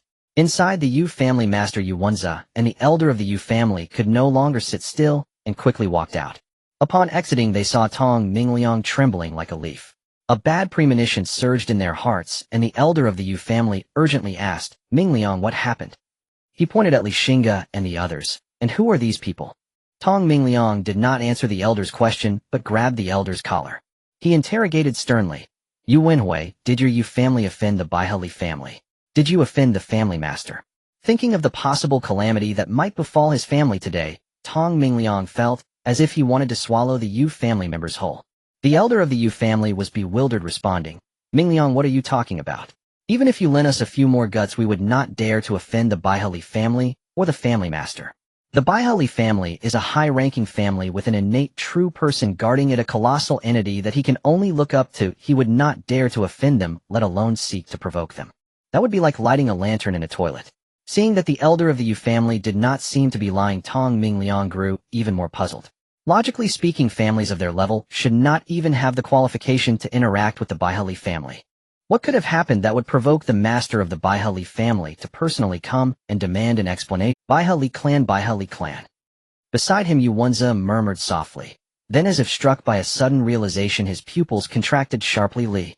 He hurriedly leaned close to the ear of the Yu clan's elder patriarch and voiced his suspicion. "Father, could it be that the Baihali clan bears some connection to the Qingfengli clan? Could they have come here to avenge the Qingfengli clan?" The elder patriarch's expression froze, his voice wavered with uncertainty. "Surely not. The Baihali clan is an exalted, venerable lineage. How could a minor family like the Qingfengli clan, lacking even a single Qi blood realm cultivator, possibly claim kinship with them? Even if such a link existed, what bond could compel the Baihali clan's patriarch himself to appear in person? If not for this, I cannot fathom how our Yu clan, having no ties whatsoever to the Baihali clan, could possibly have incurred their enmity." Yu Wenze wore a baffled expression. A cold dread tightened in the elder patriarch's chest. The explanation offered by his son seemed disturbingly the only plausible one. His gaze shifted toward Xingge, and upon beholding that face a flicker of familiarity stirred within him as though he glimpsed the shadow of a long-lost acquaintance. Gathering his courage, he stepped forward and bowed deeply. Lordly, might there be some misunderstanding? Xingge regarded the elder patriarch and let out a derisive snort. Misunderstanding? There is none. You must be the old master of the Yu clan, the former friend of my grandfather, am I right? At those words, the elder patriarch's heart plummeted into an abyss 10,000 zhang deep.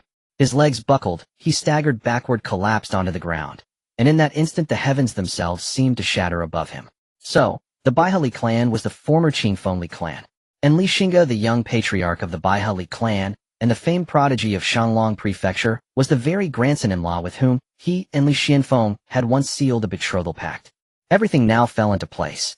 He forced himself to steady his trembling spirit and rose to his feet. So, you are Brother Xuanfeng's grandson.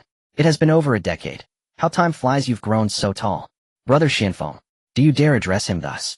Xingge's eyes narrowed, his voice glacial. The moment the words left his lips, Jiang Dao shot forward like a bolt of lightning, appearing before the elder patriarch in the blink of an eye. Before the elder patriarch could react, Jiang Dao drove a fist straight into his chest, a devastating blow that caved in his ribcage and sent him hurtling backward. He crashed through 5 successive courtyard walls before finally coming to rest. Blood gushed from his mouth like a fountain. Jiang Dao closed in instantly, seizing the elder patriarch's hair like an eagle snatching a chick, and forced him to kneel before Xingge. Lordly, please hear me out. The elder patriarch looked up at Xingge's icy countenance, terror twisting his features, blood frothed at his lips as he stammered a broken plea. Go explain yourself to my grandfather. With that, Xingge struck down a palm upon the elder patriarch's crown, shattering his skull to pulp. A wisp of black cheese slithered from the ruined corpse and vanished into Xingge's sleeve. The headless body crumpled lifelessly to the ground, its blood staining the earth crimson. All who witnessed the scene stood frozen in mute horror, not daring even to draw breath. Then Tong Mingliang, the second elder of the Tong clan, abandoned all dignity and dropped to his knees with a heavy thud. He kowtowed frantically. Lordly, my Tong clan knew nothing of this. Not even 10 lifetimes worth of courage would permit us to oppose you. We withdraw the engagement immediately. We beg your magnanimity, spare our clan.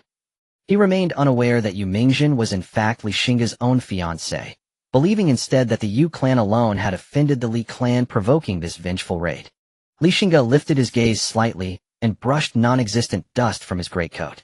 Jiang Dao bared his teeth in a feral grin and fixed his stare upon Tong Mingliang. The latter's heart seized. The elder patriarch's grisly fate still burned vividly in his mind.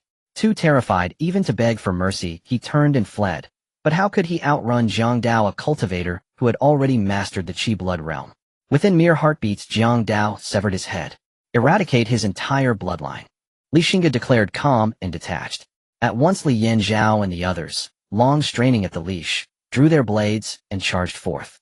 The remaining defenders, none exceeding the flesh and bone realm, stood no chance against the Li clan's ferocious onslaught. Dozens surged into the Yu clan's ancestral compound, slaughtering, without distinction, man, woman, or child. Cries of slaughter, wails of agony, and shrieks of terror filled the air. Crimson wedding silks, once festive, now soaked in blood, growing ever more lurid, ever more grotesque. Yu Wenze and Tong Huiqing had their cultivation foundations shattered by Li Yanjing of the Night Owl Hall, then were seized by 2 elite Li warriors and dragged, kneeling, to Xingge's feet. You are the Yu clan's patriarch, correct? Xingge smiled faintly. Nephew. No, I mean lordly. Please let me explain. I have no patience for explanations. Answer me, how many people know of that matter? Yu Wenze hesitated. Then comprehension dawned. He recalled precisely which incident Xingge meant. After a moment's faltering, he stammered, aside from myself. And father, no one else knew? Wait, no? Once when the Yao clan's elder patriarch came to propose marriage for Zhener, father declined, citing her prior betrothal. The Yao clan then. A flash of murderous intent ignited in Xingge's eyes. He snapped his fingers. My lord. 2 Li clan cultivators bowed low, hands clasped before them. 10,800 cuts, no fewer. Should any be missing, you shall make them up yourselves. Xingge said to Yu Wenze, his tone utterly serene. The 2 men swallowed hard, then nodded solemnly. Just as they began dragging Yu Wenze away, he suddenly cried out, Lordly, you cannot treat me thus. Our families are bound by. Before he could utter another word, Li Yanjing lashed out with blinding speed, a thunderous slap across Yu Wen's face.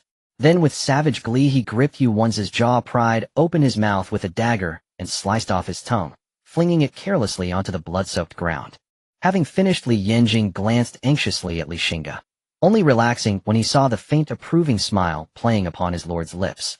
Mute and paralyzed with terror, Yu Wenze stared up at Li Xingge, despair flooding his soul as he envisioned the unspeakable fate awaiting him. He tilted his face toward the sky. Had he not schemed to entice his daughter toward Tong, Huiqing's clan would never have suffered this annihilation. Heaven itself had mocked him with a cruel cosmic jest. All his machinations, to elevate his family through the Tong clan's influence, had led only to ruin.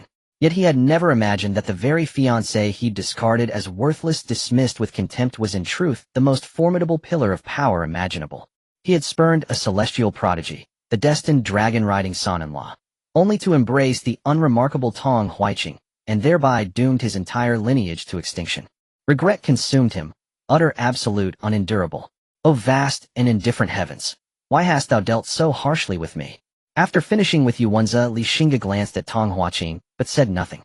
He simply clasped his hands behind his back and stepped into the Yu family's courtyard. Behind him, Li Yanjing and a few others dragged Tong Huiqing along. At this moment, the originally festive and luxurious courtyard was in ruins, littered with corpses and severed limbs, with blood pooling everywhere. In the courtyard, the ubiquitous character for happiness was particularly glaring at this moment. Li Xingge stood in the middle of the courtyard. Before him lay the corpse of a child split in two. Looking at such a tragic scene, there was no ripple of emotion in Li Xing's heart. Which family or powerhouse did not walk step by step along a path paved with countless corpses? Master, we found the person. Zhang Dao appeared behind Li Xingge and said respectfully. Li Xingge turned around to see two cultivators from the Li family holding a beautiful woman dressed in a phoenix crown and colorful robes. This must be his so-called fiancée, the eldest daughter of the Yu family, Yu Mingxin. Seeing Yu Mingxin's slightly protruding belly, Li Xing's eyes instantly turned cold as ice. Mingxin, Tong Huiqing exclaimed anxiously upon seeing Yu Mingxin. Yu Mingxin first glanced at Tong Huiqing, then at Li Xingge, her eyes filled with hatred. The fierce gaze seemed to want to swallow Li Xingge whole, and she sharply said, "Who are you? My Yu family has no grievances or grudges with you. Why have you resorted to such cruelty?" No grievances or grudges. Li Xingge scoffed. He stepped closer to Yu Mingxin, nonchalantly raising her chin with his finger, and said, "You do have some beauty." Pak. Yu Mingxin spat, but was easily avoided by Li Xingge. Li Xingge frowned slightly, while the two Li family cultivators were taken aback, instantly filled with rage. A fierce expression appeared on their faces as they violently grabbed Yu Mingxin's hair. The searing pain of her scalp being torn made Yu Mingxin uncontrollably emit a tragic scream. Tong Huiqing watched this scene with a pained expression and urgently said, "Li family master, whatever grievances or resentments there are, direct them at me. Bullying a pregnant woman is not worth any skill. Are you not afraid of this news spreading, ruining your reputation as the Li family master?" Li Xingge laughed heartily at this, disdainfully saying, "So what? If one person defames me, I will kill one person. If 10,000 defame me, I will kill 10,000. I will kill until no one dares to defame me in this world." Tong Huiqing looked at Li Xingge with Li Xing's demeanor was no different from that of a demonic villain. He could not imagine that the well-known young prodigy of Shanglong Prefecture was such a ruthless and unscrupulous tyrant who regarded human lives as mere weeds. "Brother Tong, it seems you care a lot about this woman. A future head of a major family, yet so irrational, truly unimaginable." Li Xingge first shook his head, then deeply looked at Yu Mingxin, a meaningful smile appearing at the corner of his mouth. "Yu Mingxin, I now give you a chance. As long as you personally kill Tong Huiqing, I will show mercy and spare your life." Yu Mingxin did not hesitate at all, and coldly replied, "Dream on." Although Yu Mingxin initially had impure motives for being with Tong Huiqing during their time together, she was captivated by Tong Huiqing's charisma and had grown deeply attached to him. She would willingly die for Tong Huiqing. "Oh." Li Xingge looked at Tong Huiqing again, chuckling. "Then brother Tong, I also give you a choice. Kill Yu Mingxin, and I will spare you." Tong Huiqing laughed heartily at this and scoffed, "Li family master, not everyone is as selfish as you, heartless and ungrateful. People like you must have never experienced the taste of love, right? Impudent. How dare you be disrespectful to the family master?" Li Yanjing nearby was furious and slapped Tong Huiqing hard across the face. The powerful impact caused blood to burst from Tong Huiqing's mouth, and his cheek visibly began to. However, Tong Huiqing showed no signs of fear, still staring defiantly at Li Xingge. Good. Li Xingge clapped repeatedly praising, "Brother Tong, you two truly have a bond stronger than gold, making me Li see the world in a new light." Tong Huaqing turned his head aside. Li Xingge was not angered. He waved to Li Yanjing. "Family Master, take Brother Tong and Yu Mingjin back to Qingfeng Valley and settle them well. If there are any mistakes, I will hold you accountable." Li Xing's words left Li Yanjing a bit puzzled. He glanced at Tong Huaqing and Yu Mingjin, wondering if the family master was truly moved by their so-called love and would let them go. But that did not align with the family master's usual style. Though Li Yanjing was confused, he did not dare to question it. He just needed to loyally execute the family master's orders. "Li family master, what exactly do you want to do? Kill or maim? Just give me a straightforward answer." Tong Huaqing was not polite. He did not believe that someone who could say such words would be soft-hearted. Li Xingge chuckled softly. "Brother Tong, I rarely show kindness. Why don't you believe me? You should obediently comply, otherwise I cannot guarantee the lives of your thousands of family members." Li Xing's words sent a shock through Tong Huaqing. He had no doubt that Li Xingge could say it and would do it. Although he was still unclear about Li Xing's plotting with the threat to his thousands of family members, Tong Huaqing could only temporarily yield. After glaring at Li Xingge, he and Yu Mingjin were taken away. Watching their retreating figures, the smile on Li Xing's face gradually faded, replaced by endless coldness. "Jiang Dao, at your service. Take a team and go destroy the Yao family for me," Li Xingge said coldly.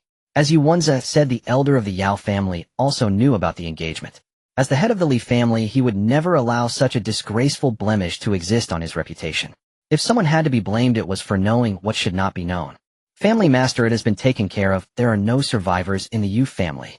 Cheng Zhao and Zhang," he came to report. "Thank you for your hard work, both of you," Li Xingge said with a smile. This statement left Cheng Zhao and Zhang, he both astonished, further solidifying their resolve to be loyal to the Li family. The two exchanged glances and clasped their fists in unison, saying, "It is our honor to be loyal to the family master and the Li family." Sometimes winning people's hearts can often be accomplished with a simple word from those in power. "Next, I will need both of you to accompany me once more. Willing to go through fire and water for the family master. The Yu family has been destroyed. Naturally, the next to be eradicated will be the Tong family. The Tong family estate is situated atop a picturesque mountain." Tong Mingrue, the head of the Tong family, stood up in shock upon hearing the words of the Tong family member who had come to deliver the news. The messenger wore a mournful expression. "Master, if I had 10 times the courage, I still wouldn't dare to deceive you." Tong Mingrue took a deep breath and paced back and forth in the hall with his hands behind his back. He was well aware of the temperament of his second elder. If the elder was so eager to send someone back with news, then the strength of the visitor was certainly extraordinary, and at the very least not weaker than that of his own Tong family. Thinking of this, Tong Mingrue felt a headache coming on. He was already dissatisfied with this marriage proposal, but out of consideration for his son's genuine affections, he had reluctantly agreed. Unexpectedly, before the daughter-in-law even entered the family, she had already brought great trouble upon her own clan. He did not believe that those people were targeting the Tong family. If they were after the Tong family, then this group would not have first appeared at the Yu family. The Yu family truly deserved to be cursed. Tong Mingrue clenched his fists, cursing inwardly. "Quickly summon Elder Do Zhaoling," Tong Mingrue instructed his servant. Soon after, a middle-aged man wearing a light blue robe and sporting a pair of short whiskers arrived, guided by the Tong family servant. Tong Mingrue concealed the worry on his face and forced a smile, saying bluntly, "Elder Zhaoling, our Tong family might be facing some trouble, and I would like to ask for your assistance to mediate for us." Although he was still unclear about the strength of that group, as they would at least not be weaker than the Tong family, it would be best to minimize the matter. If worse came to worse, the marriage could be called off. Do Zhaoling is an elder of the Yu and Do clans, and today, he came to the Tong family at the behest of the head of the Do clan to attend the wedding banquet of Tong Huaqing. Although the Do family held absolute power and control in Yue County, it was still necessary to show some respect to the families under their influence. Hearing this, Do Zhaoling was somewhat surprised for the head of the Tong family to approach him with this request. The trouble was evidently not small.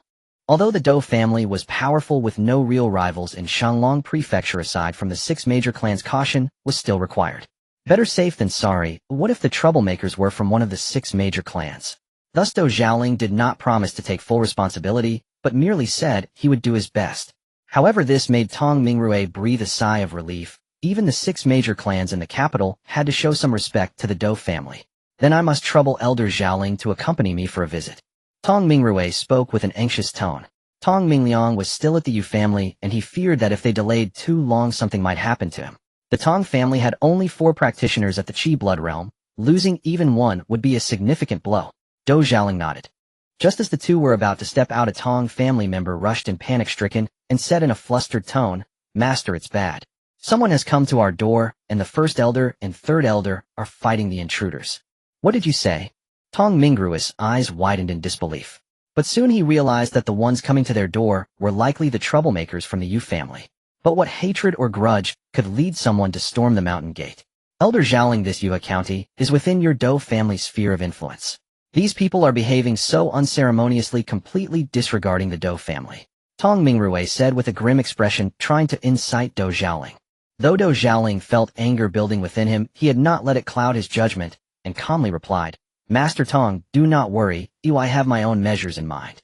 Seeing that his attempt to incite had no effect, Tong Mingruo felt a sense of unwillingness in his heart, but refrained from saying anything further. Saying too much could backfire. He activated his lightness skill and swiftly made his way toward the Tong family's mountain gate, with Dou Xiaoling hesitating for a moment before following closely behind. At the Tong family mountain gate, dozens of Tong family disciples had already fallen. The Tong family's first elder was engaged in battle with the sixth elder of the Li family, Li Yanzhao, while the third elder faced off against Cheng Zhao, who wielded a long spear. Li Xingge stood with his hands clasped behind his back, his expression indifferent. Behind him, Zhang Dao observed the battle intently and spoke up. "Master, although Elder Yanzhao has only recently broken through, his strength cannot be underestimated. He is subtly suppressing that veteran Qi blood realm practitioner from the Tong family." Li Xingge chuckled softly. The elders of the Li family had all transitioned to their respective suitable mystic rank skills, making their strength far superior to those practicing yellow rank skills. Even just in terms of the reserves of Qi blood power, they were in a different league. Moreover, the elders of the Li family also had their trump cards, which were the powerful mystic rank martial arts. Thinking of this, Li Xingge glanced at Zhang Dao beside him, who had recently destroyed the Yao family and still bore traces of blood. He slowly spoke, "Zhang Dao, how long have you been with the Li family?" Zhang Dao clasped his hands in respect and replied, "Returning to the master, it has been over 2 years." Li Xingge nodded slightly. "Over the years you have been loyal and diligent, fighting for my Li family and achieving great merits. I have seen all of this. Once this matter is settled, you may take my order and go to the clan martial pavilion. I will allow you to practice a mystic rank martial art." Zhang Dao was momentarily stunned by these words, struggling to believe that what he heard was true. Then he came to his senses and shook his head, saying, "Master, this is what I should do. If it weren't for you stepping in to resolve the issues with the Yang family for me, I might have already become a casualty under the blade of their ancestor. At that time I swore that this life of mine belongs to the master." Li Xingge patted Zhang Dao on the shoulder, jokingly saying, "What, Zhang Dao, do you want the world to think that I, Li Xingge, am someone who cannot distinguish right from wrong and has no sense of reward and punishment?" Hearing this, Zhang Dao's face turned pale with fear, and he hurriedly said, "Zhang Dao would never dare." "Then, that is settled." Zhang Dao's eyes turned red. Mystic rank martial arts are a closely guarded secret in ordinary families. Outsiders do not even have the qualification to catch a glimpse of them, yet the master did not mind his status as an outsider and was willing to impart mystic rank martial arts to him. What a significant trust and value placed upon him. Zhang Dao knelt on one knee, his expression solemn and serious. "I, Zhang Dao, swear to the heavens, for generations and generations my descendants will serve the master and the Li family, willing to go through fire and water. Should I break this oath, may the heavens strike me down." Li Xingge helped Zhang Dao up from the ground, laughing heartily. "There is no need for such formality between us." Though he said this, the satisfaction in Li Xing's expression could not be concealed. The conflict at the mountain gate intensified. Li Yanzhao suddenly unleashed a killing intent, and the profound martial arts he had painstakingly cultivated erupted, causing an extraordinary phenomenon. An immensely powerful strike directly broke through the defenses of the elder of the Tong family, landing on his shoulder. The razor-sharp blade severed the Tong family's elder's arm, and the intense pain caused cold sweat to pour down his forehead. He gritted his teeth and endured the pain, retreating swiftly to create distance from Li Yanzhao, before exclaiming, "Profound-level martial arts." Despite the Tong family's long lineage of over 400 years, they had never possessed a single profound martial art that could be showcased. Who exactly are these people? When did the Tong family provoke such formidable enemies? Li Yanzhao sneered, uttering no further words, but instead pressed on, aggressively intent on taking down this blood-key realm cultivator from the Tong family in one fell swoop. He tightened his grip on the knife, which emitted a slight tremor, preparing to strike again. An enraged voice suddenly echoed from a distance. You are bullying us too much. Tong Mingrue darted through the air like a dragonfly skimming the water, positioning himself in front of the elder of the Tong family. Seeing his elder with one arm severed, Tong Mingrue was engulfed in fury. Losing that arm would drastically reduce the elder's combat strength, which was an immense loss for the Tong family. So it was you who harmed my family's elder. Tong Mingrue glared at Li Yanzhao, who still held the bloodied knife, and shouted angrily, so what if it was me? What will you do about it? Li Yanzhao's dismissive attitude completely enraged Tong Mingrue, who roared, die. Tong Mingrue stomped down on the bluestone floor, which immediately cracked into pieces. He then leapt out, pouncing towards Li Yanzhao. Tong Mingrue's blood-key realm strength put immense pressure on Li Yanzhao, yet he remained unperturbed. As expected, a tall figure stepped in front of Li Yanzhao, blocking Tong Mingrue's assault. Both combatants stepped back. Upon seeing this sudden appearance, a look of deep caution appeared in Tong Mingrue's eyes, and he asked gravely, what is your identity, one who has reached blood-key minor success? I am here to exterminate the Tong family. This figure was none other than Zhang Dao, who grinned menacingly, drawing the blade from his back and charging forward without a shred of hesitation. Did these people truly regard the Tong family as mere ants to be crushed at will? Tong Mingrue clenched his fist, unafraid, and prepared to fight. The two blood-key minor success cultivators engaged in a fierce battle. Today was the grand wedding day of the Tong family's eldest son, with numerous noble families from Yuhe County attending the ceremony. These guests noticed the immense commotion outside the mountain gate and rushed out to observe. They began discussing among themselves, what kind of trouble has the Tong family stirred up to warrant such cruelty, attacking on such an important day? One elder from a blood-key family in Yuhe County inquired curiously, I'm not sure, but they have already killed several people. Today won't end well. It seems the Tong family is in danger today. The elder has lost an arm, the Tong family master is being firmly restrained by that knife wielder, and the third elder is evenly matched with that spear wielder. The Tong family has already sent out their strongest fighters, yet it appears that there are still experts on the opposing side who have yet to make their move. Who are these people? Their faces seem unfamiliar. They must be from an external major force. I wonder what kind of strong enemies the Tong family has provoked. It's hard to say. Today the Tong family might face great calamity, a middle-aged man in brocade remarked with a hint of glee. His family had some grievances with the Tong family. Not necessarily. Don't forget the Dou family elder is present today. Given the relationship between the Dou family and the Tong family, would they really stand by? That's hard to say. It's better to keep our distance, be careful not to be caught in the crossfire.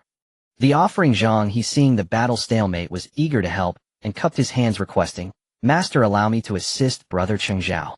Li Xingge nodded. In truth, with Li Xing's current strength, he could easily annihilate the Tong family without. However, if everything required him, the family master, to take action, wouldn't that devalue his position? Moreover, combat was also a means for the clan members to enhance their strength. He would rather see them suffer a little than raise them like flowers in a greenhouse. As Zhang He joined the fray, the battle immediately tilted in their favor. Under the assault of both Chengzhao and Zhang He, the third elder of the Tong family was already in dire straits. Tong Mingrue caught sight of this scene from the corner of his eye, his expression turning extremely grim. With the elder incapacitated and the second elder's fate unknown, if something happened to the third elder, the Tong family would be left in ruins. He turned around, looking back at the crowd, and shouted, Elder Dou, are you really going to stand by and watch my Tong family be destroyed? Sighed. Dou Xiaoling sighed and stepped out from the crowd. He glanced at the members of the Li family, his expression grave, and said, Everyone, I am Dou Xiaoling of the Yuhe Dou clan. Could you please grant the Yuhe Dou clan some face and cease hostilities for the time being? Let's sit down and discuss any matters. This name still held some weight, causing Zhang Dao and the others to momentarily hesitate in their action. It wasn't that they feared the Yuhe Dou clan, but the Dou clan was not weak. Without the family master expressing his stance, they found it difficult to judge whether to grant this face.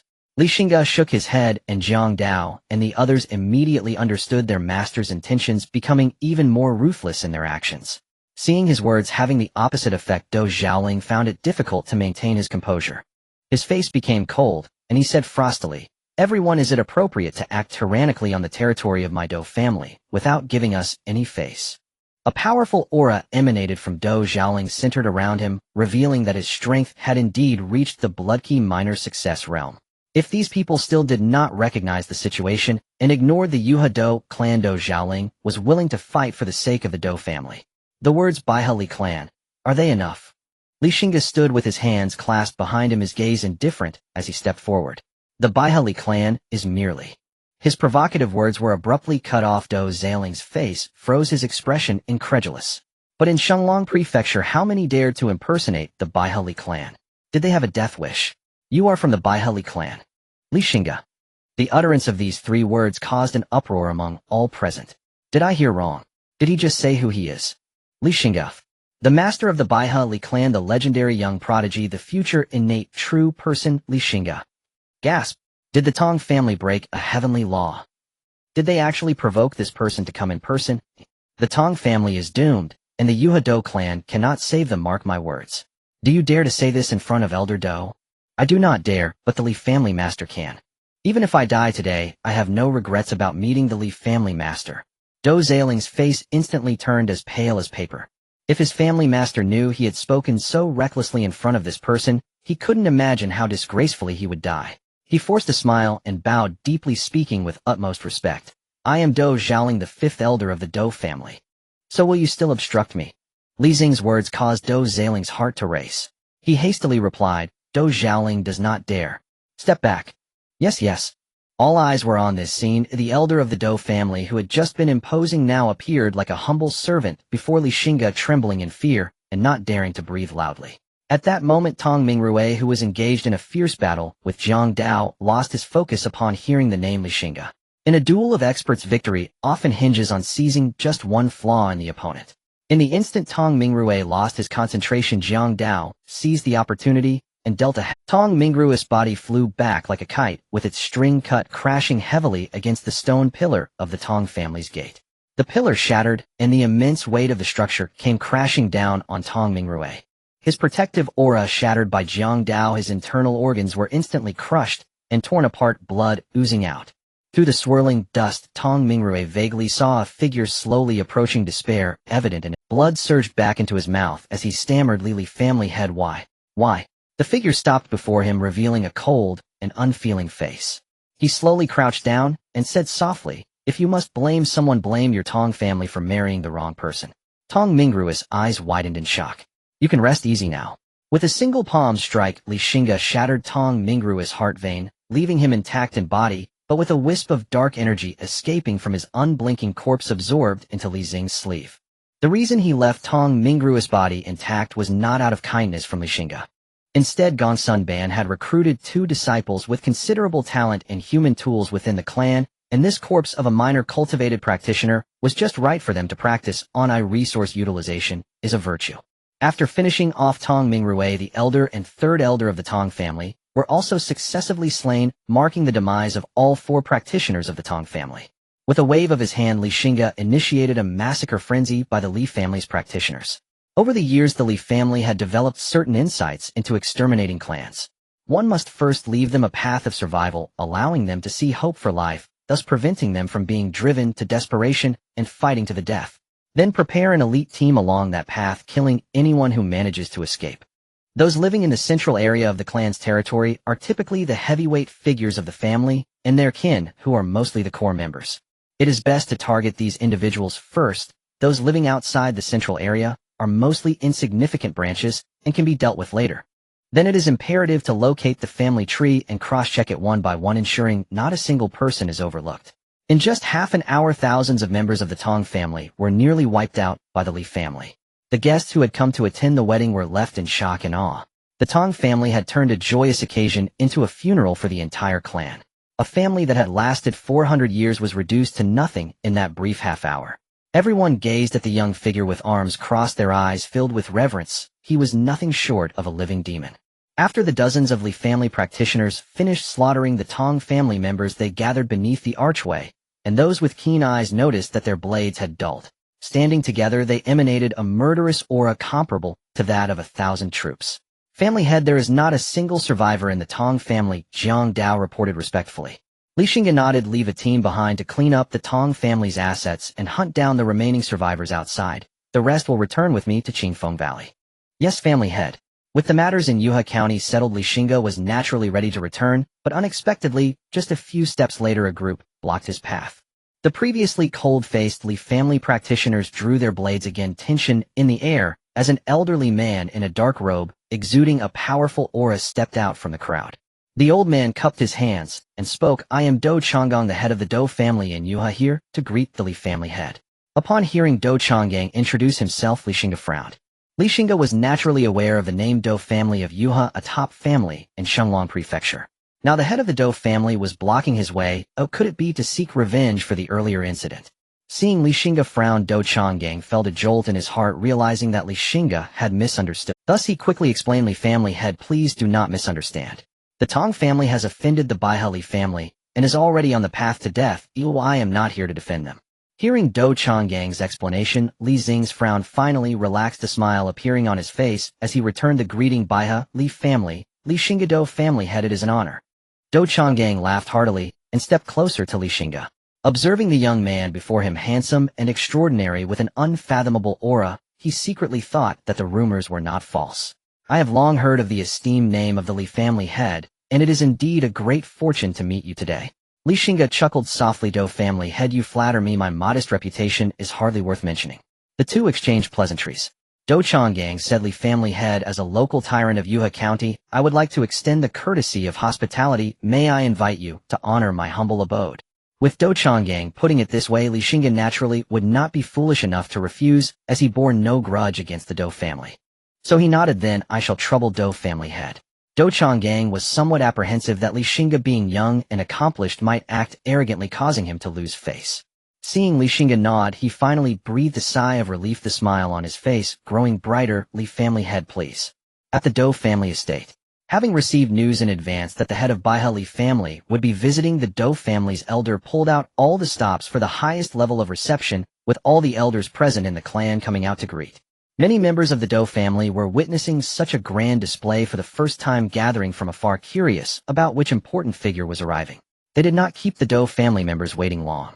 A long procession slowly approached from a distance, stopping at the entrance of the Do family estate, and the beautiful sound of chimes began to resonate.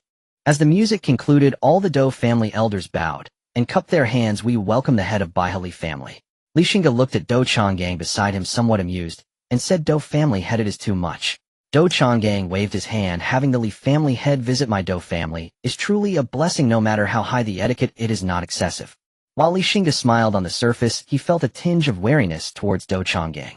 Such eagerness could be a sign of ulterior motives. However, the Do family was indeed not to be underestimated, boasting a total of 17 practitioners at the Qi and Blood realm. The group entered the Do family amid laughter and conversation. After they moved away, the onlookers quickly began to discuss. "Did I hear wrong? Is the head of Baihe Li family really visiting our Do family?" "You heard right. The family is making such a grand display to welcome the head of Baihe Li family. However, this Li family head is indeed worthy. If he is not worthy, then who is? He is a young prodigy, the future innate being. Damn it, I was just blocked by that big guy and couldn't catch a glimpse of the Li family head. I've heard from the elders that the Li family head possesses dragon and phoenix talents, a rare genius, truly invaluable. Is that true? Did anyone actually see the true face of the Li family head? Are the rumors accurate?" "The rumors are not false. They may even be an understatement. I can't imagine what kind of stunning beauty would be worthy of marrying the Li family head." After entering the manor, Do Changjian led Li Xingge to a white jade pavilion, while the others proceeded to the reception hall. After dismissing the servants, Do Changjian spoke. "Master Li, to speak candidly, if not for the family affairs that have kept me occupied these days, I would have long wanted to visit you at Qingfeng Valley." Li Xingge chuckled softly. "If Master Do were to visit my Baihe Li clan, we would certainly welcome you with open arms."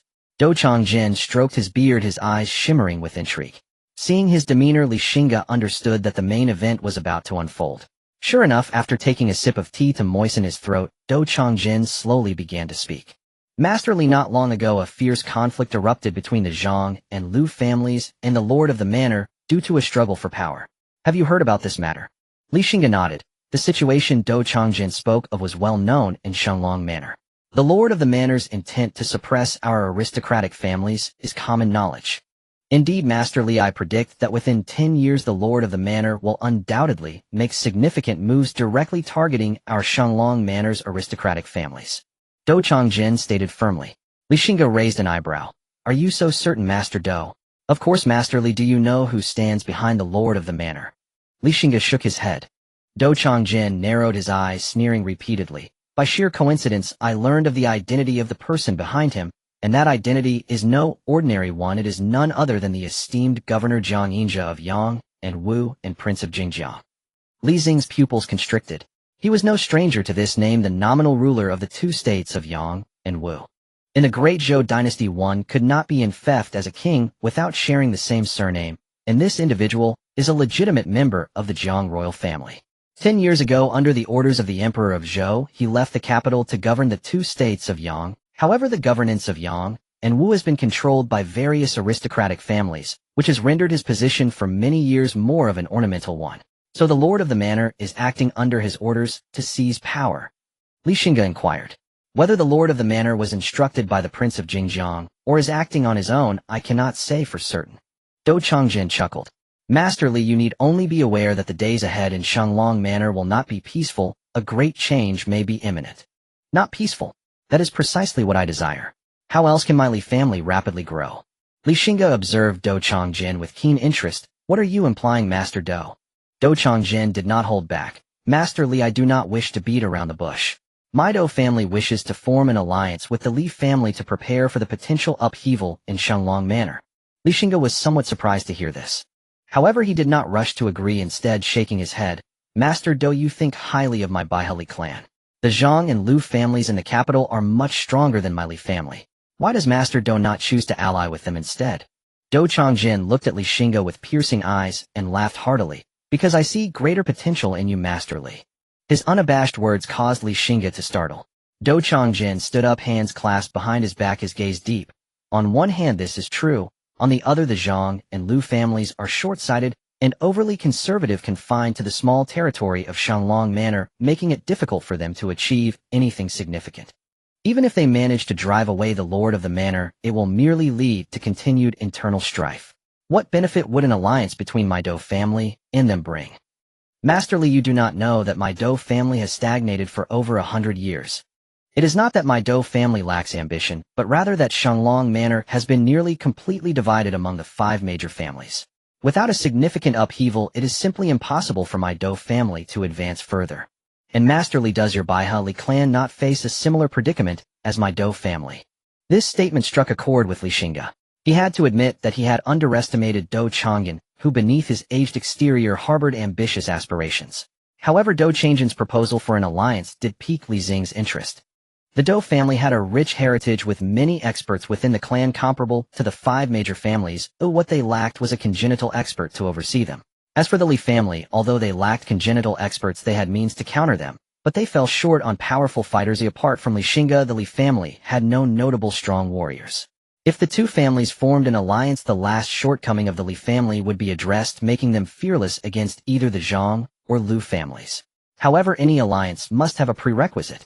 With this in mind, Li Xing's expression turned serious. Master Dou, the alliance between our two families is worth considering, but I have one condition.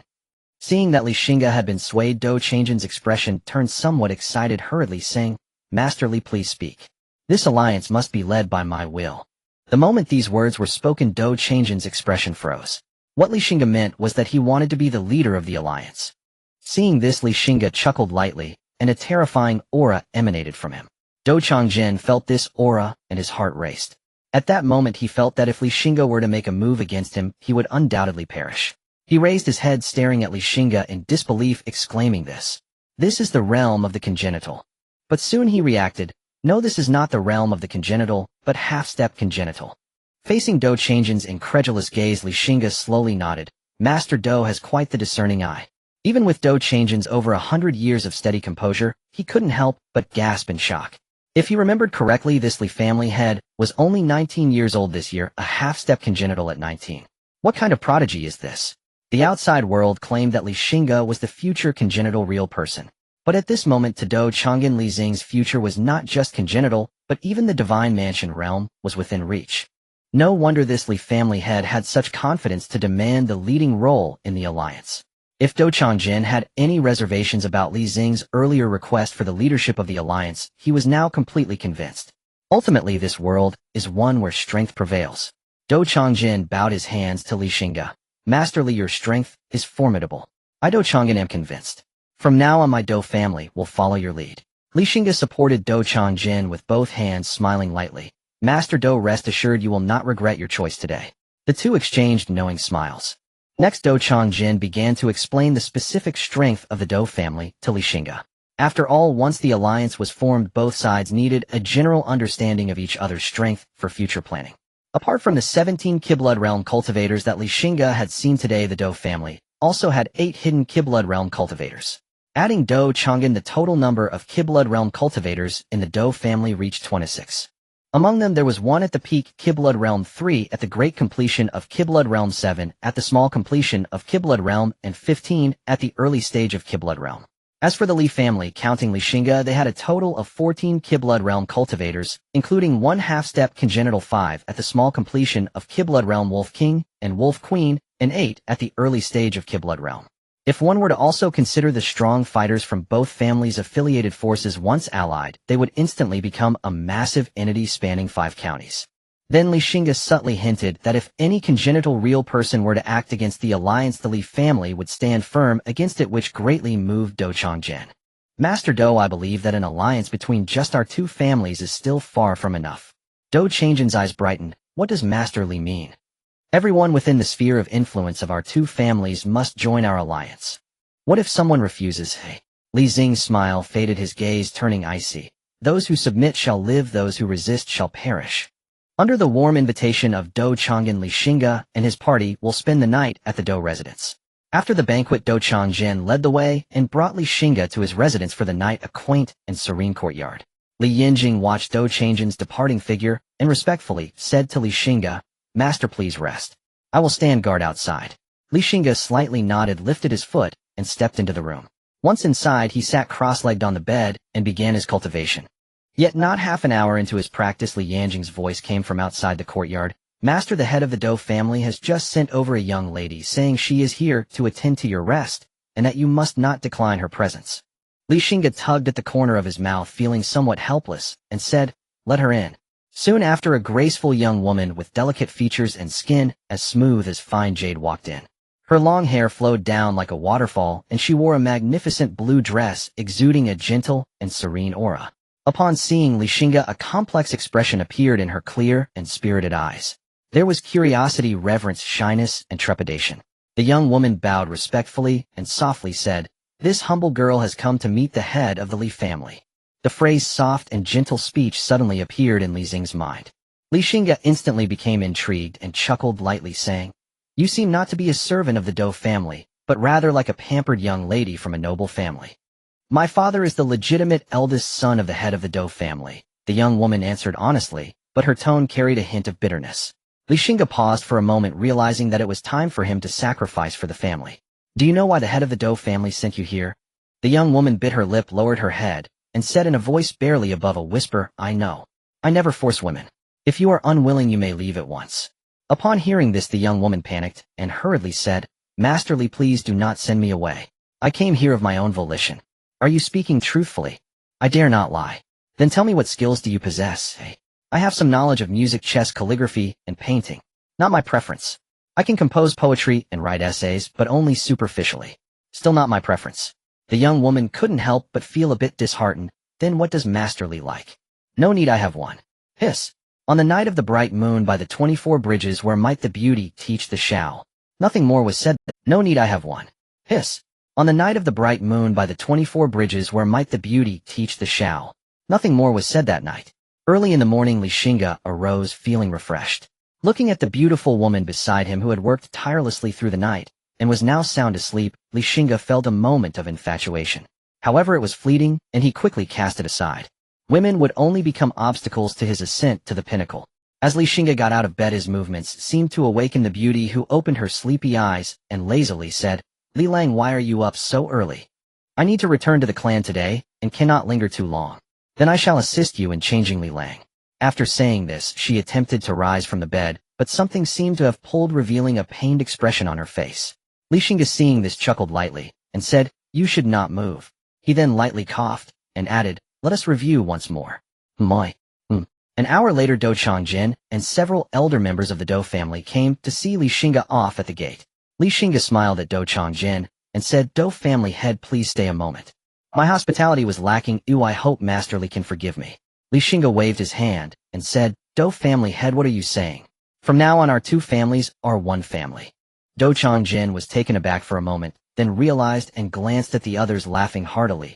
I must be getting old and muddled. The others followed suit laughing apologetically. After sending off Li Xingge, Do Changjin walked with his hands behind his back to a small courtyard filled with the sounds of birds and fragrant flowers. Upon entering the courtyard, he saw the gentle and serene young woman tending to the flowers and plants in the garden, though her expression seemed somewhat distracted. Do Changjin smiled and said, Yuling, you have not disappointed me. You have done well. The young woman raised her eyes to glance at Do Changjin and bowed, saying, Grandfather. What's wrong? It seems you harbor some resentment. Yuling dares not. It's not that you don't, but you dare not. Do Yuling fell silent. Do Changjin sighed. Do you know that serving that person is the greatest fortune of your life? Yuling understands in her heart. The head of the Li family from Baihe, a half-step innate at 19, with the potential to ascend to the realm of divine residence, how many women desire him. Yuling being a servant to him is far better than being the mistress of my Do family. If it were not for my Do family wanting to maintain some face and knowing that he is proud my Do family's people could not become the matriarch of the Li family, then this fortune would not fall to a mere concubine like you. Do Yuling's expression froze. After a long moment she slowly said, Grandfather, I have come to You truly understand. I understand. That is good. From today onward your treatment shall be equal to that of the legitimate daughters of my Do family. Your biological mother's name will also be recorded in the family tree, and after her death, she will be buried in my Do family's ancestral grave. Your father will be designated as the heir of my Do family, and once he breaks through to the realm of great blood and chi, I will pass the position to him. Do Changjin said calmly. Upon hearing this, Do Yuling suddenly raised her head, staring at Do Changjin with disbelief in her eyes. This was what she had once dreamed of. Now it was so simple to attain. In this moment, she deeply understood the words her grandfather had just spoken. To serve him was the greatest fortune of her life. After more than 10 days, Li Xingge and his party returned to Qingfeng Valley. As soon as they entered the mountain gate, they encountered the Grand Elder returning from inspection. The Grand Elder did not inquire about Li Xing's whereabouts during this time, but said, Master, there is good news for the family during your absence. Li Xingge raised an eyebrow and smiled. What good news? Master Gongsun has successfully refined 2 vessels of great blood and chi, and they have retained nearly 80% of their strength from when they were alive. Moreover, Master Gongsun has also successfully advanced to a second-tier weapon master. Li Xingge clapped his hands and exclaimed, Master Gongsun magnificent. Though the 2 vessels of great blood and chi only retained 80% of their strength, they were still far stronger than those of lesser blood, and chi effectively compensating for the Li family's lack of high-end combat power. However, those vessels require spirit stones to operate and consume a considerable amount, so they must be used cautiously, the Grand Elder sighed. There's nothing we can do, the clan will simply have to stockpile more spirit stones in the future. For now, that's all we can do. We need to send a generous gift to Master Gongsun to congratulate him on his promotion to second year, Li Xingge instructed. It has already been sent. You can rest assured about the old man's work. The Grand Elder rolled his eyes. Li Xingge laughed heartily. Then he recalled the matter of the proposed alliance with the Do family in Yuhe County, and his expression became serious. Grand Elder, gather the elders in the clan. We shall meet in the council hall in half an hour. A month passed swiftly. Even 5 or 6 days ago, various distant forces had begun to check into the camp. 3 days ago, the county soldiers of the Baihe camp, under the leadership of County Lieutenant Li Xingtsung, departed for the outskirts of Qingfeng Valley to bolster the Li family's presence. After a new round of expansion, the Baihe camp's county soldiers had grown to 6,000, among whom were many powerful cultivators. In Qingfeng Valley, various banners fluttered in the wind, creating a resonant sound. The mountain gates slowly opened, and a team of Li family cultivators, exuding a dense aura and dressed in uniform dark martial robes, jogged out, standing every 10 steps on either side of the valley path. One hand resting on their blades, and the other on their hips, they gazed straight ahead, their expression stern. A palpable aura of battle-hardened ferocity emanated from them, instilling a great sense of pressure. It was just past the hour of the snake. Representatives from various forces began to enter one after another upon receiving the invitations. The first to arrive were mostly the leaders of smaller forces, the strongest among them merely at the body realm, not even qualified to have their names sung by the Li family. Although their strength was weak, they compensated with numbers, making them the best cannon fodder should a battle arise. The Li family's cultivators guided them to the edge seats of the clan's martial square. As the head of a small family at the body realm sat down, he looked around at the fierce cultivators standing tall like wolves, exclaiming, "Could this be the legendary Li family's Songlong riders? Truly impressive. Any one of them could lead my family to ruin." Beside him sat another gang leader from the same region. The latter gasped, saying, "I have heard that wherever the Songlong riders go, not even a chicken or dog is left alive. Today, seeing them, the murderous aura emanating from them, I cannot fathom how many lives they have taken. This is truly the strength of the 6 great families of my Shanglong prefecture. It is indeed terrifying. But what could the Baihali family be inviting us for? Brother Jean, do you have any guesses?" The latter shook his head and smiled wryly, saying, "How could I dare to speculate on the thoughts of those great figures? Besides, what good would it do for you to worry about these matters? In front of the Baihali family, we are like ants. They make their decisions, and we merely nod in agreement. Hesitating for even half a second would be irresponsible to your clansmen." The young family head smiled, awkwardly sighed, and displayed a hint of helplessness in his eyes.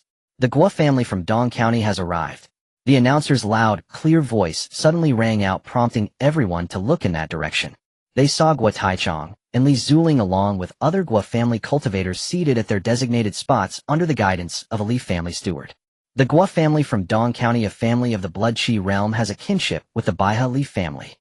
The Shi family from Dong County has arrived. The Dong County Shi family moved here from the prefectural city half a year ago and had already allied with the Li family before relocating, becoming a vassal family. The Shi family boasts 2 cultivators of the Blood Qi realm. The Qian family from Dong County has arrived. Similar to the Shi family. The Qin family from Baihe County has arrived. The Shangwan family from Baihe County has arrived. The Qi family from Shixian has arrived. With each announcement, a Blood Qi realm force was represented. This left many leaders of small forces feeling astonished. Under normal circumstances, these great figures would be beyond their reach. In the 3 counties, the Baihe County had been cleansed by the Li family, while Dong County and Shixian were plagued by demonic chaos, leaving only a few Blood Qi realm forces. Just when everyone thought that the Blood Qi realm forces had mostly arrived, the announcer's voice rang out again. The Sun family from Yuhe County has arrived. The Yuan family from Yuhe County has arrived. The Zhou family from Qishan has arrived. The Hongyi society from Qishan has arrived. One after another, powerful figures took their seats. "Why are the people from Yuhe County and Qishan here too?" someone asked curiously. "I don't know either. Could it be that the Li family's influence has grown to such an extent? If I remember correctly, these 2 counties should be within the sphere of influence of the Dou family from Yuhe. Without the Dou family's nod, would they dare to appear here? So could it be that the Yuhe Dou family will also be present today? The Yuhe Dou family is just below the 6 great families in power. If they are also here, then something significant must be happening today. It seems that something major is about to occur today." In the wake of the demonic turmoil, the Yuhe Dou family provided protection, preserving their strength intact. Adding up the Blood Qi realm forces, there were 17 families. The Zheng family from Baihe County has arrived. Accompanied by the elder of the Li family, who was chatting and laughing with him, the white-haired, youthful-looking, sturdy Zheng family ancestor Zheng Songfeng took his seat on the far right. Behind him were Zheng family head Zheng Lingjun and several Zheng family cultivators of the Blood Qi realm. "It's the Zheng family, the former first family of Baihe County," someone exclaimed. "So many Blood Qi realm forces from Baihe County have been eradicated by the Li family. How does this former first family still exist? It truly defies understanding. Generally speaking, the rise of a powerful family often steps over countless corpses. Naturally, the local vested interest would be the first to suffer, yet the Zheng family, as the largest vested interest in Baihe County, surprisingly remained undestroyed by the Li family, which is truly puzzling. You don't understand. The Zheng family befriended the Baihe Li family when they were weak, and have never changed their stance. The Zheng family truly has good foresight to recognize a shallow water true dragon. If it were me, I wouldn't be able to do so. Thus your family can only hide in that mountain ravine. Since the rise of the Li family, they have never neglected the Zheng family. In the past 2 years, the Zheng family has gained 2 more cultivators of the Blood Qi realm." Everyone's whispers could not escape the keen perception of Zheng Songfeng. Among them, some remarked on the Zheng family's cowardice, but Zheng Songfeng remained unconcerned, instead taking pride in it. If it were not for his far-sighted vision, the Zheng family's current stature would be questionable, even their very existence. After a cup of tea's time, the Dou family from Yuhe County has arrived. Upon hearing this, everyone's expressions changed in unison. The Yuhe Dou family had indeed come. This was no ordinary Blood Qi realm family, but a colossal entity just below the 6 great families of the prefectural city. When everyone saw the aged face leading the Yuhado family, someone recognized him. It's the head of the Yuhado family. Hiss. As these words were spoken, the entire venue was filled with gasps of astonishment. The head of the Yuhado family had personally arrived. It is well known that this individual is a genuine cultivator at the peak of the blood chi realm, an almost invincible existence. With him personally present, what exactly did the Baiha Li family intend to do? The Do family members took their seats on the far left at the highest position.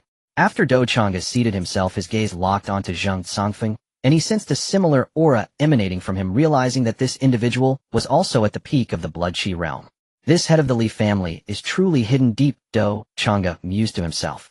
With the Yuhado family taking their seats, only the main seat remained vacant. A melodious horn sounded, followed by the dull beat of drums, causing everyone to fall silent and sit upright. Amidst the solemn and serious music, Xingge, the head of the Li family, adorned in splendid attire and surrounded by numerous elders of the Li family, slowly walked out from the high platform of the main seat. On both sides of the high platform, steps banners fluttered, and beneath the flags stood a team of Li family cultivators, each exuding a dense aura, clad in armor and armed with weapons. As Xingge ascended the steps, the Li family cultivators lowered their heads. He climbed to the highest point, and all the Li family cultivators on the platform bowed their heads in unison. Xingge slowly turned around, and under the gaze of thousands his expression was cold and calm. He lifted his robe, and slowly took his seat at the main position. As the drums and music concluded, all present stood in unison, bowing their heads and clasping their fists, thousands of voices echoing together. We have seen the Li family head, may the Li family head live for 10,000 years. The resounding voices reverberated across Qingfeng Valley, echoing endlessly. Startled birds scattered and beasts fled. Everyone, please don't be so modest, take a seat. With the robust infusion of his spiritual power, Li Xing's voice, as refreshing as a spring breeze, resonated clearly in everyone's ears. Upon hearing the head of the Li family speak, the crowd straightened their backs and sat down. The first thing they did after sitting was to shift their gaze to Xingge. Most of the attendees had never seen this renowned young prodigy, the head of the Li family. Today was the first encounter, and they all secretly marveled at how Xingge truly lived up to his reputation. Regardless of his appearance and demeanor, he resembled an immortal. In truth, Li Xing's looks could only be considered above average, yet under the halo of various accolades, everyone unconsciously viewed him through a flattering lens. Moreover, there's a saying, a person with knowledge and culture radiates elegance. Similarly, a man with power does the same. Everyone having traveled from afar to give the Li family of Baiha this face, I am immensely grateful. Before anyone could respond, Xingge changed his tone, his voice carrying a hint of coldness. However, there are those who are unwilling to grant me this face, and I am quite displeased. Everyone was startled. Shortly after, Xingge clapped his hands. A high-pitched resonant wolf howl echoed as a squad of gray wolves exuding a chilling aura entered from the valley.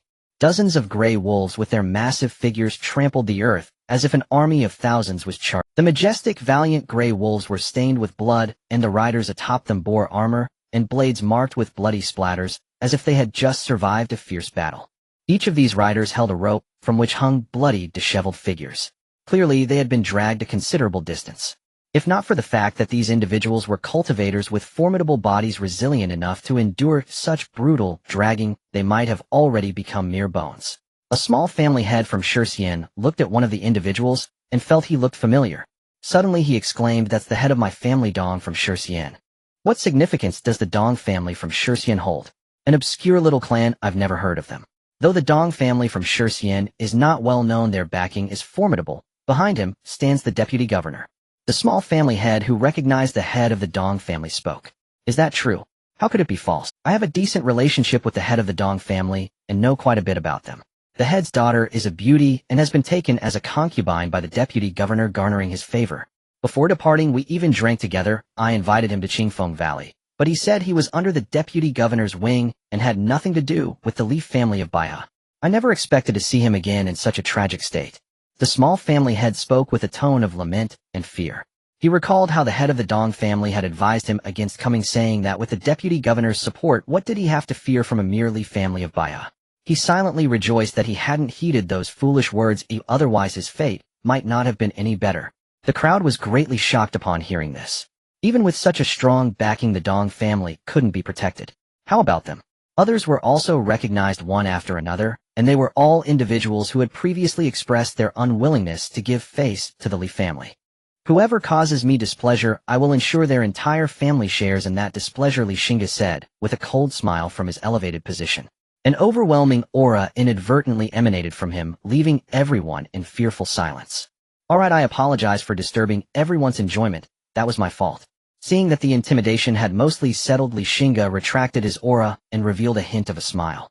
We do not dare. The crowd bowed once more.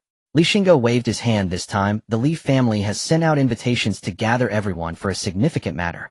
As for this significant matter, he glanced at the elder below. The elder nodded and stepped forward. He first saluted the crowd, and then slowly spoke. The Li family wishes to unite the strength of 5 counties to form an alliance to advance and retreat together in response to major events that may occur in the future.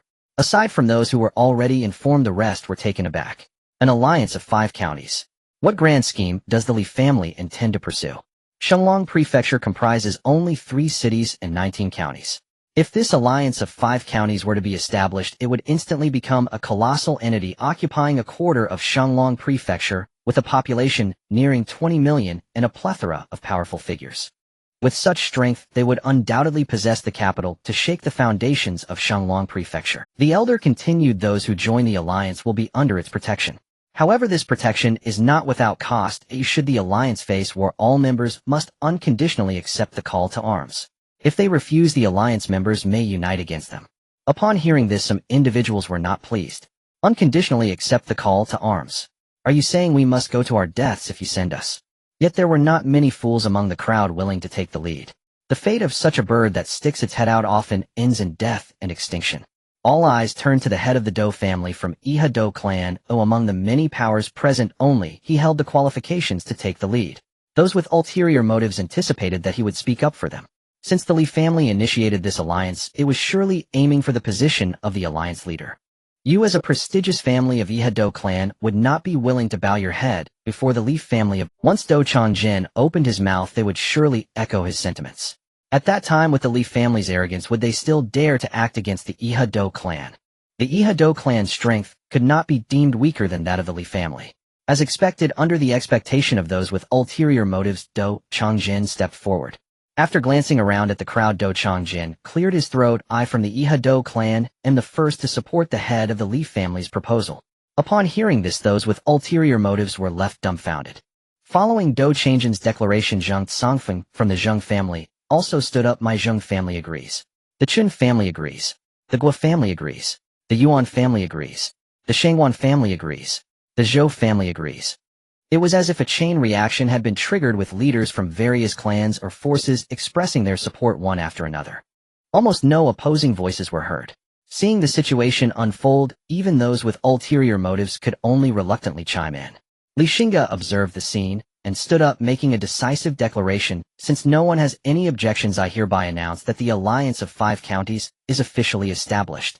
In the vast clan martial square, genuine or feigned applause surged like a tide and would not cease. Zhang Songfeng rose and made a shushing gesture to the crowd, and the scene fell instantly silent. Zhang Songfeng cupped his hands and smiled. As the saying goes, a nation cannot lack a sovereign for a day, a household cannot lack a head for a day, and neither can this alliance.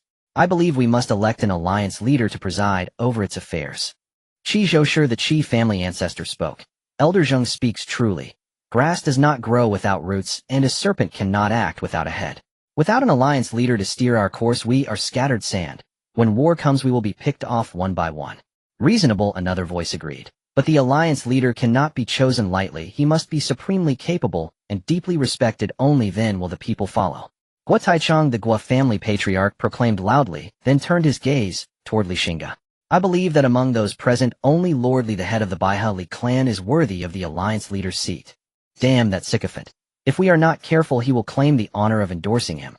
Those under the Li family's influence cursed inwardly. Yet on their lips there was no silence. Elder Guo speaks rightly. I think only Lord Li has the strength and qualification to be alliance leader. Indeed, if Lord Li will not accept this mantle, none of us will be content. For Lord Li to take the alliance leader post is what everyone hopes for. Please, Lord Li, endure the hardship and bear the responsibility of these 5 counties. Please, Lord Li, preside over the alliance's affairs, the cries repeated. The clamor drowned out everything, drawing frowns from those of Qishan County and Yue County. In their hearts they naturally hoped the Do clan would assume the leadership, but none dared be the first to speak. After all, the Baiha Li clan's fearsome reputation preceded them. Whoever spoke first might well incur the Li family's lasting displeasure. In front of so many, the Baiha Li clan might spare face and not be the first to move.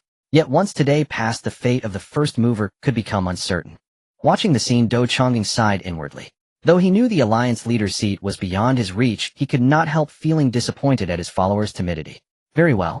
Do Changing cleared his throat, and the gathering regained its composure.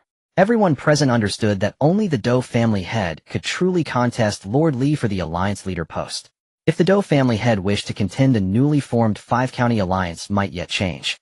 Under all eyes, Do Changing spoke slowly. In terms of strength and renown, Lord Li is indeed the unsurpassed choice.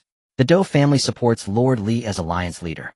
He had already conveyed his decision to the Do kin beforehand, so they were not surprised by their leader's declaration. The Do family followed in turn, cupping their hands. We welcome Lord Li to assume the alliance leader post.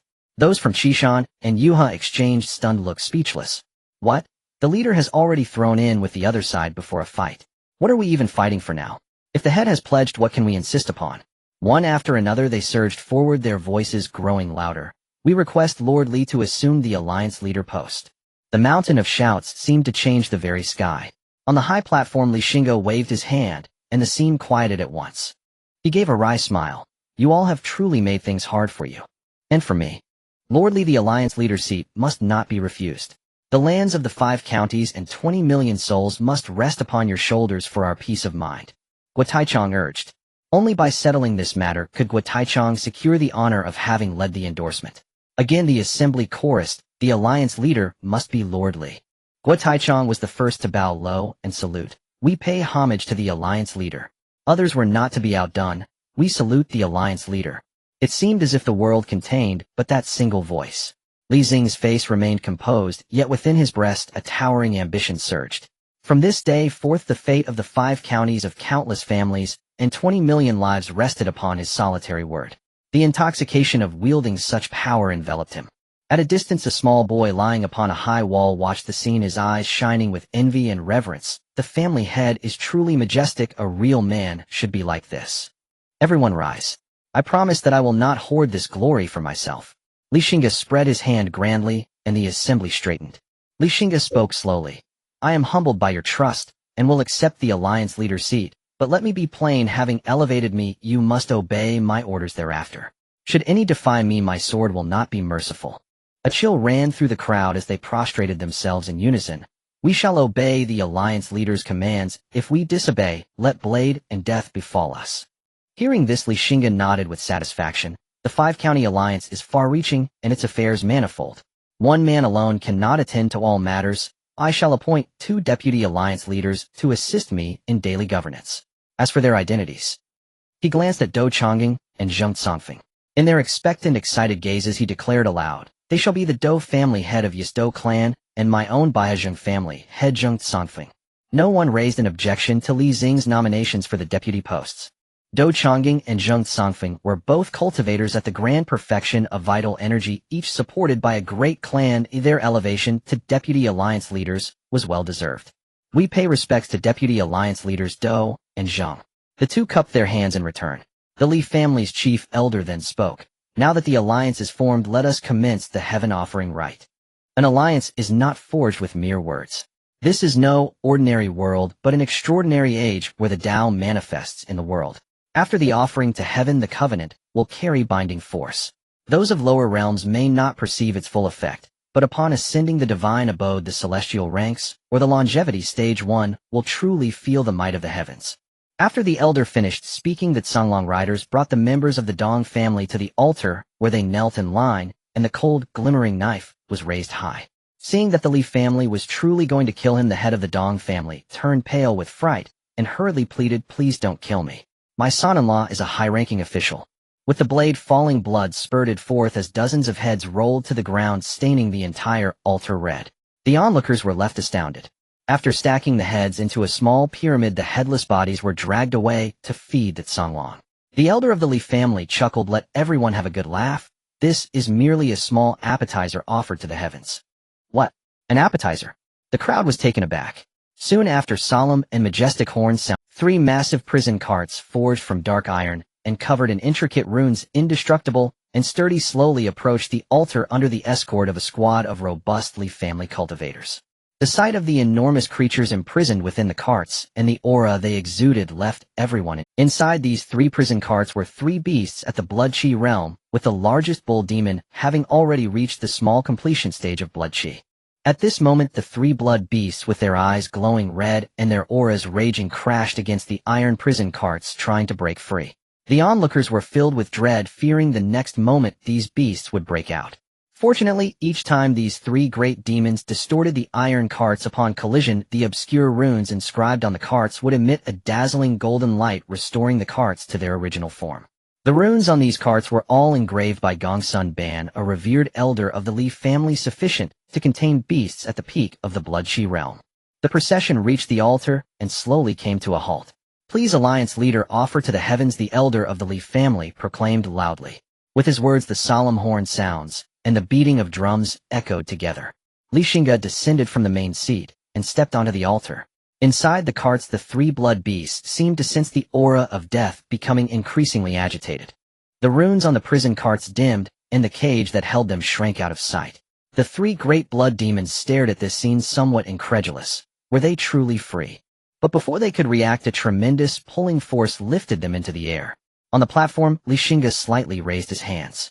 A cold light flashed, and the heads of the 3 great blood demons fell with a thud. 6 Li family cultivators at the physical realm caught the grimacing heads, arranging them neatly on the altar alongside various spiritual fruits. Another group of Li family cultivators held wooden buckets to catch the fresh blood pouring from the great demons. The onlookers felt their lips go dry. The music ceased.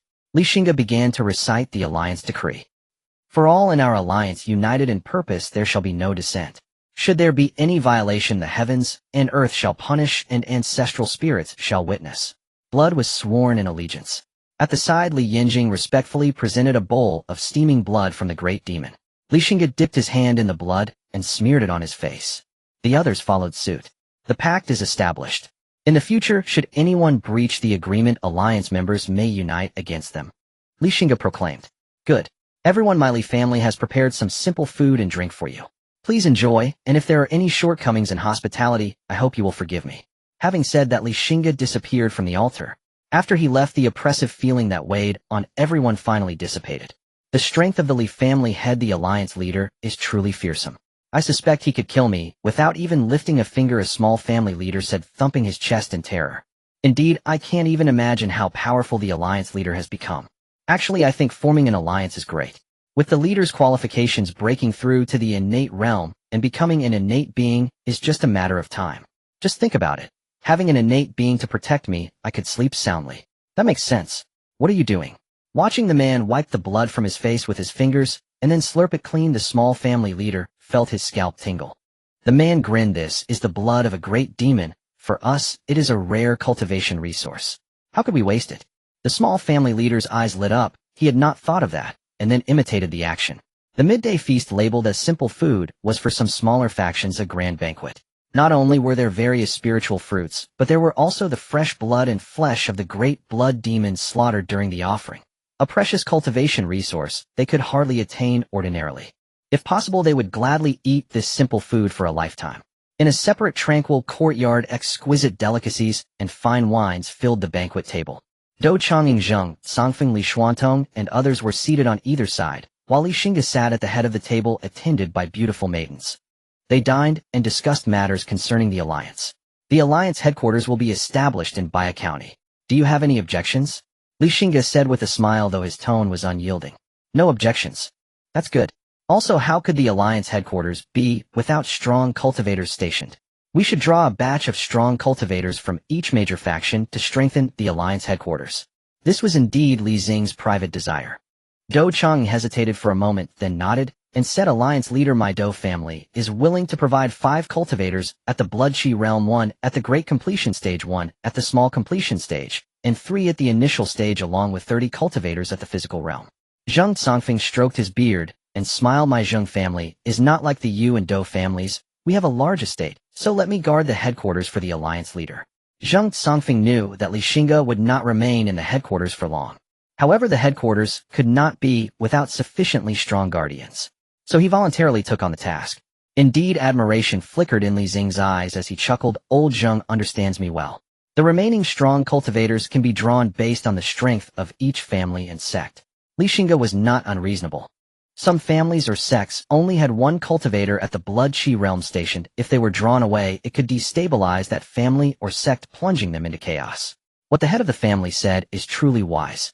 The others continued to finalize some alliance matters at the news of the 5 counties forming an alliance swept through the Shanglong prefecture like a tempest, instantly stirring up a tumult. This was no ordinary alliance. It was a coalition formed by the 2 top families of Shanglong prefecture along with countless smaller factions. Its strength was enough to unilaterally crush any of the other 5 major families. This made many forward-thinking individuals sense that the balance of power in Shanglong Prefecture was about to be disrupted, heralding an imminent change. What? The Baihali clan has formed an alliance with the Yu and Do clans. Lu Jizu, the deputy minister, was so shocked by the news that he leapt up from his reclining chair. Yes, deputy minister, it's absolutely true. Not only the Li and Do clans, but all forces in the 5 counties have united and elected Li Xingge as the leader. The aide beside him spoke with a face full of dread. Lu Jizu opened his mouth, clearly finding it hard to believe. An alliance is one thing, but why is it Li Xingge who is the leader? What qualifications does he have? Should Do Changjin be content playing second fiddle? Deputy Minister, the news states that Li Xingge has already broken through to the realm of great perfection in vital energy and blood. Lu Jizu exclaimed in disbelief. How is this possible? He is only 19. The subordinate, though reluctant to believe it, responded, but the fact is as such, Deputy Minister. Lu Jizu staggered back a few steps, collapsing into his chair. Lu Jizu, with 7th grade talent, had practiced for over 100 years to reach this point. And Li Xingge, a mere 19-year-old brat, what right does he have? This child has a deep grudge against our Lu family. He must not be allowed to live. The figure of the Lu family ancestor appeared in the room, speaking coldly. The aide, seeing the sudden appearance of the Lu family ancestor, quickly bowed and said, I see the real person. The Lu family ancestor waved his hand. You may leave now. The aide exited the room, closing the door behind him. Old ancestor, I know we cannot let Li Xingge live, but he is not so easily killed. The Zhang family's person has been keeping a close watch on you. Moreover, even if you can act, Qinfeng Valley is a dragon's lair and a tiger's den. Thinking of the second ancestor who went and never returned, Lu Jizu's face was filled with bitterness. The Lu family ancestor scoffed. Control. How you think too much? Right now the Zhang family is eager for me to personally deal with Li Xingge. They probably have no idea that Li Xingge, with his ambitious nature, has already escaped their grasp, truly raising a tiger to harm us. Old ancestor, do you mean that the Zhang and Li families have already become estranged? Lu Jizu's eyes brightened. The Lu family ancestor sneered. When your second ancestor fell in Qinfeng Valley, both families already harbored their own schemes. So, does this mean we no longer need to worry about the Zhang family, and can directly act against the Li family? Lu Jizu asked, somewhat excited. Do you think the current Li family is still one we can deal with? The Lu family ancestor sighed. Even if we could act, we wouldn't dare to. The Zhang family is watching closely, waiting for us to fight the Li family to the death. But old ancestor, if we allow Li Xingge to continue growing, the catastrophe of our Lu family being exterminated may not be far off, Lu Jizu said with a worried expression. I am naturally aware of this, but just because I cannot act does not mean others cannot. In response to Lu Jizu's puzzled look, the Lu family ancestor slowly said, 160 years ago, a person owed me a great favor. Originally, I intended to reserve this favor for you, but it seems I can no longer keep it. Upon hearing this, Lu Jizu's pupils constricted, as if remembering something. His expression turned somewhat fearful. 160 years ago. Old ancestor, are you referring to that person? The Lu family ancestor slightly nodded. Indeed. Lu Jizu steadied his emotions and forced himself to calm down. Old ancestor, can such a person be bound by your favor and be commanded by you? I naturally know that such a person is the most untrustworthy, which is why I forced him to make a great oath to the heavens. Only then did Lu Jizu breathe a sigh of relief. But old ancestor, with the second ancestor left in Qinfeng Valley, although this person is powerful, he is ultimately not at the mid-stage of innate development. He may not necessarily be able to destroy the Li family, right? The Lu family ancestor shot him a glance, speaking impatiently. Who said we need to destroy the Li family? The most sinister among them is Li Xingge. Once Li Xingge is removed, what fear does the Li family have? By the way, our Lu family's relationship with that person must never be disclosed, otherwise the catastrophe of extermination will be imminent. Lu Jizu replied, I understand, old ancestor. Zhang family. Truly detestable. I thought I could raise a dog that would bite the Liu family fiercely, but unexpectedly this dog now wants to ride on top of us. Xingge smashed the glass cup in his hand onto the ground, looking utterly furious. So agitated, displaying your emotions so openly. Oh, where is your upbringing? The Zhang family ancestor scolded. Xingge shuddered, realizing his lapse in decorum, and hurriedly said, Old ancestor, I was just too angry. It's... The Zhang family ancestor interrupted him. What is there to be angry about? You chose this person yourself. Xingge truly had no words to express his feelings. Alright, what's the rush?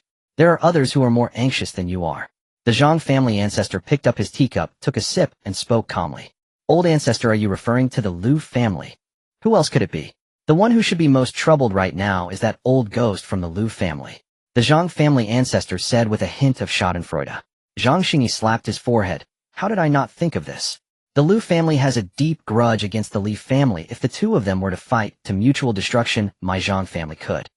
As he spoke, Xingge's expression began to turn excited. The Zhang family ancestor doused him with cold water. Is it the Liu family that is foolish, or the Li family? Xingge was left speechless. Forget it, I see that you are simply unfit to be the head of this family.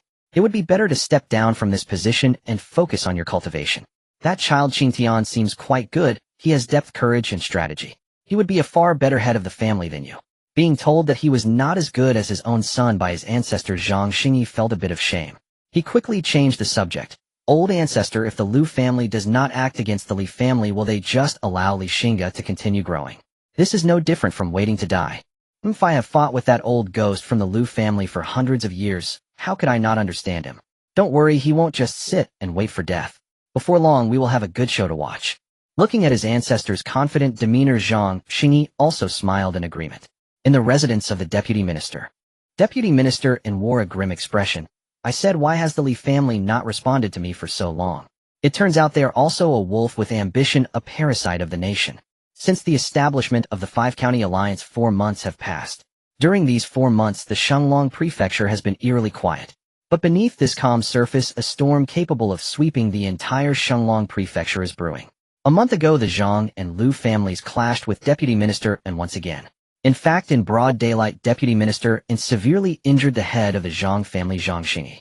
Had it not been for the timely arrival of the Zhang family ancestor, Xingge might have met his end at the hands of deputy minister Whether out of fear of deputy minister N's strength or his status, this matter ultimately ended without resolution.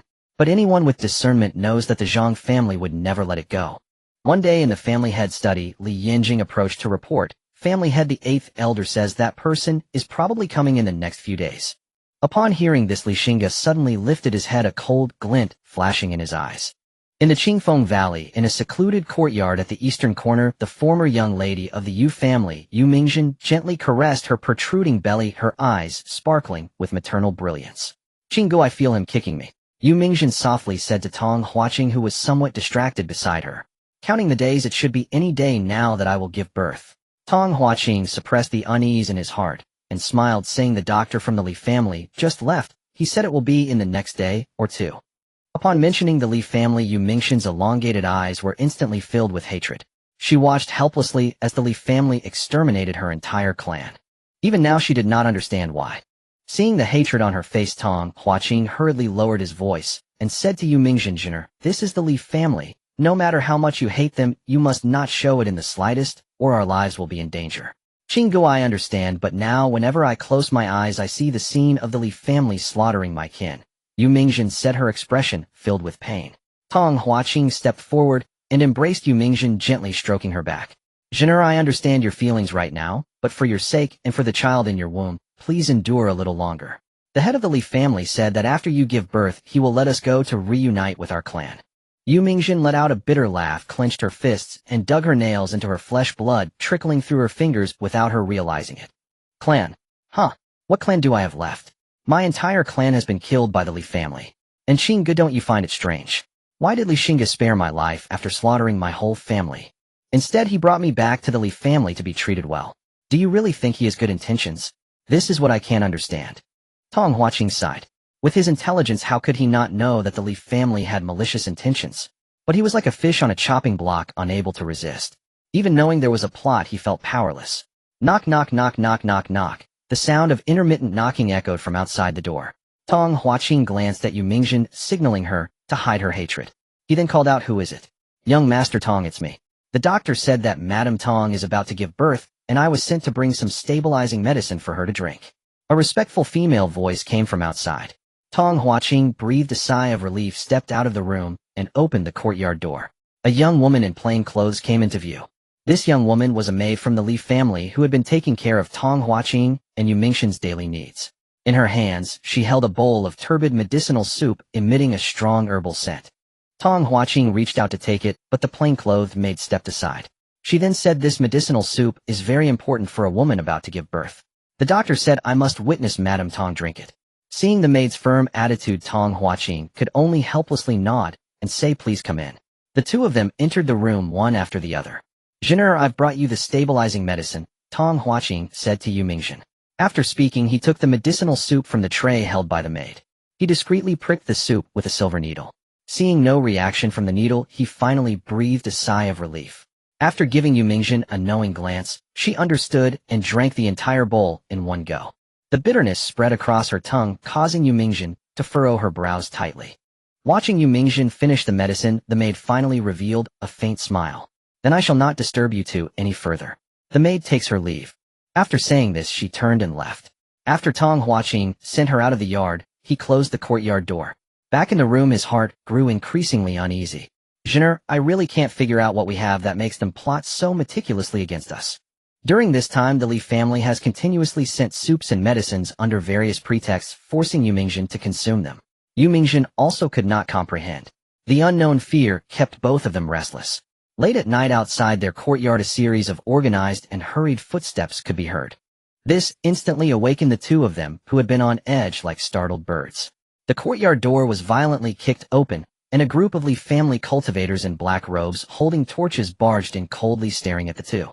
Leading them was none other than Li Yanjing, the head of the Night Owl Hall. Seeing Li Yanjing's unfriendly demeanor, Tong Huaqing holding Yu Mingzhen said in fear, "What do you want from us?" Li Yanjing chuckled coldly. "You two are requested by the family head." Their hearts sank to the depths. Had that day finally come? The two did not resist, because they knew it would be futile and would only bring more humiliation. They dressed quickly, and under the escort of Li Yanjing and his group slowly made their way toward the back mountains of Qingfeng Valley. The path grew increasingly remote, and from time to time the cry of an owl echoed, sending chills down their spines. At this moment, every minute and every second felt unbearably long for Tong Huaqing and Yu Mingzhen.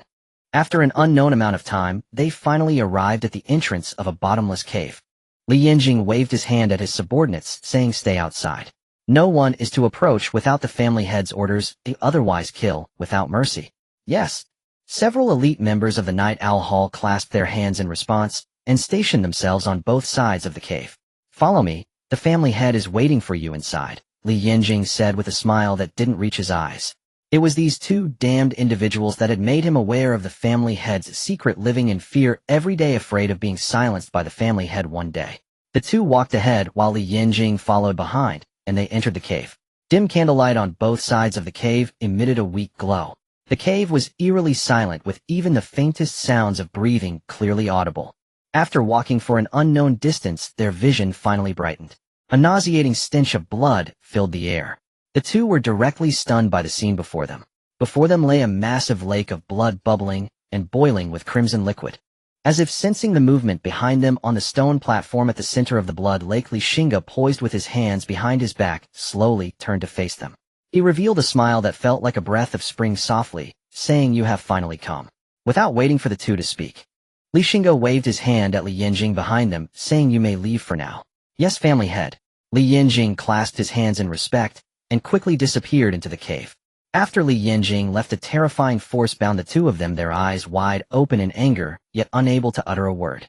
On either side of the stone walls, chains of dark iron exuding black mist like snakes emerged, binding their limbs, leaving them unable to move, suspended above the blood lake. After completing all this, the force that restrained them finally dissipated. Looking down at the boiling blood below, Tong Huaqing swallowed hard, his face turning pale, as he roared at Xingge, "Xingge, what do you want to do?" Xingge shrugged innocently, saying, "What do I want to do? Of course I am preparing to send you to meet your kin. I, Xingge, am benevolent, or as a family we should be together, right, Tong brother?" Tong Waking's eyes were bloodshot as he snapped, "What have you done to them?" Tong brother, you are a smart man, aren't you? Li Xingge laughed heartily. Li Xingge. Tong Huaqing gritted his teeth, each word coming out with blood seeping from between his lips.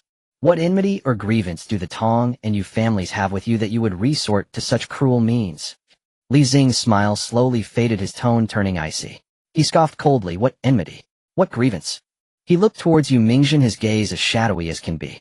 If you want to blame someone, blame yourself for marrying the wrong woman. As these words were spoken, Tong Huaqing abruptly turned to Yu Mingxin, questioning in a tone of disbelief. Xingge, tell me what on earth is going on. But Yu Mingxin was just as confused. Don't look at her, she doesn't know either, because all those who knew this secret have nearly been killed by me, ha ha ha. Li Xingge chuckled lightly. Considering you are about to die, let me make you a clear ghost. Oops, I misspoke, you can't even be a ghost. Young Master Tong, you probably don't know yet, but this Miss you are marrying is actually my fiancée, Li Xingge. How does that feel? Quite an achievement, isn't it? Li Xing's words caused the two to instantly freeze in shock. Tong Huaqing mechanically turned his head, his jaw trembling. Yu Mingxin, is what he said true? Yu Mingxin's face turned incredibly pale, and the memories of the past suddenly came flooding back at that moment. Under the old locust tree, grandfather affectionately stroked her head, saying, Xingge, your grandfather has arranged a marriage for you with a boy from the Qingfeng Li family. That boy has outstanding talent, and Li Laogui treasures him greatly. Many people are eager to recruit him as a son-in-law. Fortunately, your grandfather is shrewd. He got Li Laogui drunk to secure this verbal marriage agreement for you. So Xingge will have a husband in the future? The little girl asked while biting her finger, tilting her head. Yes, Xingge not only has a husband, but will also become the matriarch of the Li family in the future. Hee. Their conversation seemed to linger vividly in memory. The boy from the Li family, the future matriarch. So the boy your grandfather mentioned is you. Yu Mingxin stared at Li Xingge in a daze. She could never have imagined that the fiancé she had forgotten was actually the head of the Baihe Li family, a renowned young genius in Shanglong Prefecture, the dream companion sought by countless noble daughters. And she had actually dyed the hair of such a person. Li Xingge raised an eyebrow, looking somewhat surprised. So have you? Tong Huaqing, listening to their conversation, felt his handsome face contoured in anger, twisted into a grimace. At that moment, everything clicked for him. Why would the head of the Baihe Li family, who was high above and had no intersection with them in their lifetime, come to their wedding day, slaughter the Yu family, and then wipe out his entire Tong family? It turned out that the head of the Baihe Li family, the most outstanding young genius in Shanglong Prefecture, had been made a cuckold by Tong Huaqing. He gritted his teeth, staring at Yu Mingxin, and at that moment his hatred for her even surpassed that for Li Xingge. I have treated you well, why would you harm my entire family? Yu Mingxin bit her lip, almost in a frenzy, shaking her head repeatedly. Xingge, don't blame me, I really forgot, I truly cannot remember. But at this moment, how could Tong Huaqing still believe Yu Mingxin's words? He wished he could personally kill Yu Mingxin to avenge his thousands of family members. Yu Mingxin regained her composure and looked at Li Xingge, her eyes filled with pleading. Master Li, I beg you, if you have any grievances, direct them at me. Spare Xingge, I am willing to die in his place. Li Xingge laughed heartily at her words, as if he had heard the funniest joke in the world. Yu Mingxin, do I hate you? You don't really think you are that important to me, do you? A girl from an inconsequential little family lacking talent, appearance, and even background, do you really think I would be interested in you? You think you are worthy? Ha ha ha. Li Xing's words, laden with humiliation, left Yu Mingxin stunned. She expressed disbelief. Li Xingge, you are speaking from both sides of your mouth. If you didn't care, why didn't you kill me with a sword on the day of my wedding? Instead, you brought me and Xingge back to the Li family and cared for us until today. Li Xingge, just a mere commoner, foolishly inferior. Li Xingge then clasped his hands behind his back and said something that left the two confused. Have you heard of the 3 divine evils? 3 divine evils. The two shook their heads. The two did not respond as Li Xingge expected. He chuckled and said, the 3 divine evils refer to the great evil of the demonic path. The body of the Yin spirit absorbs boundless evil energy after death, known as the Yin divine evil, while the body of the Yang spirit is termed the Yang divine evil. If a child born of a union between a Yin spirit and a Yang spirit is stillborn, it is called the chaos evil. Collectively, these 3 evils are referred to as the 3 divine evils. Upon hearing Li Xing's explanation, the two seemed to suddenly understand something, their bodies trembling like leaves in the wind. Tong Huaqing spoke in a trembling voice. So, that's exactly what you think, brother Tong. You are a Yang spirit while Yu Mingxin is a Yin spirit. These 2 types of bodies are exceedingly rare, and if they genuinely love each other, it's even more difficult to find. Otherwise, why would Li Xingge spend so many precious medicinal materials on you two? Isn't it to cultivate the evil energy within you two, to help me refine the 3 divine evils? You don't really think I have some peculiar preference, do you? Xingge said dismissively. Xingge, you yourself said it, the three divine evils are a great evil of the demonic path. Do you dare to act in the ways of the demonic path, straying from the righteous path? Aren't you afraid of the world rising against you? Tong Huiqing shouted. Xingge snorted, what era is it now? The demonic path and the righteous path. Only the path that allows for progress is the righteous one. Who among those who rise to power isn't filled with corrupt desires? Why am I even explaining all this to you? No wonder others say I talk too much nonsense. After complaining about himself, Xingge calculated the time using his fingers. At 1:15 midnight, when yin and yang are exchanged, the time has come. Please both of you sacrifice to the heavens to help me refine the three divine evils. Before the two could say anything else, Xingge directly bound them. He sat cross-legged. The runes on the black iron chains seemed to come alive, releasing a blinding golden light, and began to sink slowly. The blood in this blood pool was a mixture of the blood of Li family's enemies and powerful beasts, containing terrifying evil energy that could promote the formation of the three divine evils. As for how many people and beasts he had killed, he could no longer remember. It was their honor to become the stepping stones on Li Xing's path to invincibility. As the two felt the searing heat beneath them comparable to lava, their fear and resentment reached an end. Their bodies slowly sank into the boiling blood pool, flesh evaporating in an instant, the indescribable pain twisting their faces into grotesque forms. Once the two were completely submerged in the blood pool, a heart-wrenching wail of a baby echoed from within. The cries were incredibly tragic, mixed with boundless evil energy and resentment, sending chills down one's spine as if falling into an ice cellar. Inside the blood pool, it seemed a terrifying creature was devouring the vast pool of life force, forming a massive vortex. The blood in the pool began to sink at a visibly rapid pace until it was completely dried up. Streams of evil energy began to rise, slowly coalescing in midair into a grotesque giant monster. The monster was formed from countless heads, both human and beast, and each head wore an expression of extreme ferocity, resembling demons crawling out of hell. Among them, two faces were particularly prominent, unmistakably that of Tong Huiqing and Yu Mingzhen. At this moment their eyes were fixed on Xingge, emitting childlike, piercing wails. Xingge, seeing this, was not alarmed, but instead delighted. The three divine evils had been formed. As boundless evil energy was absorbed by this monster, its aura began to rise sharply. Body refinement realm. Flesh realm. Qi and blood realm. Qi and blood, great success. Qi and blood, perfect completion. As the three divine evils were about to break through the innate realm, Xingge produced the black mist-filled 100-ghost banner. Xingge waved the 100-ghost banner, which emitted a series of clear and melodious bell-like sounds. Boundless ghostly energy descended, enveloping the three divine evils. The three divine evils let out a shrill wail, attempting to break free from the binding of the 100-ghost banner, but the banner exerted absolute suppression over all malevolent spirits. Even the formidable three divine evils had no power to resist. Now was the perfect opportunity to subdue the three divine evils. However, Li Xing's goal was not to subdue the three divine evils, he wanted to assimilate their power into himself. Otherwise he would have had the confidence to break through to the innate realm 3 months ago. Why would he suffer to suppress himself until now? Xingge continuously urged the 100-ghost banner, and after half an hour the intelligence of the three divine evils was obliterated. Boundless evil energy under the refinement of the 100-ghost banner transformed into a black pill the size of a thumb, slowly rotating in midair. Looking at the pill, Li Xing's eyes sparkled with brilliance. He leaped forward, grasping the devil pill in his hand, feeling the overwhelming power within. Without any hesitation, Xingge swallowed the devil pill whole.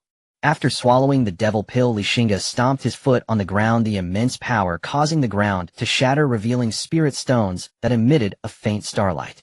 As spiritual energy dispersed, the cave was instantly enveloped in a haze. The opportunity to break through to the innate realm had arrived. Xingge sat cross-legged on the stone platform in the center of the blood pool, beginning to break through the barrier of his realm. 7 days had passed. Inside the mountain cave, the spirit stones were nearly exhausted by Xingge. At this moment his dantian was completely filled with two opposing forces, sha qi and spiritual energy. One black, one white. Sharply distinct, like yin and yang divided by an unbridgeable chasm. What Xingge now faced was the arduous task of fusing these two forces into a single boundless Daomo golden core, a cultivation artifact of unparalleled potential and devastating power. The method for forging the Daomo golden core had been retrieved from the Zhao family retainer of the Lu clan in Fuqing. Given the extraordinary rigidity of its formation requirements, Xingge had nearly abandoned the attempt altogether. Yet just as all paths seemed lost, a hidden lane bloomed amid willows and flowers. Xingge sank his consciousness deep into his dantian, and let out a low commanding shout, "Condense." Instantly the sha qi and spiritual energy within his dantian trembled violently, then began to whirl with frenzied intensity. Black and white spiraled together, coalescing into a colossal vortex. The two forces gradually merged. At its heart, the embryonic form of the Daomo golden core slowly took shape. Yet the process proceeded far from smoothly. Sha qi and spiritual energy were fundamentally antithetical. Forcing their union inevitably ignited catastrophic internal conflict. At that moment, Xingge felt as though countless razor-edged blades were slashing through his dantian.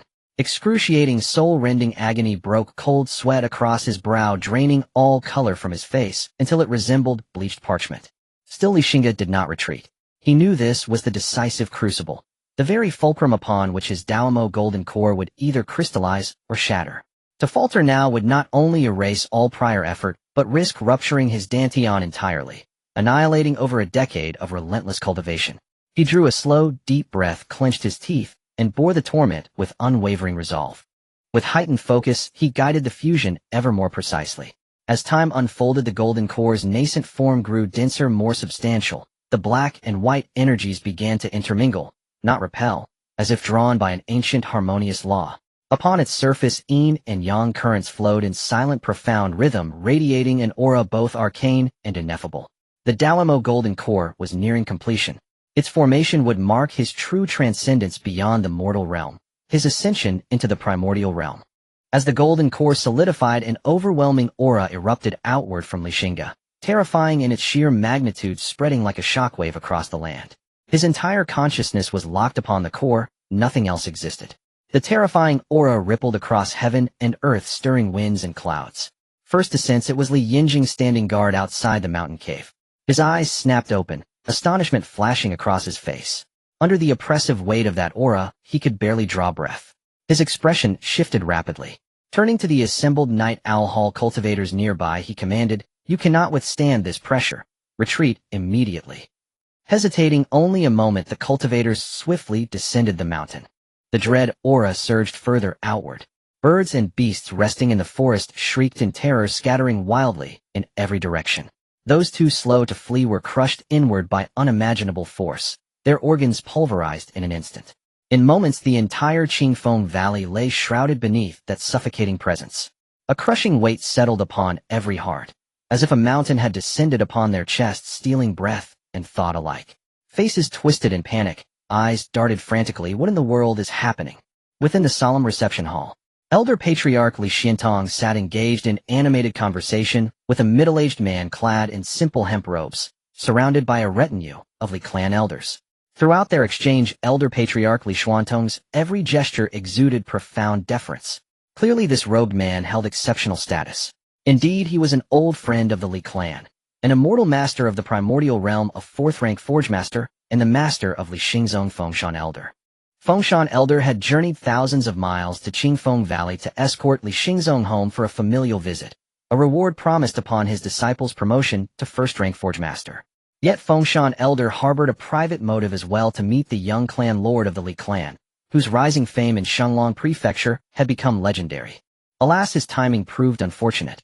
He arrived precisely as Li Xingge entered seclusion. "Master Fengshan, it is truly troubling to have inconvenienced you so greatly traveling such a vast distance." Elder Patriarch Xingge offered, his voice thick with apology. Fengshan Elder laughed heartily, waving a dismissive hand. "Trouble? Not at all. Rather, I owe gratitude to your clan for gifting me such an exceptional disciple." Li Xingzong's innate talent in the art of forging had left Fengshan Elder awestruck. In less than a year under his tutelage, starting from absolute novice, he had risen to the rank of first-rank forge master. Elder Patriarch Xingge. Fengshan Elder was about to speak when his expression abruptly hardened. He lifted his gaze toward the rear mountains, his countenance turning grave. "Primordial pressure. Primordial pressure." Li Xingzong looked utterly bewildered, but 3 breaths later his face, and those of all the Li clan elders, flushed crimson with suffocating strain. Sensing their peril, Fengshan Elder instantly intervened, shielding them from the oppressive force. "No. It is unstable, unsettled, not yet fully anchored in the primordial realm. Your clan has someone breaking through. Fengshan Elder asked, astonishment coloring his tone. Breaking through? No. Li Xiantong instinctively denied it, then froze as if struck by sudden revelation. His expression flared with exhilaration and nervous tension. Could it be the clan lord? At those words Fengshan Elder recoiled visibly. Eyes wide disbelief etched across his features. You mean, your clan lord is ascending into the primordial realm? Li Xiantong tried, and failed, to suppress his elation. A radiant smile spread across his face as he nodded vigorously. HSSSS. Fengshan Elder stood utterly dumbstruck. After a long silence he finally exhaled. Your clan lord hasn't yet reached 20 winters, has he? Correct, Li Xiantong replied proudly. He remains several months short of his Xingge ceremony. Fengshan Elder steadied his turbulent emotions and murmured in awe. A primordial realm cultivator beneath 20, surely destined to ascend one day to the divine mansion realm. This Li clan possessed extraordinary fortune. Indeed, a latent dragon had awakened within its bloodline. In Fengshan Elder's estimation, attaining the primordial realm before 20 virtually guaranteed eventual mastery of the divine mansion realm. And once Li Xingge achieved the divine mansion realm, his lifespan would stretch to 3,000 years. At full perfection, 5,000. It was widely known the great Zhou dynasty itself had endured only 6,000 years. A sovereign who could safeguard his clan for millennia. At that thought Fengshan Elder's gaze subtly shifted, deepening with newfound reverence. He reined in his aura and allowed a quiet smile to grace his lips. Just as he prepared to rise, clear skies shattered. Thick churning clouds swallowed the— He reined in his aura and allowed a quiet smile to grace his lips. Just as he prepared to rise, clear skies shattered. Thick churning clouds swallowed the sun, a lightning-cracked thunder roared. Li Xingge sensed the celestial disturbance, and his face darkened. His smile vanished. Heavenly tribulation. And not merely any tribulation. One capable of reducing him to ash and dust. Breaking through to the primordial realm should not invoke heavenly wrath. Was heaven itself conspiring against him? Meanwhile Fengshan Elder stepped out of the reception hall, staring in stunned silence at the surging, ominous tribulation clouds gathering above the Li clan's rear mountains. His mouth fell agape. This resembles the legendary divine mansion tribulation. Impossible. Could the clan lord's talent truly be so fearsome? Has heaven grown envious? Suddenly a cold, detached voice echoed within Li Xingge's mind. The host's growth potential has provoked celestial envy, triggering the divine mansion tribulation. Duration 1/4 hour. Cost 50% of the clan's accumulated fortune chi. Effect permanent enhancement of the host's strength. Guaranteed survival through the tribulation. You're holding me up at knife point. Li Xingge shot back furious. Yet the trial of celestial envy was no ordinary ordeal. Countless peerless geniuses throughout history had perished beneath its wrath. To expend half the clan's fortune chi pained him deeply. Their progress toward Tier 3 clan status already stood at 81%. Squandering half that reserve would delay their ascension by decades, perhaps centuries. Amid his turmoil, inspiration struck. In a flash of light, Li Xingge shot downward, toward the foot of the mountain. And behind him, inseparable as shadow, the tribulation clouds followed, hovering directly above his head. The streak of light landed softly within Li Wuyo's modest courtyard. Gazing upon the boy's small face, alight with surprise and uncertainty, Li Xingge smiled tender and warm. Uncle, Shu. Li Xingge raised a finger to his lips, signaling Li Wuyo to remain silent. And then he lifted his gaze toward the churning tribulation clouds high above his eyes, flashing with ruthless cunning.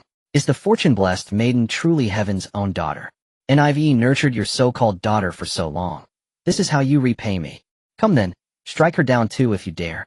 If even your own daughter is not spared, then I shall accept your deployment of fortune's power without protest. Though Li Wuyo had no idea what was unfolding, she instinctively grasped the hem of Li Xingge's robe, sensing the gravity etched upon his face. The tribulation clouds churned ever more violently. The heavenly tribulation energy coalescing within the thunder pool sent shivers of dread through the soul. Yet strangely the lightning did not descend. It hesitated as though torn by doubt. Watching this spectacle, Li Xingge's lips curled into a faint knowing smile. It had worked. Using heaven's mandate to shield against heaven's wrath, what could it possibly do to him? Above, thunder roared, a furious venting of pent-up frustration and indignation. And after a full quarter hour of standoff, the divine mansion tribulation withdrew reluctantly, dissolving into the sky. The heavens cleared once more. Li Xingge gazed upon the vanishing tribulation and inwardly laughed aloud. Even the heaven-envying tribulation was nothing more than this. He lowered his eyes to Li Wuyo. Her features now radiant, her aura cool and serene, and smiled gently. Little girl, we owe this victory to you. Na fleeting, almost imperceptible smile touched Li Wuyo's lips, then vanished in an instant. She spoke softly, uncle. And I think I can help you now. And Li Xingge blinked, bewildered. And then from her slight frame surged a formidable aura. Feeling that aura, Li Xingge's expression shifted instantly. He blurted out in disbelief, Cayenne blood realm. Nind. Li Wuyo had just broken through to the Cayenne blood realm, her strength far surpassing peers of the same cultivation stage. If Li Xingge recalled correctly, hadn't this little girl only just turned 10? Na 10-year-old Cayenne blood realm cultivator. It was utterly preposterous. Noticing Li Xingge's lack of joy, and instead a troubled expression, Li Wuyo's voice trembled slightly. Uncle, is my talent too poor? Have I disappointed you? Li Xingge's brow twitched. Forcing composure, he replied, your aptitude is adequate, but diligence remains paramount. Never grow complacent. And Li Wuyo nodded pensively. Uncle must be sparing her dignity, unwilling to voice the truth aloud. Her talent truly was inadequate. In her small fists clenched tightly, her downcast eyes shimmered with a vivid crimson light. If her talent fell short then, in half a moment later, not the rear mountains. In 3 days later, Li Xingge had fully stabilized his new realm. Emerging from the mountain cave, he found Li Yinjing waiting patiently at its entrance. The elder bowed deeply, his tone reverent. Honored welcome to the patriarch upon your emergence from seclusion. Li Xingge gave a slight nod, then blurred into a streak of light, vanishing from sight. Li Yinjing watched in awe. The patriarch's power grew ever more unfathomable. In the senior elder's study, Master Fengshan wishes to see me. Li Xingge stroked his chin, surprise flickering across his features. Li Xiantong nodded, smiling. Yes, patriarch. Master Fengshan rendered our Li clan immense service, and even accepted one of our kin as his disciple. What say you, N? Indeed, he merits a personal visit. Where has Master Fengshan been accommodated? I shall call upon him myself. Li Xingge asked. And he would not let a breakthrough into the nascent soul realm inflate his pride or blind him to propriety. Master Fengshan was not merely a nascent soul realm cultivator. He was also a 4th-rank artifact forger. In terms of prestige, he stood even above Li Xingge himself, the patriarch of the Li clan. I shall escort the patriarch personally. And very well. In half an hour later, the two arrived before Master Fengshan's modest courtyard. The senior elder stepped forward, knocked firmly on the gate, and called into the courtyard, Master Fengshan. Our patriarch, having emerged from seclusion, has come especially to pay his respects upon hearing of your esteemed arrival at the Li clan. Beneath a verdant maple tree inside, Master Fengshan, who had been dozing peacefully in a reclining chair, snapped his eyes open. In turning to his young apprentice Li Xingzong, who sat absorbed in a treatise on artifact forging, he chuckled, Xingzong, hurry and open the gate for your patriarch. A spark of delight lit Li Xingzong's face. He tossed aside his book and sprang upright. The courtyard gate swung wide, and Li Xingge paused momentarily, taken aback by the burly youth before him. As Li Xingge studied Li Xingzong studied him in turn. The elegant, refined, and noble young man standing before him instantly revealed his identity, the patriarch himself. Just as he'd imagined, truly worthy of his deepest admiration. Overwhelmed with emotion, he clasped his hands and bowed deeply. Greetings, patriarch. Beside him, the senior elder laughed heartily and introduced, Patriarch, allow me to present Li Xingzong, the prodigy of our Li clan, whom I've mentioned to you many times. As Li Xingge looked upon Li Xingzong, an inexplicable fondness stirred within him. Name Li Xingzong, age 11, in cultivation realm, flesh refinement. Minor completion, cultivation aptitude, tier 7, enhanced in special aptitudes, artifact forging, excellent pill, refining, superior combat, superior in profession, 1st rank artifact forger, unique traits, protagonist, aura, faint favor, aura, strong in studying. Li Xingzong's stat panel. Li Xingge felt a jolt. This boy somehow didn't seem quite serious. When had the system upgraded? System it upgraded long ago. You simply haven't thought of me often enough. Li Xingge helped Li Xingzong rise and clapped his shoulder warmly. Xingzong, is it? Excellent. The senior elder has praised you highly before me. I have no doubt you will one day become a pillar of the Li clan. Li Xingge's words left Li Xingzong breathless with excitement. He thumped his chest solemnly. Patriarch, I swear I shall never betray your trust. His enthusiasm drew even a twinge of envy from Master Fengshan behind him. With a light cough, the elder reminded him. Li Xingzong immediately stepped aside. Patriarch, this is my master.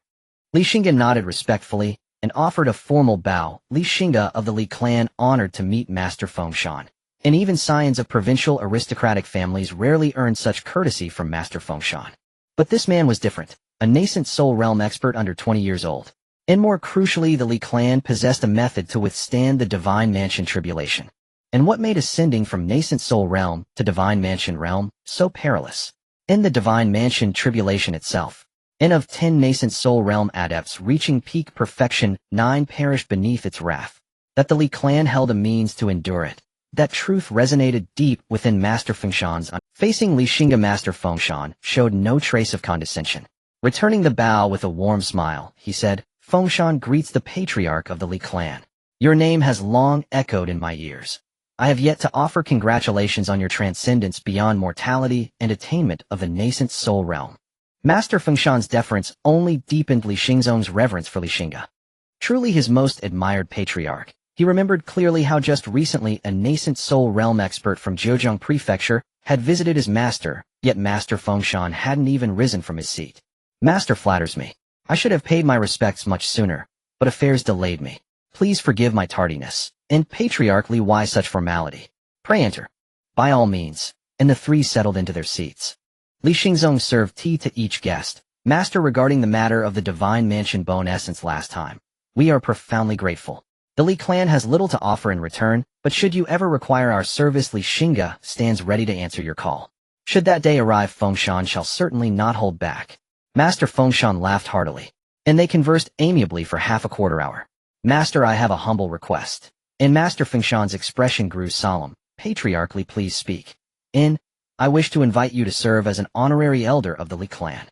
Li Xingge spoke earnestly. "This title imposes no obligation, no duty to act, no constraint upon your freedom. It is purely honorary." Master Fengshan hesitated. Though nominally ceremonial, such an appointment was never simple. Yet gazing upon Li Xingge's youthful, vibrant countenance, he found himself nodding. Then bowed formally. Since the patriarch holds Fengshan in such esteem, to decline would be the height of ingratitude. Li Xingge had only meant to test the waters, fully prepared for refusal. And after all, as a 4th-rank artifact forger, Master Fengshan would be welcomed as a distinguished guest, even in provincial capitals. Yet he had not anticipated acceptance, and his elation knew no bounds. With Master Fengshan as their honorary elder, even if he performed no deeds, the Li clan's prestige would ascend, dramatically eclipsing the other 5 great families. "On behalf of the Li clan, I express our deepest gratitude to Master Fengshan." And Li Xingge suppressed his inner jubilation and bowed deeply. And the following day, the Li clan announced publicly, Master Fengshan, 4th-rank artifact forger and nascent soul realm expert, has accepted the invitation of the Li clan patriarch to become its honorary elder. This proclamation sent shockwaves not only through Shenglong Prefecture, but across neighboring prefectures as well, spreading the renown of the Baihe Li clan far and wide. After 3 days of stay in Xingfeng Valley, the elder Fengshan and his disciple Li Xing left. Li Xingge was also preparing to visit the headquarters of the Wuxian Alliance. Since the establishment of the Alliance headquarters, the strong from various prominent families had moved in one after another, yet the Alliance leader had yet to reveal himself. The headquarters of the Wuxian Alliance was established in Baihe County City. Early in the morning, the head of the family escorted Li Xing's carriage toward Baihe County City. Halfway through the journey, atop a towering ancient tree, a figure in green robes sat cross-legged, observing Li Xing's carriage on the distant official road, his eyes flashing with a hint of cold light. "Finally, I've been waiting for you." The voice beneath the mask was old and hoarse. He slowly stood up and grasped the void with one hand, causing the surrounding spiritual energy to gather rapidly in his hand, forming a large bow. In his other hand, an arrow made of spiritual power materialized. The figure in green drew the bow and knocked the arrow, aiming at Li Xing's carriage. As he reached the peak of his power, the void began to distort slightly, and the spiritual power arrow transformed into a beam of light, shooting directly toward Li Xing's carriage. The future innate true person. A young prodigy. He merely a dry bone in a grave. The figure in green murmured. He had no doubt that his arrow could kill Li Xingge. The innate realm's attack carried a murderous aura, a dimensional strike. No matter how monstrous Li Xingge was, he could hardly escape death. An innate strike, instantaneous in its arrival. Endless killing intent enveloped Li Xing's carriage. Inside the carriage, Li Xingge raised his head, his expression calm, as if he had sensed something long before. At the moment the spiritual power arrow broke through the air, he raised his right hand and pointed.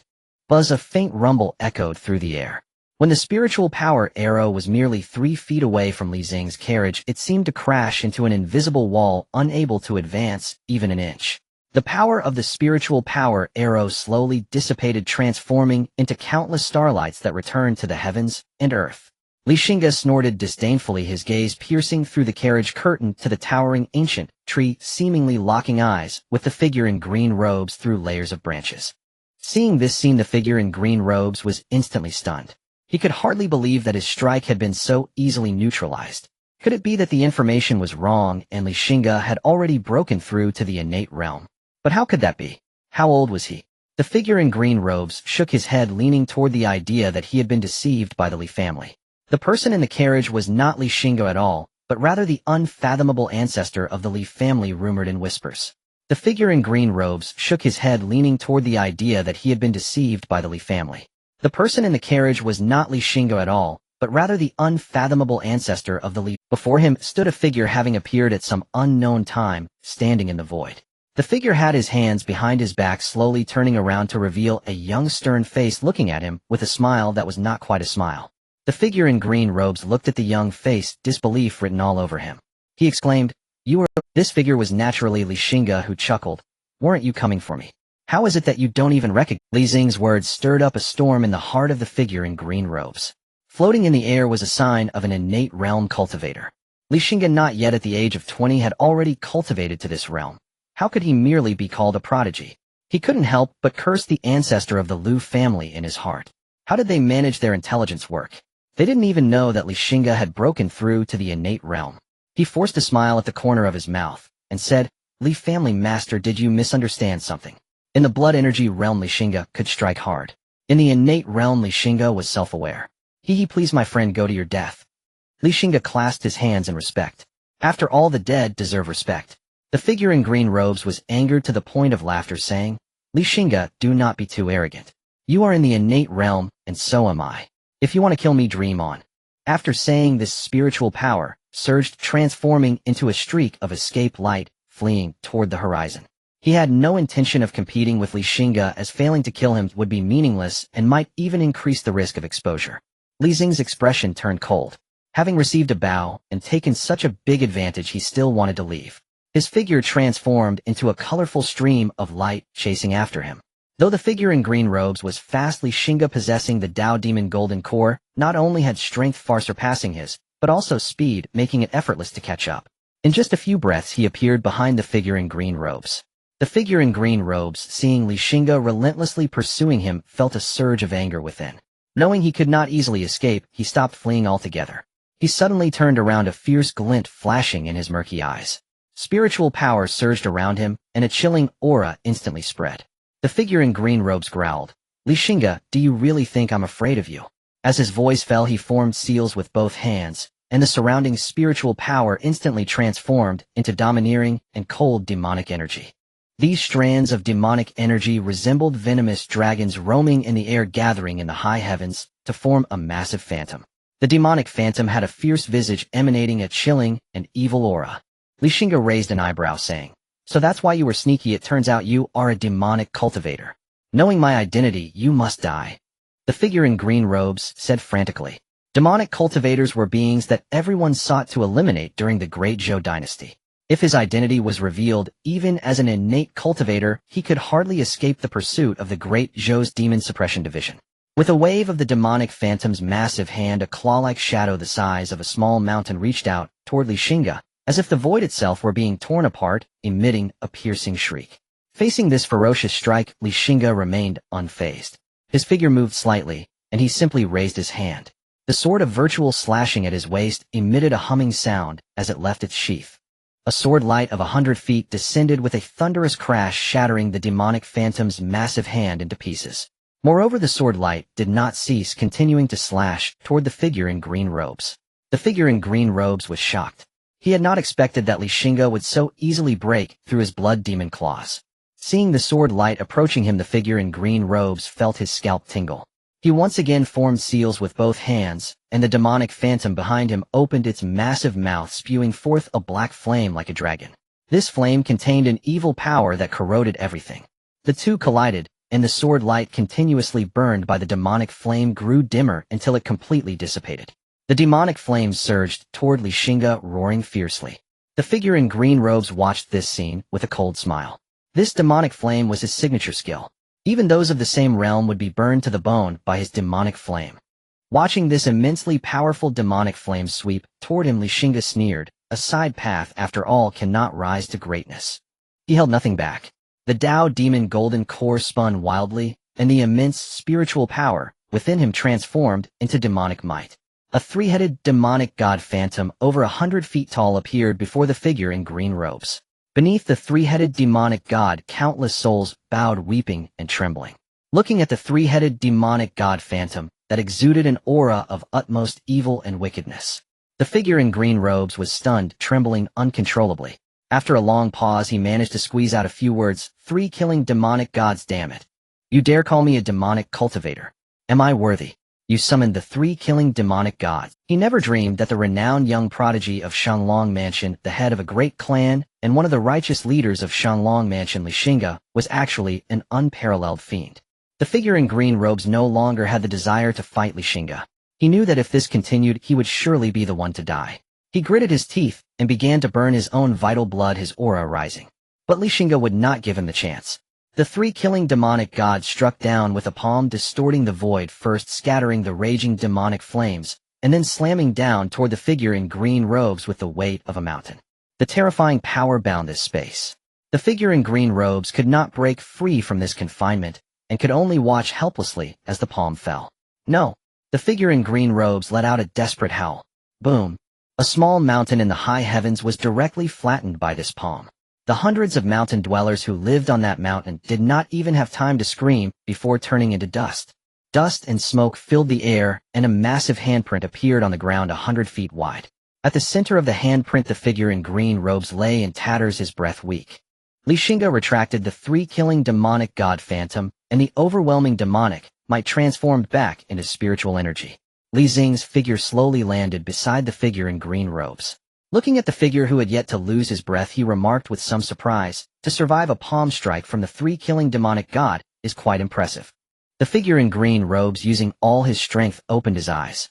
Looking at the refined and elegant Xingge before him, he could hardly associate him with the terrifying demonic fiend from earlier.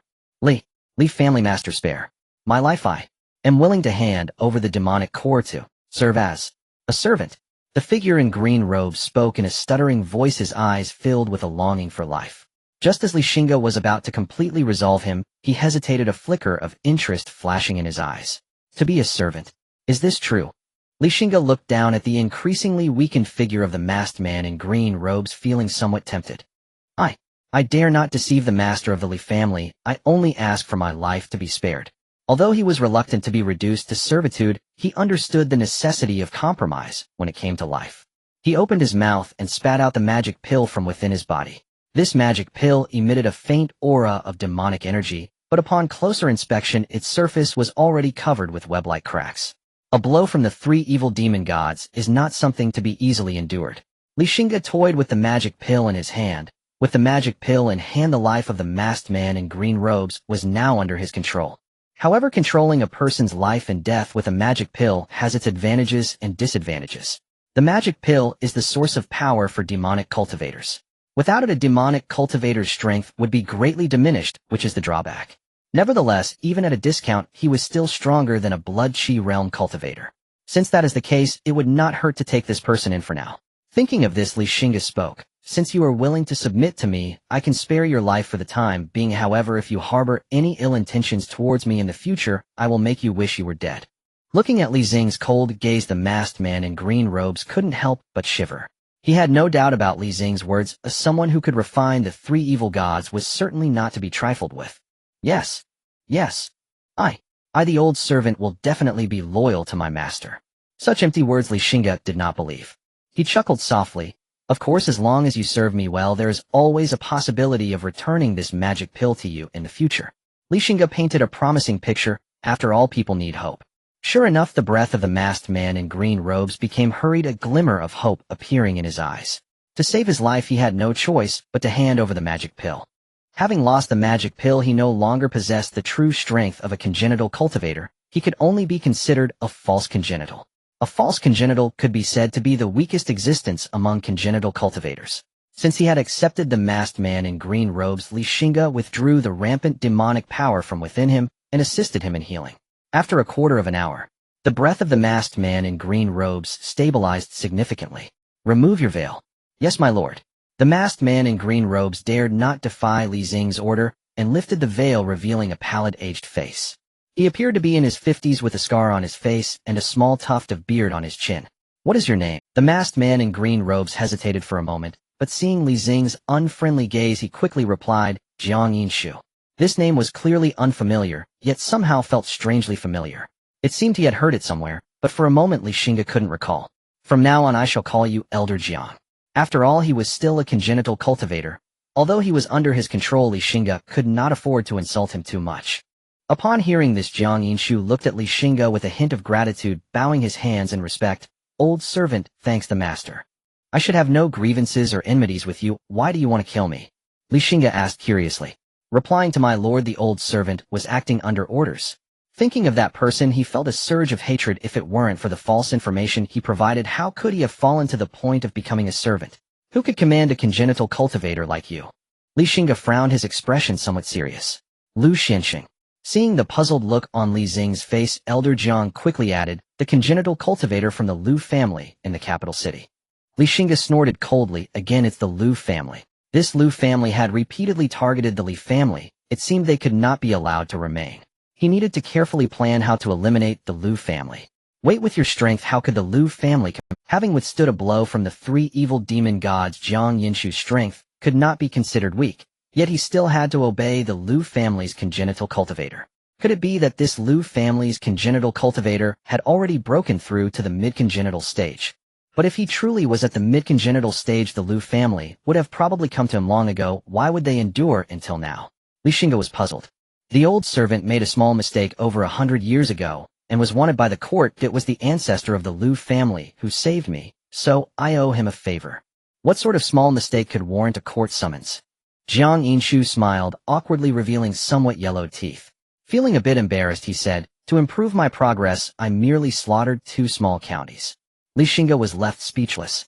After a while he remarked, "That mistake is truly quite small." Xingge smiled with a hint of mockery. "In the future, do not wear green robes." Off. Xingge's words left Jiang Yinshu somewhat confused. "I don't like it." Half an hour later, Xingge's convoy appeared outside the capital city.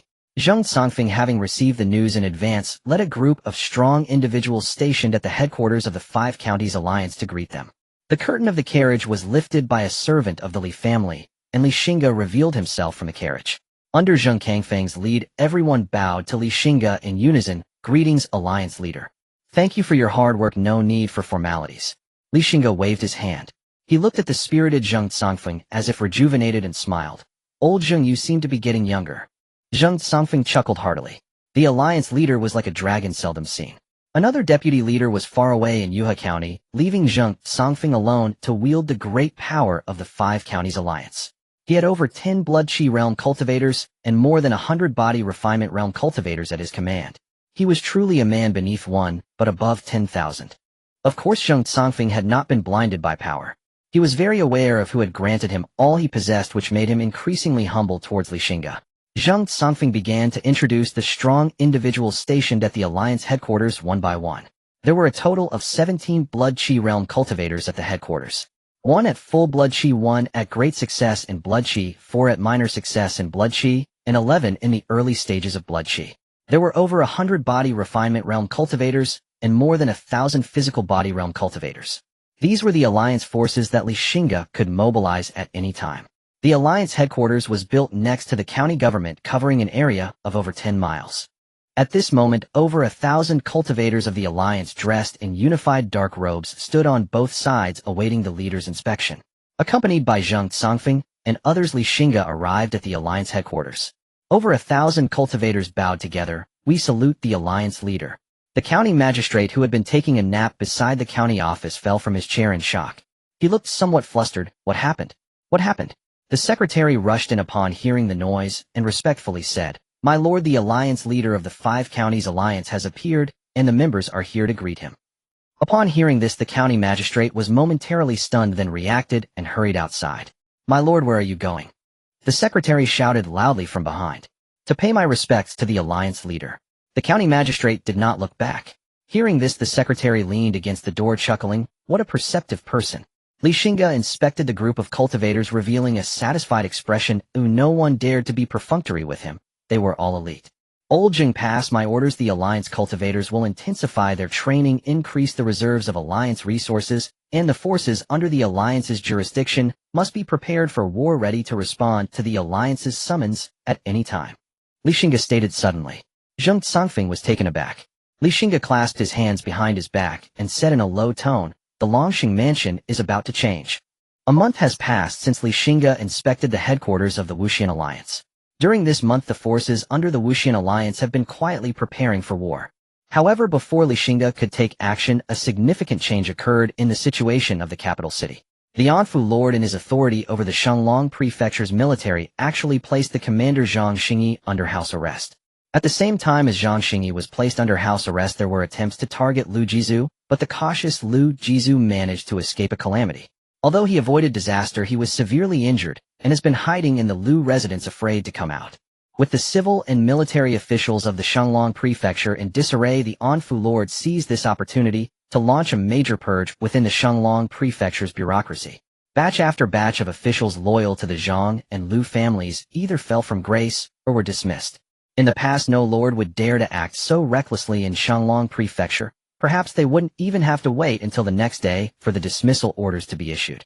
But this time the state government surprisingly showed no reaction, seemingly acquiescing to the Anfu Lord's reckless behavior. This led some to see the formidable background supporting the Anfu Lord. Many influential families and sects began to side with the Anfu Lord. His momentum was unmatched for a time. In a hidden chamber, two figures with unfathomable auras sat facing each other. "The younger generation of the Zhang family is going too far this time," remarked one. The younger generation of the Zhang family refers to the Zhang family ancestor. In Shanglong Prefecture, the only one who could refer to the Zhang family ancestor as a junior was naturally the elder of the Lu family. If someone were to witness these two sworn enemies who have been in conflict for hundreds of years sitting together in such a calm manner, they would likely doubt their own eyes. Regarding the Lu family's elder's disdainful address, the Zhang family ancestor paid no mind, only responding with a somewhat cold demeanor. "He has quite the nerve, showing complete disregard for us old fellows. Indeed, if this continues, the efforts of our two families in Shanglong Prefecture for hundreds of years will be ruined." The Lu family elder squinted, revealing a hint of coldness. But his background is extraordinary, making all the civil and military officials in the capital city afraid to speak out. It's not that they are afraid to speak, but rather that they cannot.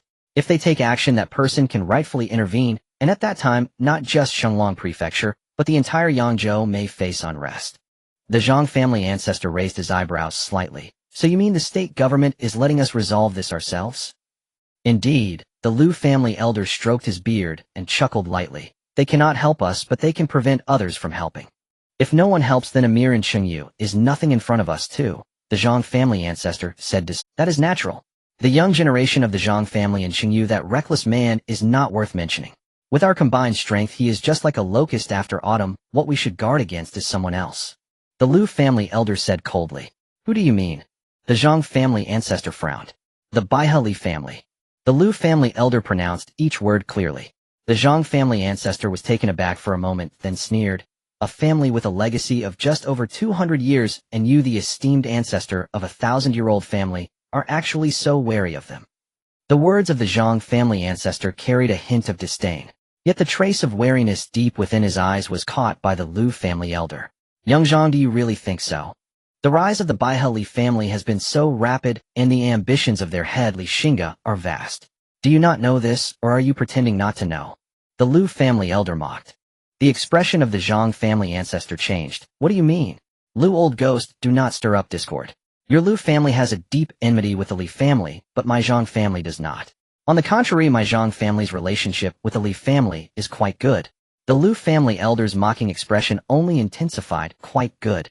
The young Zhang family member is still deceiving himself. "You do not truly think that the Li family head is willing to be in the background, do you? He seems humble towards your Zhang family now, but that is only because of insufficient strength.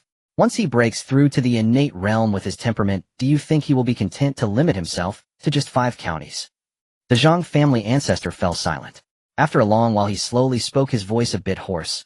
After dealing with Xingge, our 2 families should join forces to kill Xingge and eradicate the Baihe Li family.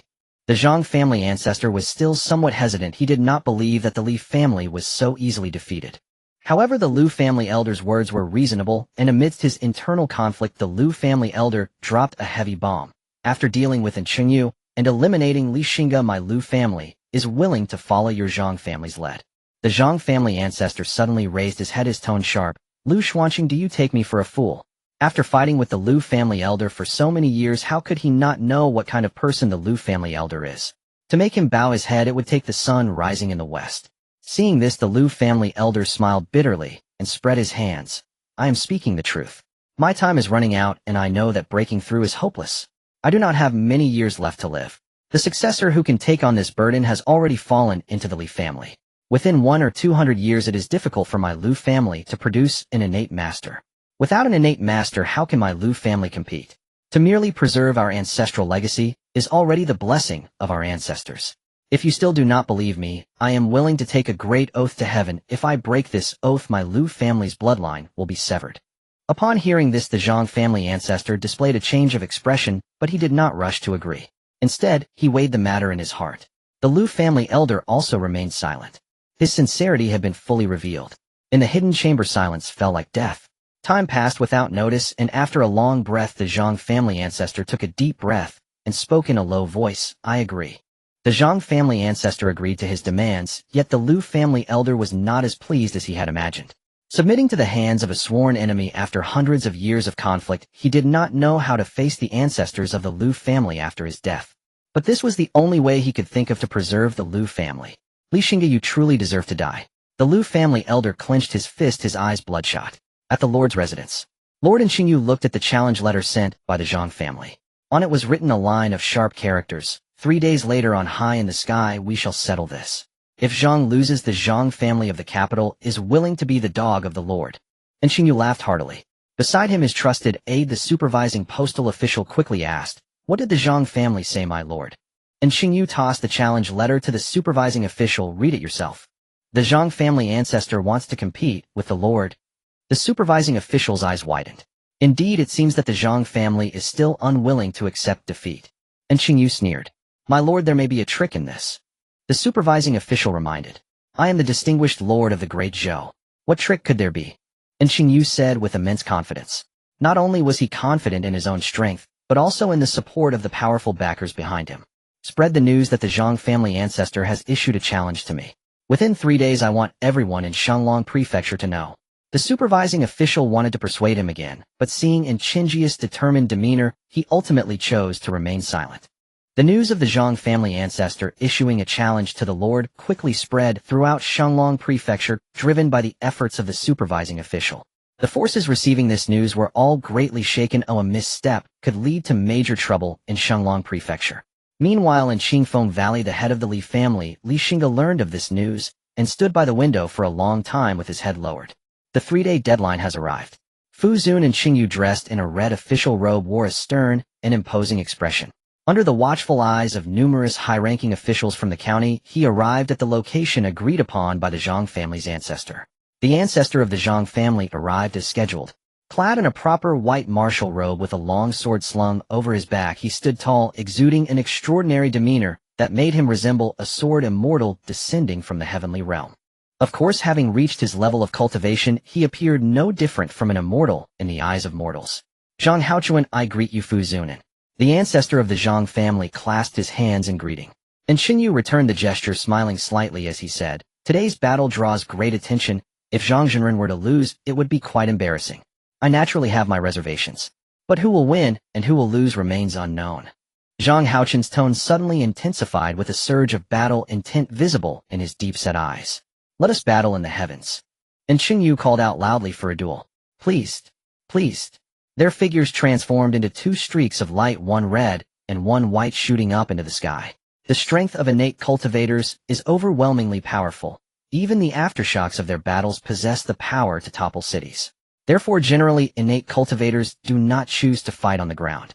The onlookers below, gazing at the two streaks of light that shot into the clouds, held their breath and focused intently, their hearts filled with tension and anticipation. For today, the battle between the Zhang family's ancestor and Fu Zun and would undoubtedly alter the future landscape of Shanglong Prefecture. Unfortunately, such battles are beyond the comprehension of mortals.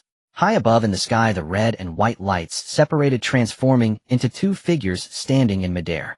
And Xingyu's official robe billowed in the wild winds of the void, surrounded by a faint red halo resembling flames burning fiercely.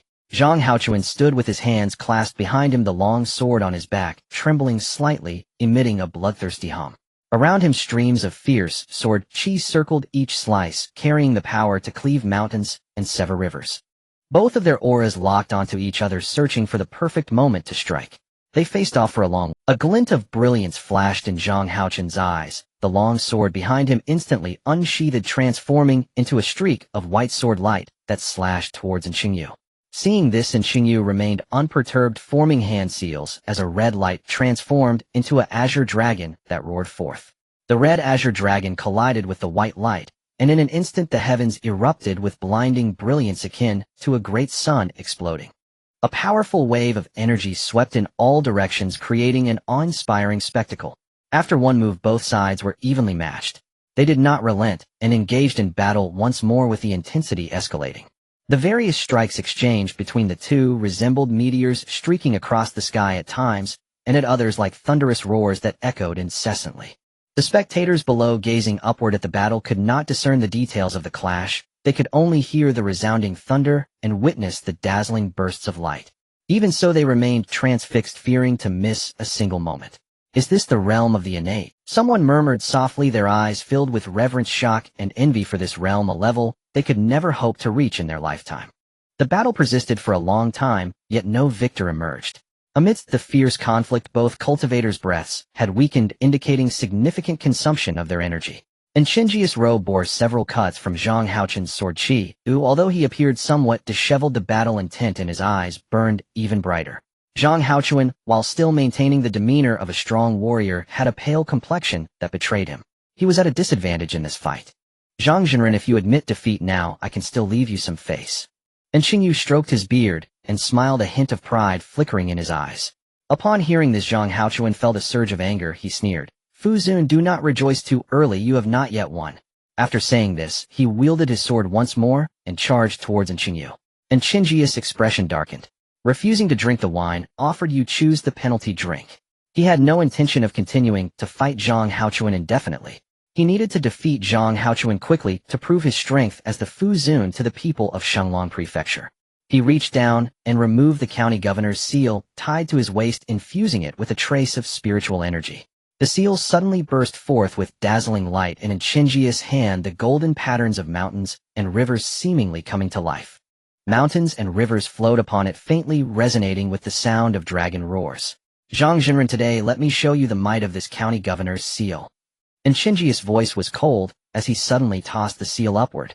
The county governor's seal floated in the air, expanding with the wind, and in an instant transformed into a towering mountain, golden light cascading down like a waterfall, blinding to the eyes. Zhang Haochuan looked at the mystical county governor's seal, his expression turning grim as he felt an unprecedented pressure. Zhang Haochuan roared, "Fu Zun, you have some nerve. How dare you arbitrarily use the county governor's seal? The consequences of this you cannot bear." The county governor's seal, while a symbol of the county governor's authority, is not something a mere county governor can use at will. For it is not only an advanced mystical artifact, but also carries a portion of the fortune of Shanglong Prefecture. Using the seal will inevitably result in a loss of fortune. The concept of fortune is profound and mysterious. No one knows what consequences may arise from its loss. Upon hearing this, Xingyu laughed dismissively. "As long as I can deal with you, what does a little cost matter?" Before he finished speaking, Xingyu activated the seal, which buzzed and vibrated with terrifying might, pressing down upon Zhang Haochuan. Zhang Haochuan looked towards a certain direction, gritting his teeth, a glint of determination flashing in his eyes. Taking a deep breath, he tightened his grip on the sword, infusing it with a torrent of spiritual energy. The sword's brilliance surged explosively. Zhang Haochuan held the sword in both hands and swung down, unleashing 100 Zhang sword light to meet the descending county governor's seal. This was the strongest killing technique of the Zhang family, reaching the intermediate mystical level. When the two forces collided, the world seemed to fall silent for an instant, followed by an explosion of light resembling another sun crossing the sky. Zhang Haochun's sword emitted a sound of shattering cracks. A tremor ran through him as he saw a crack appear on the sword. Looking at this crack, Zhang Haochun felt as if his heart was bleeding. This was the only mystical weapon of the Zhang family. Yet he could not afford to feel heartache, and continued to pour more spiritual energy into it. Meanwhile, Xingge was also feeling the strain. He had initially thought that upon seeing him summon the county governor's seal, Zhang Haochun would retreat, allowing him to easily win this gamble. To his surprise, Zhang Haochun was so stubborn that he dared to clash heat in, rapidly depleting the fortune contained within the county governor's seal, causing Xingge to feel a prickling at the back of his head. At the same time, across several counties in Shanglong Prefecture, natural disasters frequently occurred. Volcanoes that had been dormant for thousands of years suddenly erupted, rivers overflowed, and earth dragons began to turn, claiming countless lives in the sudden calamities. Zhang Haochun, you seek death.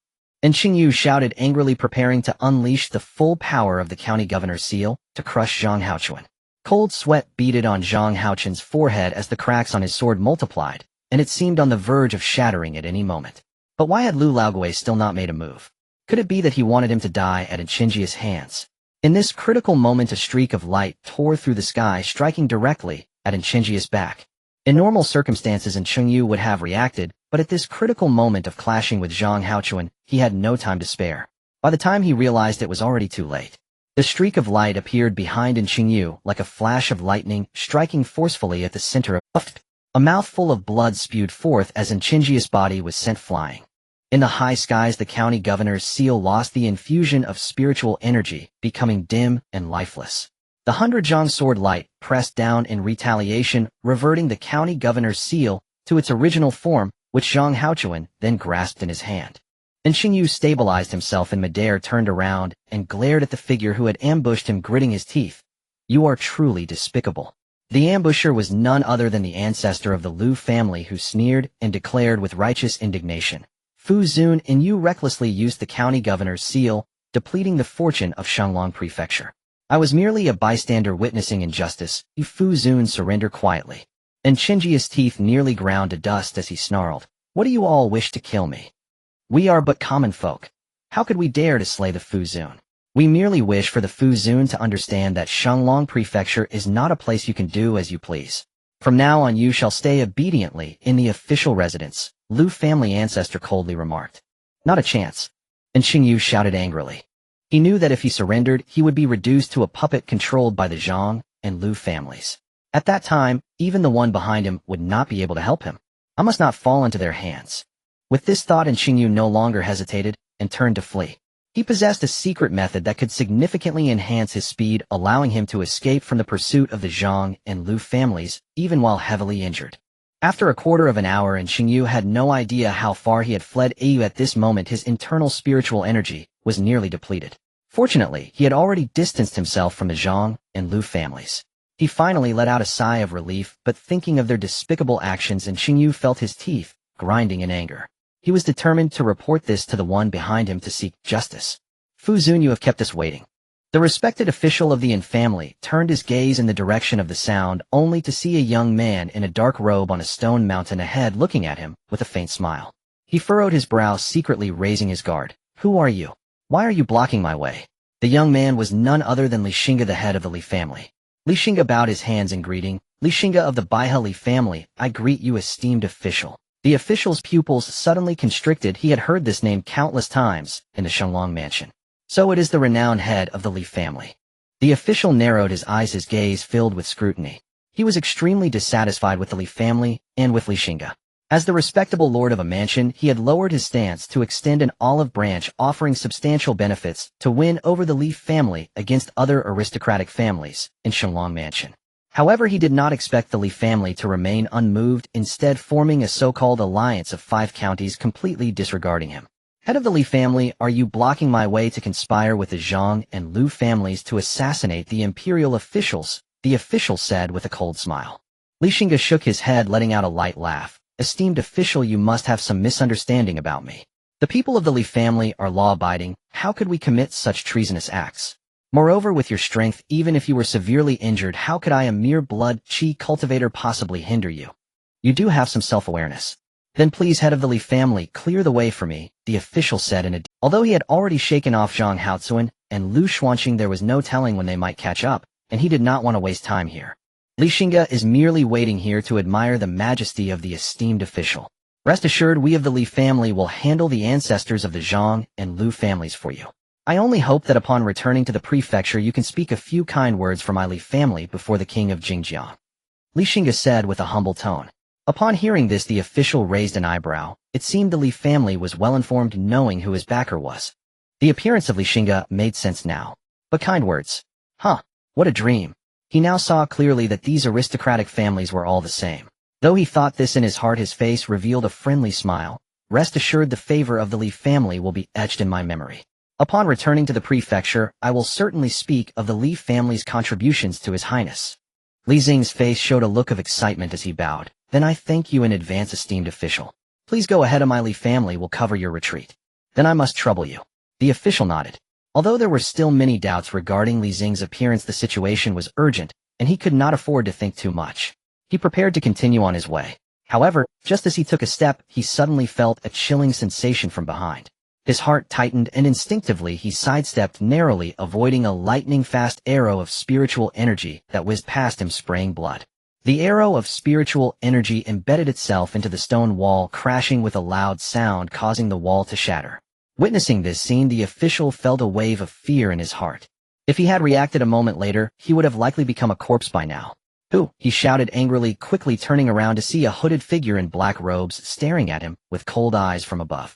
On the orders of Lu Fu, I am here to send you, esteemed official, to your demise. The figure in black laughed eerily, revealing a short blade in hand, charging towards the official. The official's expression turned grave as he mobilized his spiritual energy, preparing to defend against the black-robed figure. Just as he was fully focused on the black-clad figure, he suddenly felt a heart-wrenching pain from behind. Looking down, he saw a bloodied hand piercing through his chest. In that hand it held a glowing pill, his golden core. The official's eyes widened in shock as blood gushed from his mouth, struggling to turn his head. What he saw was Li Xing's face, still wearing a faint smile, exuding elegance. Esteemed official, the one who truly wishes to kill you is me. Li Xingge said with a refined smile. You. The official's eyes were filled with unwillingness and resentment. He opened his mouth wanting to say something, but blood gushed forth, his breath weak, and his pupils gradually lost clarity until they completely faded. Li Xingge slowly withdrew his hand, and the official's body immediately lost its support, helplessly falling towards the ground. The hooded figure swiftly moved, catching the official's corpse. With a swift strike, he severed the official's head, which was still refusing to close its eyes, and then struck that headless corpse, turning it to dust. A wisp of black smoke emerged. Seeing this, Li Xing's eyes glinted with a cold light as the three fiends' demonic god manifested behind him. It reached out a hand, capturing the official's soul. Then, in the horrified gaze of the black-robed figure, he directly stuffed the soul into his mouth and began to chew. The sound of his chewing, accompanied by the shrill cries, made the black-robed figure's scalp tingle and cold sweat break out. Having killed a person, he couldn't even let him become a ghost. Even the king of hell is kinder than you. After a while, Li Xingge retracted the three fiends' demonic god form and looked at the hooded figure with a sunny, gentle smile. Jiang Lao, you've worked hard. The hooded figure was none other than Jiang Yingshu, the innate demon path servant Li Xingge had subdued. Jiang Yingshu trembled, holding the official's head, forcing a smile that was more grotesque than crying. Serving the master is the old servant's duty. Li Xingge held his chin with one hand while fiddling with the glowing golden core in the other, lost in thought. Jiang Yingshu beside him dared not even breathe. After a while, Li Xingge lifted his head and waved to Jiang Yingshu. Jiang Lao, I have a task to assign you. Please give your orders, my lord. Come closer. Yes, my lord. After hearing Li Xing's plan, Jiang Yingshu gasped. This scheme was truly vicious. Whoever encounters such an enemy must have had the worst luck in their lifetime. Just don't mess it up, Li Xingge reminded. Old servant understands. After saying this, Jiang Yingshu transformed into a stream of light and vanished. Li Xingge stood atop the small stone mountain with his hands clasped behind his back, allowing the wild wind to tousle his long hair, murmuring softly, You have truly helped me greatly. Two streams of light landed on a small hillside, and as the radiance faded, the figures of the ancestors of the Zhang and Lu families appeared. The ancestor of the Lu family dusted off his robe, sneering repeatedly. This esteemed official of ANS, while lacking other skills, is truly exceptional at escaping. The ancestor of the Zhang family frowned. He escaped doesn't that mean we are in bigger trouble? The Liu family ancestor shook his head. We didn't go all out against him. That individual behind him, even if displeased, cannot do anything to us. The officials of the prefecture will not allow him to stir up trouble. He will only face a reprimand. Moreover, the esteemed official acted rashly, misusing the county governor's seal, causing the Shanglong mansion's fortune to suffer. He'll have to figure out how to explain himself to the higher-ups. The Zhang family ancestor nodded in agreement, saying, that makes sense. Since the esteemed official oven has fallen to us, it's time for the Zhang family junior to reveal himself and let the world know whose domain Shanglong mansion truly is. Indeed, the Zhang family ancestor nodded in agreement. After dealing with the esteemed official oven, we must turn our attention to the Li family. Once the Li family is eliminated, your Zhang family will firmly secure the position of the foremost family in Shanglong mansion. When the ancestors of the Zhang and Liu families appeared simultaneously without the presence of Enfuzuan, those who had allied with Enfuzuan suddenly felt an ominous premonition rise within them. In the next moment, the premonition came true. The ancestor of the Zhang family raised the county guard seal that belonged to Enfuzuan high into the air and declared loudly, Enfuzuan has been acting against the will of the people in Shanglong Prefecture, causing widespread resentment and suffering among the populace. We can no longer bear to witness this and have expelled him. Good heavens, not only was he defeated, but it was such a crushing defeat that even the county guard seal could not be preserved.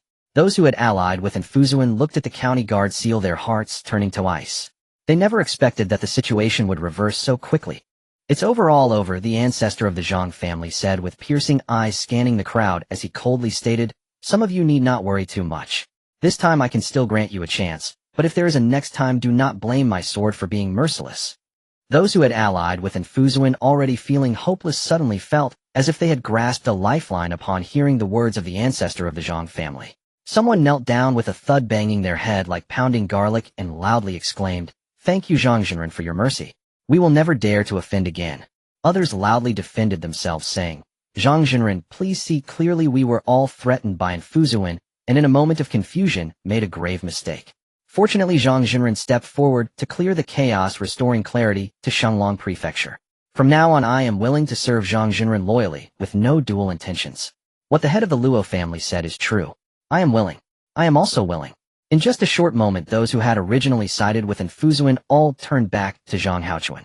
Meanwhile, the ancestor of the Liu family watched this scene, involuntarily raising his opinion of the ancestor of the Zhang family, who indeed had a talent for winning hearts. However, at that moment, a figure in a black robe suddenly appeared in midair. The crowd gazed up at the figure in the black robe with wide eyes, realizing that another innate true person. The ancestor of the Liu family frowned as he looked at the figure in black. But then, as if recalling something, a hint of joy appeared in his eyes.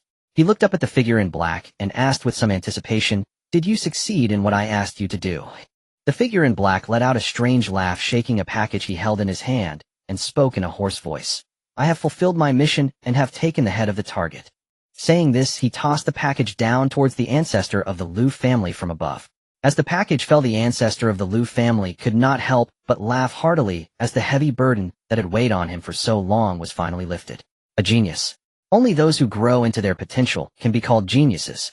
From now on, he could rest easy. He did not notice the mocking gaze of the masked figure. Suddenly, the package loosened, revealing a head that would not close its eyes even in death. Upon seeing the head, the laughter of the ancestor of the Liu family abruptly stopped, leaving him frozen. The head rolled to the ground, tumbling several times before finally coming to rest facing the sky as the crowd gathered around to look at the somewhat familiar face. After a moment of stunned silence, suddenly someone let out a terrified scream. Only then did everyone react, retreating in a panic, some even falling to the ground. One of the family heads trembled as he pointed at the head, stuttering, it is Enfuzuan. The figure in black laughed wickedly, saying, Liu Xuanxing, I have completed your orders. From now on, we are square. As the figure vanished into a cloud of black mist, cries erupted in the crowd. This is demonic energy. This person is a demonic cultivator. Oh heavens, the ancestors of the Zhang and Liu families have actually colluded with a demonic cultivator to murder the prefect. The sky is falling. A great disaster has struck Shanglong Prefecture. Murdering the prefect is tantamount to treason. I have no relation with the Zhang and Liu families. Neither do I. Everyone quickly distanced themselves from the Xingge and Lu families, including those who had always been. The ancestor of the Xingge family turned his head mechanically, looking at the still-dazed ancestor of the Lu family, his eyes filled with disbelief and boundless rage. He glared at the ancestor of the Lu family, his voice cold as ice, as if it could freeze the air. Lu Xuanqing, how dare you collude with a demonic cultivator to murder the prefect? Are you out of your mind? The ancestor of the Lu family finally regained his senses, his face as pale as paper, cold sweat pouring from his forehead. He opened his mouth to argue, but found himself at a loss for words. It seemed he had fallen into a trap. The situation had completely spiraled out of his control. Wasn't Xingge supposed to be the one to die? Why was it in Fuzuan? Killing and expelling in Fuzuan are two entirely different concepts. The ancestor of the Lu family staggered back, feeling as if the world were spinning. A great calamity is upon our two families. Zhang Haochuan cried to the heavens. The news that the Xingge and Lu families had colluded with demonic cultivators to murder the prefect quickly spread, causing a huge uproar in Shanglong Prefecture. Those who had once had close ties with the two families frantically distanced themselves, fearing the disaster would befall their own families. In an instant, the Shanglong Prefecture was filled with anxiety, with everyone on edge. In Yangzhou, at the prefect's residence, which spanned several dozen miles, the grand and magnificent estate featured interconnected pavilions and towers exuding an imposing aura. A streak of light fell outside the prefect's residence, and the Blood Realm lieutenant guarding the entrance quickly clasped his hands, saying, "Greetings, Lord Sima." The Tianfeng Army. Ouyang Prefect's personal guard consists of 3,000 men, with those of innate talent as captains, those with strong vitality as lieutenants, and the commoners as soldiers. This army is one of the crucial forces under Ouyang Prefect's rule over Yangzhou. Half an hour later, 10 aerial beasts at the Blood Vitality realm soared into the sky from the Tianfeng camp, flying towards Shanglong Mansion. Meanwhile, at Baihe County headquarters of the Five-County Alliance, the atmosphere in the conference hall was heavy. Over 50 cultivators at the Blood Vitality realm sat on either side, with the two vice leaders of the Alliance at the uppermost seats. The leader has arrived. Everyone straightened their expressions and stood up. Xingge, dressed in a dark martial robe, strode in through the main door, approached the main seat, turned around, and slowly took his seat. Everyone bowed in unison. "We pay our respects to the leader. Please rise." Xingge raised his hands in a gesture of invitation. "I believe everyone has already heard the news about the collusion between the Xingge and Lu families with demonic entities, resulting in the assassination of the mansion's lord." Everyone felt a chill in their hearts. Although the conflict between the Xingge and Lu families and the mansion lord was already apparent, no one expected that these two families would be so unscrupulous as to collude with demonic entities and assassinate the mansion lord.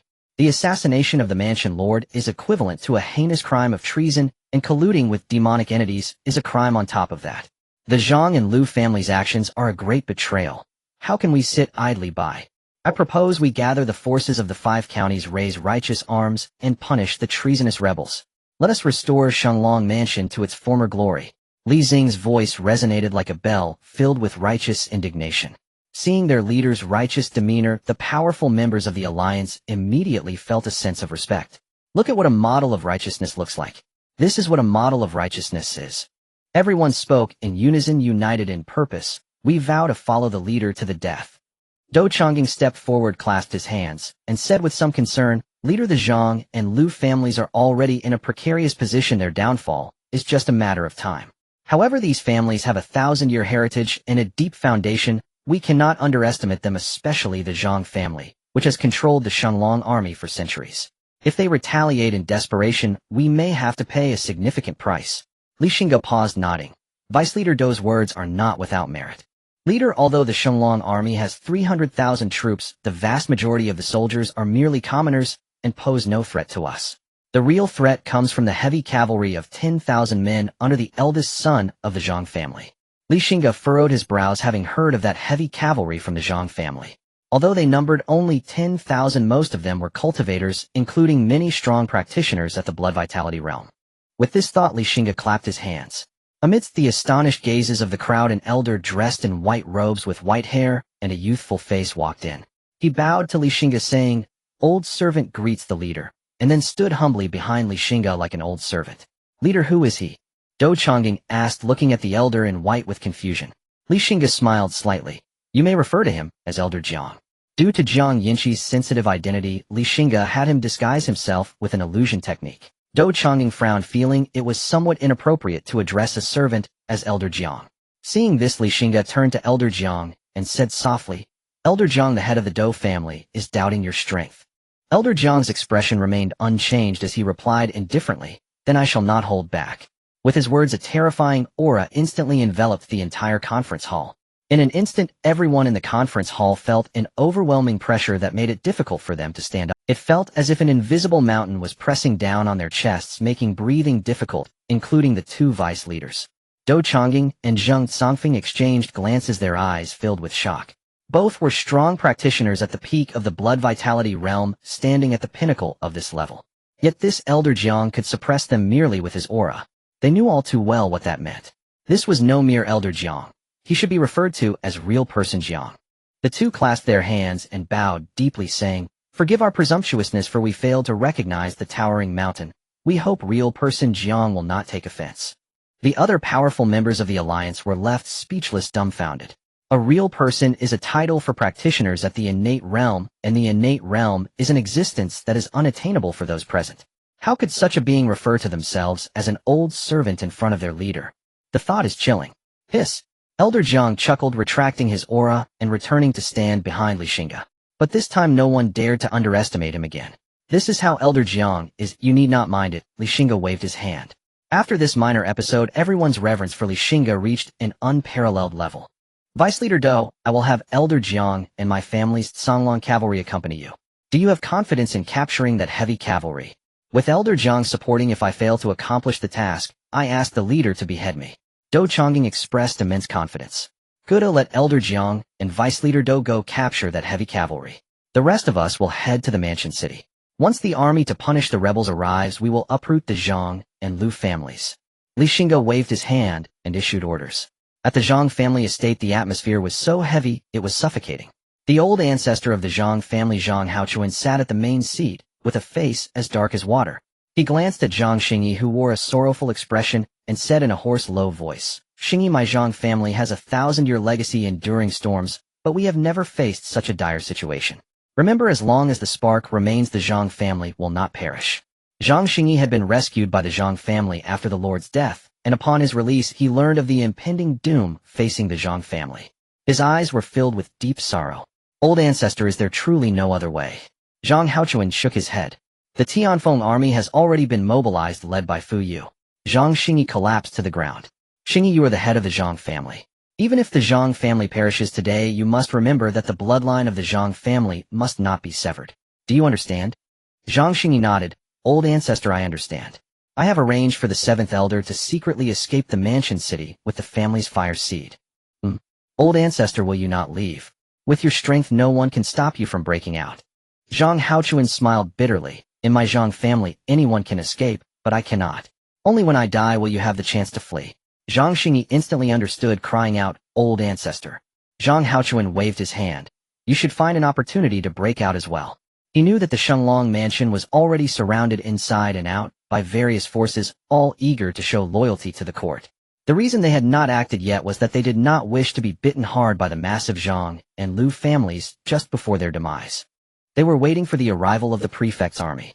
Once the prefect's army arrived, these forces would pounce like hungry tigers, dividing the Zhang and Lu families among themselves. Zhang Haochuan touched the sword on his back, his eyes burning with the will to fight. "Old buddy, let's fight side by side one last time." At the Lu family, the old ancestor made the same choice as the Zhang family's ancestor. A day later in the Mansion City, the sky echoed with sharp cries. Everyone looked up to the sky and saw 10 massive flying demon birds hovering in the high heavens. Behind the demon birds, rows of soldiers clad in yellow standard armor with thick auras lined up. At the forefront was a figure with hands behind his back, stepping lightly in the air, his gaze imposing. "Fu Yu and the Tianfeng army have arrived." Fu Yu stood tall in the void, slowly speaking, his voice resonating like thunder throughout the heavens. "The Zhang and Lu families, colluding with demonic beings, have committed heinous crimes by assassinating the county governor. I, Fu Yu, acting on the orders of the provincial governor, have come to capture the traitors. Anyone who resists shall be dealt with ruthlessly." As soon as his words fell, 10 massive flying beasts let out piercing cries that echoed across the sky, as if announcing the doom of the Zhang and Lu families. "Kill! Kill! Kill!" The soldiers of the Tianfeng army brandished their weapons, collectively issuing a roar, their momentum like a rainbow, as if an unstoppable torrent was ready to sweep down at any moment. The members of the Xingge and Lu families listened to the overwhelming battle cries from the sky, both alarmed and fearful. Yet not a single person dropped their weapon. Meanwhile, the forces of the Five-County Alliance, led by Xingge, were also closing in on the city. This time the Five-County Alliance had truly sent forth their elite, with over 10,000 people, all of whom were powerful cultivators. Among them there were more than 60 experts at the Bloodchi realm. Leader, a heavy cavalry unit of about 10,000, is rapidly approaching us, reported a scout.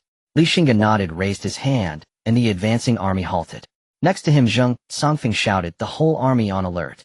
Two figures moving at astonishing speed landed before Xingge. They were Elder Jiang and Do Changgang. Beaming with joy, cupped his hands toward Xingge and said, Leader, as expected, the Zhang family's leader at the Blood Chi Full Circle has been slain by Elder Jiang. I also wiped out a batch of Zhang family loyalists, and now this heavy cavalry belongs to you, Leader. Xingge smiled slightly. Deputy Leader Do, you have done excellently. Thank you for your hard work. Do Changgang quickly replied, serving the leader is my honor. Currently, Do Changgang positioned himself appropriately. This was also the aspect Xingge appreciated most about him, his awareness of the situation. Deputy Leader Do, I see your loyalty. Rest assured, in the future this leader will not treat you unfairly. Xingge patted Do Changgang's shoulder, painting a promising future. Then, regardless of Do Changgang's reaction, he turned to Elder Jiang and said, Elder Jiang, this time of rebellion our clan has sent forth all its elites, leaving our ancestral land vulnerable, so I ask you to return to the clan and safeguard it for me. Yes, my lord. Elder Jiang accepted the order. Fu Samar's strength had already reached the midstage of the innate realm. Xingge feared that Fu Samar would uncover Elder Jiang's identity as a demonic cultivator, which would spell trouble for the Li family. After sending off Elder Jiang, Xingge soared into the sky, hovering for a brief moment before transforming into a green streak of light, heading toward the Tianfeng army. The members of the Five-County Alliance were all stunned at this scene. To walk in midair was a hallmark of an innate realm cultivator. Their leader had actually broken through to the innate realm. Do Changgang and Zheng Songfeng felt parched, and Do Changgang stuttered, Old Zheng, I am not seeing things right. The leader has broken through to the innate realm. You are not seeing things. The leader has indeed broken through to the innate realm. Zheng Songfeng exclaimed. An innate before 20. The two exchanged glances, excitement and exhilaration evident in their eyes. They had bet right. Their families along with themselves would rise to prominence due to this gamble. Sir Sima, there is an unidentified innate cultivator rapidly approaching. Should I take action to intercept them? The commander of the 1,000-strong Tianfeng army flew before Fu Yu, respectfully reporting. Fu Yu raised an eyebrow, somewhat surprised. He waved his hand, no need. To eradicate the Zhang and Lu families was the provincial governor's command. At this critical moment, anyone daring to speak for the Zhang and Lu families would be going against the provincial governor. In the territory of Yangzhou, no one had the courage to do so. The green light halted in front of the army, and as the brilliance faded, a youthful face was revealed. Seeing that somewhat familiar face, even Fu Samar with his calm demeanor felt a surge of tumult within. Xingge of the Baihali clan pays respects to Sir Sima. Hearing that Sir Sima has raised troops to quell the rebellion, I have brought the righteous soldiers of the 5 counties to assist. Xingge cupped his hands in respect. Fu Samar forcibly suppressed the intense emotions within him and stepped forward to help Xingge up. He laughed heartily. Before my departure I said that in the near future you could refer to me as a fellow Taoist. I didn't expect it to be so soon. I have spoken. Truly congratulations, Li Taoist, for transcending the mortal realm and advancing to the innate stage. Xingge quickly waved his hands, his expression humble, and said, Sir Sima, you flatter me. In my eyes you will always be the elder who supports me. How could I dare to refer to you as a fellow Taoist? If Sir Sima does not mind, just calling me by my name will suffice. This Sir Fu Samar was the strongest and highest-ranking figure Xingge knew.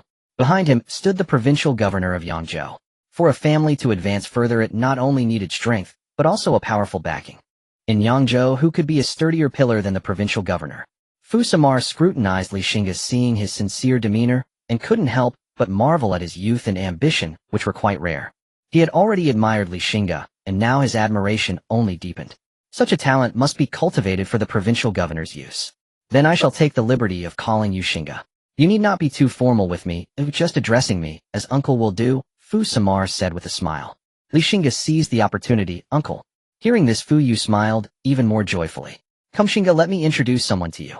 He waved to the 1,000-man commander of the Tianfeng army, who flew over Sur Sima. Fu Yu first pointed at the commander and said, "This is Wang Dong, the 1,000-man commander of the Tianfeng army, a trusted confidant of the provincial governor." Then he looked at Li Xingge, introducing Wang Dong. "This is the head of the Baihe, Li clan Li Xingge, a confidant of the provincial governor." Li Xingge respectfully said, "So it is General Wang." "Just a mere 1,000-man commander, hardly worthy of the title of general," Wang Dong said with pride. He did not regard an unknown family head highly. Fu Yu coughed lightly, his expression turning stern as he looked at Wang Dong with disfavor, his tone intensifying. "Commander Wang." Wang Dong's heart skipped a beat. What was the relationship between this person and Sur Sima? Was it because he had been slightly neglectful that he had drawn anger? Although both were innate, their statuses were worlds apart. He was merely a 1,000-man commander of the provincial governor's personal army, while Fu Yu was a military giant commanding all the troops of Yangzhou. Additionally, he had a powerful family behind him, and was rumored to be on the verge of breaking through to the late innate stage. In terms of identity, status, and strength, he was far above Wang Dong.